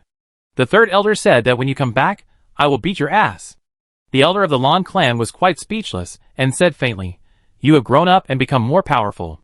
You are merciless when teasing your elders. I still remember that when you were a child, your mother raised you as a girl. It's really nostalgic. Lan Shi's face turned red with anger. It's all his mother's fault. She took advantage of his childhood and dressed him up as a little girl. Now he is called Lun Yang in the clan. Since becoming the young patriarch, no one has dug up his dark history for a long time. It was too easy. Yun Ju, Nong Hung, Bo Song, Lu Hung, and Lu Yuan naturally did not escape the punishment of their own elders. Feng Xiai was naturally no exception. The second elder was so angry that he used the spiritual stone to bombard him for a whole morning. Rebellious son has become his catchphrase. Song Luo was standing aside and almost laughed to death. Feng Xiai cut it off innocently. After that, he received a series of bombardments from the third elder, the fourth elder, the fifth elder, and the sixth elder. After being baptized by beautiful words, Feng Xiai still refused to admit that he did it on purpose. Song Luo had to say something awesome. Qin Yi, Lan Shi, and the others must have been led astray by you. Feng Xiai smiled and glanced at her. Why would you think so, madam? Song Luo, if it's not you, could it be me? Feng Xiai smiled and said nothing, continuing to deal with clan affairs. Song Luo, she has nothing to do with it. As a successful weapon refiner, one must learn to play to one's strengths and avoid one's weaknesses, and she is working hard to move in this direction. As the saying goes, if you don't forget your original intention, you will succeed. That's about it. Is it wrong to ask? Half a month later, the dipsicus tree finally bore fruit, a thumb-sized blue-green fruit. Song Luo tried to water it with some growth fluid, but she didn't expect that the fruit would be fully ripe without much water. The ripe dipsicus tree fruit is blue-green, the size of a fragrant egg, crystal clear inside, and without a seed. The strange fragrance made the small animals in the courtyard salivate. Fortunately, for the sake of safety, Feng Xiai also sealed off the spiritual power of the East Cross courtyard. Since Feng Xiai sealed it alone, except for the strange animals that were extremely sensitive to smell, the tribesmen didn't feel anything. Shihong and Luzi lay beside it, wishing they could stand guard all day and all night, and even joked, It must be a very good treasure, look how anxious the bird and the rabbit are. Shihong and Luzi may have understood, and moved their bodies, facing the ants with their buttocks. The ants didn't care. Song Luo ignored the two little ones' greed, stretched out her little hand to make money, and decisively picked the fruits of the dipsicus tree. There were 10 in total, and they couldn't use them at the moment, so she sealed them in a jade box. What surprised her was that the moment she picked the dipsicus tree fruit, the jade tree was beaten back to its original shape, and the jade trunk and leaves all turned into the appearance of ordinary trees. It was gray and inconspicuous. If it hadn't been for seeing its changes during this period, no one would have believed that it was the famous dipsicus tree. Shihong and Luzi were also at a loss. A bird and a rabbit stared at the tree in front of them, their eyes not moving. Song Luo picked up Luzi and rubbed it a few times with a smile. Are you dumbfounded? This is the dipsicus tree, but it has changed its skin. According to the ancient books that Feng Xiai had consulted, after each fruiting, the dipsicus tree would grow for another 100 years before it could turn into jade, and it would bloom and bear fruit in the cold season of the year when it turned into jade. This time, she was just doing it by accident. Using the growth liquid to make the jade tree turn into jade was equivalent to saving 100 years. It happened to be the cold season again. Song Luo suddenly had an idea. If she continued to water the dipsicus tree with the growth liquid to turn it into jade, would it still bear fruit in this cold season? As soon as the idea came out, she immediately put it into practice. This time, she did not use the rare growth liquid, but directly watered it with the original growth liquid. After watering it with a small bowl of the original growth liquid, the ordinary little tree really turned into jade again. Song Luo said excitedly, It's done. Next, just wait and see. Chapter 226. For 2 consecutive months, the dipsicus tree remained silent. Song Luo was not disappointed. The days spent at home reading picture books passed by like flowing water. That day, Fingli and several women from the tribe came over, and their bulging bellies made Song Luo look blank. Is it too late to have a baby? Fingli was fatter than when she first got married, and her cheeks were rounder now. She gently stroked her belly, exuding the glow of motherhood. Hearing Song Luo's words, she couldn't help but laugh. It's time to do it. There's nothing to do at home in the winter. If you want a child, You can take advantage of this time to have one, which can save a lot of trouble. Although there are 24 months and a year in the 10 Winds continent, the process of pregnancy for 10 months remains the same. If you get pregnant early, the baby can be born in the spring of the following year. At that time, whether it is childbirth or confinement, it will be much more comfortable. Besides, for childbirth, the medical care in the 10 Winds continent is pretty good, and there is a special midwifery pill that can greatly reduce the risk of childbirth. Speaking of childbirth, Finley and other side, you don't know, some sisters-in-law are really cruel to themselves. They take golden lotus seeds and want to have 7 babies. She felt numb just thinking about it. Not to mention how to take care of 7 babies, and raising them later. 7 mouths can make the family poor. What's more, even with the help of the birth pill, the damage to the body is quite large. Song Luhua was shocked after hearing this. So cruel. The golden lotus seeds were brought back to benefit women who couldn't have children, but wanted children. I didn't expect some people to be so reckless. Finley and other female relatives were also confused. One of them suddenly interrupted and said, "Madam, you may not know. I heard from a distant relative that our eldest lady also used golden lotus seeds." Madam Jiang Shui?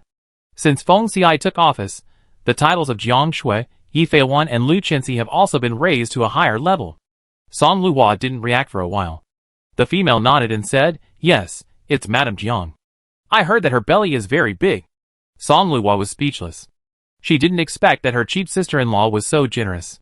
Could it be that she wants to have more children, so that she can inherit the position of the young patriarch of the Feng family? This is too persistent. Song Luhua and Feng Xiai have discussed the matter of children. She doesn't want to have children so early. First, she is too young and doesn't want to be a mother so early. Second, Feng Xiai said that next year will be the once-in-50-year 4 Domains Exchange Conference, and he will take her with him. She will not have children at this critical moment. So she takes contraceptive pills every time. The contraceptive pills of the 10 Wind continent are still very good, and the main feature is that they do not hurt the body. Song Luhua had no taboos. After chatting for a while, everyone wanted to go back. Except Finley, who was from the tribe. The other women were all new wives of the tribe members, who had followed Feng Xiai in the past. These were all Feng Xi's direct descendants now. Song Luhua was willing to give these tribe members a small purse. The purse contains a pendant made of garnet beads. Wearing it for a long time will have certain benefits for both yourself and your child. I hope you will give birth to a smart child safely. Finley happened to have heard of garnet beads, and was quite excited when she heard the words. She thanked happily, "Thank you, madam, for the treasure." Although the other female relatives had not heard of it, they were also very discerning and thanked happily. Song Luhua waved her hand, "Go back. The snow on the ground is slippery, walk slowly." As soon as she left the house, Finley couldn't wait to open her purse. In the purse, a fine silver chain with garnet beads came into view. The thumb-sized garnet beads were full and round, and the uniform purple-red color was particularly conspicuous in the palm, which was pleasing. It was particularly elegant with the delicate silver chain. She couldn't let it go, holding it in her palm, and was reluctant to put it back. Seeing her like this, the other female relatives were curious. "Finley's sister, what exactly is the garnet bead that madam gave you? What benefits does it have for the fetus?" Yun Qian is Feng Yu's wife, and she and Feng Yu have been married for 6 or 7 months. At that time, several couples held a wedding banquet together, and wanted to invite madam and others to drink the wedding wine, but they didn't expect that the young patriarch of the Jiang family would hold a banquet at that time. However, the lady and the clan leader sent gifts. The clan leader sent Lingbai, and the lady sent Lingbang pearl jewelry. A pair of white Lingbang pearl earrings, and a pink Lingbang pearl pendant. The pink Lingbang pearl pendant, she still wears it now. Unexpectedly, when she was pregnant, the lady sent a new treasure, which was really a surprise. She pricked up her ears, and listened to Finley saying, "This garnet pearl is a rare treasure. Wearing it for a long time can not only improve your own talent, but also improve the talent of the child in your belly." Wow! Is that so? The women were excited. This treasure must be worth a lot of money. The lady is so good to us. Money? Pineapple shook her head. This thing can't be bought with money, let alone us. Even the women of the big family may not be able to get it if they want it. When these words came out, the women were like boiling water, tightly holding their purses in their hands, afraid of losing them. They were grateful to Song Luhua, the wife of the clan leader. Pineapple said, "I shouldn't say this, but I still want to remind you that the lady is good to us. You must not let her down." All of us followed the clan leader after he split up the clan. As long as we know our position, and work hard for the clan leader and his wife, we will have a good life in the future. After saying that, Fengli said meaningfully, Madam, you are easy to talk to. Our clan leader will not forgive those who have bad intentions. It's okay to bring trouble to yourself, but don't bring trouble to your husband and children. Think about it yourself. The fourth young master's majesty became more and more serious after he succeeded as the clan leader. These old people have seen the fourth young master's methods. Now that he is the clan leader, he must be no less careful than before. When the female relatives heard this, their expressions froze, and they all said in unison, Don't worry, Pineapple Sister, we are all honest people and dare not have bad intentions. Yun Qian also echoed, The clan leader and the lady have already treated us well. If we have bad intentions, we will be worse than pigs and dogs. If nothing else, at least, after getting married, their lives have improved visibly. The lady also subsidizes them as much as possible with high-quality spiritual fruits and rare good things. This treatment is unimaginable in other families. As a married woman of the Yun family, Yun Qian knew what kind of life ordinary people in the family lived. Although it was much better than that of ordinary families, it was not the same as it is now. Of course, even if she knew what kind of person her family head was, the wives he married were all selected through character inspection, so naturally there was no such top-notch one. Fengli was very pleased for her family head and his wife when she saw this. Chapter 227. Since entering June, the snow at night has become much smaller, and there is sunshine during the day. The snow in the wilderness melted a little under the sun, but it was still very thick. Feng Xiai and others occasionally went to a place a little further away from the city to clean up the cold beasts. With the help of the torch spirit weapon, cleaning up the cold beasts in the cold season has become less difficult. This year's task of cleaning up the cold beasts was basically completed ahead of schedule, and only a few more days of cleaning were needed at the end of the cold season. At this point, Feng Xiai and others were completely idle, and the clan affairs were relatively reduced. This group of people are used to being busy, so naturally they can't rest. On this day, Qin Yi, Jiang Wenxiu, Lu Yuan and others came to visit. Jiang Wenxiu said, I remember there is a Xinqing lake 100 miles north of the city. The lake is huge, and there are Xinqing fish in it. Anyway, we are free. Why don't we go catch Xinqing fish? Xinqing fish is only the size of a palm, ice blue, with a blue halo around it, very beautiful. Children under 3 years old will be smart after eating it. Qin Yi said, Come on, it's so cold, it's hard to have some free time. Why don't you rest at home? Besides, do you think that sinking starfish is so easy to catch? It's good to catch one a day. No. Jiang Wenxiu curled his lips. If you don't want to go, then don't go. I asked Lu Yuan. Lu Yuan, Qin Yi won't go, how about we go? Lu Yuan, I don't have children, I don't need it. You don't have children now, but you will have children in the future, so you can save it for your son first. Lu Yuan still shook his head. The previous generation never gave him sinking starfish to eat, and he was confident that his future children would not need to use sinking starfish to make them smart. Jiang Wenxiu looked at Feng Xiai again. They're not going. Why don't we go? Feng Xiai was about to refuse, but saw his wife's eyes sparkling, staring at Jiang Wenxiu curiously. Is this fish really so magical? There are very few people who have really caught the sinking starfish, and no one can really say whether eating it will make you smarter. When Jiang Wenxiu saw that someone was interested, he spitted and boasted, How can it be false? Do you think I'm smart? He poked his big head and pointed at his cheek, looking stupid. Wisdom. On the contrary, wisdom has nothing to do with cleverness at this moment. In front of Feng Xiai, Qin Yi and Lu Yuan, she couldn't tell the truth. Song Luhua nodded against her will. The young patriarch of the Jiang family is naturally smart. Jiang Wenxiu became even more excited when he heard it. My mother told me that I ate several sinking starfish when I was a child. It was my father who caught them specially for me to eat. The old man just couldn't talk. He was so good to him, but he didn't let his mother tell him. Fortunately, he saw through everything in advance and knew about this. He looked so arrogant that he said, Just watch, the star-sinking fish can really make people smarter. Song Luhua secretly rolled her eyes. She suspected that the effect of the fish was the opposite of what was said. Even so, it did not affect her curiosity about this thing. When she saw that Feng Xiai did not want to go, she softly pulled his sleeve and smiled sweetly. Feng Xiai, let's go! Feng Xiai was almost dazzled by her smiling face. He covered her little hand with a smile and nodded. My wife wants to go, so I will go too. Jiang Wenxiu laughed strangely. So you have to do this before you go, ha ha. He imitated Song Luhua and pulled Qin Yi's sleeve. Qin Yi, let's go.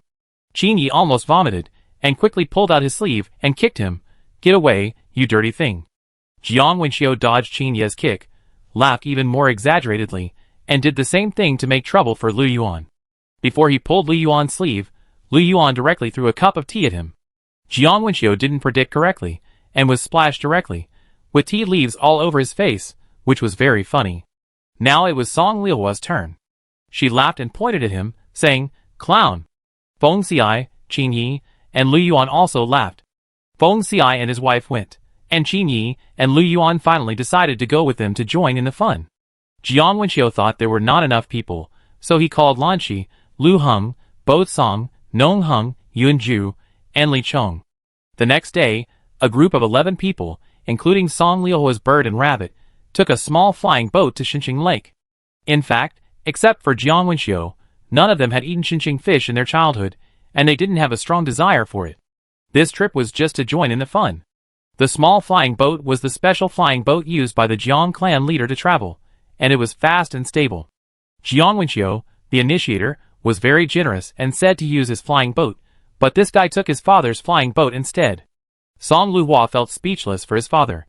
This guy was really the eldest son of the Jiang clan leader. The sinking starfish that his father gave him when he was young were eaten in vain. The Xinqing Lake was extremely vast, and the lake was covered with endless white snow. It was impossible to tell where the lake was and where the land was. Feng Xiai and others had been here before. With just a little effort, the snow on the lakeside flew away, revealing the clear, dark blue lake surface covered with thick ice. Through the ice, fish floating in the deep water of the lake could be seen occasionally. Jiang Wenxiu was very excited. He chose a place and punched it. A huge pit appeared in front of him. Then, he took out the net and put it in to catch fish. Qin Yi, Lan Shi, Nong Heng and others chose a place not far away, cleared the snow on it, and then used the spirit sword to cut a circular hole. Feng Xiai also moved. He first chose a place, cleaned it up, took out wood and exotic animal skins from the space ring, and built a simple windproof hut.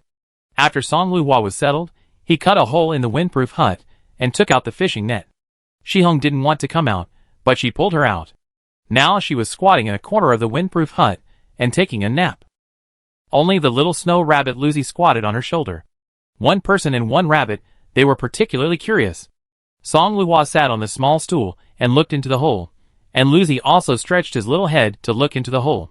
Feng Xiai laughed, took out a fishing net from the space ring, and held it in his slender hands, and warned, "Hold on tight, don't fall in." Not long after the round hole opened, several fish came in.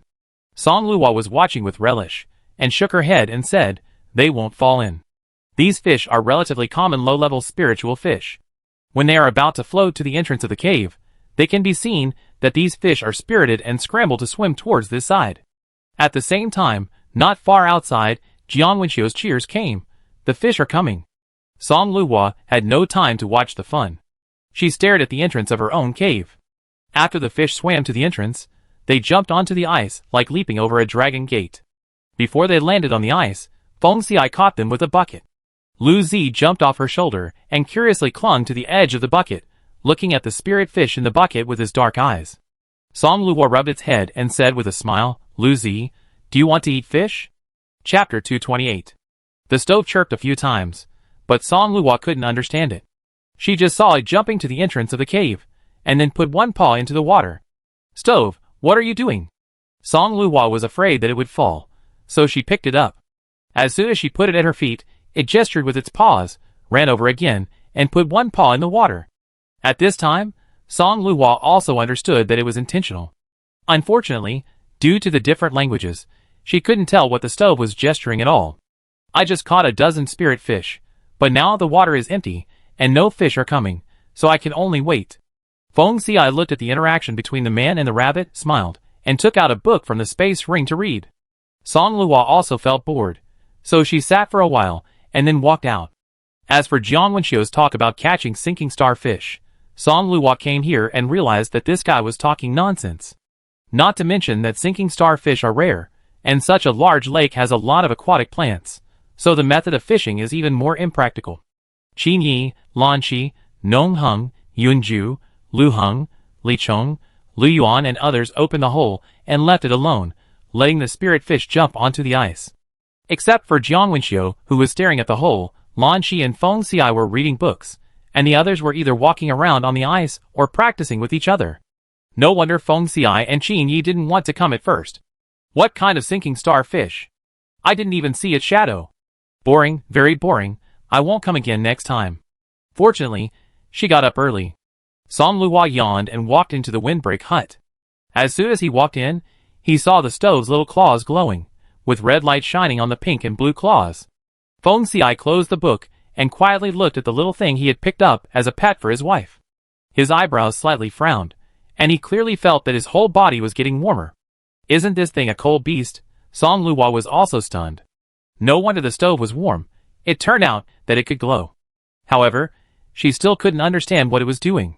She just walked to Feng Xi's side and was about to ask this husband, who had read countless books, but she saw the water surface move. Countless bubbles rose from the bottom of the water. Feng Xi's face changed. He put away the book and took a step back with his wife. Song Luo was in doubt, but the couple had a tacit understanding. No one spoke, and they just stared at the cave entrance quietly. The stove seemed not to notice the changes in the water, and its claws continued to be placed in the water, continuing to emit red light. As time passed, more and more bubbles appeared on the surface of the water, and soon, the underwater thing finally revealed its true face. It was a palm-sized ice blue spirit fish, and they were seen swimming towards the cave entrance one after another. When the first ice blue spirit fish appeared, Luzi put another small claw into the water, closed its two claws, quickly picked it up, ran away for a distance, and started to eat it. Song Liuhua's eyes were about to widen. Something is wrong. Isn't Luzi a snow rabbit? Does it eat fish? Feng Xi held his forehead. His wife's concerns always caught him off guard. Who said that snow rabbits must be vegetarians? Shouldn't we be concerned about how this snow rabbit has such a skill to attract spirit fish in the water, and whether these spirit fish are sinking star fish? This snow rabbit is definitely problematic. He did think of a beast, but it was too absurd, so he originally thought it was just a random fabrication by the present. It is said that a long time ago, there was a snow rabbit that cultivated to the extreme, broke through the shackles of time, and could walk for 3 seasons. Later, it combined with a fire cat beast, and gave birth to a beast that combined the characteristics of the two tribes. This beast is a snow rabbit in the cold season, and a fire cat in the warm season and flood season. Whether it is the snow rabbit that broke through the shackles, or the extremely rare fire cat tribe on the mainland, there are only a few words about them in storybooks and ancient books. How can the combination of these two not be considered absurd? In the past year, following his wife, Feng Xi has witnessed many strange things. Now, he looks at various ancient books, even if they sound extremely absurd, with a different perspective. The two of them had different thoughts. In this moment, ice blue spirit fish jumped onto the ice one after another. Song Luo saw the full appearance of the fish, and a new knowledge flooded into her mind. After reading it, she hurriedly picked the fish in the stove's mouth. Don't eat it, you can't eat it. At the same time, Feng Xi picked up one, put it in his hand, and carefully identified it, and said, sinking star fish. Song Luo held the stove by the back of the neck, and finally took the remaining half of the fish out of its mouth. Hearing Feng Xi's words, he was surprised again. What? This thing is a sinking star fish. Song Luo couldn't believe it. Isn't it said that eating this thing will make children under 3 years old smarter? My wife's reaction is not right. Is there something wrong with this sinking star fish? Feng Xi pondered for a moment and said, there is indeed such a saying. 100 years ago, many families would come here to catch the sinking star fish in the cold season, just to make their children smarter. Unfortunately, there are very few sinking star fish, and not everyone can catch them. In addition, it is not easy to tell whether those who eat the sinking star fish are smarter. Anyway, Feng Xi and others have never heard of anyone who can achieve great success after eating the sinking star fish. Jiang Wenxiu is just one of the rare cases. Later, no one mentioned this. Song Luo was speechless after listening to Feng Xi's story. This star-sinking fish is indeed a good thing.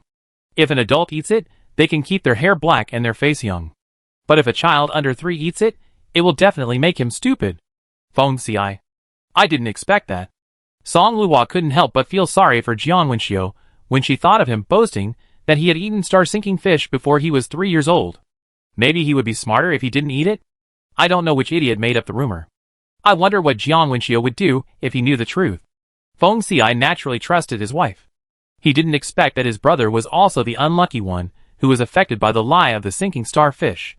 He pondered for a moment and said, "Fortunately, this fish is hard to catch. I guess no one can catch it except us. Let's keep it a secret from Wenxiu." Song Luo just said a good word, and heard a cry from outside the windbreak hut. "Sinking starfish! I caught a sinking starfish!" Song Luo and Feng Xiai looked at each other, and both saw speechlessness in each other's eyes. After the silence, the couple walked out of the windbreak hut together, and Song Luo saw Jiang Wenxiu holding a sinking starfish and showing off everywhere. Then, Lanqi, Nongheng, Yunju and others came to hear good news. "We also caught it." Song Luo, It seems that it is not possible to correct it now, lest they take the sinking starfish to feed the children at home, which is a sin. As for Jiang Wenxiu, he can only wish him good luck. Chapter 229. Jiang Wenxiu held up the fish and showed off everywhere. "I told you I could catch a sinking starfish. Look." Everyone choked up. They really didn't expect that Jiang Wenxiu would actually wait for a sinking starfish. Li Zhong shook the sinking starfish in his hand and sneered. "Except for emitting blue light, it is no different from ordinary fish. Are you sure a 3-year-old child can become smarter after eating this thing?" Jiang Wenxiu disagreed with this. "I have tried it myself. It must work." Yunju said venomously, I don't believe it." This really pissed off Jiang Wenxiu. He rolled up his sleeves and said, "Mr. Yun, do you want to fight? Fighting for a fish? Tisk, childish." Yunju had just fought with Qingyi, Lanqi and others, and now he didn't want to move at all. Lanqi, Nongheng, Lu Yuan and others stood aside and watched the two bickering. Qingyi saw him jumping up and down, feeling speechless, turned his head and looked to the side, just in time to see Feng Xiai and his wife coming out. He smiled at the couple. "Feng Xiai, you are here? We have all caught the sinking starfish. Have you caught one?" Song Luo nodded with a rather heavy expression, of course. Qingyi asked curiously, "Since you caught it, why do you look unhappy?" It's a bit wrong to say unhappy. Anyway, Qingyi saw that his expression was a bit subtle. Song Luo glanced at Jiang Wenxiu, who was still on the line of Yunju, and twitched her lips. "I feel sorry for someone." "Oh, someone. Who is that someone?" Lu Yuan said. The conversation of several people quickly attracted the attention of Lanqi, Nongheng, Li Zhong and others, and everyone gathered around. Even Jiang Wenxiu stopped arguing with Yunju and came over curiously. Being stared at by more than 10 pairs of eyes, Song Luo coughed lightly and took out a sinking starfish from the space of the jade bracelet. "I think everyone knows that this sinking starfish can make children under 3 years old smarter. Of course, I became so smart after eating the sinking starfish." Jiang Wenxiu looked proud. "I have heard of it." Lanqi, Lu Yuan, Nongheng, Yunju, Li Chong, Lu Heng, Bo Song and others nodded. "Isn't it?" Qingyi listened to her initial words. If he still didn't notice something wrong at this moment, he would be too stupid. He finally figured it out. It must be Feng Xi's wife, who found something wrong with this thing, and wanted to remind them. As for Jiang Wenxiu, who claimed that he became smart after eating the star-sinking fish, I wonder what his expression will be when he knows the truth later. Thinking of this, Qingyi had an expression of watching a good show. Song Luo and Feng Xiai looked at each other and said helplessly, "I'm sorry to tell you that this statement is a lie." "Are you lying?" Jiang Wenxiu came to his senses and almost laughed out loud. "Since it's a lie, does that mean I was born so smart?" "Haha, I was born smart." Song Luo nodded in agreement. "I was born smart. Otherwise, if I were not smart, I would not be able to think straight after eating the starfish." After this, everyone came to their senses one after another. Lanqi and others looked at Jiang Wenxiu and fell silent. Jiang Wenxiu also felt something was wrong, and it turned out that he was tricked by his father. Whatever he said about making him smarter was fake. The villain inside was already crying like a storm, but he had to pretend to be sophistry. "What are you looking at me for?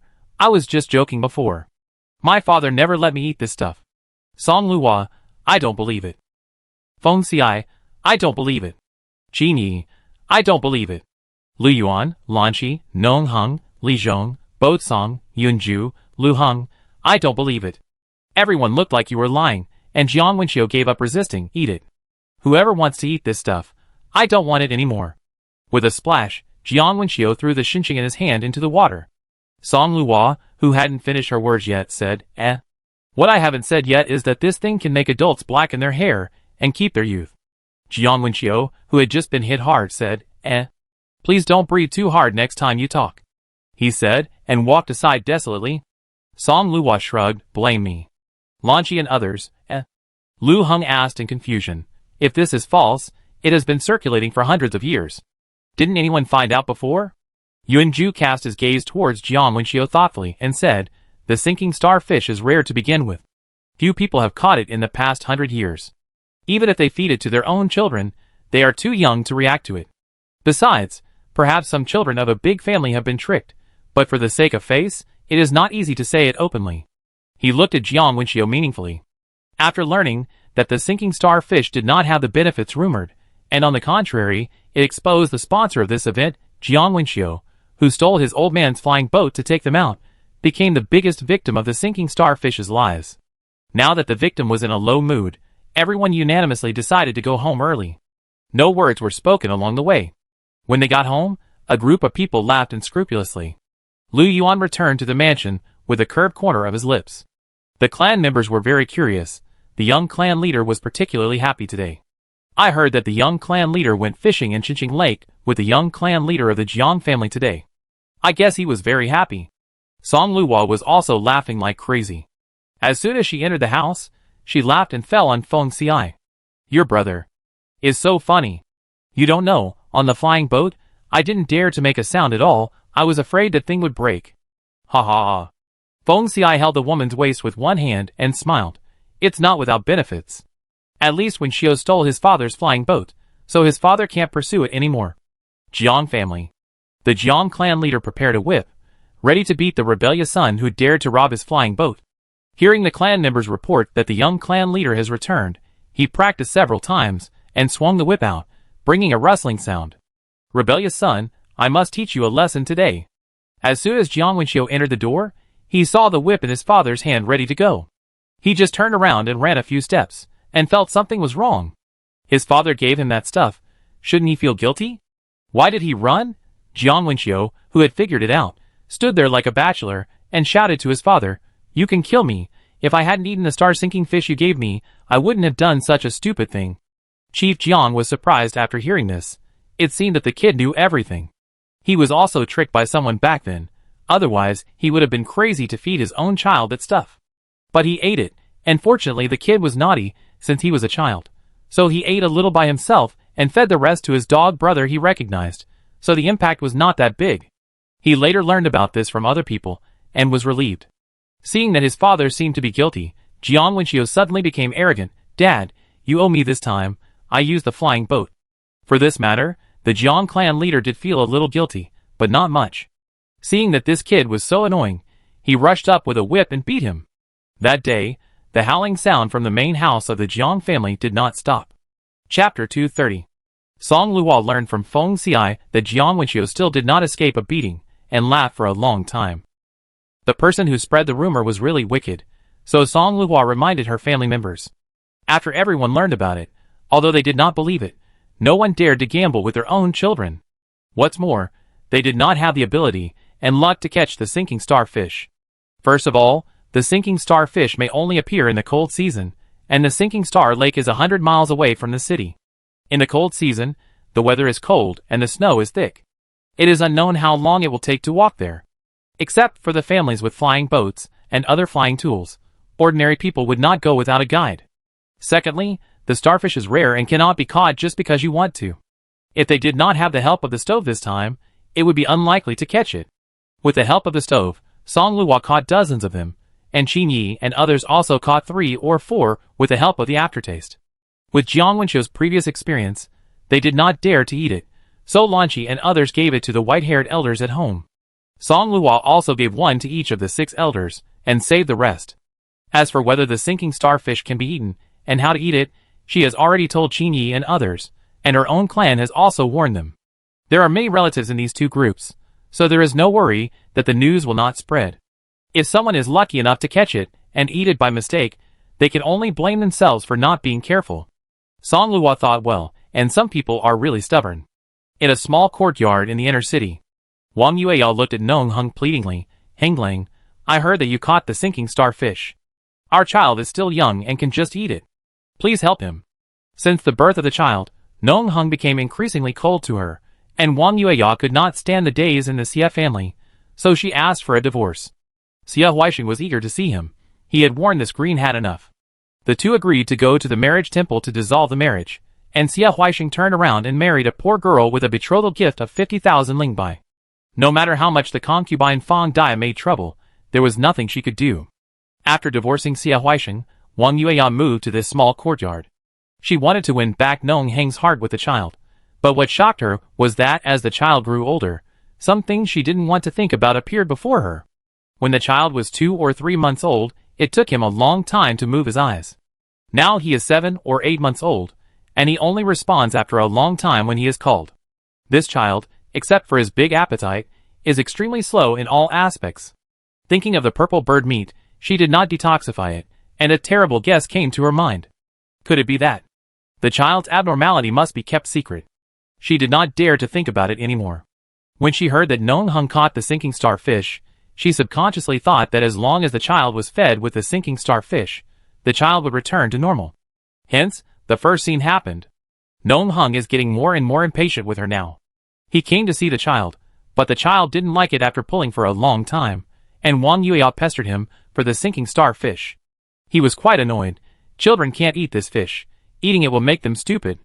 But Wang Yueya, who regarded this thing as a life-saving straw, didn't believe you. Henglang, you are so cruel. Zhang is also your child, and you are reluctant to give him a mere sinking star fish. It's unreasonable. Nong Heng shouted angrily, and turned away. Heng Lang. Wang Yueya, who was exhausted with worry, could only watch Nong Heng leave, with a trace of sadness in her eyes. Madam, a Miss Wang San came to visit. Song Luhua was listening to a group of women gossiping when someone came to her house. Miss Wang San. She only knew one Miss Wang San, and that was Wang Yueya. Song Luhua raised her eyebrows and asked curiously, "What is she doing here?" The aunt who passed the message shook her head. She didn't mention it. She just said she wanted to see you see. Please ask her to come in. Yes. Seriously, she and Wang Yueya had no connection, and she didn't know why she came to visit. It just so happened that she was in a good mood today, so she came to visit. The tribesmen saw that she had no intention of sending them away, so they continued to sit together and chat. The story of Nong Heng and Wang Yueya had been spread all over the place, and all the tribesmen present, young and old, knew about it. When they heard that she was coming, they stretched their necks, curious to know why she came to visit their wife. Wang Yueya walked in slowly under the guidance of someone. Meet the wife of the Phoenix clan leader. It was quite cold outside, and she was wearing a beautiful winter skirt trimmed with white exotic animal fur, which made her look delicate and lovely. I don't know what happened to her. Compared with the last few days, she was much thinner, and had a little sadness between her brows. The little face that was slightly pale from the cold slowly showed a gentle smile, like a jasmine blooming for the first time, which made me feel pity. A simple blessing gift, flowing like clouds and water, was pleasing to the eye. Song Luhua nodded and smiled. Sit down, have a cup of tea to warm yourself up first. Then, he ordered an ant to place a basin of fire crystal stone at her feet. Wang Yueya took the tea and took a sip. The hot tea went into her abdomen and her body finally warmed up. She stretched her hand to the edge of the fire crystal stone basin to warm it for a while, but she never spoke. Seeing that she didn't say her purpose for a long time, Song Luhua didn't want to ask, so she started gossiping with the tribe members again. They were all stories about the family's affairs. The same people and the same things can have different stories every day. Don't gossip too much, you can never finish listening to it. Listening to the group of people talking, Wang Yueya felt uncomfortable. She wondered if they talked about her like this in private. Thinking of her current situation, divorce, her lover's growing indifference, and her child's problems, she couldn't help but feel sad. She didn't ask for much. Why couldn't everything go as she wished? As she thought about it, she was lost in thought, and her expression couldn't help but show some resentment. Song Luhua looked at the rooftop speechlessly. He came to find her, but didn't speak for a long time. Did he expect her to ask? That didn't happen. She didn't have the time. Finally, after sitting for about half a day, the tribesmen went home one after another, and Wang Yueya came back to her senses. I am really sorry to bother you today. I heard that Madam has a sinking star fish. I wonder if you can give me one. Sinking star fish? Song Luhua thought a lot, but she didn't expect that she was asking for the sinking star fish. It seems inappropriate for children under 3 years old to take this. What do you want it for? This was the same as what Nong Heng said. Wang Yueya thought that she didn't want to sell it to her, and couldn't help but complain, what can I do? Of course, I want to buy it to nourish my body. As for whether it is to nourish her body, or to nourish her child's brain, how can others know if she doesn't say it? Wang Yueya made a good calculation, but Song Luo saw that the other party was not sincere at a glance. He didn't want to sell it to her at all, lest there was a problem in the future, and this woman would pester him endlessly, which would be annoying enough. So he said, "I'm afraid you will have to make a wasted trip. The sinking starfish is gone. Mrs. Song, Wang Yueya wanted to say more, but Song Luo was already impatient. "If I say it's gone, it's gone. Would I lie to you? Aunts, send the guests away." The two aunts knew her troubles, and were extremely disdainful of her. Seeing that she was going to pull their own wives, they hurriedly pushed her out. At this time, Feng Xi happened to come back from outside. Seeing this, Wang Yueya couldn't help but rush over. "Feng clan leader. Please help me." "Who are you?" Feng Xi dodged and asked unhappily. "I just want to buy a sinking starfish from Madame Song. Recently, everything has been going wrong. She came to ask for fish, and was driven out again." Wang Yueya couldn't help crying on the snow. Why? You all bully me." In this situation, anyone who saw it would think that Song Luo and Feng Xi bullied her.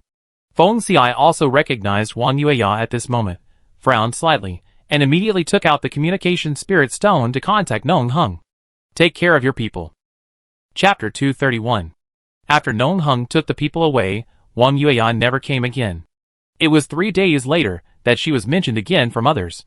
The clan members had a large network of relationships.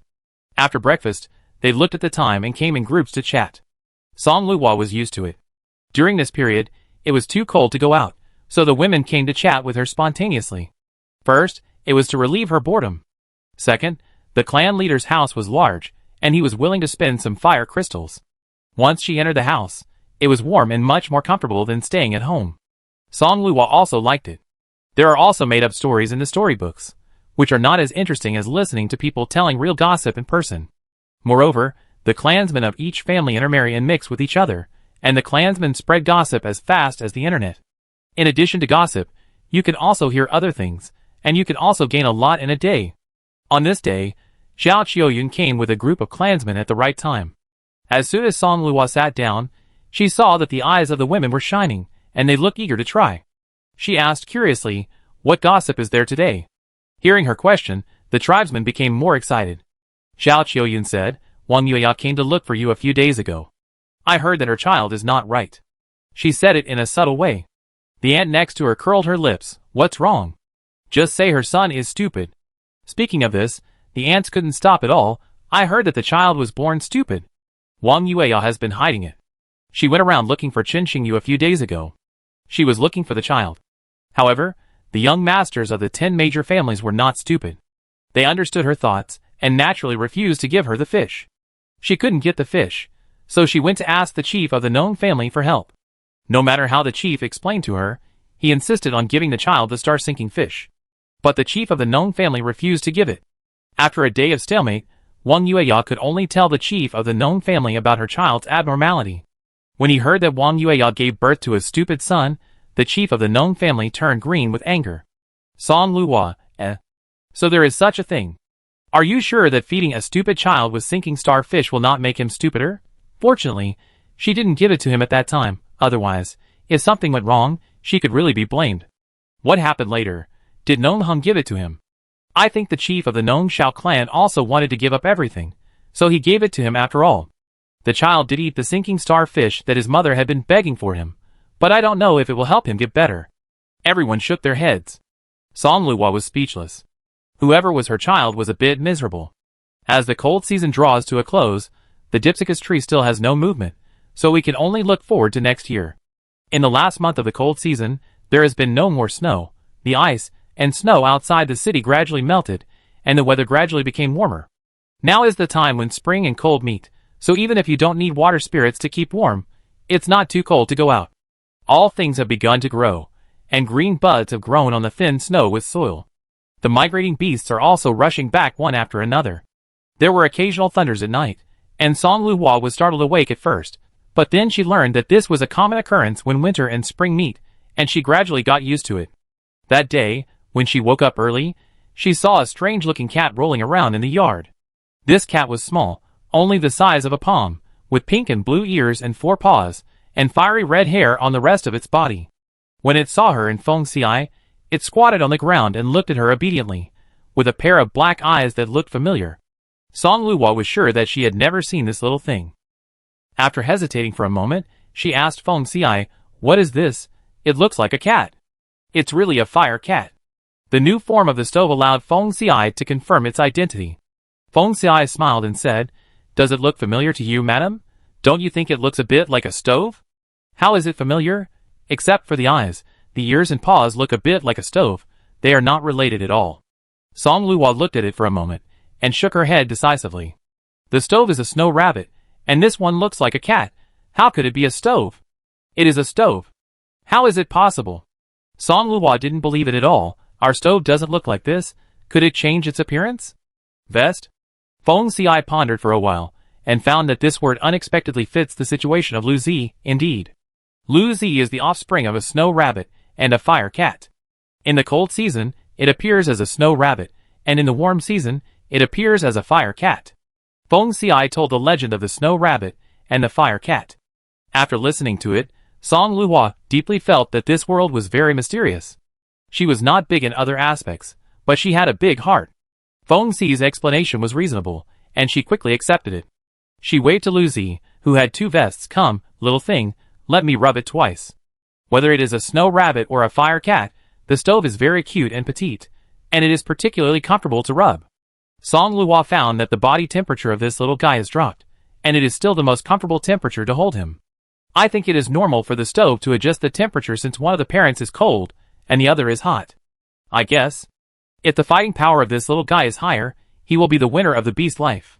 In just a few days, the wild vegetables outside the city grew rapidly, the women were eager to move, and the children were anxious. After a cold season of frugality, the warm season is coming. The wild vegetables that we used to eat during the flood season are also missed. The warm season has not officially arrived yet, and Feng Xiai and others plan to take advantage of the opportunity to go hunting again before leaving for the 4 Regions Exchange Conference. As soon as she left the city gate, Song Luhua was amazed by the red ground berries on the ground.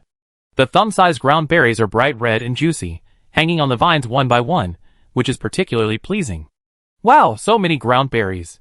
The children cheered and picked them with small baskets, stuffing them into their mouths while picking them. Soon their mouths were full of red ground berry juice. The women were also jealous and joined the ranks of picking ground berries. This is a good snack to satisfy their cravings. Even if they don't eat it themselves, it's still good to satisfy their children's cravings. Song Luhua stepped on Shihong and flew close to the ground.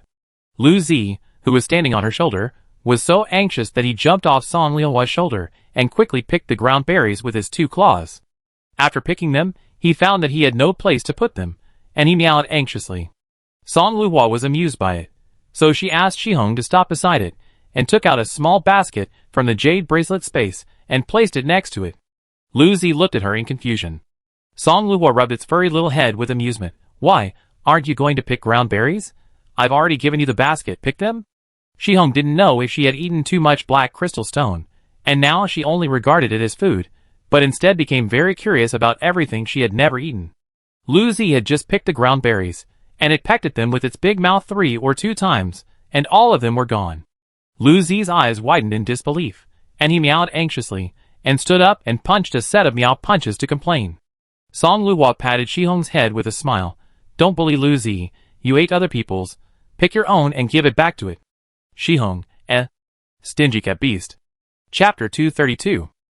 Lu Zi is really a hard-working and virtuous little beast. After picking the ground berries, he set his eyes on the tips of the spiritual grass picked by the children. Unfortunately, he was small, and his claws could not stretch out. He only picked a small handful after a long time.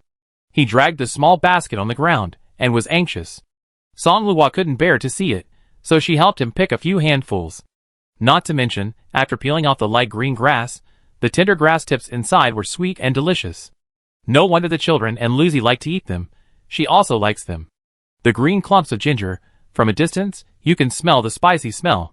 This is a must for seasoning, and it is also a common item for people to keep warm in winter. The eyes of the women are bright when they see it. Good quality ginger can be sold. In the mercenary market, 20 lingbai per pound can also be sold for a lot of money. Shihong's claws are suitable for digging the soil, so Song Luhua grabbed it to dig ginger. It is worthy of being the mount she spent a lot of money to raise. It is stronger than a cow. With one claw, it wants to dig out a Mariana trench. Song Luo stood aside, with dirt flying all over her face. As for the stove, it had been buried. As expected of you. After digging out the stove, Shihong was given a lesson, and it worked honestly. You've wasted a lot of my good things. Even if you work for me for 10 lifetimes, I can't pay you back. If you don't work hard, you can find food for yourself. There can only be one person in our family who eats for free, and it definitely won't be you. Sure. Shihong continued to dig the ground in disappointment. After hearing this, the stove thought it was talking about it, and came close to it. Song Luo showed a standard smile. Be good, don't think too much, it's not you. Stove, meow meow. Besides it, who else can eat white rice? Song Luo said, of course it's herself, isn't that obvious enough? In the days that followed, Song Luo and 2 others, with a mount and a hard-working fire cat, swept around.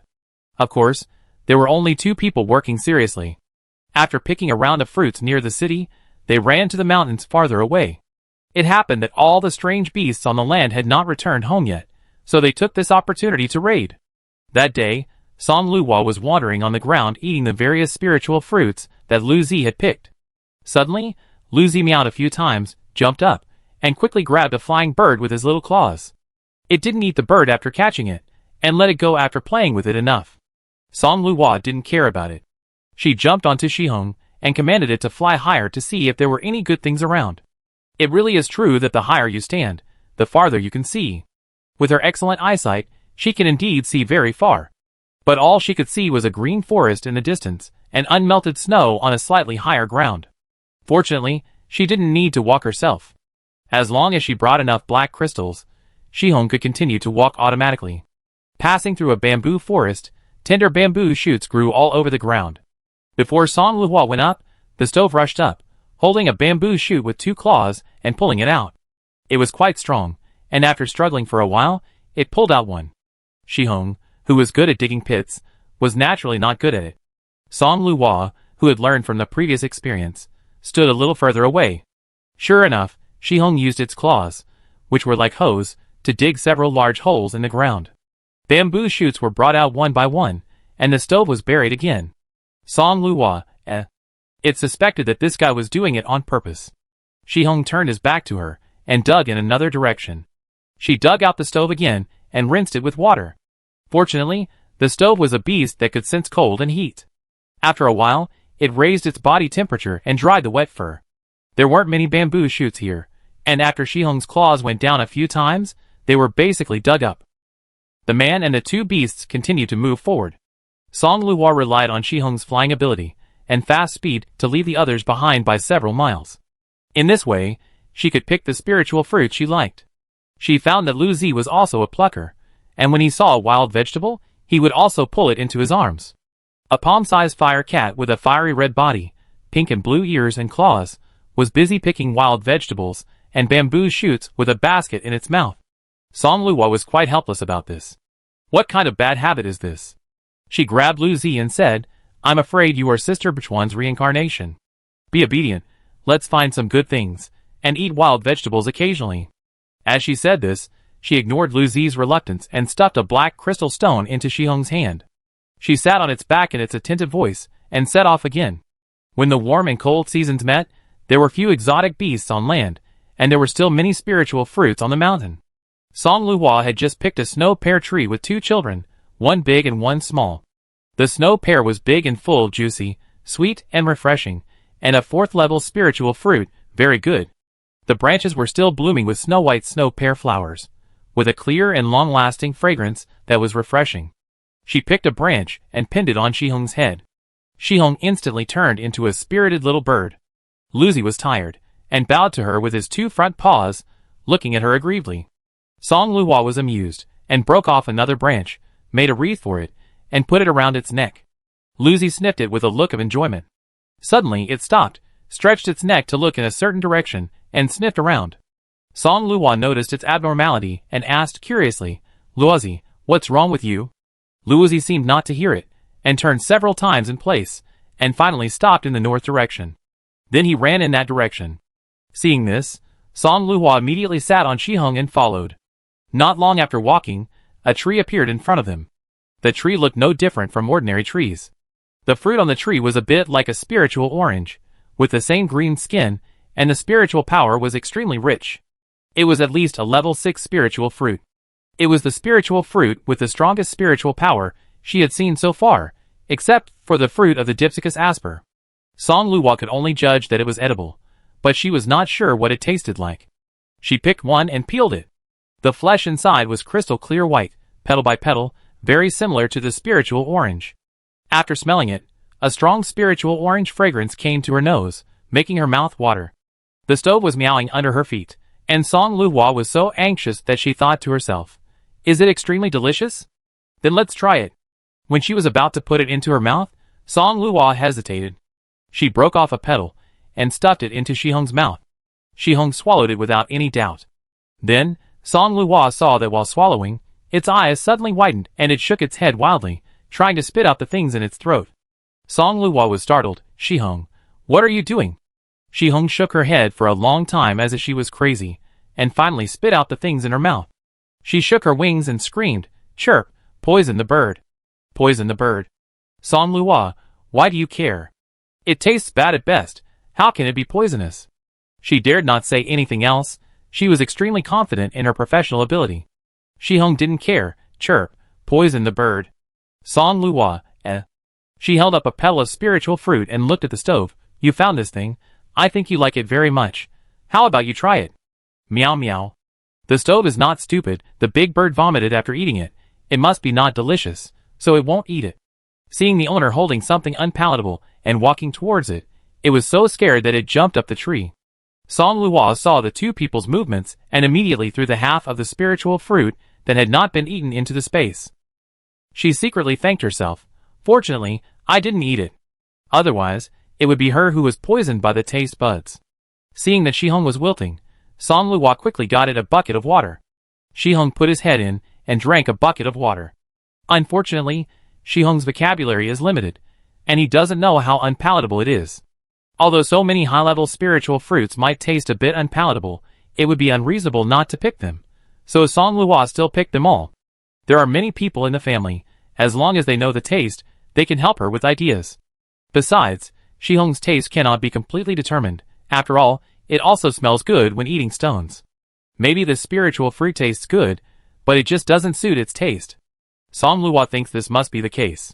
She took it back for her eldest brother and Feng Xiai to taste. It's a 6th level spiritual fruit, how rare. Chapter 223. Evening. Temporary base, on the deck of the flying boat. Song Luwa sat in a chair in a daze. Next to the chair was a small basket of unknown level 6 spiritual fruits picked in the afternoon. The clansmen of the major families came back one after another, and Feng Xiai, Feng Shan and others also appeared at the door of the base. She looked back and didn't see her eldest brother.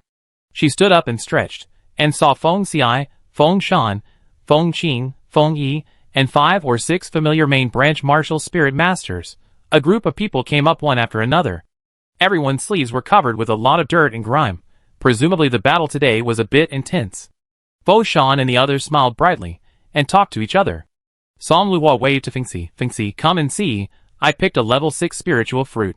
Fengxi came over when she heard the voice. She was about to sell Fengxi the level 6 spiritual fruit she had found, when she saw Feng Shan and the others' eyes light up when they saw the level 6 spiritual fruit, and a group of people followed them. Feng Shan looked at the basket of spiritual fruits with rich spiritual energy next to the chair, and asked excitedly, "Madam, isn't this a spiritual orange? This level, the quality is amazing." Feng Qing, Feng Yi and others, as well as a group of martial spirit masters from the main branch all looked over. When they saw that it was indeed a level 6 spiritual fruit, they all couldn't help but swallow their saliva. Song Luwa was stunned. She had originally planned to give away the good things to her family at a cheap price. Since everyone was interested, then everyone should have a share. "I don't know if it's a spiritual orange, but I picked it this afternoon. I haven't tried it yet. Do you want to try it?" Level 6. Spiritual orange. The rich spiritual energy made Feng Shan and others drool. They thought that the lady said so on purpose to give them some benefits. They were embarrassed but couldn't help but want to taste it, so they nodded and said, "Thank you, madam."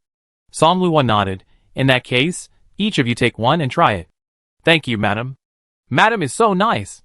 Song Luo smiled. Try it quickly, and see how it goes. Yes, madam.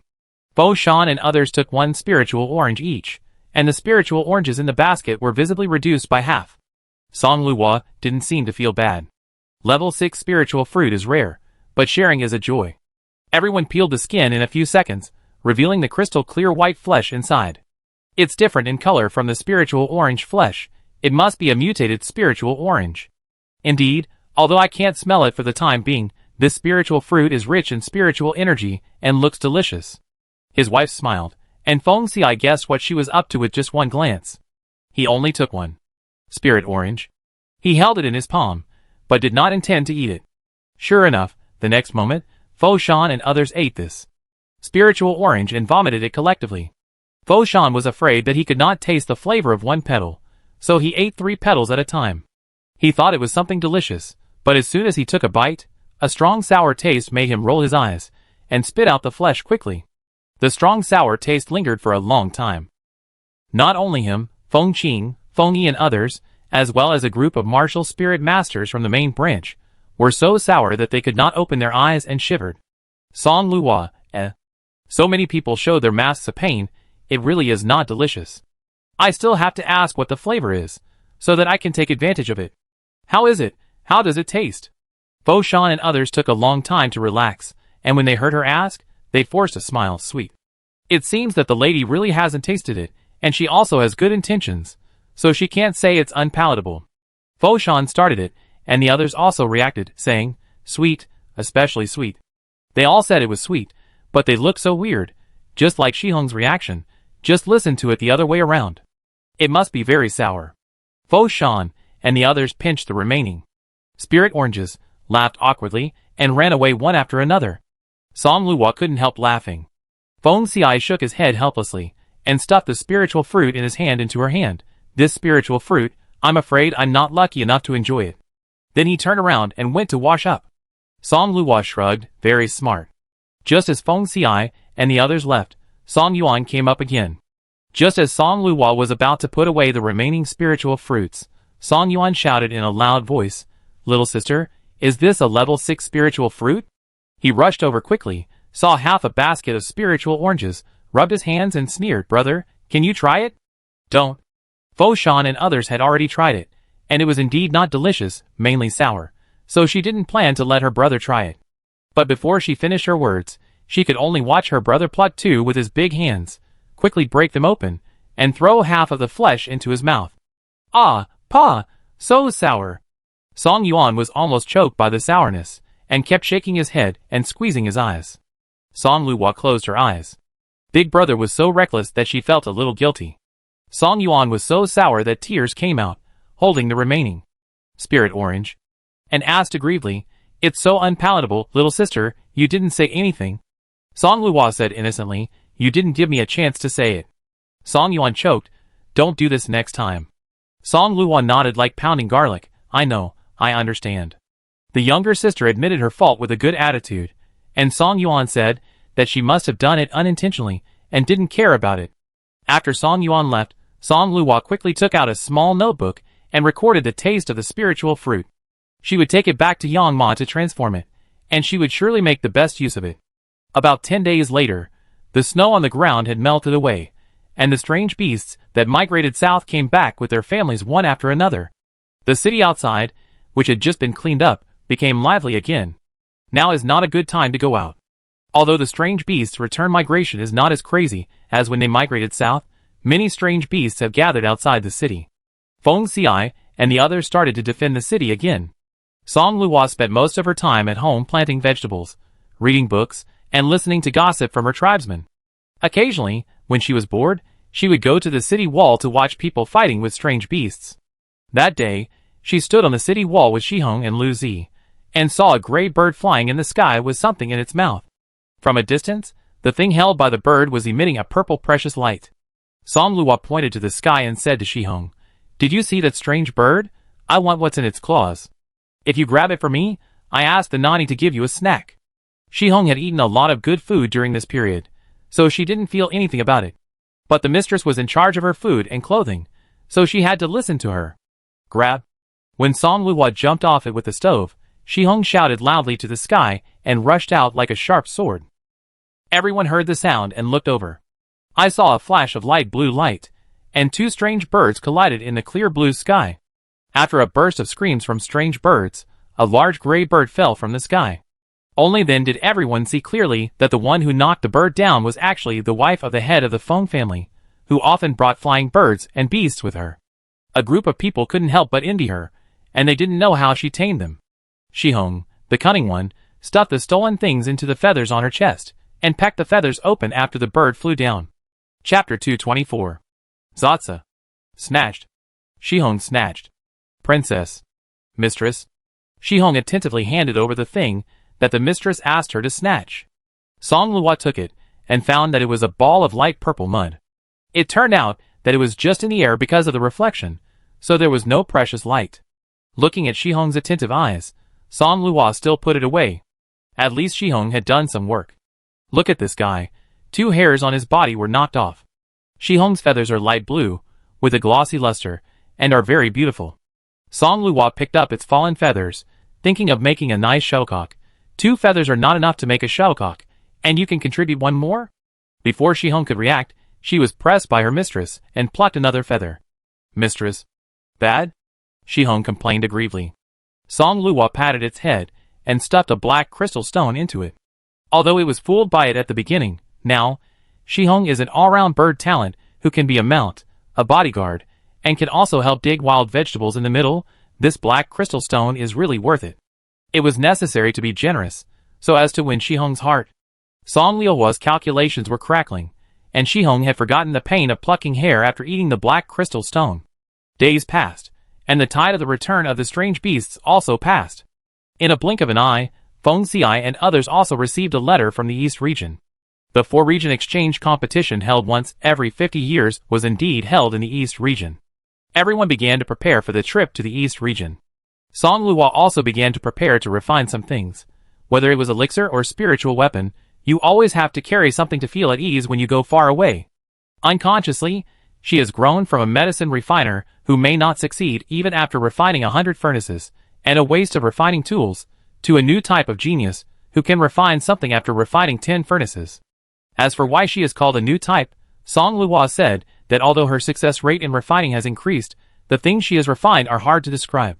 If you don't believe it, please take a look at the spiritual tool she refined after many days of retreat. Peppa Pig-shaped bubble machine, sour bubbles, special for irritating the eyes, useful, but not very useful. The alien beast will recover and will retaliate crazily. The clearing elixir, once this elixir is used, no matter it is a human or an animal, all hair will be gone. Besides that, it only affects the appearance, and does not affect the fighting power of the alien beast. The nail clipper elixir can trim the nails of the alien beast, of course. It may also trim the feet. Generally speaking, it is also useless.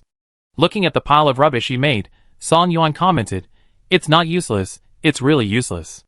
Song Luo, do you believe me to clear the field for you? Don't. Sister, I'm just joking. Song Yuan was so scared that he retreated 3 feet and protected his hair with his hands. Song Luo snorted, "Is it useful?" It's useful, very useful." Song Yuan nodded hurriedly, fearing that if he spoke too slowly, his little sister would really spill her clearing liquid on him. Whether it's hair or fur, they are important decorations for men, and none of them can be missing. From ear picks to needles and mouthwash, Song Luo's eyes were already dull. Seeing that Feng Xiai and others were almost ready, she still hadn't refined anything useful. In the refining room, Song Luo lay on the ground in a big letter shape, and then decided to try again. Shuiling Pearl, Ha Bing Stone, Huiyan Pearl, 6th level exotic beast blood, Yinsho Pearl, Shiwan Shinmu Fruit, Linke Pearl, Chibian Stone, Juling Jade. This time she decided to let go of the refining, and put in whatever was precious. The spiritual fire under the refining cauldron burned fiercely. Song Luo dug, and took out a bunch of things. She picked and chose, and threw them all in. That day, on the city wall, a ball of light purple mud that she asked Shi-hung to grab was also turned out. The color was quite beautiful. Song Luo thought about it, and threw it in decisively. Oh, and there's the reincarnation bead. Song Luo then remembered this important treasure. This thing is her favorite treasure. It can hold living things for 10 days in the space. After hesitating for a long time, she gritted her teeth and threw it in. I have already invested so many treasures. Whether it succeeds or not depends on fate. During this period, she has been adjusting the various refining materials in the cauldron by feeling. I don't know if it's because there are too many good things. This time, it took a whole hour to refine it, but it didn't succeed. Song Luhua was getting anxious waiting, but she couldn't just blow out the spiritual fire by force. During this time, she even threw in more than 100,000 lingbai, and when Feng Xiai called her back to her room to sleep, she still hadn't succeeded in refining the cauldron. Feng Xiai advised, "Go to sleep first, and refine it tomorrow. You have been refining for 4 hours." Song Luhua stared at the spiritual fire that was still burning very vigorously, and shook her head. "I can't sleep until this furnace is refined. You know, she has already thrown in several precious materials such as the reincarnation bead, the water spirit bead, and the fruit of the Dipsacus asper. Even if she doesn't sleep today, there must be a result." Seeing that she was stubborn, Feng Xiai stopped trying to persuade her. He waved his hand and took out a fine couch and placed it in front of the cauldron. "I wait with you." After 4 hours of continuous refining, even an iron man couldn't stand it. Song Luhua only felt backache. Feng Xiai knew that her refining was different from others, and she was not afraid of being disturbed, so he pulled her to sit on the couch and massaged her shoulders. His strength was neither too strong nor too weak, just right, and Song Luhua squinted comfortably. This wait lasted another whole night. Song Luhua almost closed her eyes countless times. When she was really sleepy, she pinched her thigh until her thigh was pinched to the point of unconsciousness. Later, she took out a spiritual fruit similar to the spiritual orange. She only used her fingernails to make a small hole and licked it very carefully. The sour taste that penetrated her head made her squint and tears flow. Feng Xiai took the spiritual fruit from her hand and handed her a cup of spiritual tea. "Drink some tea quickly to suppress it. Don't eat the spiritual fruit." After drinking the tea, it took a long time to feel better. No wonder Feng Shan and others wanted to collapse after eating this spiritual fruit. The sour taste was too strong. Now she was in high spirits, and Song Luhua continued to refine.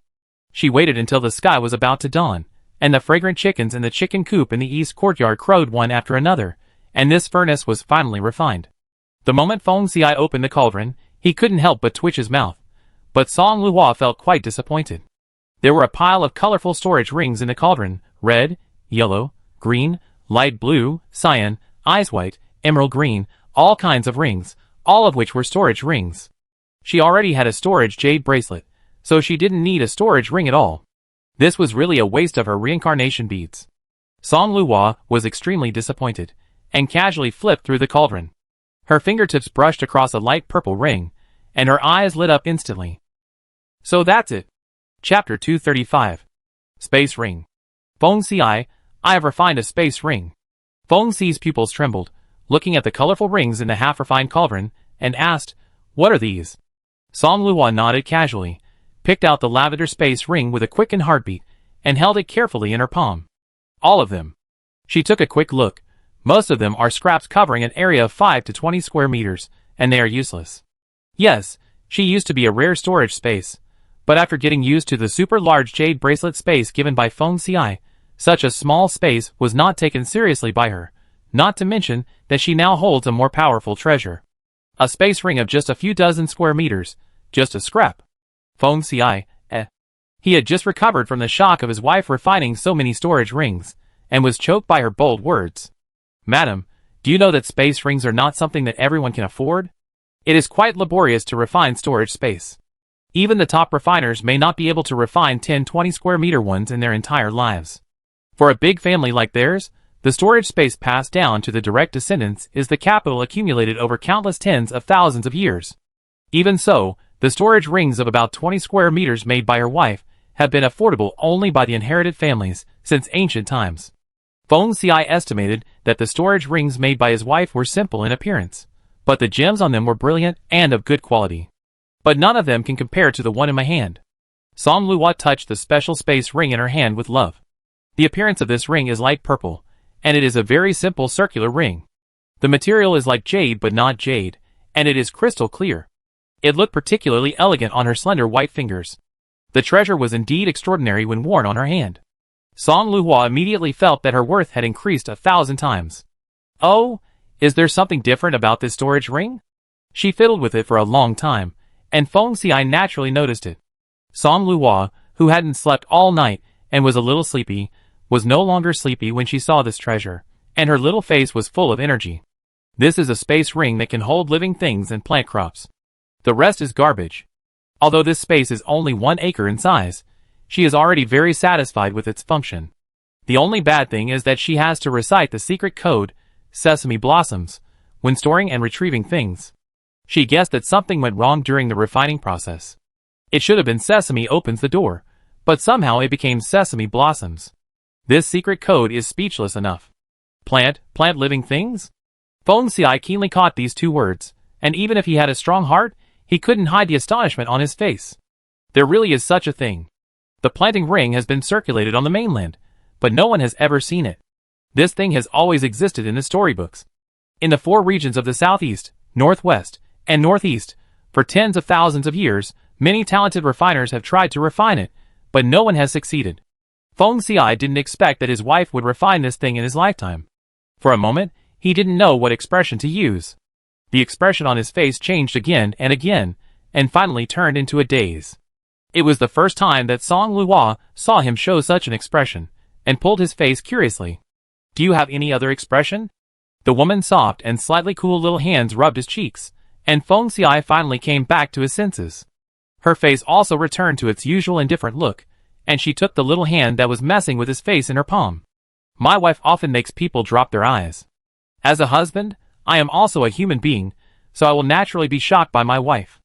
After a sleepless night, after the surprise, even the best baby returned to normal. The couple ate breakfast hastily and went to sleep.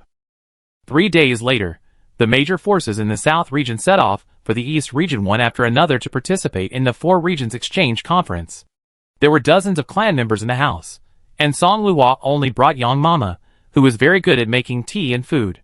The journey was long, and the Feng family did not bring many people this time, only more than 300 people, all of whom were spiritual masters above level 3.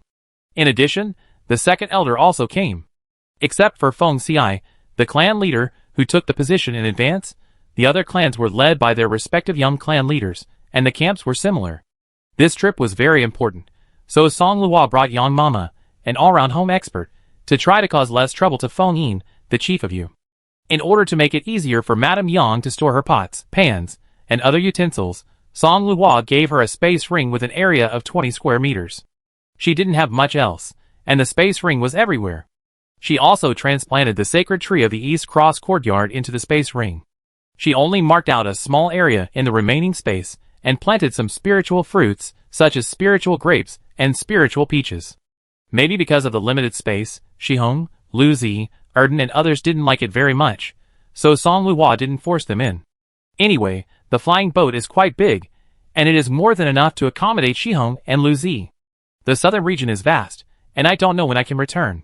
Song Luo's homesickness instantly dissipated during the stop-and-go journey.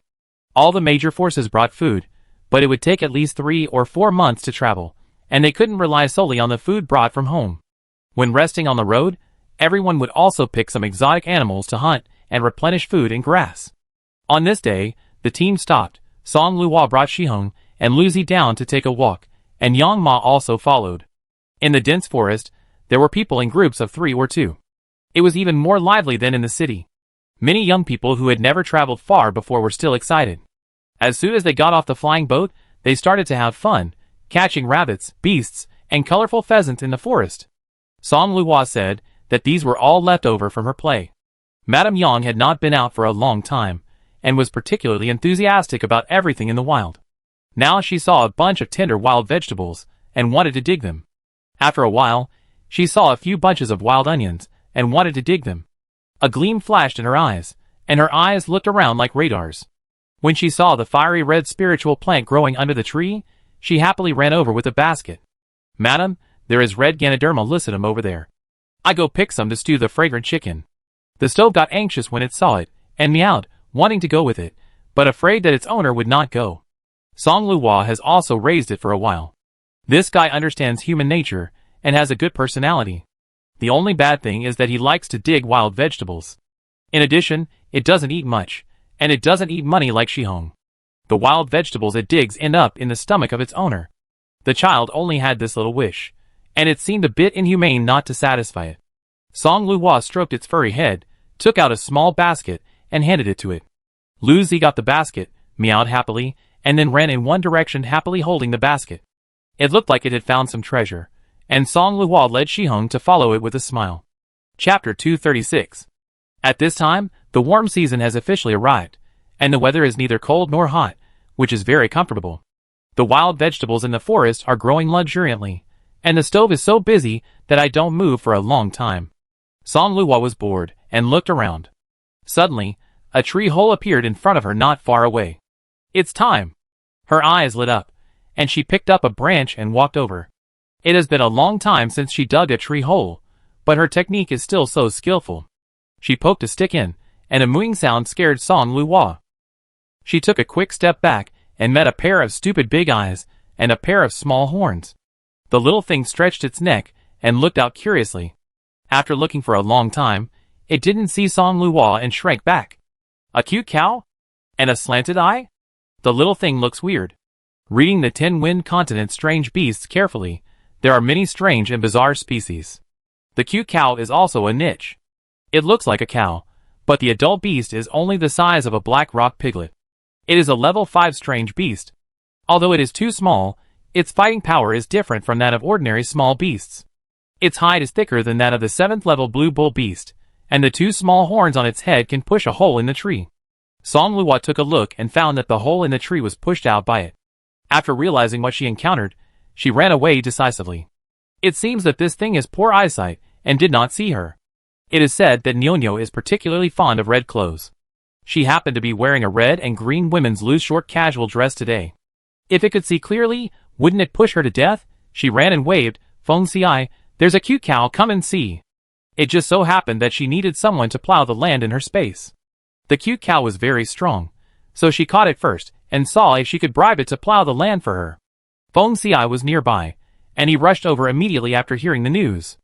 A graceful figure passed by everyone very quickly, and everyone only felt a flash in front of their eyes, and barely saw a piece of clothing. The martial spirit masters of each family couldn't help rubbing their eyes. Is that the patriarch of the Feng family?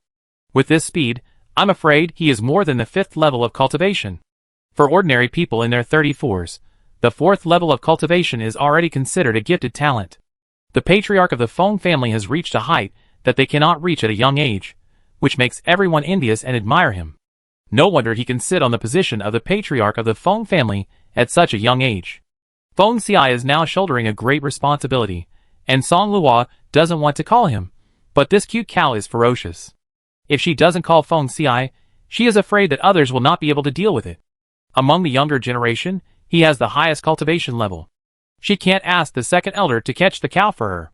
Song Luhua was afraid of the second elder's temper, so she chopped the cute cow with her sword. "My wife, where is the cute cow?" Feng Ci hugged his wife, who was running towards him. Song Luhua looked up and saw Feng Ci, and said in surprise, "I take you there." Then, she pulled Feng Ci to another direction. Shihong can not only fly, but also navigate accurately. Pay attention to Shihong, so that you won't get lost. Song Luhua let it lead the way in front, and she and Feng Ci followed behind it. Feng Ci has excellent physical strength, and Song Luhua hung on him, and was taken away directly. Song Luhua was surprised that Shihong was not slow, and Feng Ci did not lose her. Of course, this was not the important thing. The two of them soon found the hole. Song Luhua pointed, "The cute cow is in this hole." Feng Ci's face became a little more serious when he heard this, and he said, "My lady, please step back, and step back a little further, so as not to hurt you later." "Okay." Song Luhua did not want to be knocked away by the cow, so she rode on Shihong obediently, and stepped back a long way in an instant. Feng Ci turned his head, and saw only the blurred figures of the two. He held his forehead with a smile. If it were not for his good eyesight, he would not be able to find her at all. Looking at the cave entrance, Feng Ci put away his smile. He took out his magic sword and knocked at the cave entrance, seemingly casually. The next moment, a small bull head came out. Its big eyes turned around, and its big eyes slanted, but it couldn't see Feng Ci standing on the right. Feng Ci, I've never heard of a cute bull with slanted eyes. He was so tall, but he couldn't see. Seeing that the cute bull didn't see anything, ate a few bites of wild grass at the cave entrance, and was about to retract its head, Feng Xiai slashed the tree hole where it lived with a sword. The cute cow whose home was suddenly gone. Without the tree trunk blocking the view, the cute cow with slanted eyes finally saw Feng Xiai. He seemed to understand that it was this human who destroyed his home. The cow got angry and raised his hind legs to rush up and butt him. The whole cow rushed over like a small steel cannon. Feng Xiai was not a pushover either. He held the spirit sword and made a slight posture, waiting for it to come up and then give it a sword. But the cute cow with slanted eyes, whether it was because of its poor eyesight or because it was too fierce, stumbled after hitting several trees. When he stood up again, he looked around dizzily, his 4 little hooves still a little unsteady. Feng Xiai, He put away the spiritual sword in his hand, raised his eyebrows, and glanced at the stupid cute cow. This beast probably has poor eyesight, so he probably doesn't need to take action. Sure enough, the cute cow was confused for a long time, and finally stood up, turned around in place for a long time, locked Feng Xiai's position again, and rushed over again. Feng Xiai watched it trip over a pit and fell. After Song Luhua ran away, she couldn't help but be curious, so she brought Shihong back to see how the battle went.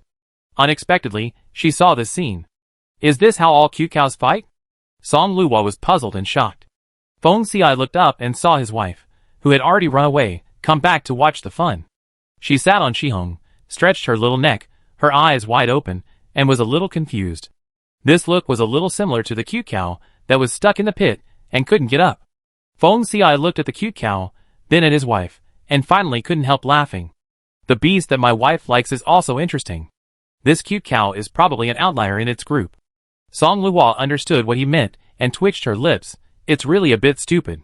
I wanted to see Feng Xiai show his power, but I didn't expect that the protagonist didn't come on stage, and this cute cow had the climax and the finale.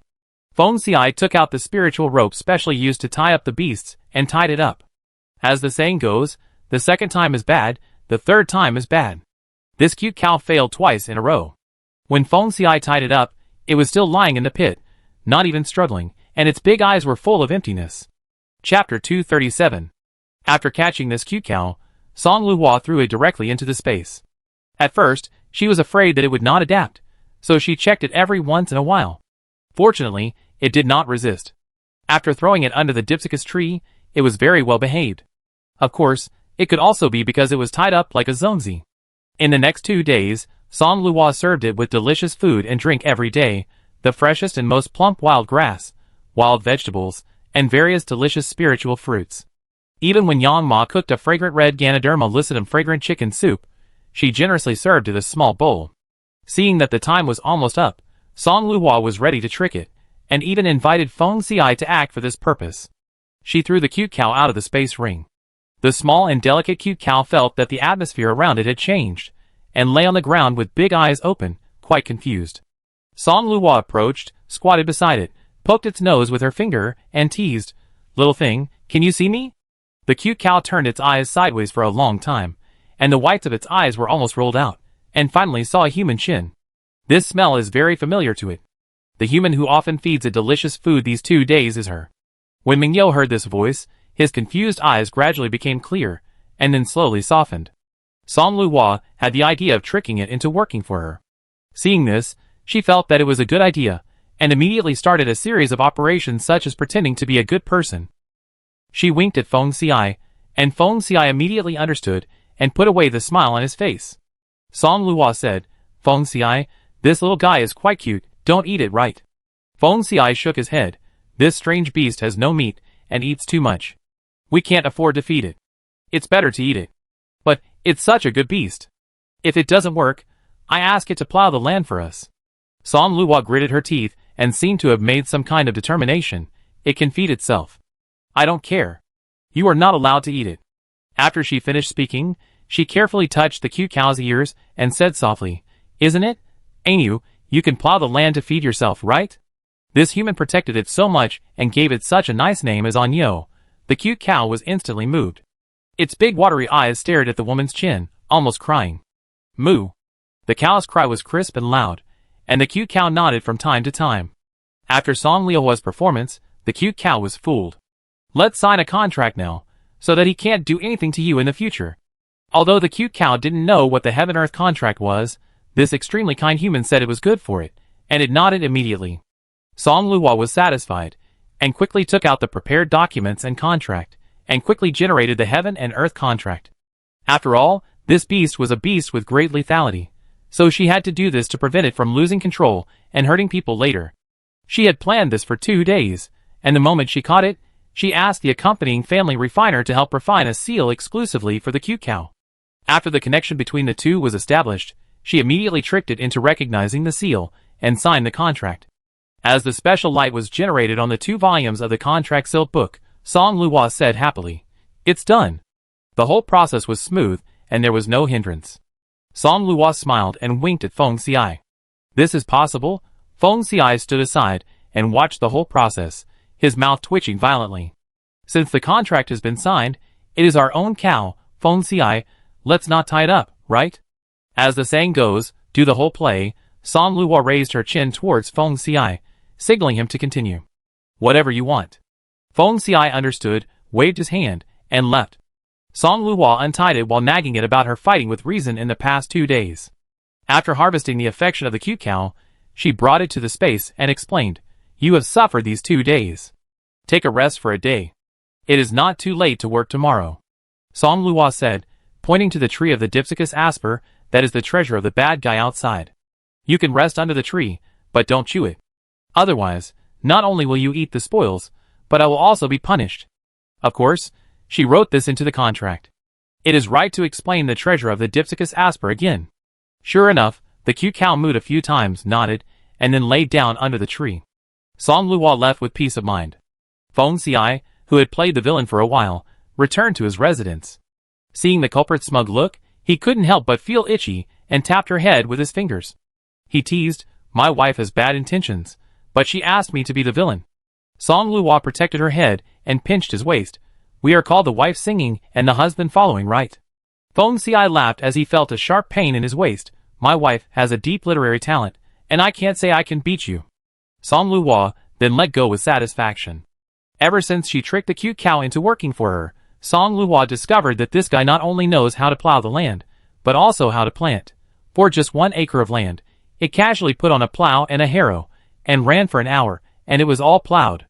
This made Song Luo, who was still planning to let it sit for a few days, dumbfounded. The land had been plowed, and it seemed a bit unreasonable not to plant. So she began to work hard. During the flood season, she collected a lot of seeds and randomly selected more than a dozen kinds to plant. Just after digging a row of holes, the cute cow came over with its short legs, tilted its head, and looked at the side for a long time, then walked to the corner in front of Song Luo and stepped on a hole. Song Luo's eyes lit up, and she threw the seeds down and covered them with soil. This was much more convenient than digging holes by herself. After that, the cute cow seemed to have turned on a switch, and stepped on all the open space with its hooves to make holes of similar size and depth. Song Luo had only planted twice, and it had already stepped on the entire acre of land. At this moment, he was sticking his hooves out to cover her soil, and he covered it quickly and well. With the help of the cute cow, she only needed to throw the seeds, and she would finish 1 acre of land quickly. In this ring space, Song Luo had already dug a reservoir, and ditches were dug around the whole piece of land to connect to the reservoir. There was no need to water it, just fill the reservoir with water. As for the growth liquid, because she used it too much in the early stage, there was only a small bucket left, so she had to use it sparingly. The flow rate of time in this ring space was the same as outside. Perhaps when she was refining it, she put in the spirit jade, which could gather the spiritual power from the outside world for the use of the strange beasts and spiritual plants in the space. Song Luo didn't care about it after planting it, and let it grow freely. The next days were still on the road. On this day, Song Luo was basking in the sun on the deck, and suddenly, a violent turbulence came. The flying boats of other families in front landed one after another. Chapter 238. What's going on? As the flying boat shook violently, and had a tendency to fall, Feng Xiai and the second elder immediately forced the flying boat to land. Finally, it landed safely, and everyone talked about it. Feng Xiai said, "Don't panic, there's a domain stone here, and the flying boat cannot be used temporarily." Domain stone, as the name suggests, is a stone that can form a domain. It is normal for the flying boat to be unusable in the domain formed by domain stone. This is the danger of long journeys. Song Luo, an old-fashioned man, heard this concept for the first time and quickly recorded it in his little notebook. This long journey is also a unique journey in life. She will record the rare things she sees along the way in the form of travel notes. During the day, she remembered to write something down, and at night, Feng Xiai wrote down a few concise words. The next day, because they could not take the flying boat, Shihong's role was revealed. The weak weapon refiners, pharmacists, and spiritual plant masters of the major families walked miserably on their own legs, while Song Luhua sat on Shihong and walked leisurely. She became famous again, making everyone envious, staring at her back and pointing. I really envy the wife of the head of the Feng family. Her mount not only looks good, but can also carry her at times like this. Yes, there is a lot of space on the back of the mount. It seems that there is room for 2 people. The women looked at each other and changed the topic boringly. The mount still had space, but it would definitely not carry them. Even if they had this idea, they were too embarrassed to say it. The road in the mountains was not easy to walk on, with thorns, branches, and half-human-high weeds growing in a mess. Except for the spiritual plant masters, who often came out to collect, the weapon refiners and medicine refiners rarely came out, and they walked with difficulty. Even if the martial spirit masters, who led the way in front, cleared most of the thorns and branches, they could not withstand the ups and downs, and the low-lying areas tripped their feet. Some female relatives were tripped by branches while walking and scratched a small cut on their faces. They couldn't help but lie on the ground and cried.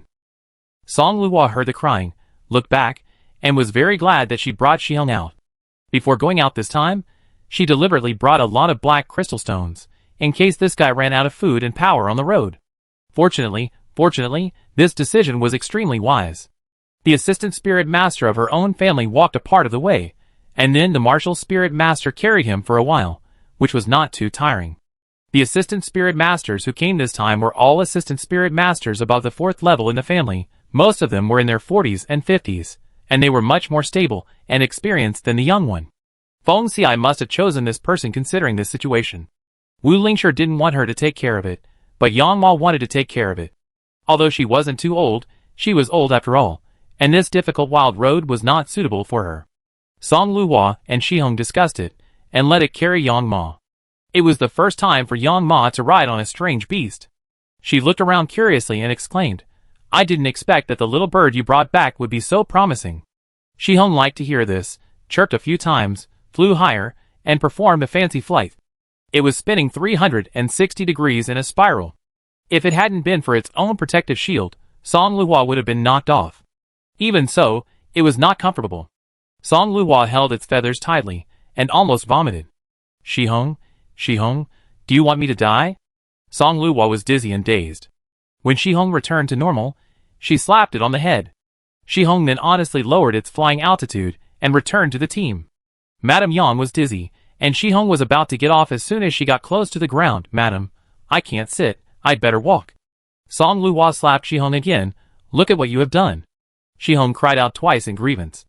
Song Luhua ignored it and asked Feng Qing, Fengyi, Fengwu, Feng Lu and others to take turns to carry her for a distance. Fortunately, Wu Lingshi had good physical strength, and carrying a person on his back was as easy as carrying a bag of clothes. It was not a big burden to carry Madame Yang on his back, not to mention that they took turns to carry her. After walking for most of the day, the sun had already risen. It was not appropriate to hurry on it this time, so the major families found relatively flat and open places to rest for a night. The next day, everyone got up early and set off. Just after walking for half an hour, there was a commotion in the team at the front. This time, the families and teams of the mercenary union took turns to lead the way in front. This day, it was the turn of dozens of medium-sized mercenary teams such as Zhanghua, Qixin, and Fia to lead the way in front. The team was dealing with the branches on the road as usual, and suddenly, a row of martial spirit masters walking in the front screamed, rolling and crawling on the road. The willing master behind was startled instantly and rushed forward to check. Before he could get close to the other party, he was pierced by the dense white thorns coming from the front. In an instant, screams in the mountains rose and fell. Everyone wailed, strange beasts are attacking, strange beasts are attacking.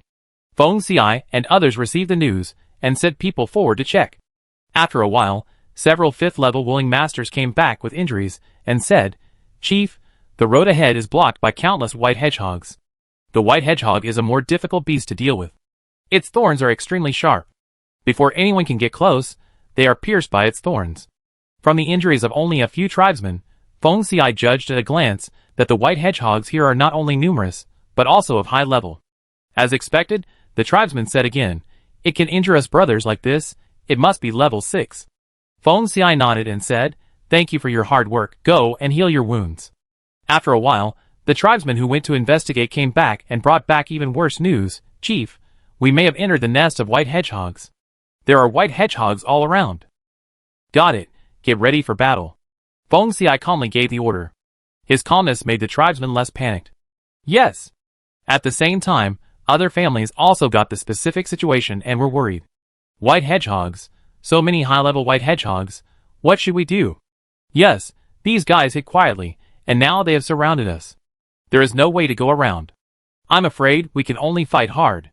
The 10 major families, small and medium-sized families, and mercenary guilds realized that they could only fight hard, so they made a simple battle strategy and started fighting. The female family members were guarded in the middle. On the Feng family side, Feng Xiai took out the top-grade spiritual sword, took the lead, and fought in the front. When the white hedgehog saw people, it exploded all the thorns on its body, and it was fast, and soon approached Feng Xiai. Feng Xiai quickly swung the top-grade spiritual sword in his right hand to resist the large wave of white hedgehog thorns. The small top-grade spiritual sword in his left hand flew out, piercing through 2 white hedgehogs. Feng Shan and others felt less pressure, and they all mobilized their spiritual power and controlled the spiritual swords to chop the white hedgehogs in midair. In this way, everyone cooperated well and was not seriously injured. This fighting method consumes a lot of spiritual power.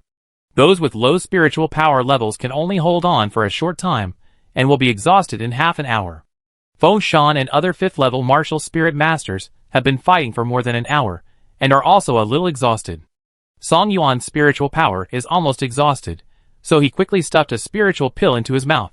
Looking at a white hedgehog that has been exhausted, he suddenly thought of the strange things his sister made. He quickly shouted, "Little sister, help!" Chapter 239. Ah! The women who were protected in the inner circle were sitting on the ground to rest, and one of them suddenly felt a prick in her thigh. It hurt so much that she jumped up. Song Luo heard the sound and stood up quickly. As soon as she stood up, she saw movement on the ground beside her. The movement was very small, and if you didn't observe carefully, you really couldn't see it. It happened to be at this critical moment, so she had to be alert. She took out a stick from the jade bracelet space, which she condensed with the 7 changes stone. This was specially prepared before she went on a long journey. She was going to condense a hiking pole, but it turned out to be a stick. It was a stick, so Song Luo held the stick and pushed away the fallen leaves and weeds on the ground, revealing a small piece of long white thorns in front of her eyes. The top of the thorn was slightly brown, and the tip was white. The extremely sharp tip flashed coldly in the sun. When Yang Ma saw it, her face turned pale in an instant, and she screamed, "White hedgehog!" This scream attracted the attention of many people. The woman who was stabbed just now was surrounded and checked for the pain. She saw a big hole on her snow-white thigh, the thickness of a little finger, with blood gushing out. The woman felt dizzy when she saw such a big hole in her leg. She was a weapon refiner, always staying in the safe rear, and had never suffered such a serious injury. The wound on her leg hurt so much that the other women applied medicine to her and comforted her. At this moment, everyone heard Yang Ma's cry again, and they shuddered. A female family member looked solemn and pointed at the injured female family member and said, "Isn't this wound also caused by the white hedgehog?" When she said this, everyone reacted immediately. Instantly, everyone felt in danger and no longer dared to sit on the ground. They stared at the ground, fearing that a white hedgehog would suddenly appear and pierce them like a sieve. Song Luo saw that the thing on the ground was still crawling forward, so she picked up the stick and hit it. Instantly, several cries came from the ground. The cries were childish and crisp. If you didn't know its attack power, you might have thought it was some kind of soft beast. The women around also saw this scene, their faces suddenly changed, and they retreated far away. Only Song Luo did not retreat. She called Shihong, the cunning guy, down from the tree to be her protector, and hit him a few more times with a stick. Then, he was almost shot into a sieve. The white hedgehog, most of its body was still in the soil, shook the thorns on its body, and countless long thorns burst out in all directions. Song Luo was startled, but fortunately Shihong was not a vegetarian. At the moment when these thorns flew out, it flapped its big wings, and a strong wind blew these white hedgehog thorns back. Song Luo was frightened. These white hedgehogs were indeed terrifying. She couldn't imagine how painful it would be if she was stabbed like a sieve. She had just taken a risk. There were all kinds of strange beasts with various attack methods. She would never take a risk next time. As a fragile person, she had better stay still. As soon as she took young Mama to sit on Shihong and flew to a safer tree, she heard her eldest brother's loud voice. "Little sister, help! Hair loss medicine." After Song Yuan's reminder, Song Luhua suddenly remembered that there was indeed a clearing potion among the mess of medicines she had refined. She patted her forehead. "Really, why didn't I think of it just now?" It was just because there were too many waste products refined during that period, and she didn't think of it at all. After rummaging through the boxes and cabinets, she finally found the clearing potion in a corner of the jade bracelet space. She immediately waved Shihong and flew forward. Of course, the battle in front was too fierce. From above, the thorns of the white hedgehog were flying like a rain of arrows. She didn't dare to let Shihong fall, and only stopped at a height where the thorns could not reach, and used a specially refined rope to hang a bucket of clearing potion and let it down. "Brother, I have brought you the medicine. You protect your hair. Fengxi, you must protect your hair." She didn't want the handsome Fengxi to become a boiled egg. When the wooden barrel fell to the ground, Song Luhua threw away the rope and the barrel, shouted twice, and ran away. She didn't want Fengxi and her brother to become boiled eggs, and she didn't want herself to become a boiled egg. This thing was made by her, and she knew its power best. If you accidentally get a little bit of it on you, you will turn into a boiled egg in seconds. Escaped. Down below, Feng Xiai was called by his wife, and he was a little confused. Until his uncle Song Yuan came over excitedly with a bucket of something. "Feng Xiai, this is the clearing potion made by my younger sister, which is very effective for hair removal. How about we use it to try this white hedgehog?" That's it. Feng Xiai finally understood his wife's intention, and he really had to protect his hair. When the second elder heard about this thing, he jumped down from the tree next to him to join in the fun. As an elder accompanying the family, he only took action at critical moments. As long as the lives of the clan members were not in danger, he would not take action under normal circumstances. After all, the younger generation needs to experience, and a little bloodshed is nothing. The second elder asked curiously, "Is this clearing potion really so magical?" Feng Xiai smiled and said, "It's better to be careful with the potion made by my wife." The second elder suddenly remembered the torch spirit weapon made by Feng Xi's wife. The 6 old guys only used it once, and they were embarrassed. Their faces were swollen for 3 days. Their mouths were numb for 3 days, and they couldn't eat. This clearing potion is probably not much better. The second elder immediately touched his hair and jumped far away. "This is the battlefield for you young people. I, an old man, will not participate. It is fun to watch the excitement, but if you become the excitement, you can only make others happy." The second elder, who had suffered from Feng Xi's wife, was cautious this time. When other clan members heard that this thing was a medicine made by the wife of the clan leader, their faces became tangled. The first batch of clan members who followed Feng Xiai, such as Feng Shan, Feng Yin and others, have long been accustomed to being cheated. The members of the main branch also learned from the torch spirit tool last time that some of the characteristics of the things refined by the wife of their family leader knew that this clearing potion was not easy to deal with. They all looked tangled. Turning around, they saw that Song Yuan, Feng Shan and others had wrapped themselves up layer by layer. For safety reasons, they also wrapped their heads with a layer of 5th level blue ox exotic animal skin with excellent defense. The members of the main branch looked at each other. They are so defensive, should we learn from them? One of the martial spirit masters with high cultivation and a little older said, "Learn. Feng Shan and Feng Yin are both so smart. They are like this, so it is necessary." That's right, the madam's brother is exaggerating. Everyone turned their heads and saw that Song Yuan not only covered his head, but also put on 10 or 8 layers of clothes, and on the outside, he put on a layer of martial arts uniform made of blue cow's skin. Everyone, is it that serious? Chapter 240. Whether it is that serious or not, Song Yuan knows it in his heart. He knows what kind of things his little sister refines, so it is better to be prepared. The members of the Feng family followed suit and wrapped themselves up like Zongzi spirits. Everyone's head was wrapped tightly, and you would think they were a group of bandits. Everything was ready, and everyone started to spread the medicine. This clearing potion was liquid, and the spray spirit tool that had been sprayed with cold medicine happened to come in handy again. As a 6th level martial spirit master, Feng Xiai could develop a spiritual domain, so he naturally didn't need to be wrapped like this. With him leading the way, Everyone carefully applied the medicine, carried the spirit sprayers on their backs, and quickly lined up in several rows and rushed forward, spraying the white hedgehogs. Then, everyone witnessed a magical scene. All the white hedgehogs sprayed with the clearing potion suddenly found that the thorns on their bodies were gone. No matter how dense the thorns of the white hedgehogs were, they would fall off instantly when they encountered these clearing potions, and all the thorns on their bodies fell off in a flash, revealing the white flesh. White hedgehog, Everyone, surprised and a little terrified. Surprised, with this magical medicine, they can quickly get rid of the siege. Terrified, this medicine is so poisonous, they have been spraying it for a long time. Will they accidentally get contaminated? If so, how ugly will it be if all the hair on the body falls off? Since it has already started, they have to spray it to the end. With the help of this clearing medicine, the side that the Feng family is responsible for quickly gained an advantage. The white hedgehog without thorns is worse than a lamb to be slaughtered. The martial spirit masters killed it one by one with a sword, and it was quite exciting.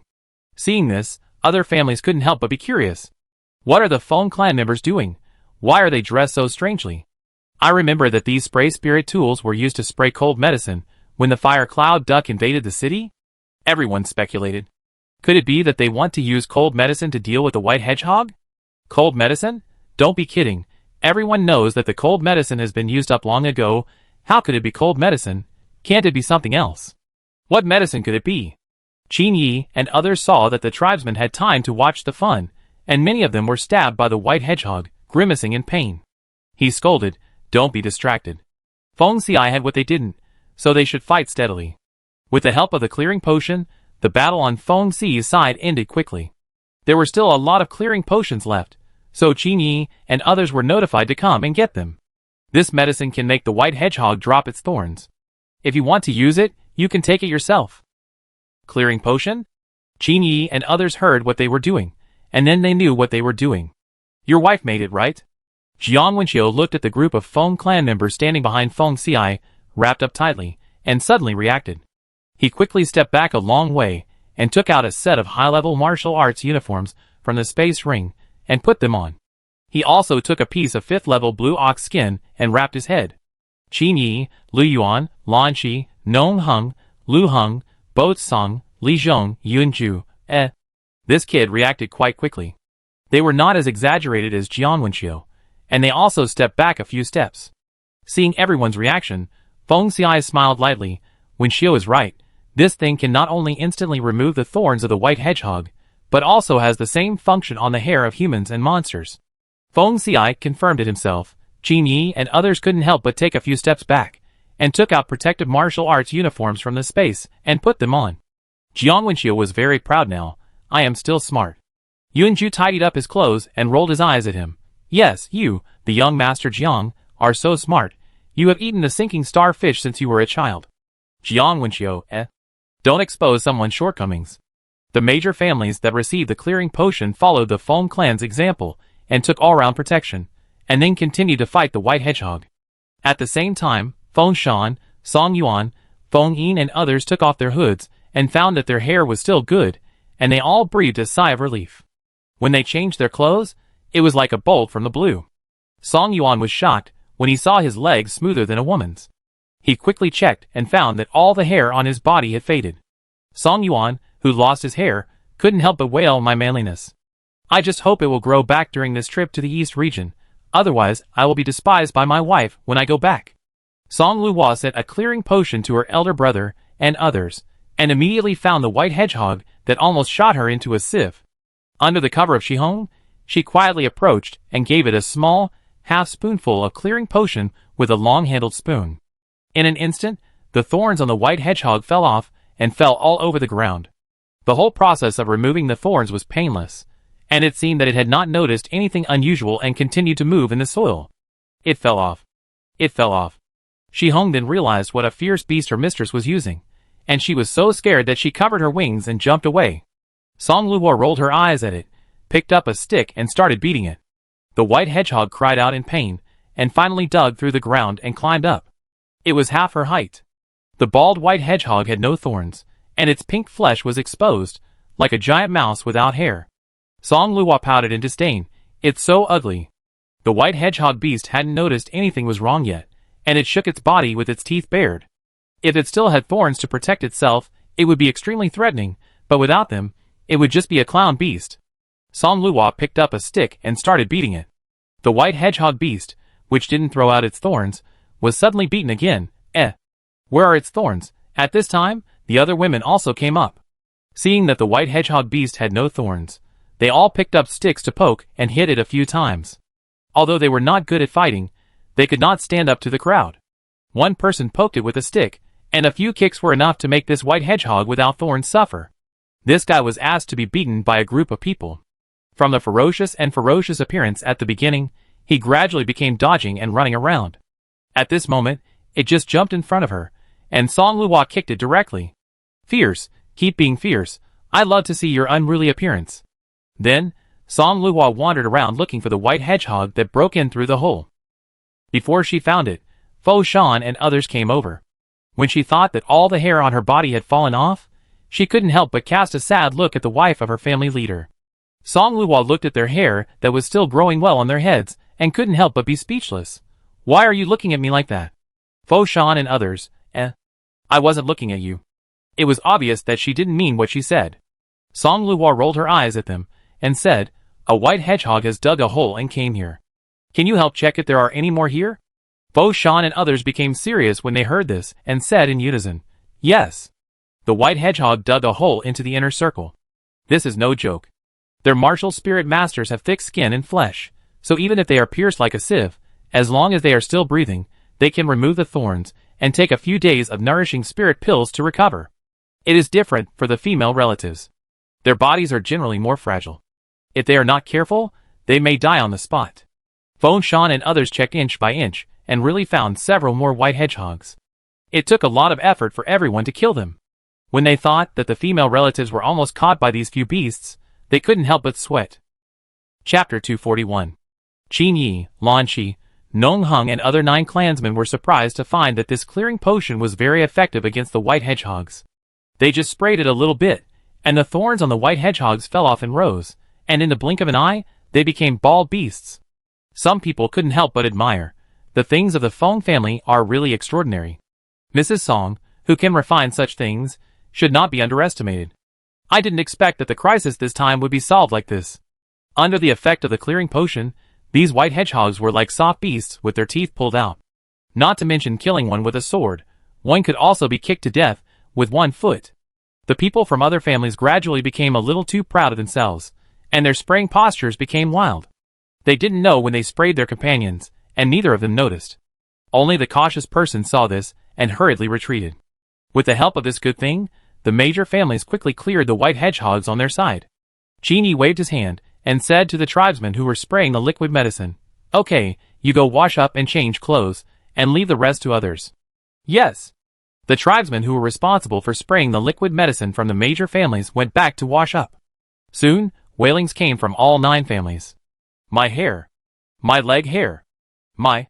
Qin Yi, Lan Shi, Nong Hung and other young clan leaders of the major families shook their heads.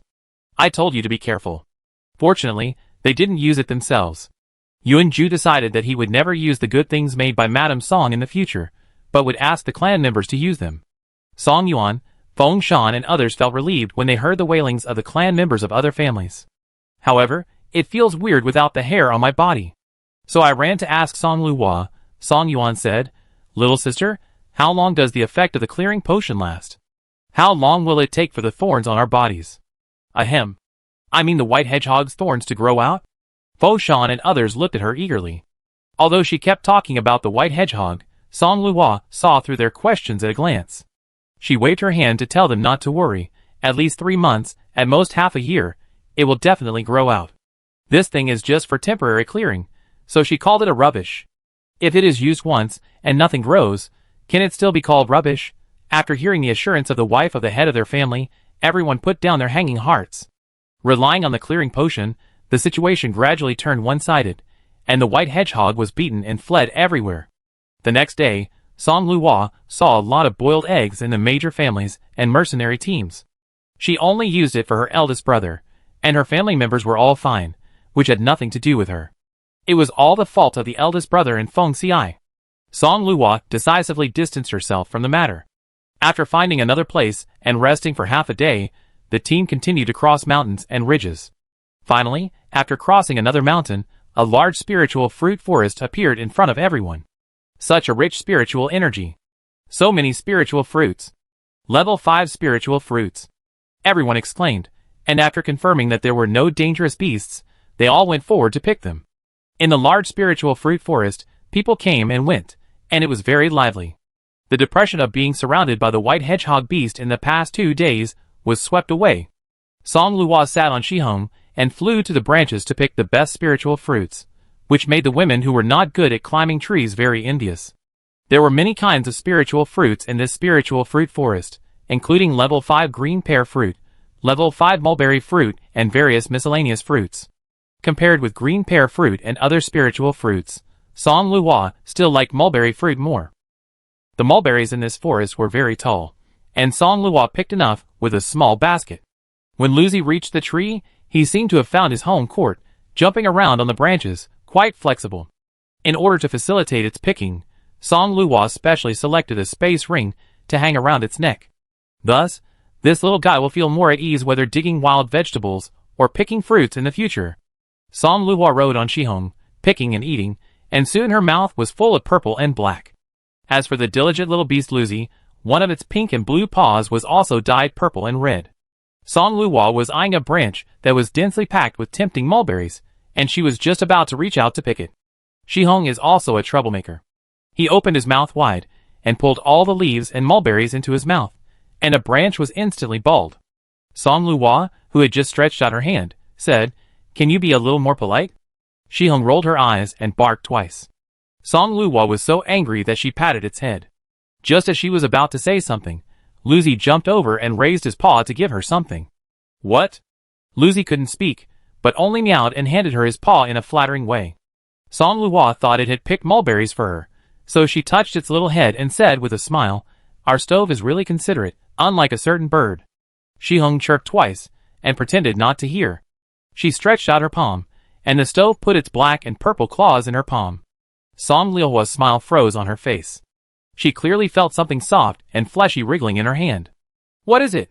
She swallowed her saliva and looked down stiffly. A fat ice white worm was wriggling in her palm. "Ah!"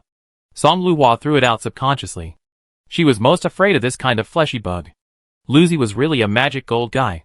He actually caught a bug and gave it to her.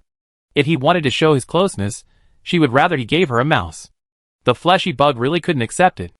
Luzi saw that the mistress actually threw away the treasure he gave her. He meowed anxiously, and jumped down to look for it. Song Luo let Shihong fall to the ground, and washed her hands several times before she felt better. Luzi came up again, with a fleshy bug in his mouth, tilting his head, and looking at her in confusion. Song Luo took a step back and rolled her eyes. "I don't want your stuff. Play with it yourself." At this time, Feng Xiai was attracted by her voice. He asked, "My wife, what's wrong with you?" Feng Xiai was relieved to see that she was standing there in good health. Song Luo pointed to the stove, asked the stove, "She caught a flesh worm for me." It turned out to be a worm.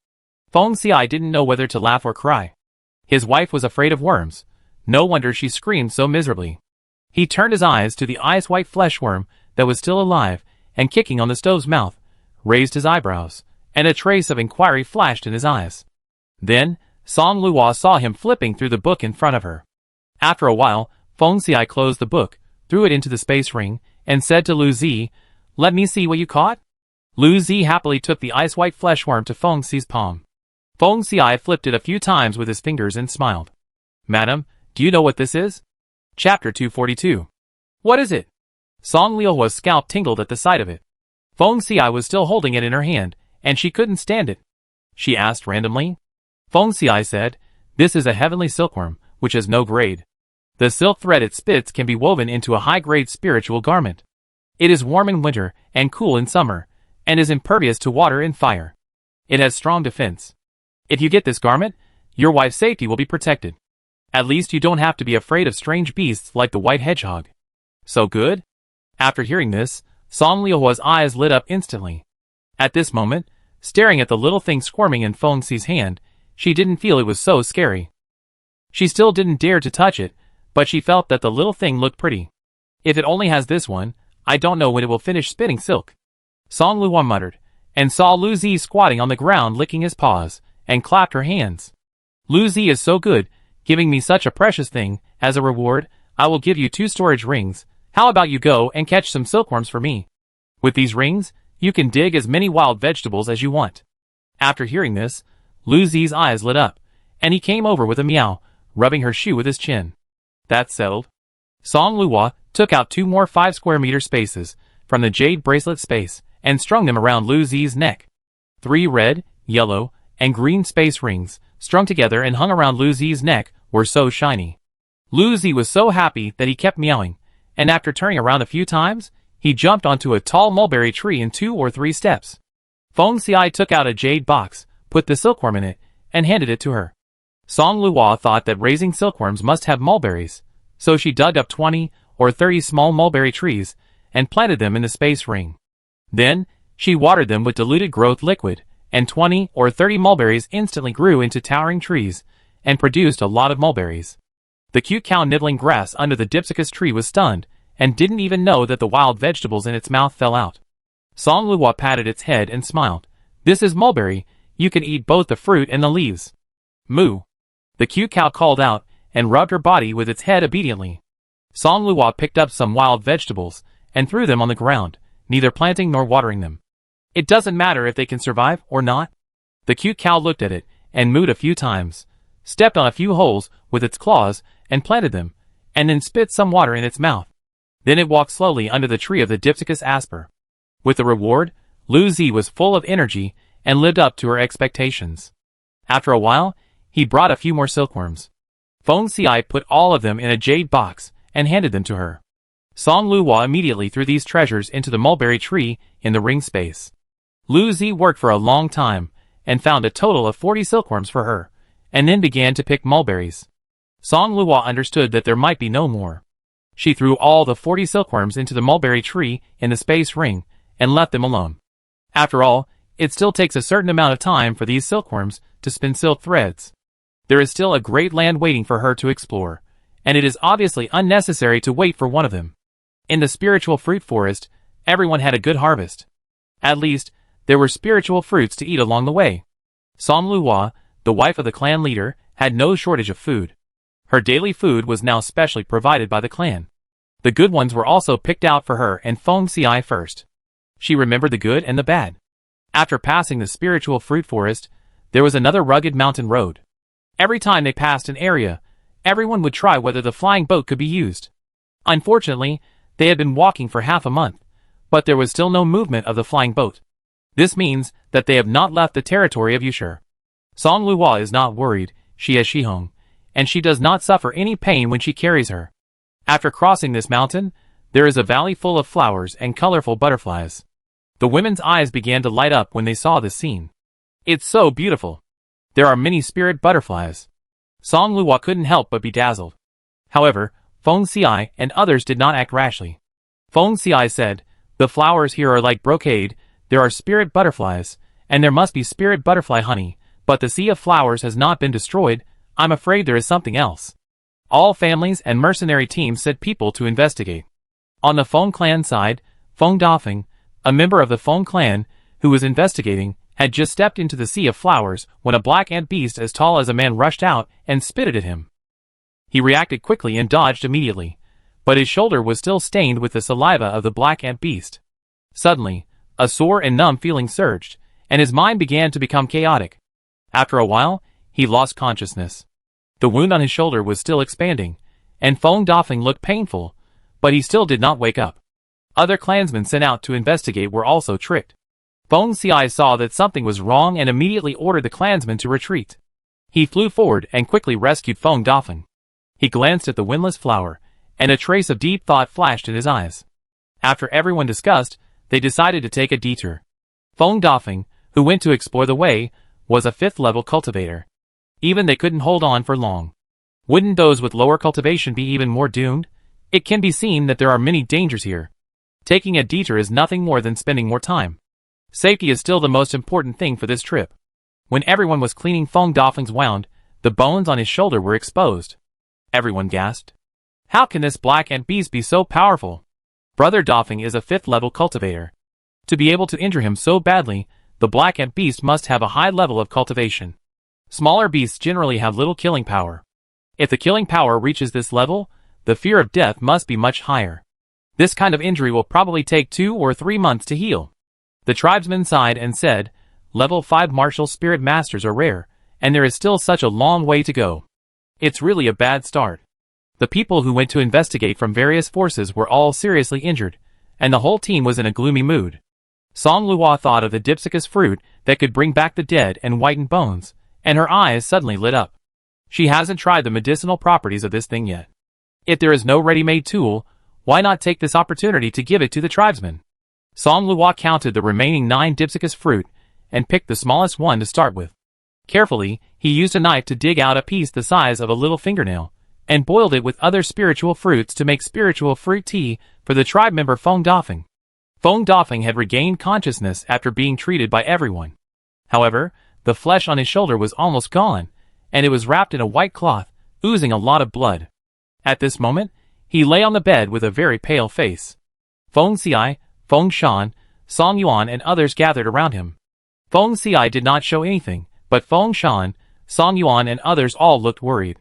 Chapter 243. Song Luo personally poured a small cup of spiritual fruit tea with the dipsicus fruit, handed it to Feng Shan and said, This is the spiritual fruit tea I just made. Feed him some, and he will recover quickly. Seeing that the clan leader's wife made spiritual fruit tea and came to see him in person, Feng Dafeng was moved to tears. Thank you, clan leader's wife. You have worked hard for the family. Song Luo smiled generously and appropriately, but she couldn't help feeling a little guilty. She mainly wanted to try the medicinal power of the dipsicus fruit. Feng Xiai keenly smelled a very faint scent of the dipsicus fruit and instantly understood her thoughts.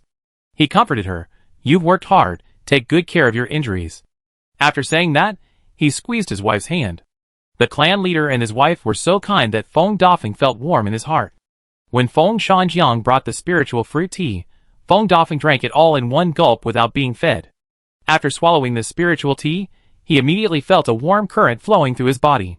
The shoulder that was injured by the black ant beast and left only white bones was particularly hot and a little itchy. The spiritual power in the spiritual palace automatically flowed to the shoulder along the meridians. After a while, Feng Dafeng felt that the itchiness on his shoulder became more severe. His face, which was pale just now, turned red, and he couldn't help scratching the wound. Don't scratch, Fo Shan, go and untie the cloth wrapped around the wound. Yes. Fo Shan untied the cloth, and everyone was shocked by the scene in front of them. Feng Dafeng saw that a layer of new flesh had grown on the shoulder, where he could see the white bones just now. They were just stunned for a moment, and the bones and flesh had grown another layer. They watched Feng Dafeng's shoulder grow back right before their eyes. Feng Dafeng wiped his smooth and powerful shoulder and smiled innocently. Madam, your spiritual fruit tea is really effective. I'm healed.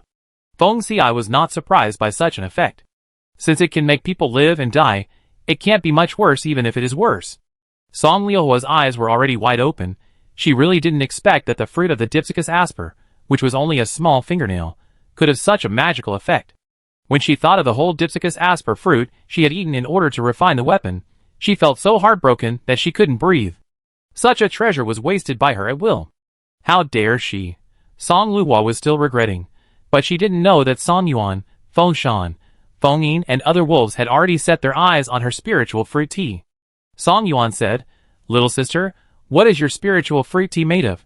It can actually make raw meat. Song Luo came back to her senses and met a pair of hot eyes, and was shocked. She rolled her eyes at them unhappily and asked, Do you want to drink it? Yes. Everyone said in unison. Song Luo rolled her eyes again. You want to drink everything. Be careful to grow an extra head. As she spoke, she put away the remaining spiritual fruit tea. Song Yuan smacked his lips regretfully. After this incident, everyone knew that their wives had such a powerful treasure in their hands, and their morale was immediately boosted.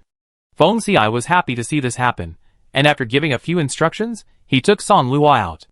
They actually decided to change the route, which meant that they had to go back from where they came from just now. The women looked painful when they thought about having to go back over the mountain they had climbed. After finally climbing back, they sat for a while, rested for a while, and then started to climb over the mountains again. Just after turning over, before everyone had time to rejoice, A sea of flowers came into view. A group of people, fuck him. It's endless, isn't it? We've traveled so far in vain. Song Luo couldn't help but sympathize with them. She said to Feng Xiai, how about we sit on Shihong and go up to see if there is any other way to go around? Feng Xiai smiled bitterly. My wife, this is a good suggestion. Why didn't I think of it just now? Others, they didn't expect it either. They felt like they had missed a lot. The couple sat on Shihong and flew high into the sky. Looking down at the mountains, Feng Xiai found that there was no other way to get through except through the Sea of Flowers. There is no way to go around. Crossing the Sea of Flowers is the only way. What? The major forces rolled their eyes in anger. This luck is too bad. The second elder agreed. The first elder and others went to the east region not long ago. Although they didn't know which road they took, it was probably similar, but they had never heard of them encountering such a thing. The luck of this group of young people was really bad. It happened to be getting late, so everyone decided to find a place nearby to rest for a night, and find a way to pass through tomorrow.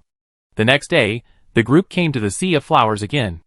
After just a little exploration, they found that there were countless black ant beasts hidden in the Sea of Flowers, and this was not the most deadly. There was also something wrong with the flowers. After another exploration, everyone found that the flowers in the whole Sea of Flowers could still move, and there were various poisonous flowers and man-eating flowers with unknown dangers hidden in them. Everyone was talking about it. The saliva of the black ant beast is too strong. If you get a little bit of it, you will feel like your head is melted.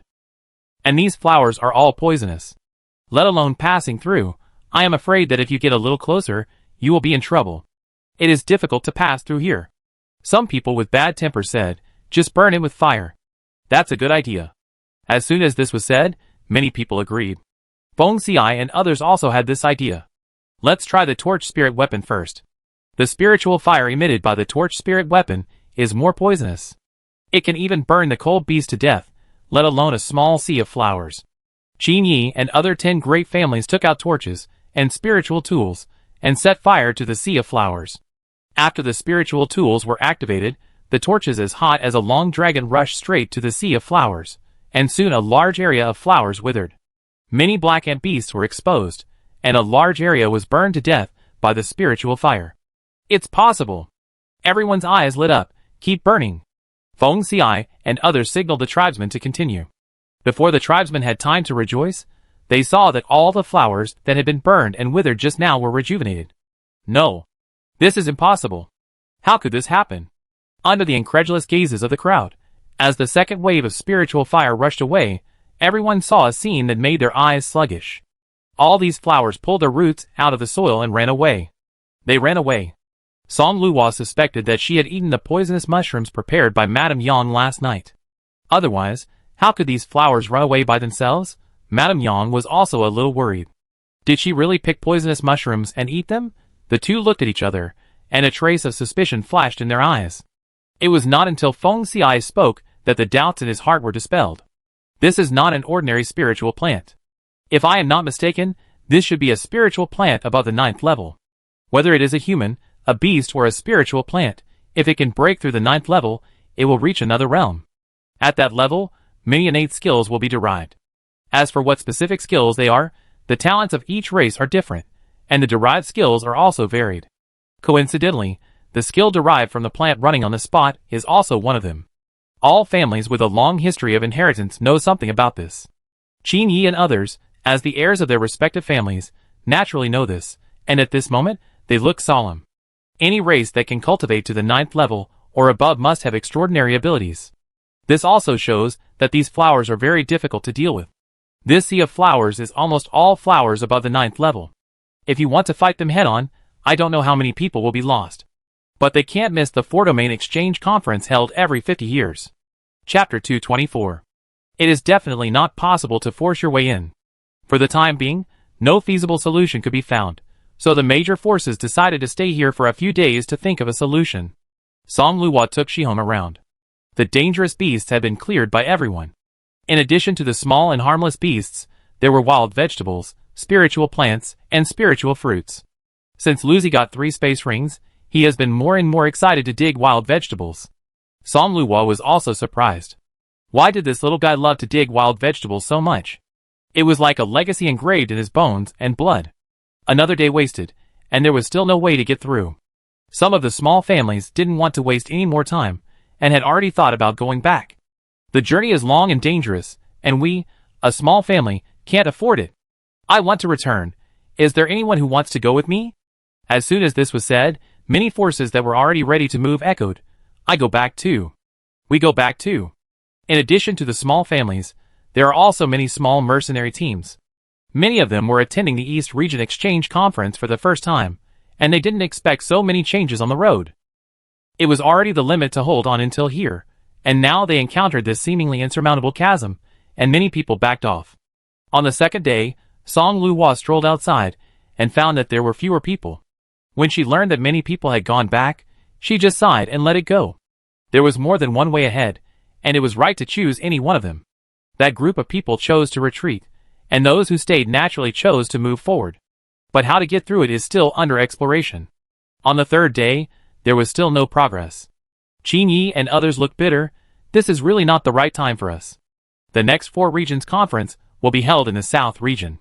If we don't go to the East region this time, I'm afraid we will be ridiculed by the other 4 regions for 10,000 years. Everyone sighed.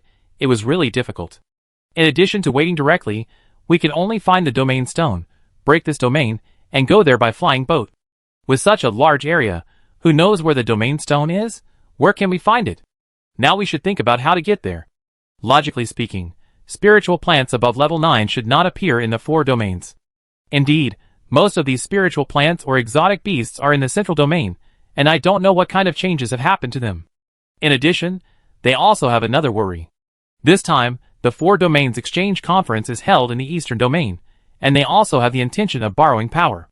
The reproduction of exotic beasts and spiritual plants in the East region is too abnormal. The East region has reached the point where it has to ask for help from the other 3 regions. I am afraid that things are not optimistic. East region. The major forces have been strangling exotic beasts and spiritual plants for a whole year, and they have not even rested in the cold season. It is not that they don't want to rest. Just like the warm season and flood season, the spiritual plants and cold beasts in the cold season also grow rapidly. We just cleared a batch of cold beasts outside the city yesterday, and a bunch of them gathered the next day. If we ignore it and accumulate day by day, it will be bad if the cold beasts enter the city. After waiting for the warm season, the situation is even worse than the same period last year. They can't even leave the city, as the spiritual plants outside the city have almost covered the city. The strange beasts are active outside the city all day long, and their neighs and roars make people tremble with fear every night, and they can't rest. Not only one city, but all the cities in the East region are facing such a situation. The major forces are anxious.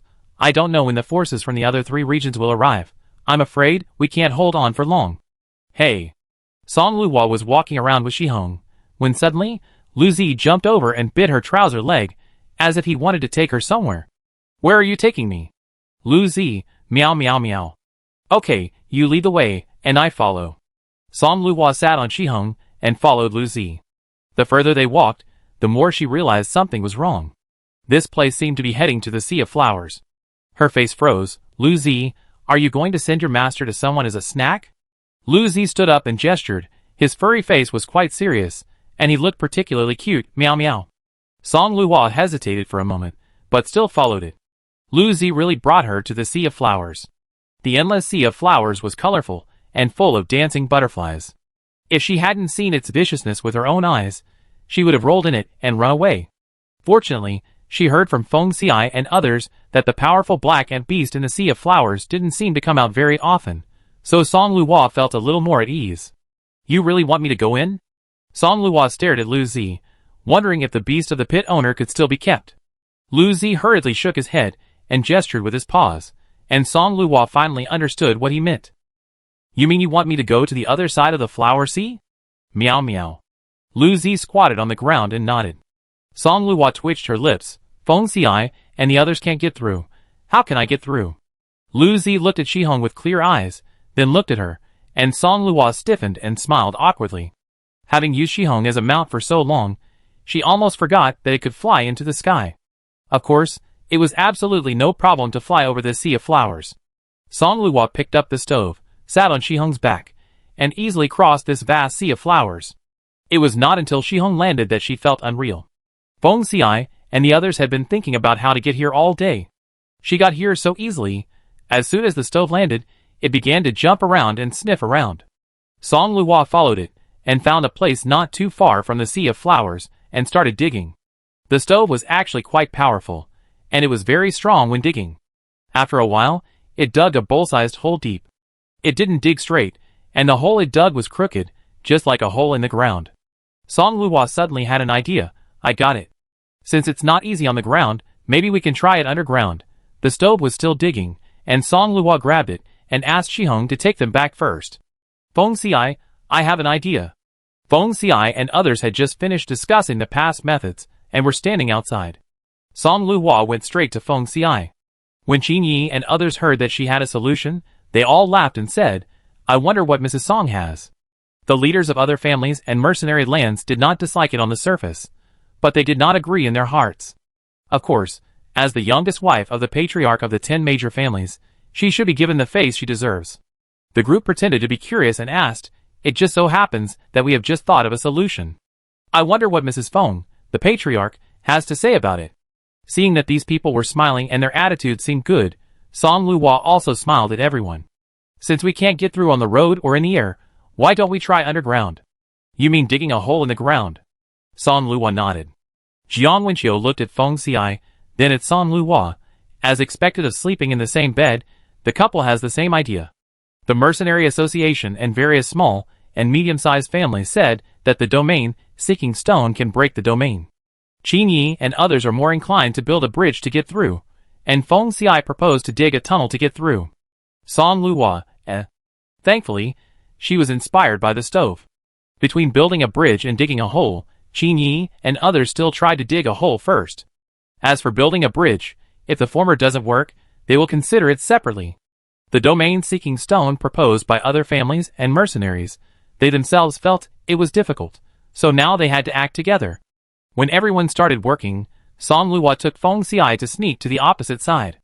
Chapter 245. After flying over the sea of flowers, as soon as Shihong landed, Luzi jumped out of Song Luo's arms and ran towards the place where it had just dug a hole. Look how anxious it is. Song Luo pulled Fengxi to follow. When the two arrived, Luzi had already jumped into the hole and continued to dig. Song Luo and Fengxi looked at it for a long time, and Song Luo said, there must be treasures in it. Maybe? This place is not far from the Sea of Flowers. As a strange beast, Shihong is more sensitive to strange treasures, and perhaps it has sensed something. Seeing that it was struggling to dig, Feng Xiai rolled up his sleeves, took out his spirit sword and started digging. As expected of a 6th-level martial spirit master, he was so energetic when digging a pit. His wrists flew, and the spirit sword quickly turned in his hand. After a while, he dug out a big pit. The deeper he went, the harder it was to dig. The furnace jumped out of the small long tunnel it dug. Seeing the big pit dug by Feng Xiai, it instantly felt that the pit it dug was not good. Decisively joined Feng Xi's pit. It dug hard beside Feng Xiai with a pair of small claws. Shihong, you go help too, 2 black crystal stones. Song Luo took out 2 black crystal stones and stuffed them into its mouth. Shihong ate the black crystal stones and flopped into the pit obediently, on the right side of Fengxi, digging with her claws. Song Luo squatted on the pit to watch the fun. It was really beautiful. Fengxi was surrounded by a fire cat and a big blue bird on the left and right, 1 person and 2 animals digging the pit together. Since she was bored, she took out her pen and ink and started painting. Just after drawing a simple sketch, she felt that something seemed wrong. Oh right, the hoe. Without the hoe, digging a hole doesn't look very good. She immediately took out 3 hoes, 1 large and 2 small, from the space of the jade bracelet and threw them over. Feng Xiai, catch it. Shihong, catch the hoe. Lu Zi, give it to you. Hearing the sound of the wind, the man and the 2 beasts acted almost at the same time. Feng Xiai didn't even turn his head, and waved his big hand with distinct joints to catch the hoe. Thank you, my lady. Lu Zi heard the sound, moved his 2 ears, stepped back, and swung his tail like a dragon, avoiding the small jade hoe that was thrown directly at him. The small jade hoe was condensed from a small 7 transformation stone. She originally wanted to condense a small jade comb for scratching her head, but she didn't expect that it was actually a hoe. It was not even as big as a baby's palm, so it was obviously too small for her to hold. It would be better to let Lu Zi hold it to dig wild vegetables. After all, The wild vegetables it dug belonged to her. Lu Zi liked this small hoe very much, and kept calling meow meow meow, while holding the small jade hoe. As for Shihong, it was not small in size, and its hoe was only 2 sizes smaller than Feng Xi's. The moment Shihong heard the sound of breaking air, he quickly jumped up from the ground, hooked his 2 claws, and the hoe was under his claws. Feng Xi and Lu Zi had already used it, but he only had 2 hands and feet, and he was at a loss when he got the hoe. He wanted to learn from Feng Xi and Lu Zi, but his wings couldn't lift the hoe. He looked at Feng Xi and Lu Zi for a long time, and finally realized the difference between him and the two. He threw the hoe aside. Zotza. Bad? Haha. Song Luo laughed so hard that her stomach hurt. With a few strokes of the brush and ink, she sketched out the scene. Although it was a little abstract, it was very collectible. Feng Xi smiled and shook his head, and continued to dig. After digging 40 or 50 feet deep, he finally saw some clues. A few pieces of light green jade appeared, and Lu Zi meowed excitedly, holding a piece with his little paws, and began to stick it together. Shihong was also very excited, with a pair of eyes full of burning heat. Feng Xi, however, looked serious. Extreme hard jade. Digging out a complete piece of Jisun jade from the soil, wiping off the dirt on it, Feng Xi frowned.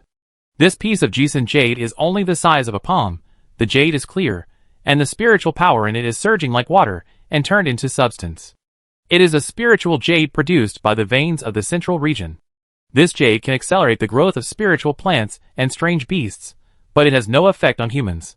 The appearance of this thing means that humans will have a hard battle to fight. Feng Xi suspected that the matter in the east region was related to this thing. Now this thing has also appeared in the south region, which is not good. He should have expected it. Since all the flowers in this sea of flowers can break through their limits, there is no telling how many Jisun jades there are, and they must all be found.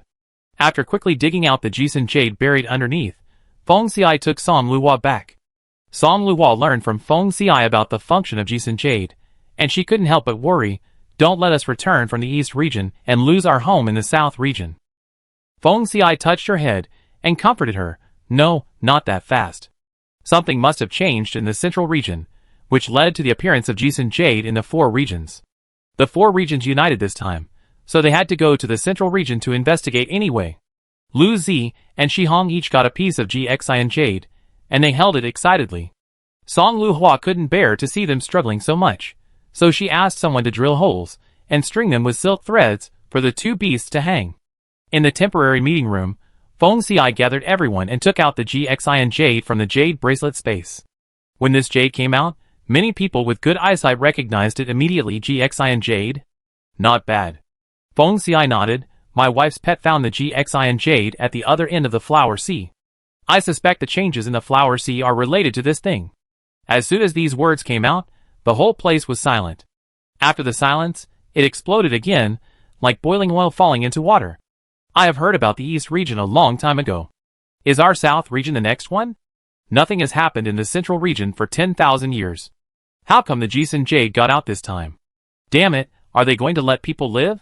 Qin Yi and others looked at each other. It's best to deal with the Jisun jade here. Lan Shi, Nong Hung and others thought so too. The 4 regions are different from the central region. There are other forces to check and balance them. If this Jisun jade attracts more strange beasts, causing abnormally high cultivation of some strange beasts or spiritual plants in the southern region, they will run around and break the balance of various places, which will be another headache. What worries them most is, there are so many places in the southern region that have such abnormalities. If we turn a blind eye, they will definitely get worse and worse, and the end will not be much better than that of the eastern region. This place is too far away from the city, and the news of the spiritual stone cannot be transmitted. In addition, this matter is not trivial, and various families and forces have sent people back to report the news. Thousands of forces sent people to form a team to report back. They still had to find a way to destroy the flower sea and dig out the Jisun jade. Since they were destined to fight hard, Feng Xi and others began to try to destroy the flowers in the afternoon. The second elder and other heavyweights of the 10 major families, as well as the elders of other families and the mercenary guild, have already gone into the flower sea to explore the way. When such things appeared, it was time for them to take action. Shihong knew that there was a treasure like Jisun jade in the flower sea, so he also became active. I saw it pawed up a bunch of spiritual flowers. The black ant beast that tried to rush up was kicked away by its claws. Others were surprised and doubtful. How can this strange beast raised by Mrs. Song be so powerful? They thought it was just a flying bird. Chapter 246. Shihong's claws were not small, and it pulled up many colorful flowers with one claw. The amazing thing was that the flowers whose stems were broken by Shihong could still move. Song Luhua and others went to watch, and a golden double-petaled large flower suddenly shot out many tiny petals. The petals were as sharp as knives, piercing into the tree next to it, and went deep into the wood. With a boom, a thick tree that one person could hug broke in the middle. The wood chips fell from the broken end, and in less than a moment, the broken wood was much shorter. In a short while, the tree turned into chips in the eyes of everyone. Everyone couldn't help but gasp. Shihong spread her wings to block it, and Fengxi protected her in time, so Song Luhua was fine. One of the martial arts masters, who came to watch, was unable to dodge, and was scratched on the cheek. His condition was extremely bad. There was no blood on the wound, and the wound on the periphery gradually expanded, the muscles melted, and soon the bones could be seen. Hiss. Everyone gasped, and the injured martial arts master seemed to feel nothing, and asked everyone with a puzzled look, "What happened? What happened? Why do you look like you've seen a ghost?" Everyone pointed at the part of his face where the bones were exposed in horror. Your face, your face. What happened to my face? The man touched his cheek, and suddenly felt something was wrong. Why is there a hole on my face? It seems like I touched a bone. He took out a mirror and looked at himself. Half of the man's face in the mirror was covered with white bones, and the strange thing was that there was no blood at all. Such a horrifying appearance would scare others, and he himself was also very scared. He threw the mirror and screamed, "Help! Save me!" At this time, the second elder and others who went to investigate the situation in the sea of flowers also rushed over. The broken flowers thrown on the ground by Shihong showed signs of moving again. The second elder threw a spiritual power blockade over, and everyone saw the broken flowers violently spraying in the transparent spiritual domain. The second elder and others frowned tightly. Almost all the spiritual plants in the sea of flowers are super level 9, and their ability to hurt people is also varied. It's not easy to deal with. In the blink of an eye, the man's face was rotten again. He was a member of Qin Ye's clan, and the Qin clan members fed him a spiritual pill to no avail. Song Luhua took out the spiritual fruit tea that she had cooked 2 days ago, and added the fruit of the Dipsicus asper to it, and gave it to him. She poured a small cup into a small cup, and handed it to the Qin clan members, who were surrounding the injured. Give it to him and try it. After all, it has something to do with Shihong. If this person is not treated, he will probably turn into a pile of bones. This spiritual fruit tea will work? The Qin clan members hesitated, and Qin Yi frowned slightly. Just try it if I tell you to. Why are you wasting your words? Feng Xi's wife has many tricks, so this spiritual fruit tea must have another secret. Yes. The Qin clan member was scolded by Qin Yi, and obediently took the spiritual fruit tea and fed it to the injured clan member. Then, everyone saw a magical scene. The flesh on the cheek of the Qin clan member, who almost lost half of his face, grew out at a speed visible to the naked eye, and soon filled the position of the bones. The cheek that was very hideous just now instantly became much more pleasing to the eye. After waiting for a while, the whole face of the man had grown back. The newly grown skin was as white and tender as a baby, presenting a clear contrast with the small half of his cheek that was left. Okay, your face is healed. The crowd took out another mirror for him to look at. The man cried with joy when he saw his face in the mirror had returned to normal. That's great. Thank you, Mrs. Song. Thank you, young clan leader. Thank you, brothers. Song Luhua waved her hands and squatted in front of the second elder's domain, staring at the flowers in a daze. These flowers whose roots were cut off have taken root again after a violent spray. It's just that the roots were damaged, and they are not very energetic. She reasonably suspected that if there was the Jisun jade, these flowers might be able to recover instantly. This shows the lethality of these flowers. In the next few days, the second elder, Feng Xi, and others began to hunt in different areas. The so-called hunting in different areas means that the second elder and other high-level martial spirit masters use their own domains to start from the edge, circle a small area, and divide and break it. Now that the crisis in the south region is ahead, Song Luhua did not hide it for herself. She took 2 Dipsicus dianthus fruits and gave them to Madame Yang with a painful heart, asking her to make spiritual fruit tea. First, it is used for treatment, and second, it is used to stabilize people's hearts. As expected, when everyone fights, they are particularly brave. Of course, not all flowers have such terrifying lethality like the yellow one. Having seen the experience of the martial arts master of the Qin family, everyone will inevitably be more vigilant when encountering the same flower. There are very few people who are actually injured by this kind of flower. It can only be said that Shihong is really picky. Even so, it is not easy, and the black ant beast in the sea of flowers is not easy to deal with. Fortunately, with the support of the second elder and Feng Xiai, the tribe members felt much more relaxed. This sea of flowers was really too big, so everyone could only stay here for the time being. The weapon refiners, pharmacists, and spiritual plant masters also got busy, and Song Luhua was the only one who was idle. She asked Shihong to pick some flowers and plants with less attack power and bring them back to do research with her. Feng Xiai and others killed the plants violently, so she thought she could try other methods. So she started to refine the medicine. When refining, she added whatever was harmful to the spiritual plants. Sugar, salt, vinegar, sauce, wild pepper, Sichuan pepper, garlic, blood-sucking vine, saprophytic poisonous grass, magic mushroom, shaking grass. These are spiritual plants with various toxicities. Purple sand sculpture blood, sinking starfish blood. Water spirit, fire cloud beads. It's time to search for poisonous grass again. Song Luhua refined 10 furnaces, and refined a total of 3 kinds of medicine. As a result, all 3 kinds were insecticides with various messy effects. This is not what she wants. I can only continue to refine.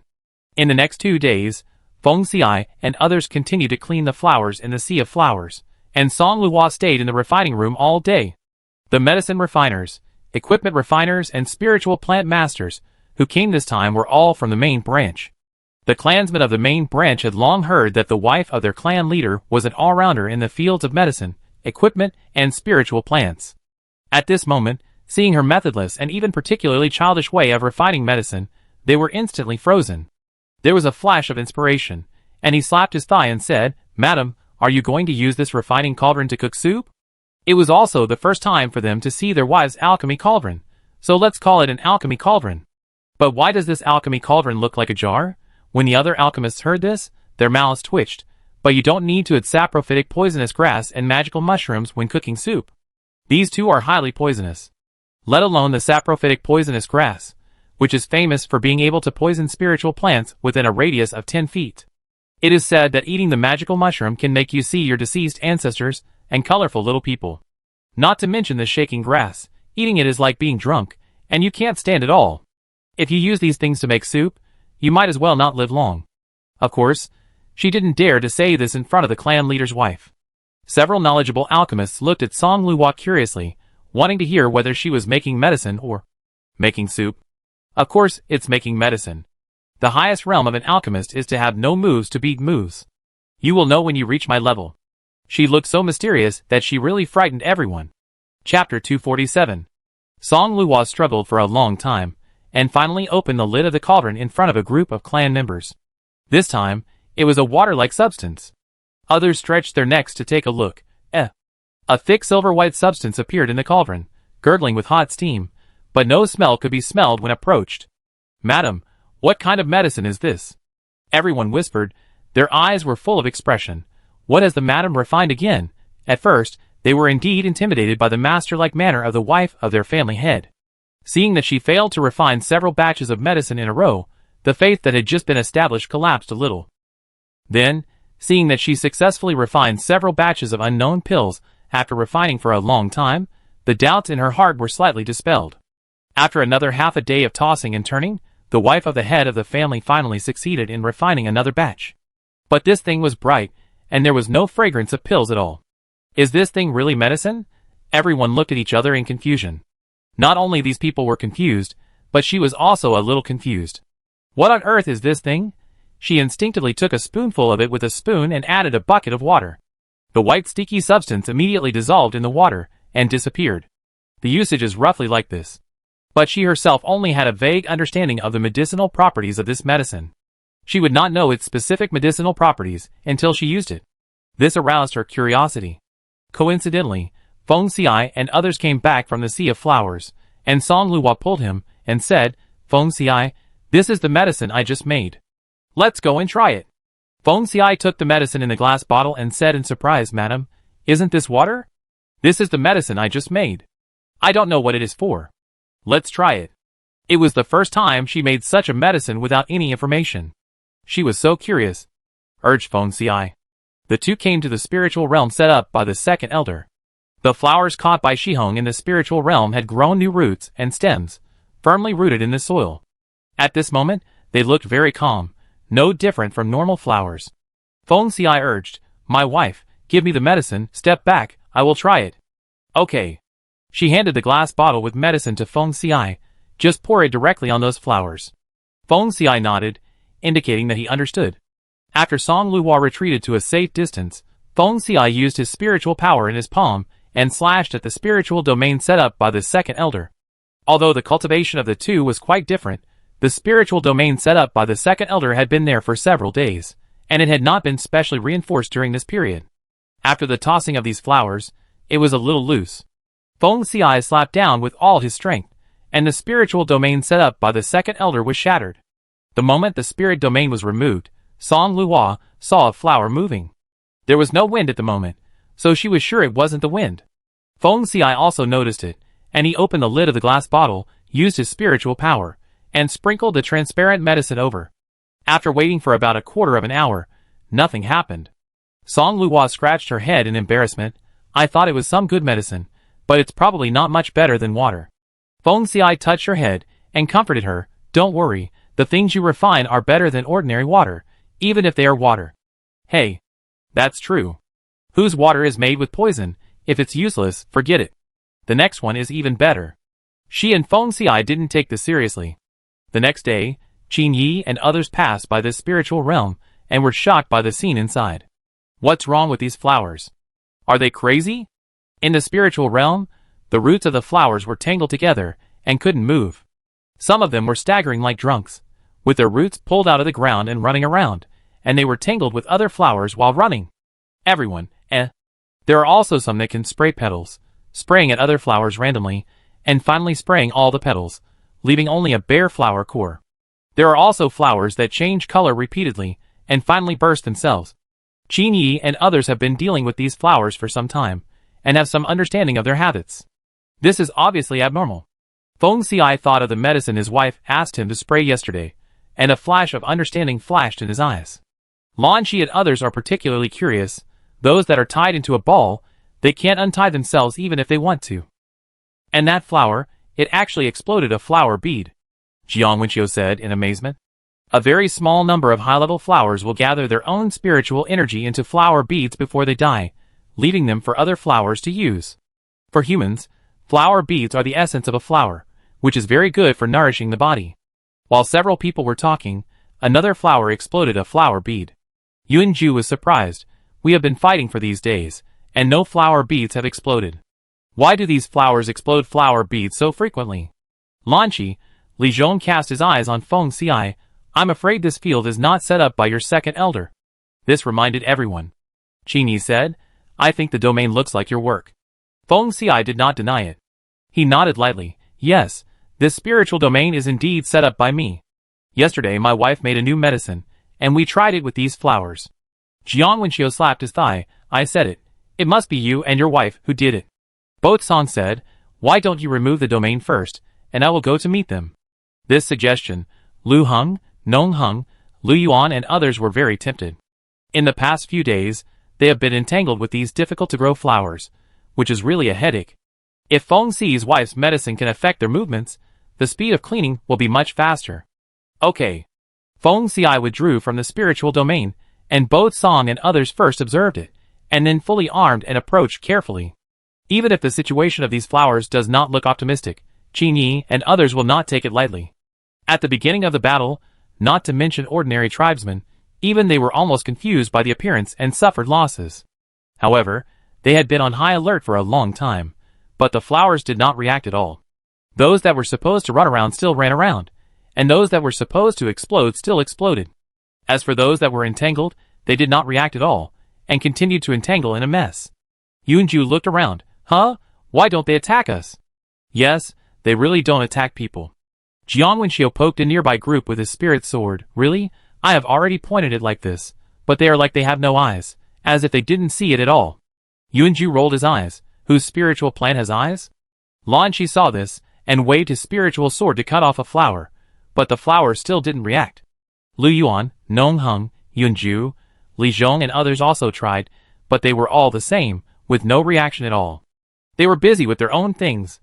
Either they ran around together, or they changed color and burst out flower beads. They looked at each other, and saw joy in each other's eyes. Lan Shi smiled and said, "When Xiao is right, these spiritual plants really don't have eyes at the moment. Feng Xiai, how many of these elixirs did your wife refine?" Before Feng Xiai could answer, Jiang Wenxiao answered, "I know this question, I guess it's calculated by barrels." As soon as this was said, Lan Shi, Qin Yi, Li Yuan, Li Zhong and others all laughed. What impressed them most was that every time Feng Xi's wife took medicine, no matter what kind of medicine it was packed in barrels. Feng Xiai, No words to refute. Chapter 248. You want medicine, right? It's all here. Facing a group of young clan leaders, who were asking for medicine, Song Luo waved her hand generously. 2 large barrels of medicine appeared in front of everyone. Feng Xiai held his forehead. Jiang Wenxiao smiled and said, "Look, I told you, it's definitely packed in barrels." Lan Shi and others couldn't help laughing again. Song Luo glanced at Jiang Wenxiao. "What's wrong with using barrels? It's bothering you." Jiang Wenxiao didn't want to confront her, so he quickly smiled and said, "Buying in barrels, very good, keep filling." Song Luo let him go. She opened the lid herself and said, "1 spoonful of medicine, add a bucket of water, and spray it." She didn't know what the medicine was for yet, and looked at Feng Xiai in confusion. Feng Xiai told her what had just happened. Qin Yi and the others discussed it, and then took the medicine and started to act. Before leaving, Feng Xiai handed the flower beads that had just exploded in the spiritual realm to Song Luo. "Have it to play with, or ask Madame Yang to make soup for you." The colorful flower beads were the size of a thumb, round and full, exuding the fragrance of flowers and plants, and the spiritual energy was extremely rich, and it was particularly comfortable to hold. She likes it. She couldn't bear to eat these 10 or so. When the time comes, she will string them into a bracelet and wear them on her hands. Wouldn't it be like being immersed in the fragrance of flowers every day? After playing with them for a long time, Song Luo finally remembered the original spiritual domain. When she walked to the spiritual domain, there was no spiritual domain here. The flowers in it had been destroyed by Feng Xiai and others. Looking at the remaining land, the specific use of this medicine went straight into her mind. Spiritual plants above level 9 are dozens of times stronger than ordinary spiritual plants in terms of senses. If these medicines are used on ordinary spiritual plants, they are probably useless. Once a spiritual plant above level 9 is hit, its senses will be magnified several times, and it will fall into an illusion, and it cannot control what it does. Of course, when it falls into an illusion, it will automatically ignore everything except itself. There is another point. This medicine still has flaws. That is, the user must not get it on himself, otherwise it is easy to get into trouble. After all, humans are creatures with strong perception. If they accidentally get it on themselves, and the person has many distracting thoughts, it will be a beautiful sight. By the sea of flowers, Feng Xiai and the others took the medicine and used it. The major forces began to spread the medicine. The family members were used to being cautious. Qin Yi, Lu Yuan, Lan Shi, Nong Heng and other family members had also been cheated before, and this time they were reminded not to get it on themselves. Despite this, except for the Qin, Jiang, Lu, and Feng family members who were still cautious, the other 6 family members found that it didn't seem to be harmful, so they slacked off. As for other small and medium-sized families, and the mercenary guild that also got the medicine, they were even more careless. Some people even used this medicine as water to wash their hands, and then pick their noses after washing their hands. Jiang Wenxiao, Qin Yi, Lu Yuan, Lan Shi, Nong Heng, Lu Heng, Bo Song, Li Cheng, Yunju and others had already hidden far away. Jiang Wenxiao couldn't help but complain. "Those guys are disobedient. Wait and see, they will suffer." "Brother, I have suffered a lot along the way. Listen to my advice. The things given by Madame Song must be used with caution." Qin Yi and Li Cheng were deeply touched, and even the clan members had a good memory. Feng Xiai looked at Feng Shan and others wrapped like dumplings, and couldn't help but twitching his mouth. "My wife is refining, so I really need to be more careful."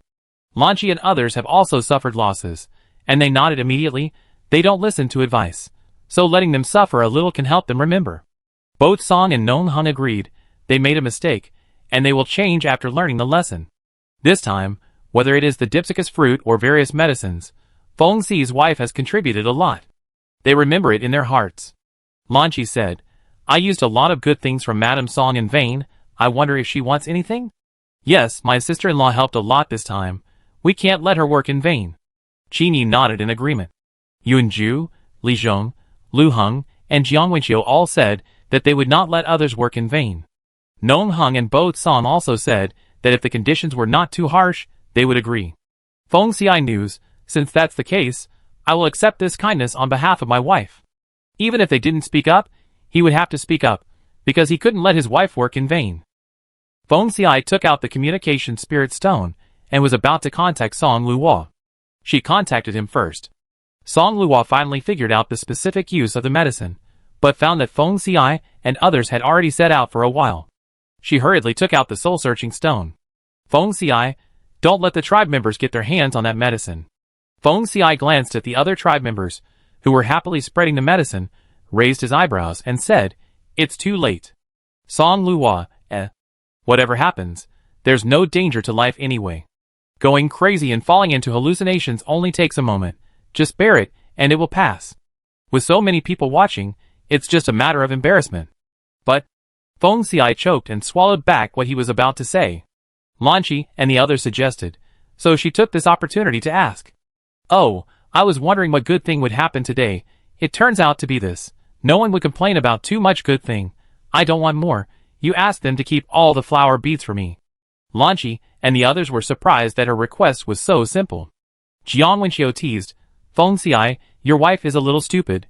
Such a good opportunity. Why don't you extort money from them? The flower beads were originally produced by her medicine. Even if she doesn't tell us, we will give them to her. Lan Qi and the others nodded. Feng Xi smiled. Since you are so generous, I will add 1 year's tribute to each of the young clan leaders on behalf of my wife. Jiang Wenqiu was stunned. Why are you trying to take my annual allowance? Lan Qi, lost the annual allowance. Yuan Ju laughed and said, You kid just talked and ruined my annual allowance.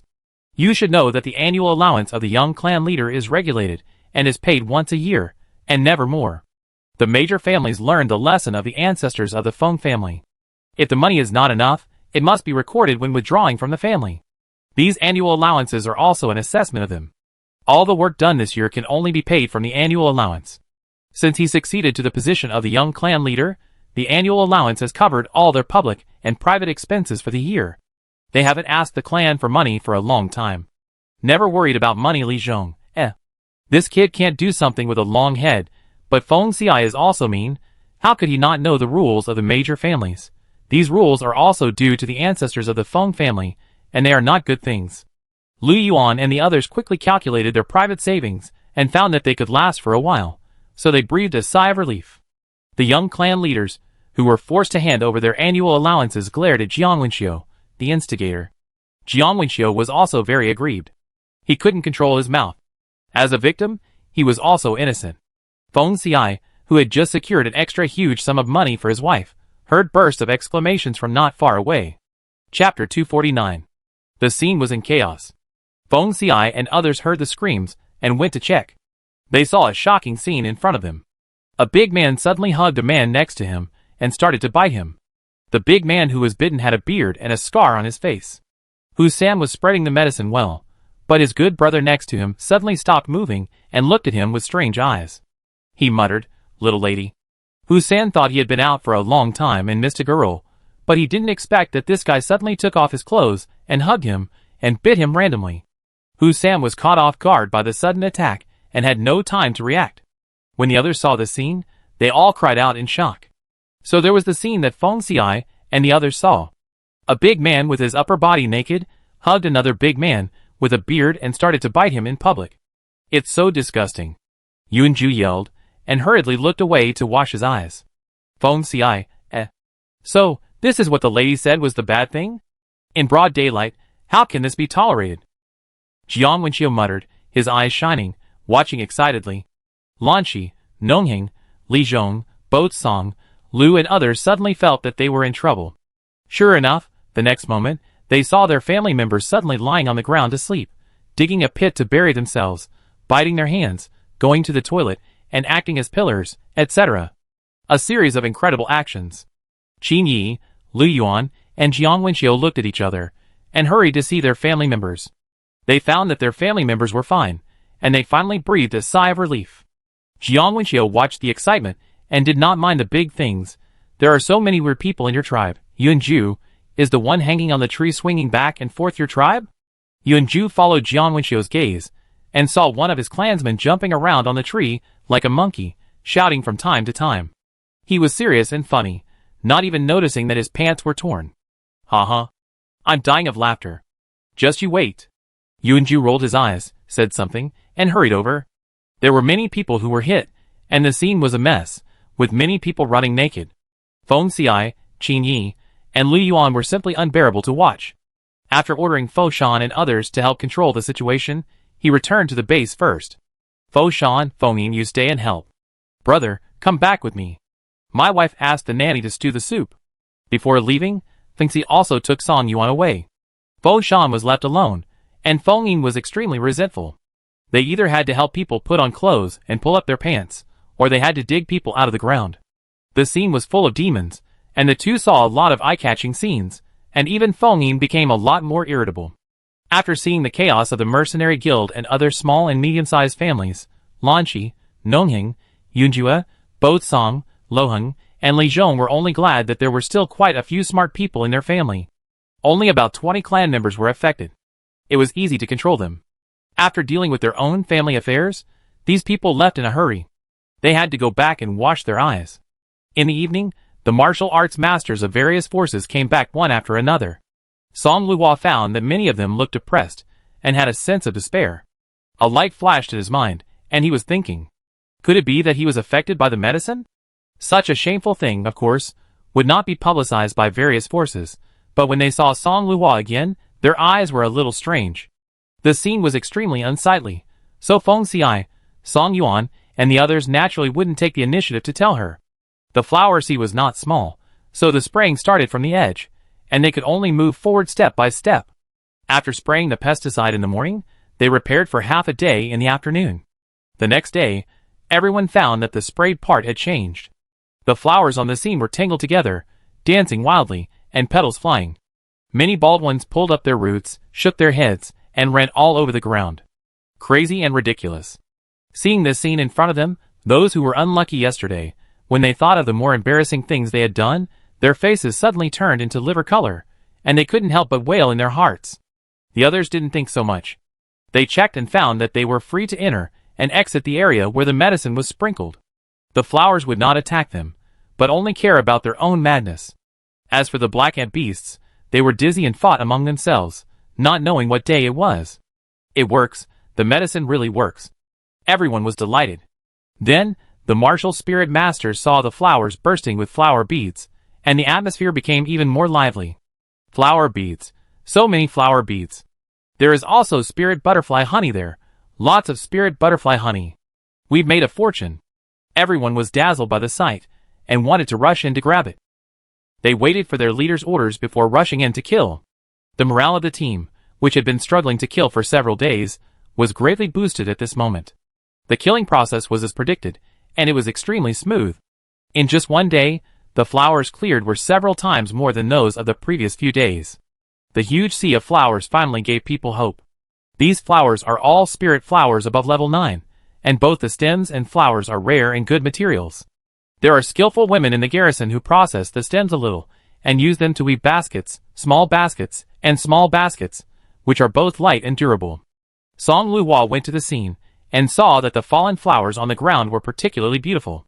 These fallen flowers were brightly colored and full of spiritual power. Song Luo thought of the silkworm in her space ring, and wondered if it could eat this thing. How about? Try it? No one stipulated that the silkworm must eat mulberry leaves. Eating some petals to change the taste may make them like it more. Song Luo asked someone to collect a basket of petals for her. In just half a month, these silkworms have grown a lot bigger and become fatter. To be on the safe side, she picked one for tasting. Since she knew that this thing was a silkworm, Song Luo thought that these guys looked cute. The main reason was that they were not as dense as other insects that were scary. On the crystal white body, there were a pair of small eyes like lacquer dots. When looking at people, they actually felt spiritual.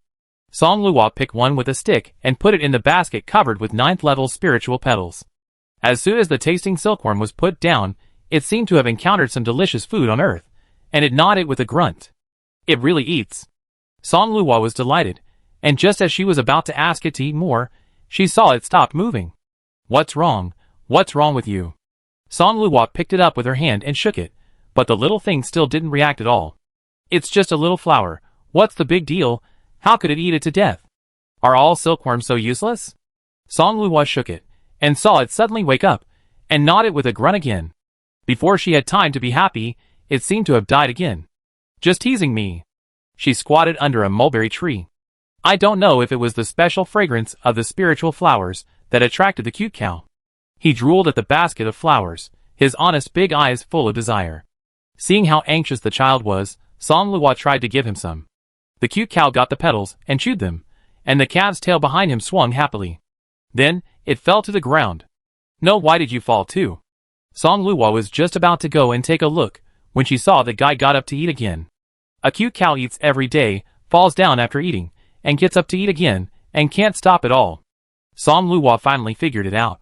It must be that the spiritual power in these petals is too strong, and it is easy to indigest after eating. Chapter 250.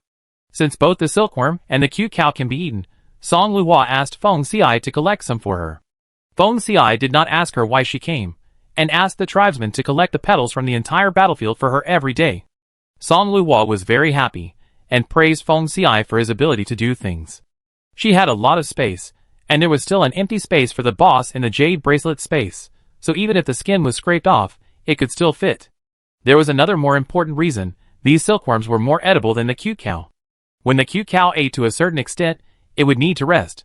These silkworms almost never stopped for 12 hours a day, and they grew a circle larger overnight. Song Luo also found that there were colorful halos on their bodies, which were a bit dazzling. She saved a lot of silkworm sand, and would use it when she made medicine next time. With the help of the medicine liquid, the speed of cleaning was advancing by leaps and bounds. 10 days later, everyone stood in front of the flat ground, feeling particularly emotional. Finally, the cleaning is done. I've been exhausted these days. It's not over yet. Did you forget that there is also the Jisun jade underneath? When they thought about how this thing had delayed them for so long, everyone was so angry that their teeth itched. Dig it all. There was no danger here, so Song Luo brought Shihong and Lu Zi to watch the fun. The two guys had already had fun. One flapped his big wings and dug everywhere on the ground, and the other held a small medicine hoe and started digging holes. Everyone was very surprised to see them. A big man smacked his lips and laughed. Mrs. Song's pet can actually dig the ground. A companion next to him rolled his eyes at him. Nonsense. There are so many Jisun jades in here. The strange beast smelled the smell and didn't go to dig. As he spoke, he saw a group of strange beasts running towards him not far away. There are really strange beasts coming. Crow's mouth. Feng Xiai and others had already predicted this situation and were not panicking. Ordered people to clean up the strange beasts first. The extreme hard jade must not fall into the hands of strange beasts. Yes. Shihong was also very perceptive. Seeing this, she immediately took Song Luo away first. Feng Xiai glanced up at the sky and saw only the backs of a man, a bird and a cat going away. He nodded with relief. He knew to run when danger came. As expected of his wife, she was smart. Qin Yi, Jiang Wenxiu, Lan Shi and others also approved of her approach, saying that this was the way a smart person would act. If she didn't have any sense and continued to stay here, she would only cause trouble for others, and retreating to the back was the most correct approach. Song Luo didn't know that she had simply escaped and received another wave of praise. At this moment, she and Shihong were in trouble. The large string of treasures hanging around Shihong's neck, including the Juling jade pendant and Jisun jade hidden in the feathers, were robbed. At this moment, the bird and beast that was robbing her was spinning 360 degrees in the air. She was about to vomit. The stove couldn't stand it anymore, so it grabbed her hair tightly and floated in the air. Song Luo wanted to cry, but had no tears. Not only did she want to vomit, but her scalp also hurt. What kind of things were these? Shihong relied on her ability to talk and chased and scolded. Bad boy, you stole my things. Slap you. Song Luo was dizzy from being spun around, and didn't even see what the bird and beast that was facing Shihong looked like. The beast was chased by Shihong and couldn't run away, so it could only circle above. She couldn't stand it anymore, so she took out a handful of ashes and scattered them. The beast that was stealing things didn't know if it was blinded. Song Luhua watched its figure linger in the air for a while, and was knocked down by Shihong. Then, Shihong took this opportunity to grab it, and the beast screamed miserably, with feathers flying. It was caught by Shihong's claws, and landed in the station. After landing, Song Luhua held the door, and vomited for a long time. Madame Yang said excitedly, "Madam, are you pregnant?" "Ugh." Song Luhua shook her head quickly. "There is no child." It was Shihong who turned her around. "You can tell by looking at my expression." She had to clarify quickly, otherwise it would spread all over the place. Madame Yang then realized that her wife's hair was disheveled, her clothes were messy, and she was squatting beside the stove and vomiting.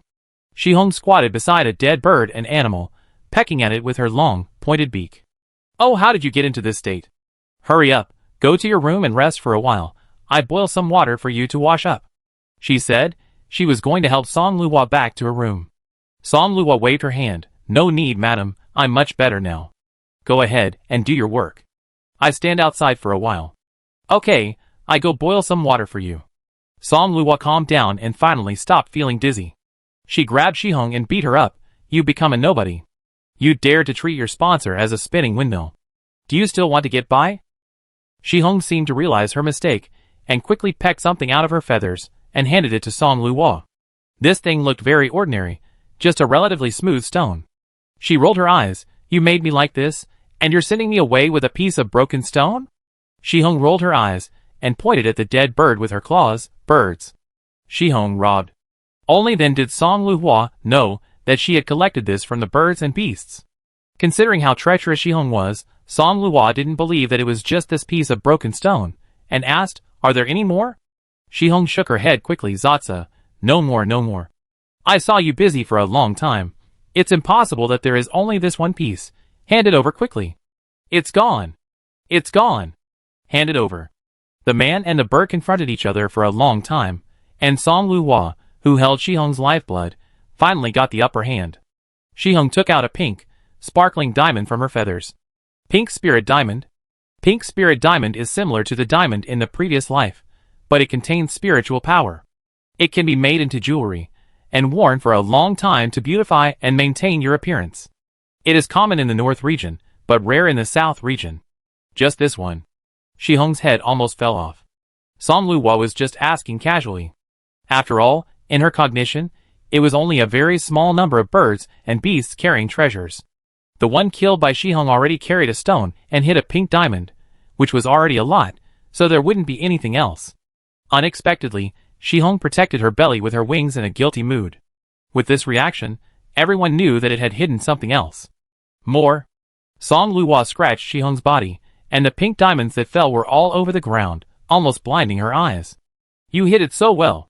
Shihong fell to the ground with no hope of living. After all, she wasn't a particularly evil person, so she returned the stone that Shihong had given her for the first time. "Don't think this thing is ugly. It's the greatest treasure. Come, I weave it for you, and hang it around your neck." Having received another unexpected fortune, Song Luhua was in a good mood, and generously selected a green space ring, strung it together with the stone, and hung it around Shihong's neck. "These pink diamonds are for girls, and you, a male bird, don't look good wearing them. I give you a space ring that can not only hold things, but also look so green." Song Luhua coaxed her while stuffing a few black crystal stones into Shihong's mouth. Under Song Luhua's persuasive words and various sugar-coated bullets, Shihong was revived. Fiddling with the space ring, she was shouting happily. "Cha-cha, princess, okay." Chapter 251. After another 3 days, all the Jisun jades here have been dug out, and there are tens of thousands of them. The flowers are so lush and high-grade, and everyone has guessed that there are a lot of Jisun jades. Guessing and seeing with your own eyes are two different things after all. Seeing that there are tens of thousands of Jisun jades dug out, everyone gasped. So many Jisun jades. I don't know how they got from the central region to the south region. No one can tell without going to the central region to investigate. How to deal with these Jisun jades? Since such a large amount of Jisun jades has been dug out with such great effort, they cannot be handled casually. During this period, even the Jisun jades dug by Shihong and Luzi were confiscated by Finxi. For this reason, the two were unhappy for a long time, and Song Luhua coaxed them for half an hour before they calmed down. In a way, Jisun jade is also a treasure.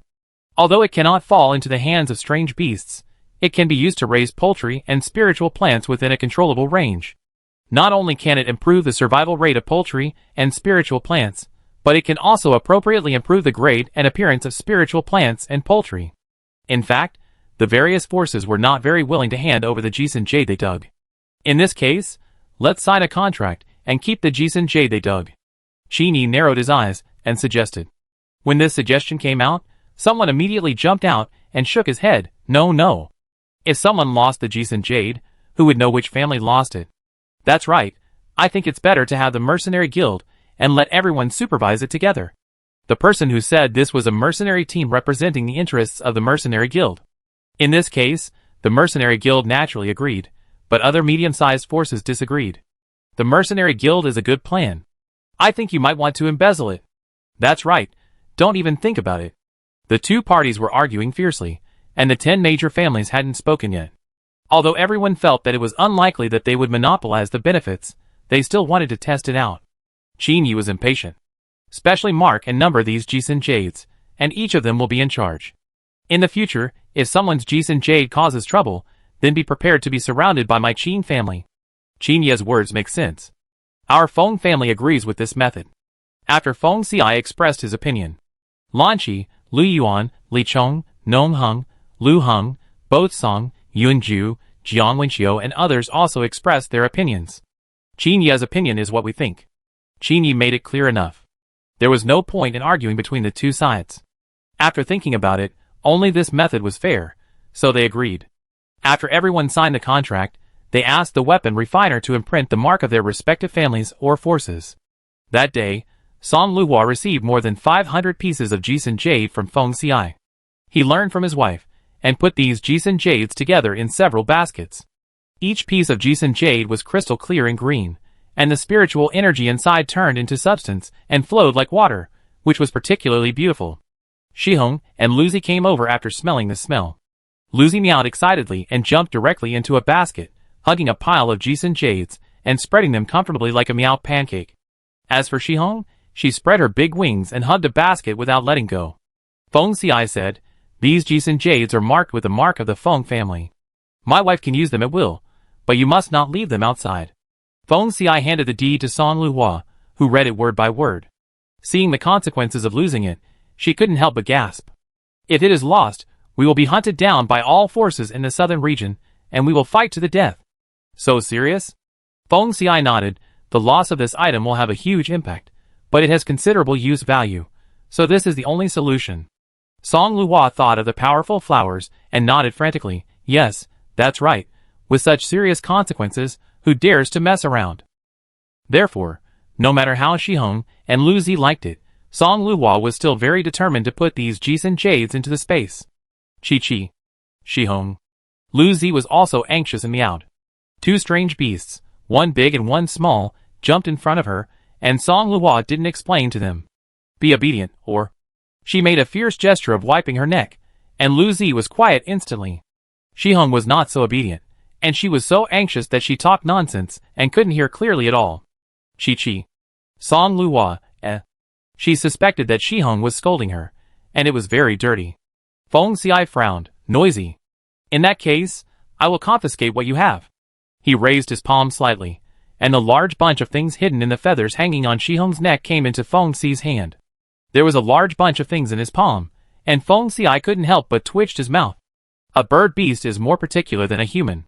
This large bunch of things includes a woven stone pendant, a green storage ring, a Jisun jade pendant, and a Juling jade pendant. Except for the stone, all the items were valuable, with the Jisun jade and Juling jade being the most valuable. This stone. Feng Xi felt the stone and pondered for a moment.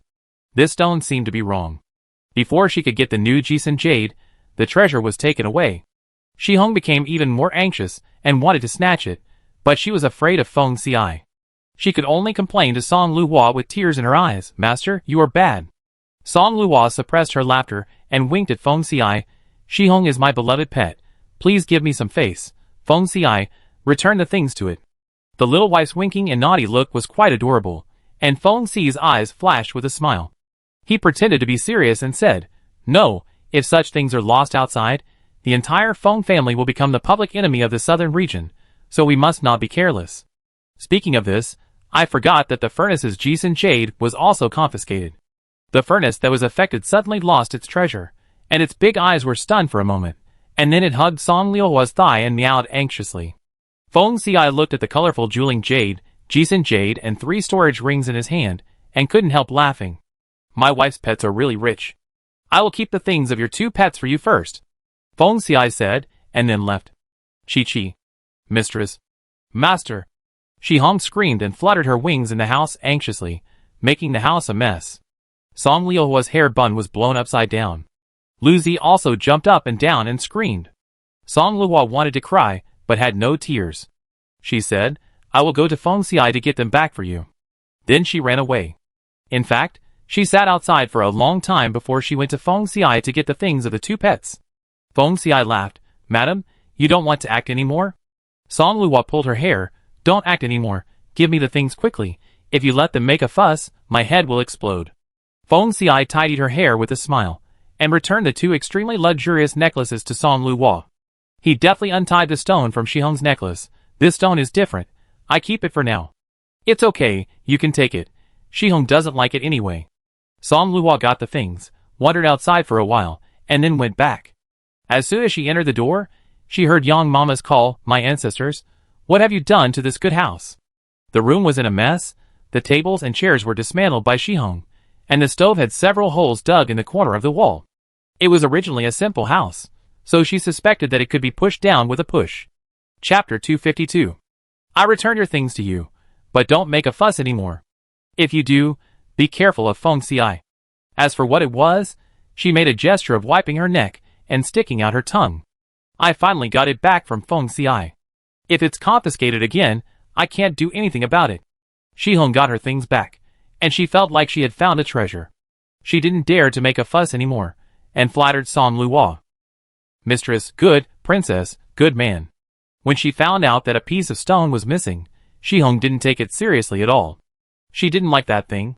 Luzi lowered his head, and bit the spirit jade, and rubbed her feet with his chin in gratitude. See, isn't the problem solved? Song Liuhua couldn't help but praise her own wisdom. But this house is really in a mess, and the furniture was torn into pieces by Shihong. The wall built of wooden boards was dug by Luzi several big holes. Standing at her angle, she could see the scenery in all directions. This house can't be lived in. Song Liuhua led the 2 out of the door sadly. Order Feng Shan and others, tear it down. Yes. Since it was the order from his family head's wife, Feng Shan decided to do it himself. When he walked into the door with a few clansmen, he was stunned by the messy scene in front of him. The clansmen sighed. Is the madam fighting inside? Feng Shan thought about it, and understood what was going on. Nonsense! How could the madam do this? It was clearly the work of her 2 spirit pets. Otherwise, do you think the madam would dig a hole in the corner? My own madam is also a capable person. Who dares to raise exotic beasts?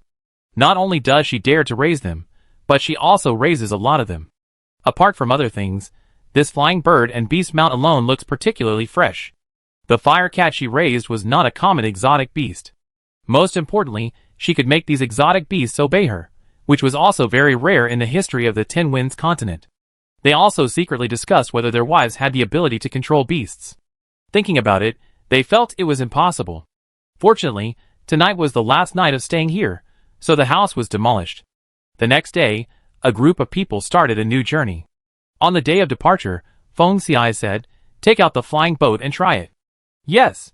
Although Feng Shan was a little confused, he still did it. When other families saw Feng Xi's actions, they couldn't help but stop and watch. What is the Feng clan leader doing? We are in the domain defined by the domain stone. How can we take a flying boat? Yes, we tried it when we first came here, but we were still in the domain and the flying boat couldn't fly at all. What is he doing? Although Qin Yi, Lan Shi, Nong Heng and others didn't understand Feng Xi's actions, they didn't say anything and just watched quietly. It seems that Feng Xiai has sent something. You mean Feng Xiai found the domain stone? Although Jiang Wenxiu is a little jumpy, he is the young patriarch of the clan after all, and his mind is not slow. 80%. Qin Yi nodded. Jiang Wenxiu's eyes lit up. That's great. I finally don't have to rely on my legs to walk. Don't be too happy too soon. There are plenty of domain stones. Yunju saw him like this, and couldn't help but hit him. Jiang Wenqiu rolled his eyes. Crow's mouth. Yunju snorted and laughed, and stopped talking. Even though he couldn't help but pour cold water on her, he was still looking forward to riding the flying boat again. This journey over mountains and ridges was not only slow, but also several times more dangerous than riding a flying boat. It took a lot of time to destroy the 9th level spiritual plants and obtain the Jisun Jade. If he continued to waste time, what would it take to attend the 4 Domains Exchange Conference? Lanqi and others had the same mentality, looking forward to the flying boat of the Feng family. When he saw the flying boat take off, he couldn't help but smile. Let's go, take the flying boat. As the flying boat of the Feng family took off, everyone couldn't help cheering. The women were especially happy. Finally, we don't have to rely on our legs to walk. God knows, they used all their best skills to participate in the 4 Domains Exchange competition, but they didn't expect that there would be so many hardships on the way. Feng Xi handed the stone he got from Shihong to Song Luhua. This is a domain stone, which can be used to refine a larger space storage spiritual tool. My lady, keep it well. Is this really a domain stone? This gray-black pebble-like stone is a domain stone? Feng Xi nodded. It is indeed a domain stone. The space jade bracelet on your hand is made of domain stone. Only a domain stone with its own spiritual domain can support such a huge space. Getting Feng Xi's affirmative answer, and the use of the domain stone, Song Luhua couldn't help but smile. Shihong is also a bit lucky. If it hadn't been robbed, this domain stone would probably move around in a fixed range with the bird and beast. It would take them a long time to walk out of this area. What's more, this thing can also refine a super large space, a real treasure. Thinking of her own cramped 1-acre spiritual plant space, Song Luhua couldn't help but feel sorry. If she had the domain stone at that time and threw a piece in, what a good thing she would have refined. Not to mention the spiritual plant space, so many storage rings, wouldn't it be thousands or hundreds of square meters? It's really time and fate. After the regret, Song Luhua only sighed. Shihong is still good at grabbing. Feng Xi, It turns out that his wife brought Shihong to rob. I have to say, they are really good at robbing. After staying on the ground for too long, the flying boat finally started this time, and everyone was rushing on the road. The further they went, the more crooked the road became. Who knows how many emergencies they will encounter. Under the condition of replenishing supplies, they tried to hurry on. The flying boats flew in the air in an orderly manner, and the scene was quite spectacular. The strange beasts hovering in the air cried a few times, watching from a distance, not daring to come forward. Song Luhua sat on the deck of the flying boat, drinking the spiritual juice specially prepared for her by Yang Ma, and was quite comfortable. It's still more comfortable on the flying boat. The women were tired for quite some time, and today they all went to the deck to enjoy the view. Song Luhua ordered the kitchen to make some cakes and snacks to come over and enjoy together. The chefs of the main branch were not the temporary ones under Feng Yin's original subordinates. These were all specially trained. All kinds of cakes and fruits were handy, and soon a pile of colorful spiritual fruit snacks were served. Add some spiritual tea, which was both refreshing and mellow. The women sat around the head, and they were a little reserved at first, but then they started to gossip. As they chatted, they saw that their clan leader's wife was also listening attentively, and they felt quite cordial. Song Luhua was eating spiritual fruit cake and listening to gossip, always feeling that something was missing in her mouth. The ordinary orange melon seeds that were originally fried had been eaten, and there was only a small handful of top-quality spiritual melon seeds for today. Gossip and melon seeds are the best match, but unfortunately there is none. Song Luhua was sighing when Shihong suddenly flew down with Luzi. Song Luhua screamed, stood up quickly, leaned on the railing, stretched out Erkong and shouted, Shihong, Luzi, where are you going? Could it be that these two guys eloped? Chapter 253. What is that? A quarter of an hour later, a group of birds and beasts suddenly appeared in the sky, flying in this direction. It seemed that they were chasing something. The mercenary guild and small and medium-sized families could not help but complain when they saw the scene. The wife of the Feng clan leader is too ridiculous. She actually let the spirit pets do whatever they want.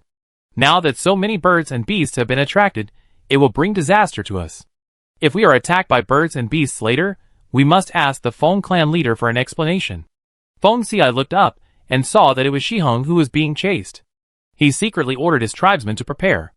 Qin Yi, Lanqi, Nong Heng and others saw this and also ordered, if those birds and beasts continue to approach, help Feng Xi. Mrs. Song's bird also attracted a group of birds and beasts. Judging from the level and combat power of the birds and beasts, I don't know if they will continue to attack. It's better to be prepared first. Shihong is very fast, and is ahead of the birds and beasts behind it. It quickly landed on the flying boat. The birds and beasts behind saw the huge group of people and horses, and immediately became alert, and dared not move forward. Keeping a distance, they kept clacking and cursing. Feng Xiai and the others did not dare to let their guard down. After a confrontation for nearly a moment, the group of birds and beasts still did not move forward. Waves of sharp cries resounded through the sky. Song Luo lifted the stove off it, looked at the birds and beasts that had been clamoring around the flying boat, and asked curiously, "What did you do?" "Robbed," chirped Robbed. Song Luo held his forehead. "What good things did you rob?" "Let me see." Shihong clicked, and threw a tree out of the space ring.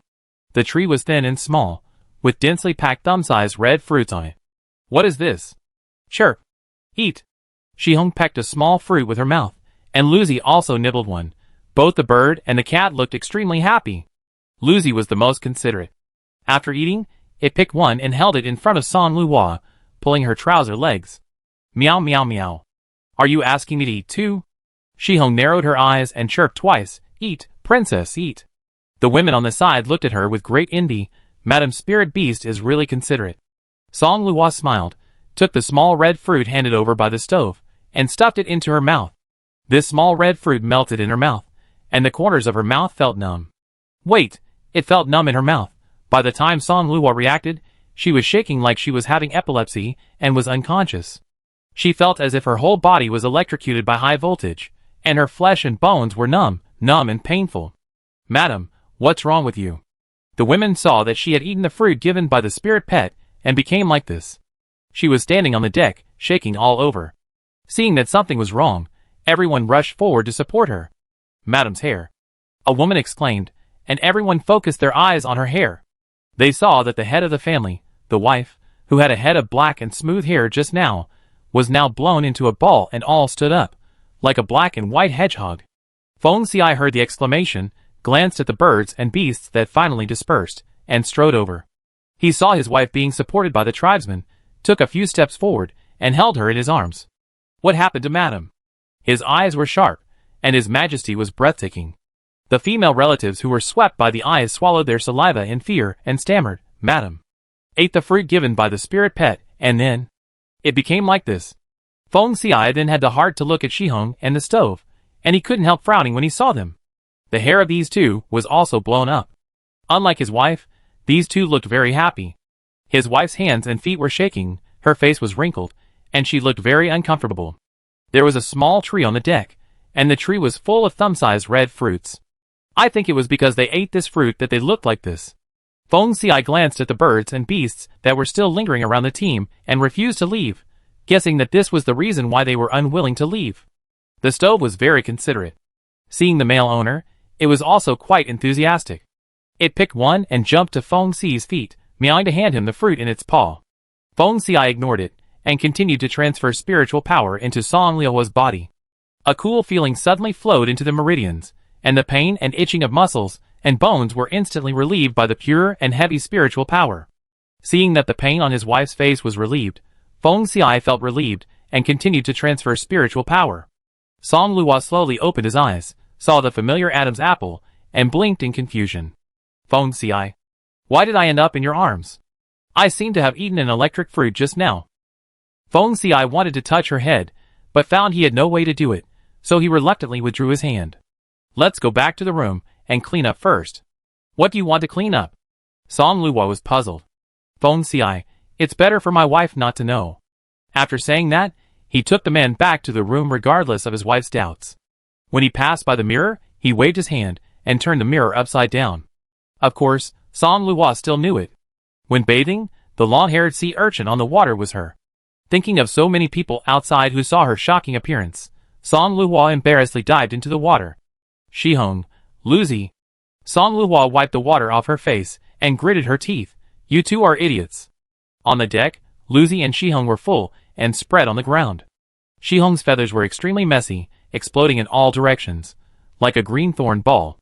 The original bird and beast that could still be called beautiful was particularly sloppy at this moment. Lucy's situation was not much better. It was a fire cat, with soft red hair bursting out, and its delicate and quiet face also had a bit of wildness. Its pair of pink and blue ears were like two fur balls, hanging on a bigger fur ball, which was particularly conspicuous. Seeing Feng Xiai coming over, Lu Zi immediately became energetic. He stood up and shook off his fur, and took the red fruit hidden under his belly to Feng Xi's feet like offering a treasure. Meow. Meow. Feng Xiai picked up the little thing, stroked it a few times, and took the small red fruit from its claws. The crystal clear red fruit is oval in shape. If you look closely, you can see a trace of purple flowing in the center. Learning from his wife's lesson, Feng Xiai took the spiritual fruit and returned to the room.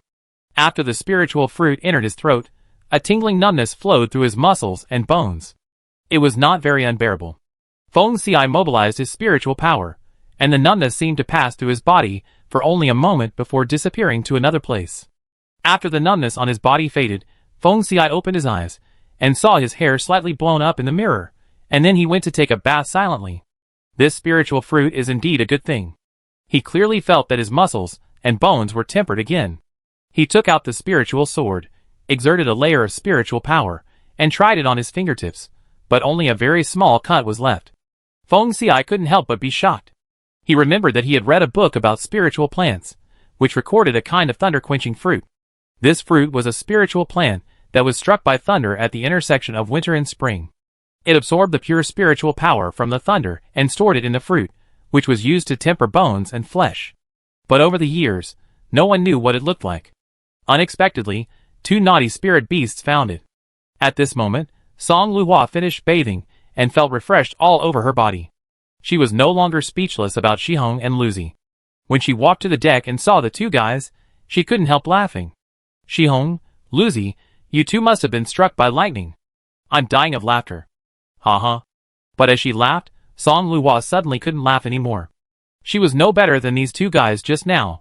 The women around her were very tired and found excuses to go back to their rooms. Song Luhua gritted her teeth. Don't think she didn't hear them. They all went back to the room to laugh. Chapter 254. Without receiving orders, the gang committed crimes and robbed other birds and animals. This is the first crime. Making the mistress embarrassed in public is the second crime. A month ago, Shihong flew without a license, and Lu Zi stepped into the threshold with his left foot first. This is the third crime. Now the three crimes are punished together, and the illegal gains are confiscated. Do you plead guilty? Song Luhua squatted on the deck and decisively charged the two with three crimes. Using this as an excuse, she confiscated the spiritual fruit tree they had robbed, and the remaining spiritual fruits on the tree. Shihong, who had already eaten her fill, lazily lifted her eyelids and glanced at the beasts, chirping a few times, I confess. Chirping. I confess. Lu Zi, with his chin on the ground, also meowed twice. Song Luhua was very satisfied. It is a great virtue to correct one's mistakes. Good boy. After saying that, she casually took out two small beads made of spirit-gathering jade and hung them around the necks of the two beasts. Thank you. Chirping. Mistress. Meow. Meow. Shihong and Lu Zi instantly perked up after getting the good stuff. Feng Xiai, my wife is very clever. This is really selling her, and still counting the money. Song Luhua raised her chin proudly. This is called convincing people with reason. Yes. The wife of the clan leader is the most reasonable. Feng Xiai smiled, stroked the hair on her shoulders, and then walked away. There were still many thunder-tempering fruits left on the tree. Song Luhua happily transplanted the fruit tree into the space ring. Feng Xiai said that this thunder-tempering fruit was a treasure, so she was extra careful. She dug a hole, buried the soil, and poured the growth liquid on it before she finished the work. The cute cow with slanted eyes, and plowing the land crookedly smelled the smell, touched over accurately, and circled around the thunder-quenching fruit tree, moo. There were still many thunder-quenching fruits on this fruit tree, and Song Luhua was not too stingy, and picked a few for it. Be good, you can only eat these, don't eat the rest. Help me keep an eye on them, don't let others eat them. The cute cow, who got the benefit, mooed a few times honestly, ate the few thunder-quenching fruit she gave, and then lay under the tree with a look of enjoyment. If it hadn't seen its hair exploded, I would have thought that she and Mingyo were eating different spiritual fruits. She had already made arrangements for the remaining thunder-tempering fruits. Song Luhua picked 90 of them, and there were more than 100 left on the tree. She handed the 90 thunder-tempering fruits to Feng Xiai. The 4 regions are in crisis. You give these to Qin Yi and the others. It is unknown whether this journey will bring good or bad luck, so it is extremely necessary to strengthen the strength of oneself and the allies and overcome the crisis together. Besides, Song Luhua is also ready to use more of them for her family. The advantage is always in her family, so it is not a bad idea to give the allies some sweetness. Feng Xiai knew his wife's character, and was not surprised that she could do such a thing. He touched her head and said, "Your husband will not let you suffer any loss." While resting on the ground, Feng Xiai summoned Qin Yi and others. This is the thunder tempering fruit, which has the effect of tempering bones and flesh. My wife gave it to me. Feng Xiai waved his sleeves, and 9 identical jade boxes instantly fell into the hands of Qin Yi, Lan Shi and others. Thunder tempering fruit. Hearing this name, Lan Shi exclaimed and hurriedly opened the jade box, only to see 10 thumb-sized, crystal-clear fruits lying quietly in the box. The flesh of the fruit was bright red, and the center flashed with purple light. It is indeed the thunder tempering fruit. Could it be that this is the treasure that Mrs. Song's pet found? Lan Shi loves reading, and happened to have seen the record of the thunder tempering fruit in a miscellaneous note. After getting the real thing, she couldn't help but play with it again and again out of curiosity. Other people also knew some rumors about the thunder tempering fruit to some extent. When they heard it, their eyes were immediately brightened. They opened the lids one after another and started to discuss curiously. I heard that the thunder tempering fruit can make the physical strength of the spiritual master soar. Is it true? Everyone looked at Feng Xiai curiously. Feng Xiai did not answer directly, but said, "We will know after one try." It is true. Everyone knew his character, and it was true when he said this. Qin Yi and others did not hesitate any longer, and took a thunder-quenching fruit. Feng Xiai sat quietly aside, watching the young patriarchs of the 9 major families, with their hair standing up, with a hint of smile in his eyes. After a while, Lan Shi opened his eyes first, and saw a string of frizzy hair, and almost burst out laughing. Then, the smile froze on his lips. He took out the mirror, looked at himself, shut up silently, and tried to use his spiritual power to straighten his hair, but unfortunately he failed. Want to go? As their eyes met with Feng Xi's, they could only sit down first. Feng Xiai had no reason to give them these things for free. He must have other conditions. He didn't want to miss such treasures. So Lan Shi pointed at her hair when Qin Yi, Li Chong, Nong Heng, Bo Song and others opened their eyes at the same time. The 4 of them twitched their mouths, touched their hair, and did the same thing as Lan Shi. Next was Jiang Wenxiu, Lu Heng, and Yun Ju. When the 3 of them opened their eyes, they saw 6 heads with hair standing up high and exploding into a ball. Lu Heng, it's funny, but he should be funny too. Forget it, I won't laugh. Yun Ju's face turned green, and he reacted immediately. He touched his hair, and simply leaned back in his chair. Only Jiang Wenxiu pointed at everyone and laughed happily. Ha. I'm dying of laughter. 8 brooms have become spirits. The 8 broom spirits twitched their mouths in silence. Yun Ju threw him a mirror. I missed the count. 9 broom spirits. Jiang Wenxiu's face fell instantly when he saw his own behavior. He looked at Feng Xiai with dissatisfaction. Feng Xiai, you did it on purpose. Qin Yi, Lan Shi and others nodded one after another. They suspected that Feng Xiai really did it on purpose. Feng Xiai denied it calmly. I didn't do it on purpose. Chapter 255. Finally, Feng Xiai got a promise from each of the 9 families including Qin Yi. Of course, the decision was in the hands of Song Luhua. Song Luhua was very satisfied with this. Even if she didn't have a huge family background, these 9 promises were enough to beat the direct lineage of the major families. Qin Yi and others all benefited. With such a good thing as the thunder tempering fruit, Song Luhua would naturally not miss her main clan members. She picked 50 thunder tempering fruits and handed them to Feng Xiai. These are for you. Feng Xiai understood and said with a smile, I thank you on behalf of the tribe. Feng Xiai personally delivered the 2nd elder's fruit. When the 2nd elder heard that the junior gave him such a good thing, he stroked his beard and nodded repeatedly, smiling. I, an old man, accepted it shamelessly. The 2nd elder knew the origin of this thing at a glance. You and your wife are both good children. Feng Xiai smiled and distributed the remaining thunder tempering fruits to the tribe members. He selected 49 elite disciples and gathered them together. You are all the elites of my tribe. This is the thunder tempering fruit, which can be used to temper bones and flesh. Each person can take one. Feng Yin, Feng Shan and others had never heard of the thunder tempering fruit, but things that temper bones and flesh are extremely precious. The clan leader gave them such a good thing without even blinking an eye. Whether it was his old subordinates or the clan members of the main branch, they were all moved to tears. Thanks to the clan leader's kindness, we will fight for the clan leader and the family. Yes, for the clan leader, for the family, we will fight for our lives and swear allegiance to the death. A clan member of the main branch received the thunder-tempering fruit devoutly, and swore firmly.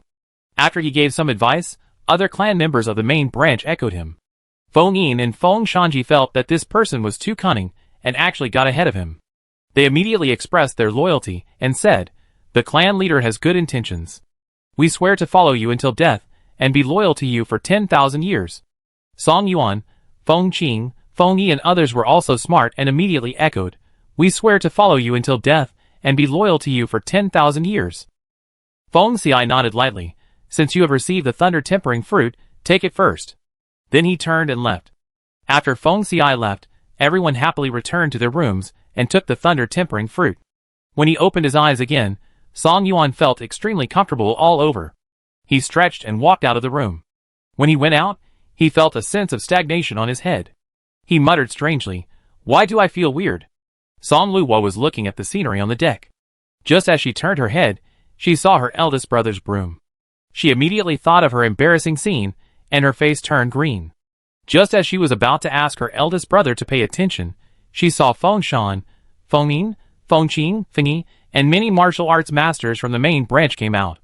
A group of people saw each other's hair, and suddenly burst into laughter. Song Yuan pointed at Feng Shan's hair, and couldn't stop laughing. "Ha ha! Feng Shan, your hair!" Feng Shan, Feng Yin and others also had the same idea, and a group of people laughed at each other. Song Luo covered her eyes. A group of people laughed at each other for a long time, and finally found that they were the same. They laughed for a while, and hurried back to the room to take care of it. After traveling for 4 or 5 days, the flying boat showed abnormalities again. Encountered the domain stone again. With the first experience, everyone reacted quickly. The flying boat landed, and the team began the journey on foot again. Song Luo still rode her little broken bird, leisurely mixing in the team. "There is a river ahead, let's rest there." As the sky gradually darkened and the sun set in the west, everyone decided to camp on both sides of a mountain spring. In this mountain spring, the stream was rocky and the water was gurgling, which was particularly cool. The martial spirit masters and their wives, who had worked hard all the way, happily squatted on the shore to wash their faces and drink water. Song Luo was not tired. She was stretching her muscles on the shore, but she saw Luzi running quickly to the water's edge. After a few light jumps, he stood on a stone far from the shore, staring at the water intently. He stared at the water for a while, and then his little claws moved as fast as lightning, pulling something out of the river. After a few jumps, he returned to the shore. Woo woo. Song Luo rarely heard such a sound from the quiet Luzi. She looked down and saw that the little guy came up with a crucian carp in his mouth, and the crucian carp jumped left and right in his mouth. No wonder it barked like that. Luzi circled around Song Luo, and when he saw Madame Yang, his eyes lit up, and he ran towards her with small steps, and threw the crucian carp on the ground. It bit Madame Yang's trouser leg and meowed non-stop. Madame Yang smiled and said, "Luzi is capable, catching such a big crucian carp." Seeing that Madame Yang didn't understand what she meant, Luzi got anxious and meowed non-stop around her. Madame Yang didn't understand. "What are you going to do?" Song Luo rolled her eyes. "It's asking you to make dried fish for it, madam." Among the snacks she bought was dried fish, and after eating it once, Luzi couldn't forget it. Unfortunately, she didn't like it very much, so she only bought a little bit, and it was gone after she ate it. Unexpectedly, Luzi couldn't forget it after eating it once. Now he caught a crucian carp himself, just wanting Yang Ma to make it for him. Yang Ma realized that he understood what he meant, squatted down and stroked Luzi a few times, and said with a smile, "If you catch more, Ma will make it into dried fish for you." Luzi was particularly happy to hear that, and rubbed his furry little head against Yang Ma's palm, turned his head quickly, jumped onto the stream stone, and stared at the water without moving. Song Luo still liked a self-reliant beast like Luzi, and after giving him a few instructions, he left it alone. After a whole day of hard work, everyone fell into a deep sleep. Song Luo also fell into a deep sleep in Feng Xi's arms. In the middle of the night, the garrison suddenly heard the screams of the martial spirit master. Feng Xi opened his eyes quickly, set up a domain beside the bed, and then put on his clothes and walked out. Qin Yi, Lu Yuan, Jiang Wenxiu, Lan Qi, Nong Heng and others also heard the noise. The clansmen who were on night watch from all the major forces wailed. In the silent night, the camp was instantly in an uproar. What happened? Is there a surprise attack from a strange beast? Qin Yi and the others frowned. They had set up a protective shield around the camp, and ordinary strange beasts could not break through this shield to attack. Feng Xiai walked over and saw a small group of tribesmen on night watch. They were all in disheveled clothes, with hands constantly scratching their bodies, and their heads and faces were all bloody. What happened? When everyone saw Feng Xiai, a light shone in their painful eyes. Chief, it's so itchy. I'm itchy all over, help. Itchy. So itchy. I can't stand it. Help me. Some people even banged their heads on the ground. Feng Xiai frowned, and with lightning-fast moves, he quickly knocked out all 10 tribesmen. At this time, Feng Shan, Feng Yin, Song Yuan and others also rushed over, and immediately stepped forward to check. Uncovering their clothes, the scratch marks all over the mountain appeared in front of them. Their bodies were scratched bloody, and there was no good meat. Under the bloody skin and flesh, the big lumps visible to the naked eye made Feng Shan and others gasp. I'm afraid they are poisoned. I don't know what bit them, there are so many big lumps. Feng Yin couldn't imagine how powerful these poisons were. Even if these brothers fainted, their brows were full of pain. Chapter 256. Carry the injured down and treat them first. Everyone be alert. Feng Xiai gave the order and immediately organized people to patrol the source of the poison. After such a thing happened, tonight's camp was destined to be a sleepless night. With just a quick patrol, the culprit was found. As the night deepened, a series of buzzing sounds sounded, which were obviously the sound of mosquitoes. At first, no one paid much attention to it, until many people were bitten and showed the same symptoms as the previous tribesmen. Only then did they realize that the danger came from these mosquitoes they looked down upon. There's something wrong with this mosquito. Ah! It's so itchy. Help! It's so itchy. It was late at night. Under the illumination of the fluorescent stone, the brightly lit station was almost surrounded by a black army of mosquitoes. Once many people were bitten, they completely lost their fighting power. Waves of wailing sounded in the station. Lanchi and others said, "This won't work. Go and urge the alchemist to make an antidote." The Lan clan members hurried back and forth, and replied with an unpleasant look, "Young clan leader, half of our alchemists have been bitten, and the remaining few have not made much progress." The situation of Qin Yi, Lu Yuan and others, including the Feng clan, was not optimistic.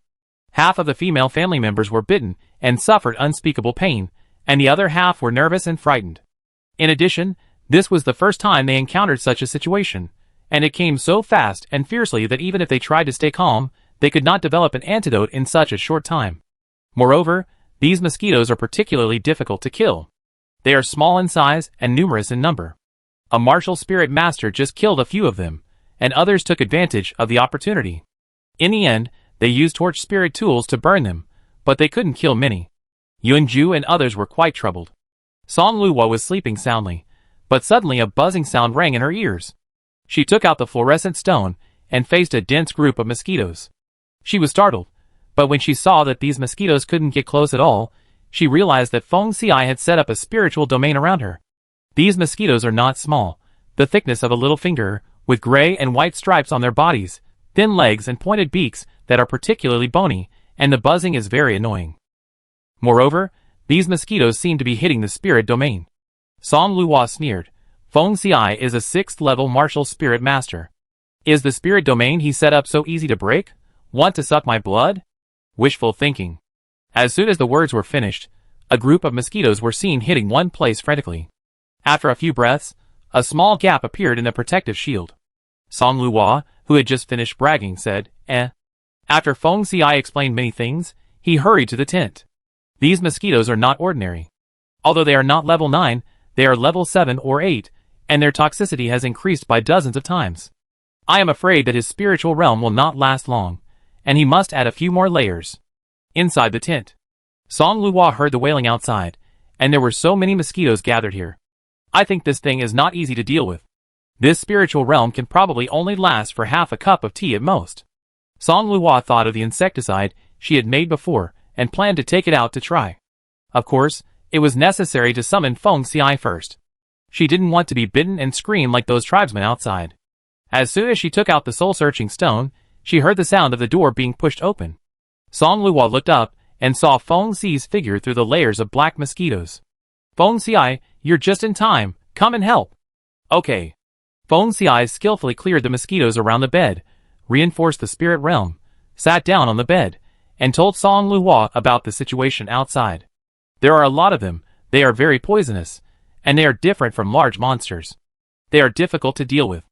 Now we are considering evacuating this place overnight. Evacuating overnight is the worst option. But this mosquito is extremely poisonous.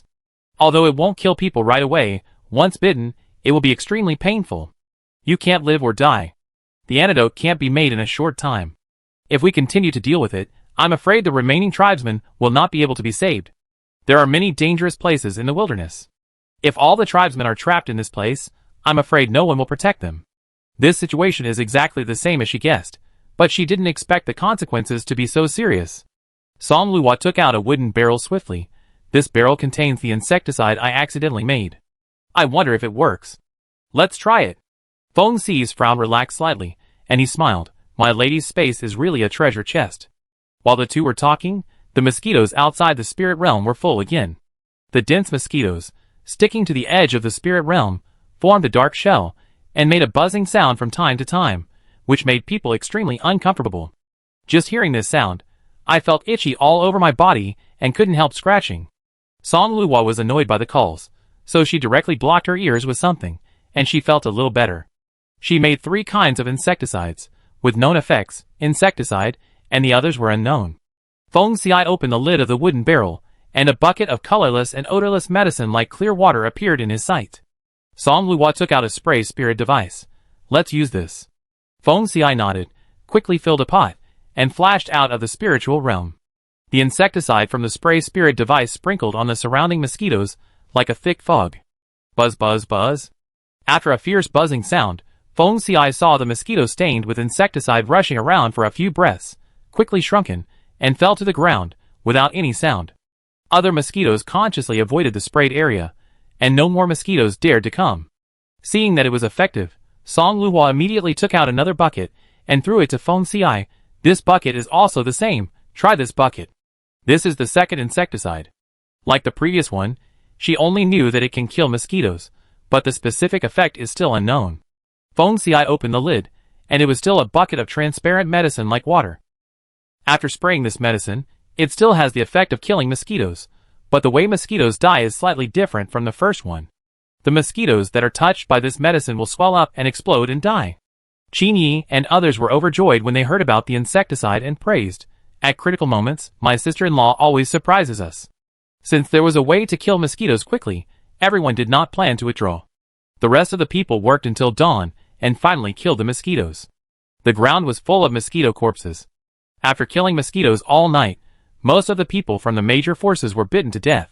Qin Yi and others were still worried, so many people were bitten. If we can't find the antidote for a while, we can't go on the road. Lan Shi nodded. Not only that, the tribesmen are in great pain, many have tried to commit suicide, and have sought relief. It is urgent to refine the antidote.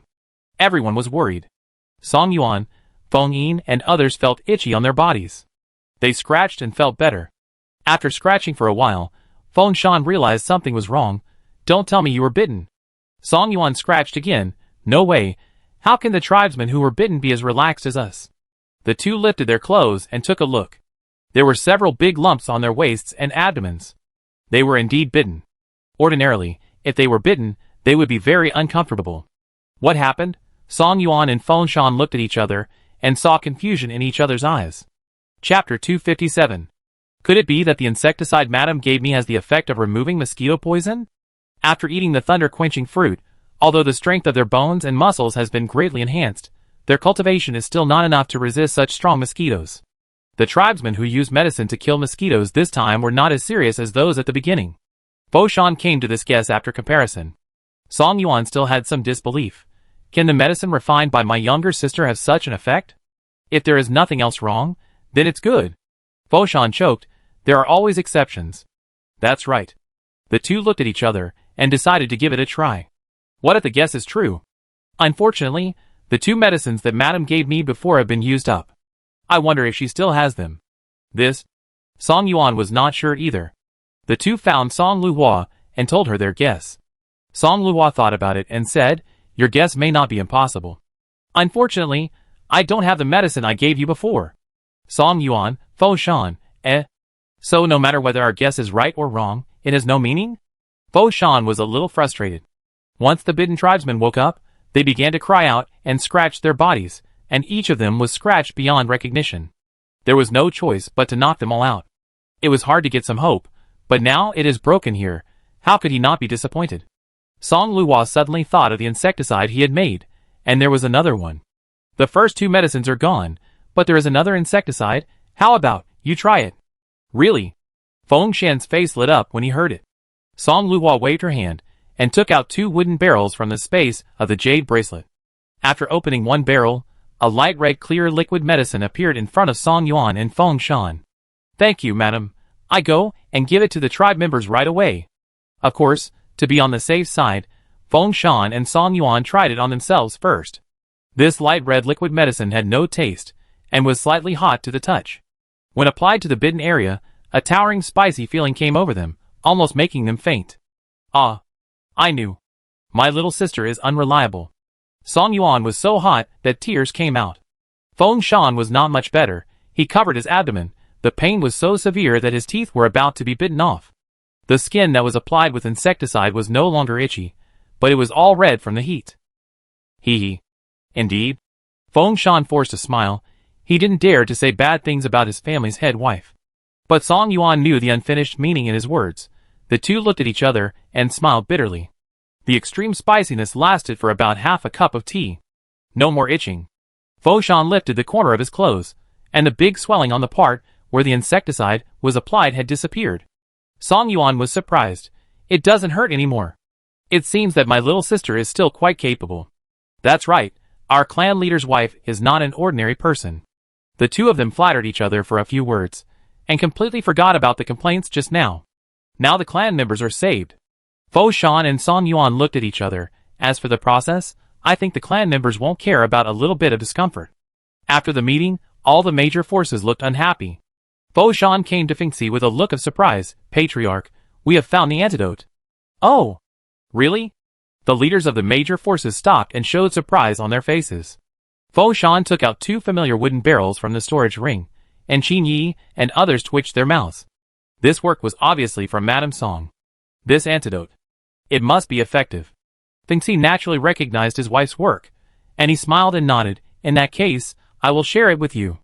Everyone was already troubled by this matter, and now this antidote is just the right time. The clouds on their faces disappeared, and they all expressed their gratitude. Thank you, Chief Feng. Clan Feng is so righteous. Some of the elders, seeing Feng Ci and the Feng family's performance along the way, couldn't help but stroke their beards and admire. It's true that heroes emerge from youth. The second elder couldn't help but feel proud when he heard his young chief being praised. He straightened his chest, smiled, and looked like he recognized it. Feng Ci returned a greeting as an equal. I don't deserve it. This is the work of my wife. My Feng family has relied on her a lot along the way. Oh, is that so? I didn't expect Madame Song to have such profound attainments in refining medicine.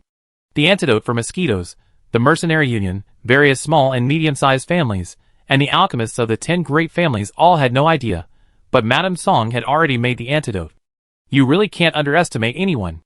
Especially a woman, who was born as a commoner, and became the wife of the head of the 10 great families in the southern region. After getting the antidote, everyone dispersed and began to treat their family members. Qin Yi and others were no exception. According to the Feng clan, if you apply this medicine to the bite, there will be some stinging during the process, which is normal, just bear with it. The clan members rolled over with itching. Pain was nothing. They wished they could die in pain, which was better than dying of itching. Scratching while agreeing, I'm not afraid. Please, young clan leader. Quick, quick. I'd rather die in pain than die of itching. In that case, let's get started. Qin Yi asked people to apply medicine to the injured. After a night of torture, these clan members had few healthy skins left from being scratched, but fortunately the bites were particularly conspicuous. After the Qin clan members applied the antidote to the ulcer, the next moment, those clan members who would rather die in pain rolled on the ground with ghosts and howls. It's so spicy. It hurts. Ah! Qin Yi, The Feng clan members also learned bad things. This is called a little bit of pain, The effect of this antidote is very consistent with the style of Feng Xi's wife. Give me medicine. Apply medicine. The other clan members, who were itchy and uncomfortable, seeing that the medicine had this effect, shouted for medicine. They didn't want to itch anymore, they wanted to taste what it felt like to be in pain. So next, Qin Yi saw many tribesmen rolling on the ground with snot and tears after begging for medicine. That cry was much stronger than when it was itchy. Qin Yi twitched his mouth. Watch it, I'm going back first. Before leaving, he rolled up his sleeves, revealing his lean arms, and a thumb-sized bag was clearly in front of him. This was the bite he got when he was applying medicine, but because it didn't quite match the symptoms of being bitten by the mosquito, he didn't pay attention to it just now. It's not too itchy. Scratching it a few times can relieve it, but it itches from time to time, which is also quite annoying. He suddenly froze. Last night, he seemed to remember that a tribe member accidentally spilled medicine on him, and it also spilled on his arm. Qin Yi suddenly realized, so yesterday's insecticide is also an antidote. However, the medicine is colorless, so even if it is on the body, there is no feeling. Qin Yi applied some red antidote on the bag on his arm. Suddenly, a tingling and burning feeling spread from the bite, and the burning pain was like a burning fire. This tingling sensation lasted for half a cup of tea before it dissipated. Qin Yi's eyebrows jumped. The mild antidote is used as an insecticide, and this more spicy insecticide has become an antidote. In the house, the tribe members cried and howled one after another, and Qin Yi couldn't help but feel a touch of sympathy. Chapter 258. At the same time, Lan Qi and others also thought of the crux of the matter, and shook their heads with amusement. They sympathized with the group of clansmen who were howling like ghosts and wolves. They were bitten more or less, and it was okay if they didn't apply medicine, but they were stung by its power for a long time after applying medicine. Only Jiang Wenxiu, the unlucky one, was bitten on the buttocks. Under the detoxification of the original insecticide, although it was not as exaggerated as that of the clansman, it would itch occasionally. This made him want to scratch it. However, as the young patriarch of the Jiang family, he always wanted to scratch it. What was wrong with him? So, he tried this light red medicine. After applying the medicine, it didn't itch, but he applied it himself, and it was a little off, to an indescribable part, which was uncomfortable. Ah! Jiang Wenxiu's face turned red, and he cried out inwardly, what a heinous crime I have committed, I am so unlucky. And Song Luhua, that girl, couldn't tell the difference between the antidote and the insecticide she made, and killed me by mistake. Song Luhua heard the cries one after another, and at first she was a little worried, hoping that this thing would not only kill insects, but also kill people. So he prepared to ask. As soon as he walked to a flat ground, he saw a group of tribesmen rolling on the ground. Several tribesmen who were watching nearby teased him from time to time. Ha. Brother Huago, please stop yelling, your snot is going to fall into your mouth. The martial arts master named Huago rolled his eyes at the man, quickly closed his mouth, and wiped it with his sleeve. He got up from the ground with a somersault, glanced at his younger brother, who was standing aside and watching his fun, walked up quickly, and slapped him on the forehead. Shuigo, I think you are rebelling. The water dog, who was called out, drooped his face. Brother, I changed my name to Shuisheng. Don't call me by the wrong name again. Shuigo, this name was given by my great-grandmother. If you want to change your name, I ask our great-grandmother to find you. Our great-grandmother is buried, you can't call her. The two brothers were fighting and playing, and the martial arts master named Huago went from pain to standing up. The change was very obvious. Whether this medicine is useful or not, there is no need to ask. Song Luhua was relieved. It's okay as long as it doesn't kill people. She just turned around and left, and didn't see the major forces coming towards this side. Jiang Wenxiu was also among them. When he saw Song Luhua, his face turned green. What bad luck. What bad luck.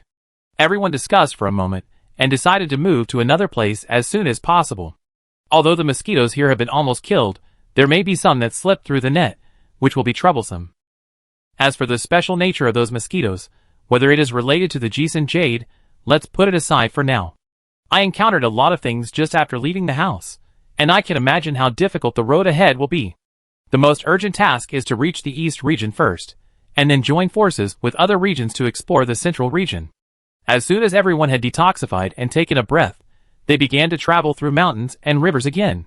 Finally, they found an open area. Feng Xi and others kept watch at night, and fortunately they spent the night safely. After a night of rest, the tribe members were fully revived. Song Luhua rode Shihong and carried Feng Xi for another half a day, and stopped at a small ditch. This ditch was different from ordinary ditch. The clear water could see the bottom, and a group of light purple slender fish swam happily in it. The river stones inside were also icy purple, looking quite dreamy. When Lucy saw the fish, he rushed over first, hooked one with his claws, and kept shaking his meow, with the fish in his mouth swaying. Meow? Aww. Meow meow meow meow. Lucy, what's wrong with you? Song Luo was about to go check, but was stopped by Feng Xiai. My wife, don't go. That fish is wrong. At the moment when Lucy shook, Feng Xiai keenly caught a trace of purple lightning. Feng Xiai picked up a dead leaf and threw it through the air, knocking the light purple fish out of the stove's mouth, and the stove stopped shaking. It was just that its body twitched from time to time, which was extremely pitiful. At the same time, Feng Xiai reminded the clansmen, this river is different. No one from our Feng clan should approach it. After saying that, he began to turn the pages of the book. Feng Shan and others received the order, and immediately pulled back the clansmen, who were washing their faces by the river. Qin Yi and others saw this, and also gave orders, and came to inquire about the situation. Song Luo picked up the soft stove, and touched it twice. Poor thing, why is the beard fuzzy? The few pale blue whiskers of Lucy turned black. By the way, where is Shihong? Song Luo then remembered the other pet, and looked up to see Shihong flying towards her with something in her hand. Chirp! Chirp! Mistress, here you go. When it flew closer, Song Luo could see the purple in its claws. Don't. Isn't this the fish that Lucy just caught? Song Luo's pupil shrank. Before she could finish her words, Shihong shouted happily, and threw a slender fish to her feet. Song Luo was startled and dodged in panic. The fish fell directly in the direction of Lan Qi and others who rushed over. Jiang Wenxiu was the first to be hit. He even subconsciously caught it. A purple electric light flashed, and Jiang Wenxiu shouted and subconsciously threw the fish out. Yun Ju was closest to him, and was not on guard. He was touched and electrocuted before he could dodge. He threw the fish to the ground with a wave of his hand. Jiang Wenxiu looked at Song Luo accusingly. It's your pet's fault. The thing it just threw was electrified and almost electrocuted me to death. As one of the victims, Yun Ju looked curiously at the light purple fish still jumping on the ground. What kind of fish is this? It's actually electrified. Lan Qi, Nong Heng, Li Zhong, Lu Yuan, Qin Yi, Bo Song, and Lu Heng all gathered around. Even Lan Qi, who was familiar with all kinds of books, shook her head. I'd never heard of it. Seeing that everyone was looking at her, Song Luo glared at Shihong, the scumbag, fiercely. I don't know even more. Feng Xiai? Feng Xiai stood aside and flipped through the book, and finally stopped at a certain page. Found it. I've heard that thunder stones can store the power of thunder and lightning. If they fall into the lake, they can cause fish to mutate, and their bodies will also carry the power of thunder and lightning. I sighed at the vastness of external objects. This booklet was passed around by everyone, and everyone knew the origin of this fish. Lan Qi looked at the purple stones in the river and said, Thunder stones must be the thunder stones. This light purple fish must be the mutated fish? Thunder fish? Song Luo casually named it. The stove, which was confused by the electricity, recovered and meowed around the thunder fish, drooling with greed. Song Luo was just about to make a joke when she heard a cry mixed with screams. Chapter 259. Everyone looked in the direction of the sound. It turned out that several mercenary teams and martial spirit masters from other families were itching to catch some thunder fish. They were caught off guard and fell into the water after being electrocuted. After being stimulated, the thunder fish in the water all began to discharge electricity. These people were electrocuted and screamed, and they couldn't get up at all. They were like fish out of water, making their last struggle on the ground. Fortunately, people from their respective families saw the trick, and their own high-level martial spirit masters came forward and quickly lifted the people up. These martial spirit masters were also unlucky. When they were rescued, they were already confused. Song Luo patted his chest in fear. Fortunately, we didn't get close, otherwise we would be the ones in trouble. Jiang Wenxiu pursed his lips. You are fine, but I am the one who is unlucky. The disaster came from the sky. Song Luo, I apologize to you on behalf of Shihong. Forget it, I am the young patriarch of the Jiang family. How can I care about a spirit pet? Be careful next time. Yes. Song Luo nodded quickly. Now that they knew the origins of these fish and stones, Feng Xiai and others collected these thunder stones. These thunder stones contain the power of heavenly thunder, and are good materials for refining weapons. If a spiritual weapon containing the power of heavenly thunder can be refined, its lethality will increase exponentially. As for the thunder fish, except for being electrified, its taste is not much different from that of ordinary spiritual fish. It is troublesome to handle, and no one catches it. After resting here for a night, everyone started on their way again. There were still mosquitoes last night. I don't know if they were killed the day before, but there were not so many mosquitoes last night. The main reason was that we had Song Liu's antidote. If we had one that was not afraid of spiciness and pain, and applied it on our bodies in advance, the mosquitoes would not even dare to get close. In this way, another night passed peacefully. After walking for another day, there were still mosquitoes at night, and Feng Xiai and others killed them as usual. The second elder set up a spiritual domain outside the temporary refining room, and Song Luo and others thought about using thunder stones to refine medicine and weapons. A lot of the newly acquired thunder stones were dropped. Many of the weapon refiners in the 10 major families also used thunder stones to refine spiritual swords with the power of heavenly thunder. Song Luo did refine a flying sword, but it was a pity that it was not very decent. In addition, a lot of miscellaneous things were refined, but it can be said that there were not many decent ones. She was too lazy to look at them, and threw them into the space of the jade bracelet. After walking for 2 consecutive days, the vegetation in the mountains became much more lush, and the dense vines, thorns, and trees blocked the way forward. Wild vegetables, wild flowers, spiritual fruit trees, and medicinal spiritual plants also grew very well. After just a round of walking around the periphery, they heard the movements of many strange beasts. The second elder looked solemn. I came here with the first elder not long ago, and there were not so many spiritual plants and strange beasts before. According to common sense, even if it is from the cold season to the warm season, there should not be such a big change. They passed by here the last time they went to the East region. In addition to the second elder, the members of the 10 major families and the mercenary guild also passed by and frowned when they saw this. That's not right. How could it be like this in just half a year? Unless the heart jade appeared here. The second elder was very angry. Damn it, bad luck. Looking at the growth of the spiritual plants here, if there is the heart jade, it should have appeared recently. I think the strange beasts in it have not yet broken through to level 9. Fortunately, we got a batch of thunderstones before, and the weapon refiners in our clan have refined a lot of spiritual swords containing the power of heavenly thunder, so we may be able to fight. If we fight, I'm afraid we won't be able to make it to the 4 Regions Exchange Conference. The 4 Domains Exchange Conference is scheduled for the beginning of May every year. They walked for more than a month, and only walked a short distance. According to the current difficulty, if they waste more time on removing the Jisun Jade, it will be difficult to catch up. It's time, and you still care about that shitty exchange conference. We must fight. We cannot participate in the 4 Domains Exchange Conference, but we must get rid of the bad guys in our territory. This time we can take a detour. A group of old men quarreled again, and Feng Xiai and other young people discussed it, and decided to take advantage of the fact that these spiritual plants and strange beasts have not yet fully grown under the stimulation of the Jisun Jade to get rid of them. After determining the direction, everyone started to work. The first thing to be cleared was the spiritual plants on the outer layer of this place. Fortunately, these spiritual plants have not reached the level of the spiritual plants in the flower sea encountered last time.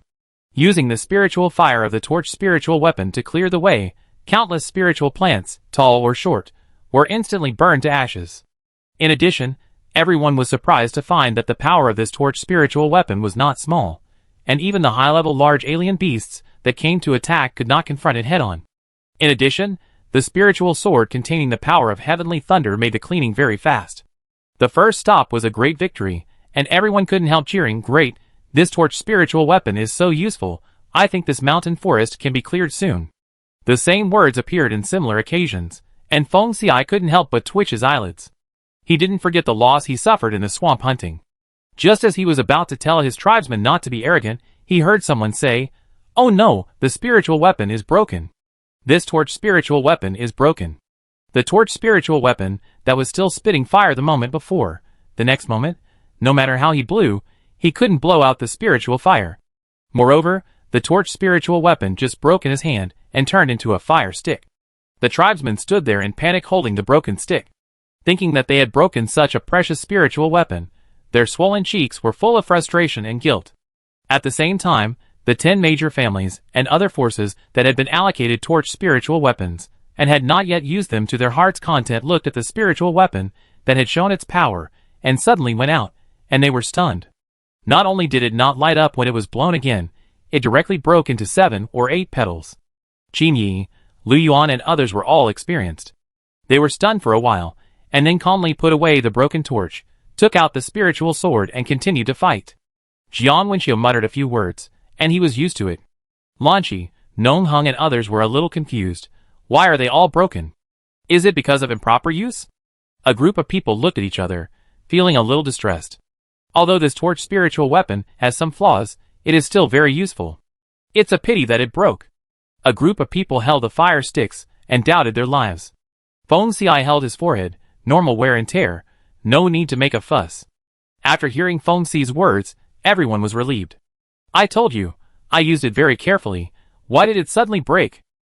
This spiritual weapon is useful, but it's too much to split directly. Okay, it's good enough to have some use. Why are you so picky?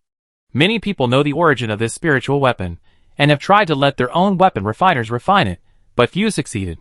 Even if there are successful ones, they are not even 1/10 as good as Mrs. Song's, and they can't even compare to the spiritual sword. Lanqi and others looked at Qin Yi, and the other two who were familiar with the place, and knew that this was a common thing. After a moment of silence, they took out the spiritual sword and started fighting. As for the weapon refiner himself, he refined the weapon too late last night, and didn't sleep for several hours. He took advantage of this moment to lie on Shihong, to catch up on his sleep, drooling in his sleep. Chapter 260. Without the torch spirit weapon, there was only half left, so the cleanup was naturally not as fast as before. The strange beasts on the land were divided and surrounded, and they were slowly worn down by the number of people. With the help of the second elder, and other elders with high cultivation, the cleanup was not slow.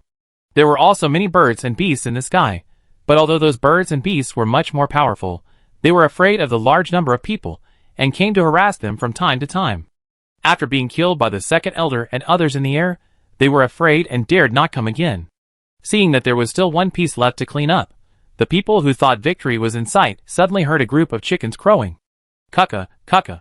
In the forest ahead, flocks of birds and beasts suddenly took off, making a huge noise. A group of gorgeous birds and beasts swooped down, and everyone felt cold all over when they saw them. Feather Phoenix Chicken. Level 8 Feather Phoenix Chicken. Hiss. Feather Phoenix Chicken is not to be trifled with.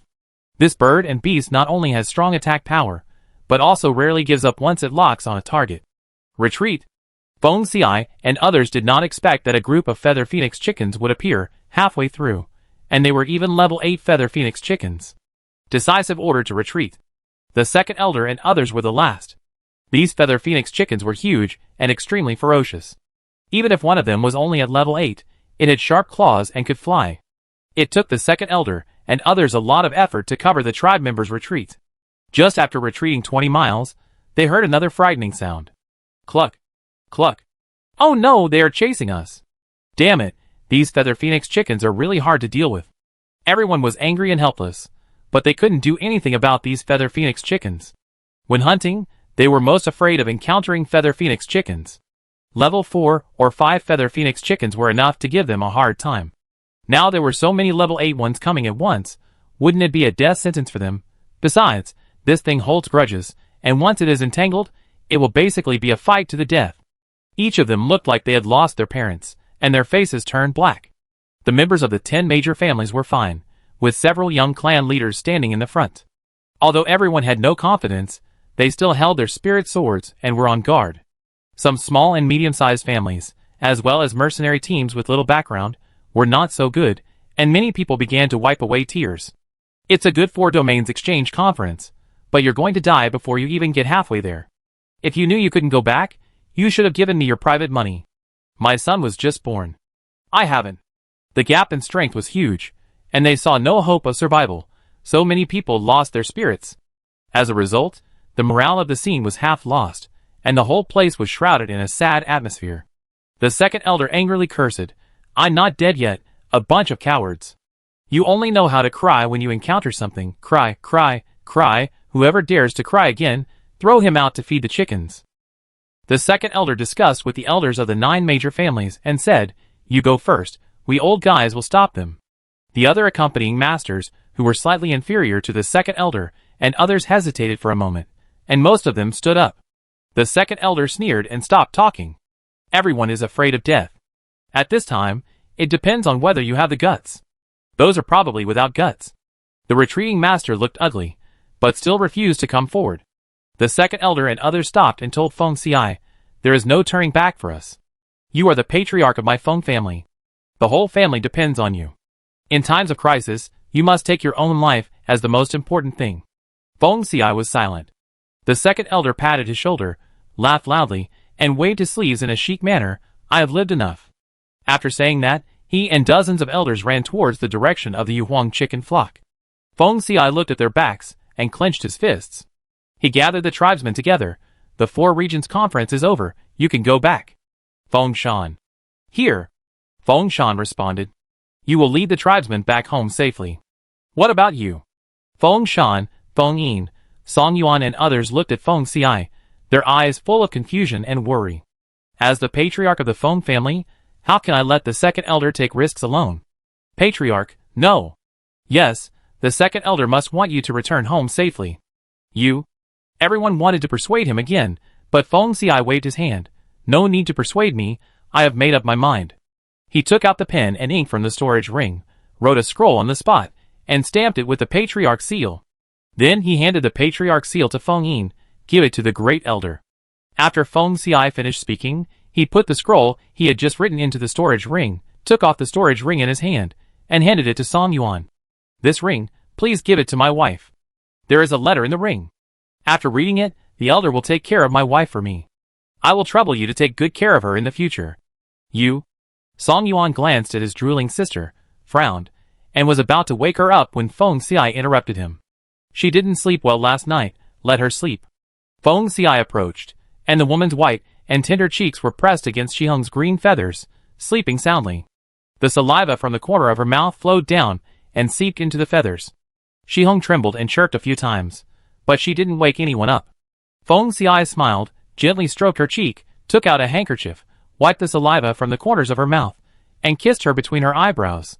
He hid the handkerchief on his chest and turned away. Qin Yi and others arranged the whereabouts of the clan members and waited on the side. Jiang Wenxiu said, "Fortunately, I haven't married a wife, I have no worries." Nong Heng, who was suddenly affected, bowed Song, Yunju rolled his eyes at him. "You haven't even married a wife, what's there to be proud of? You haven't been married yet, it's obvious." Speaking of this, young Master Jiang was not at all timid. Except for Nong Heng, Feng Xiai and Bo Song, none of them had married yet, so they had to fight back. Yunju would definitely not give in to him, and the two of them had a verbal battle, which made the atmosphere much more relaxed. Lan Shi and others watched them bickering with a smile, and for the first time, they felt it was good. They went there for the sake of integrity. To put it bluntly, they were going to die. With so many brothers accompanying them, they were not lonely. Feng Xiai nodded to everyone when they saw that everyone was present. The group of people gradually disappeared under the reluctant gazes of the tribesmen. Song Luo smacked her lips and woke up from her dream. "I finally got enough sleep." Song Yuan tapped her forehead unhappily and handed her Feng Xi's ring. "You can really sleep well, your husband is gone." Song Luo, who had just woken up and was still a little confused, said, No, what the hell is this?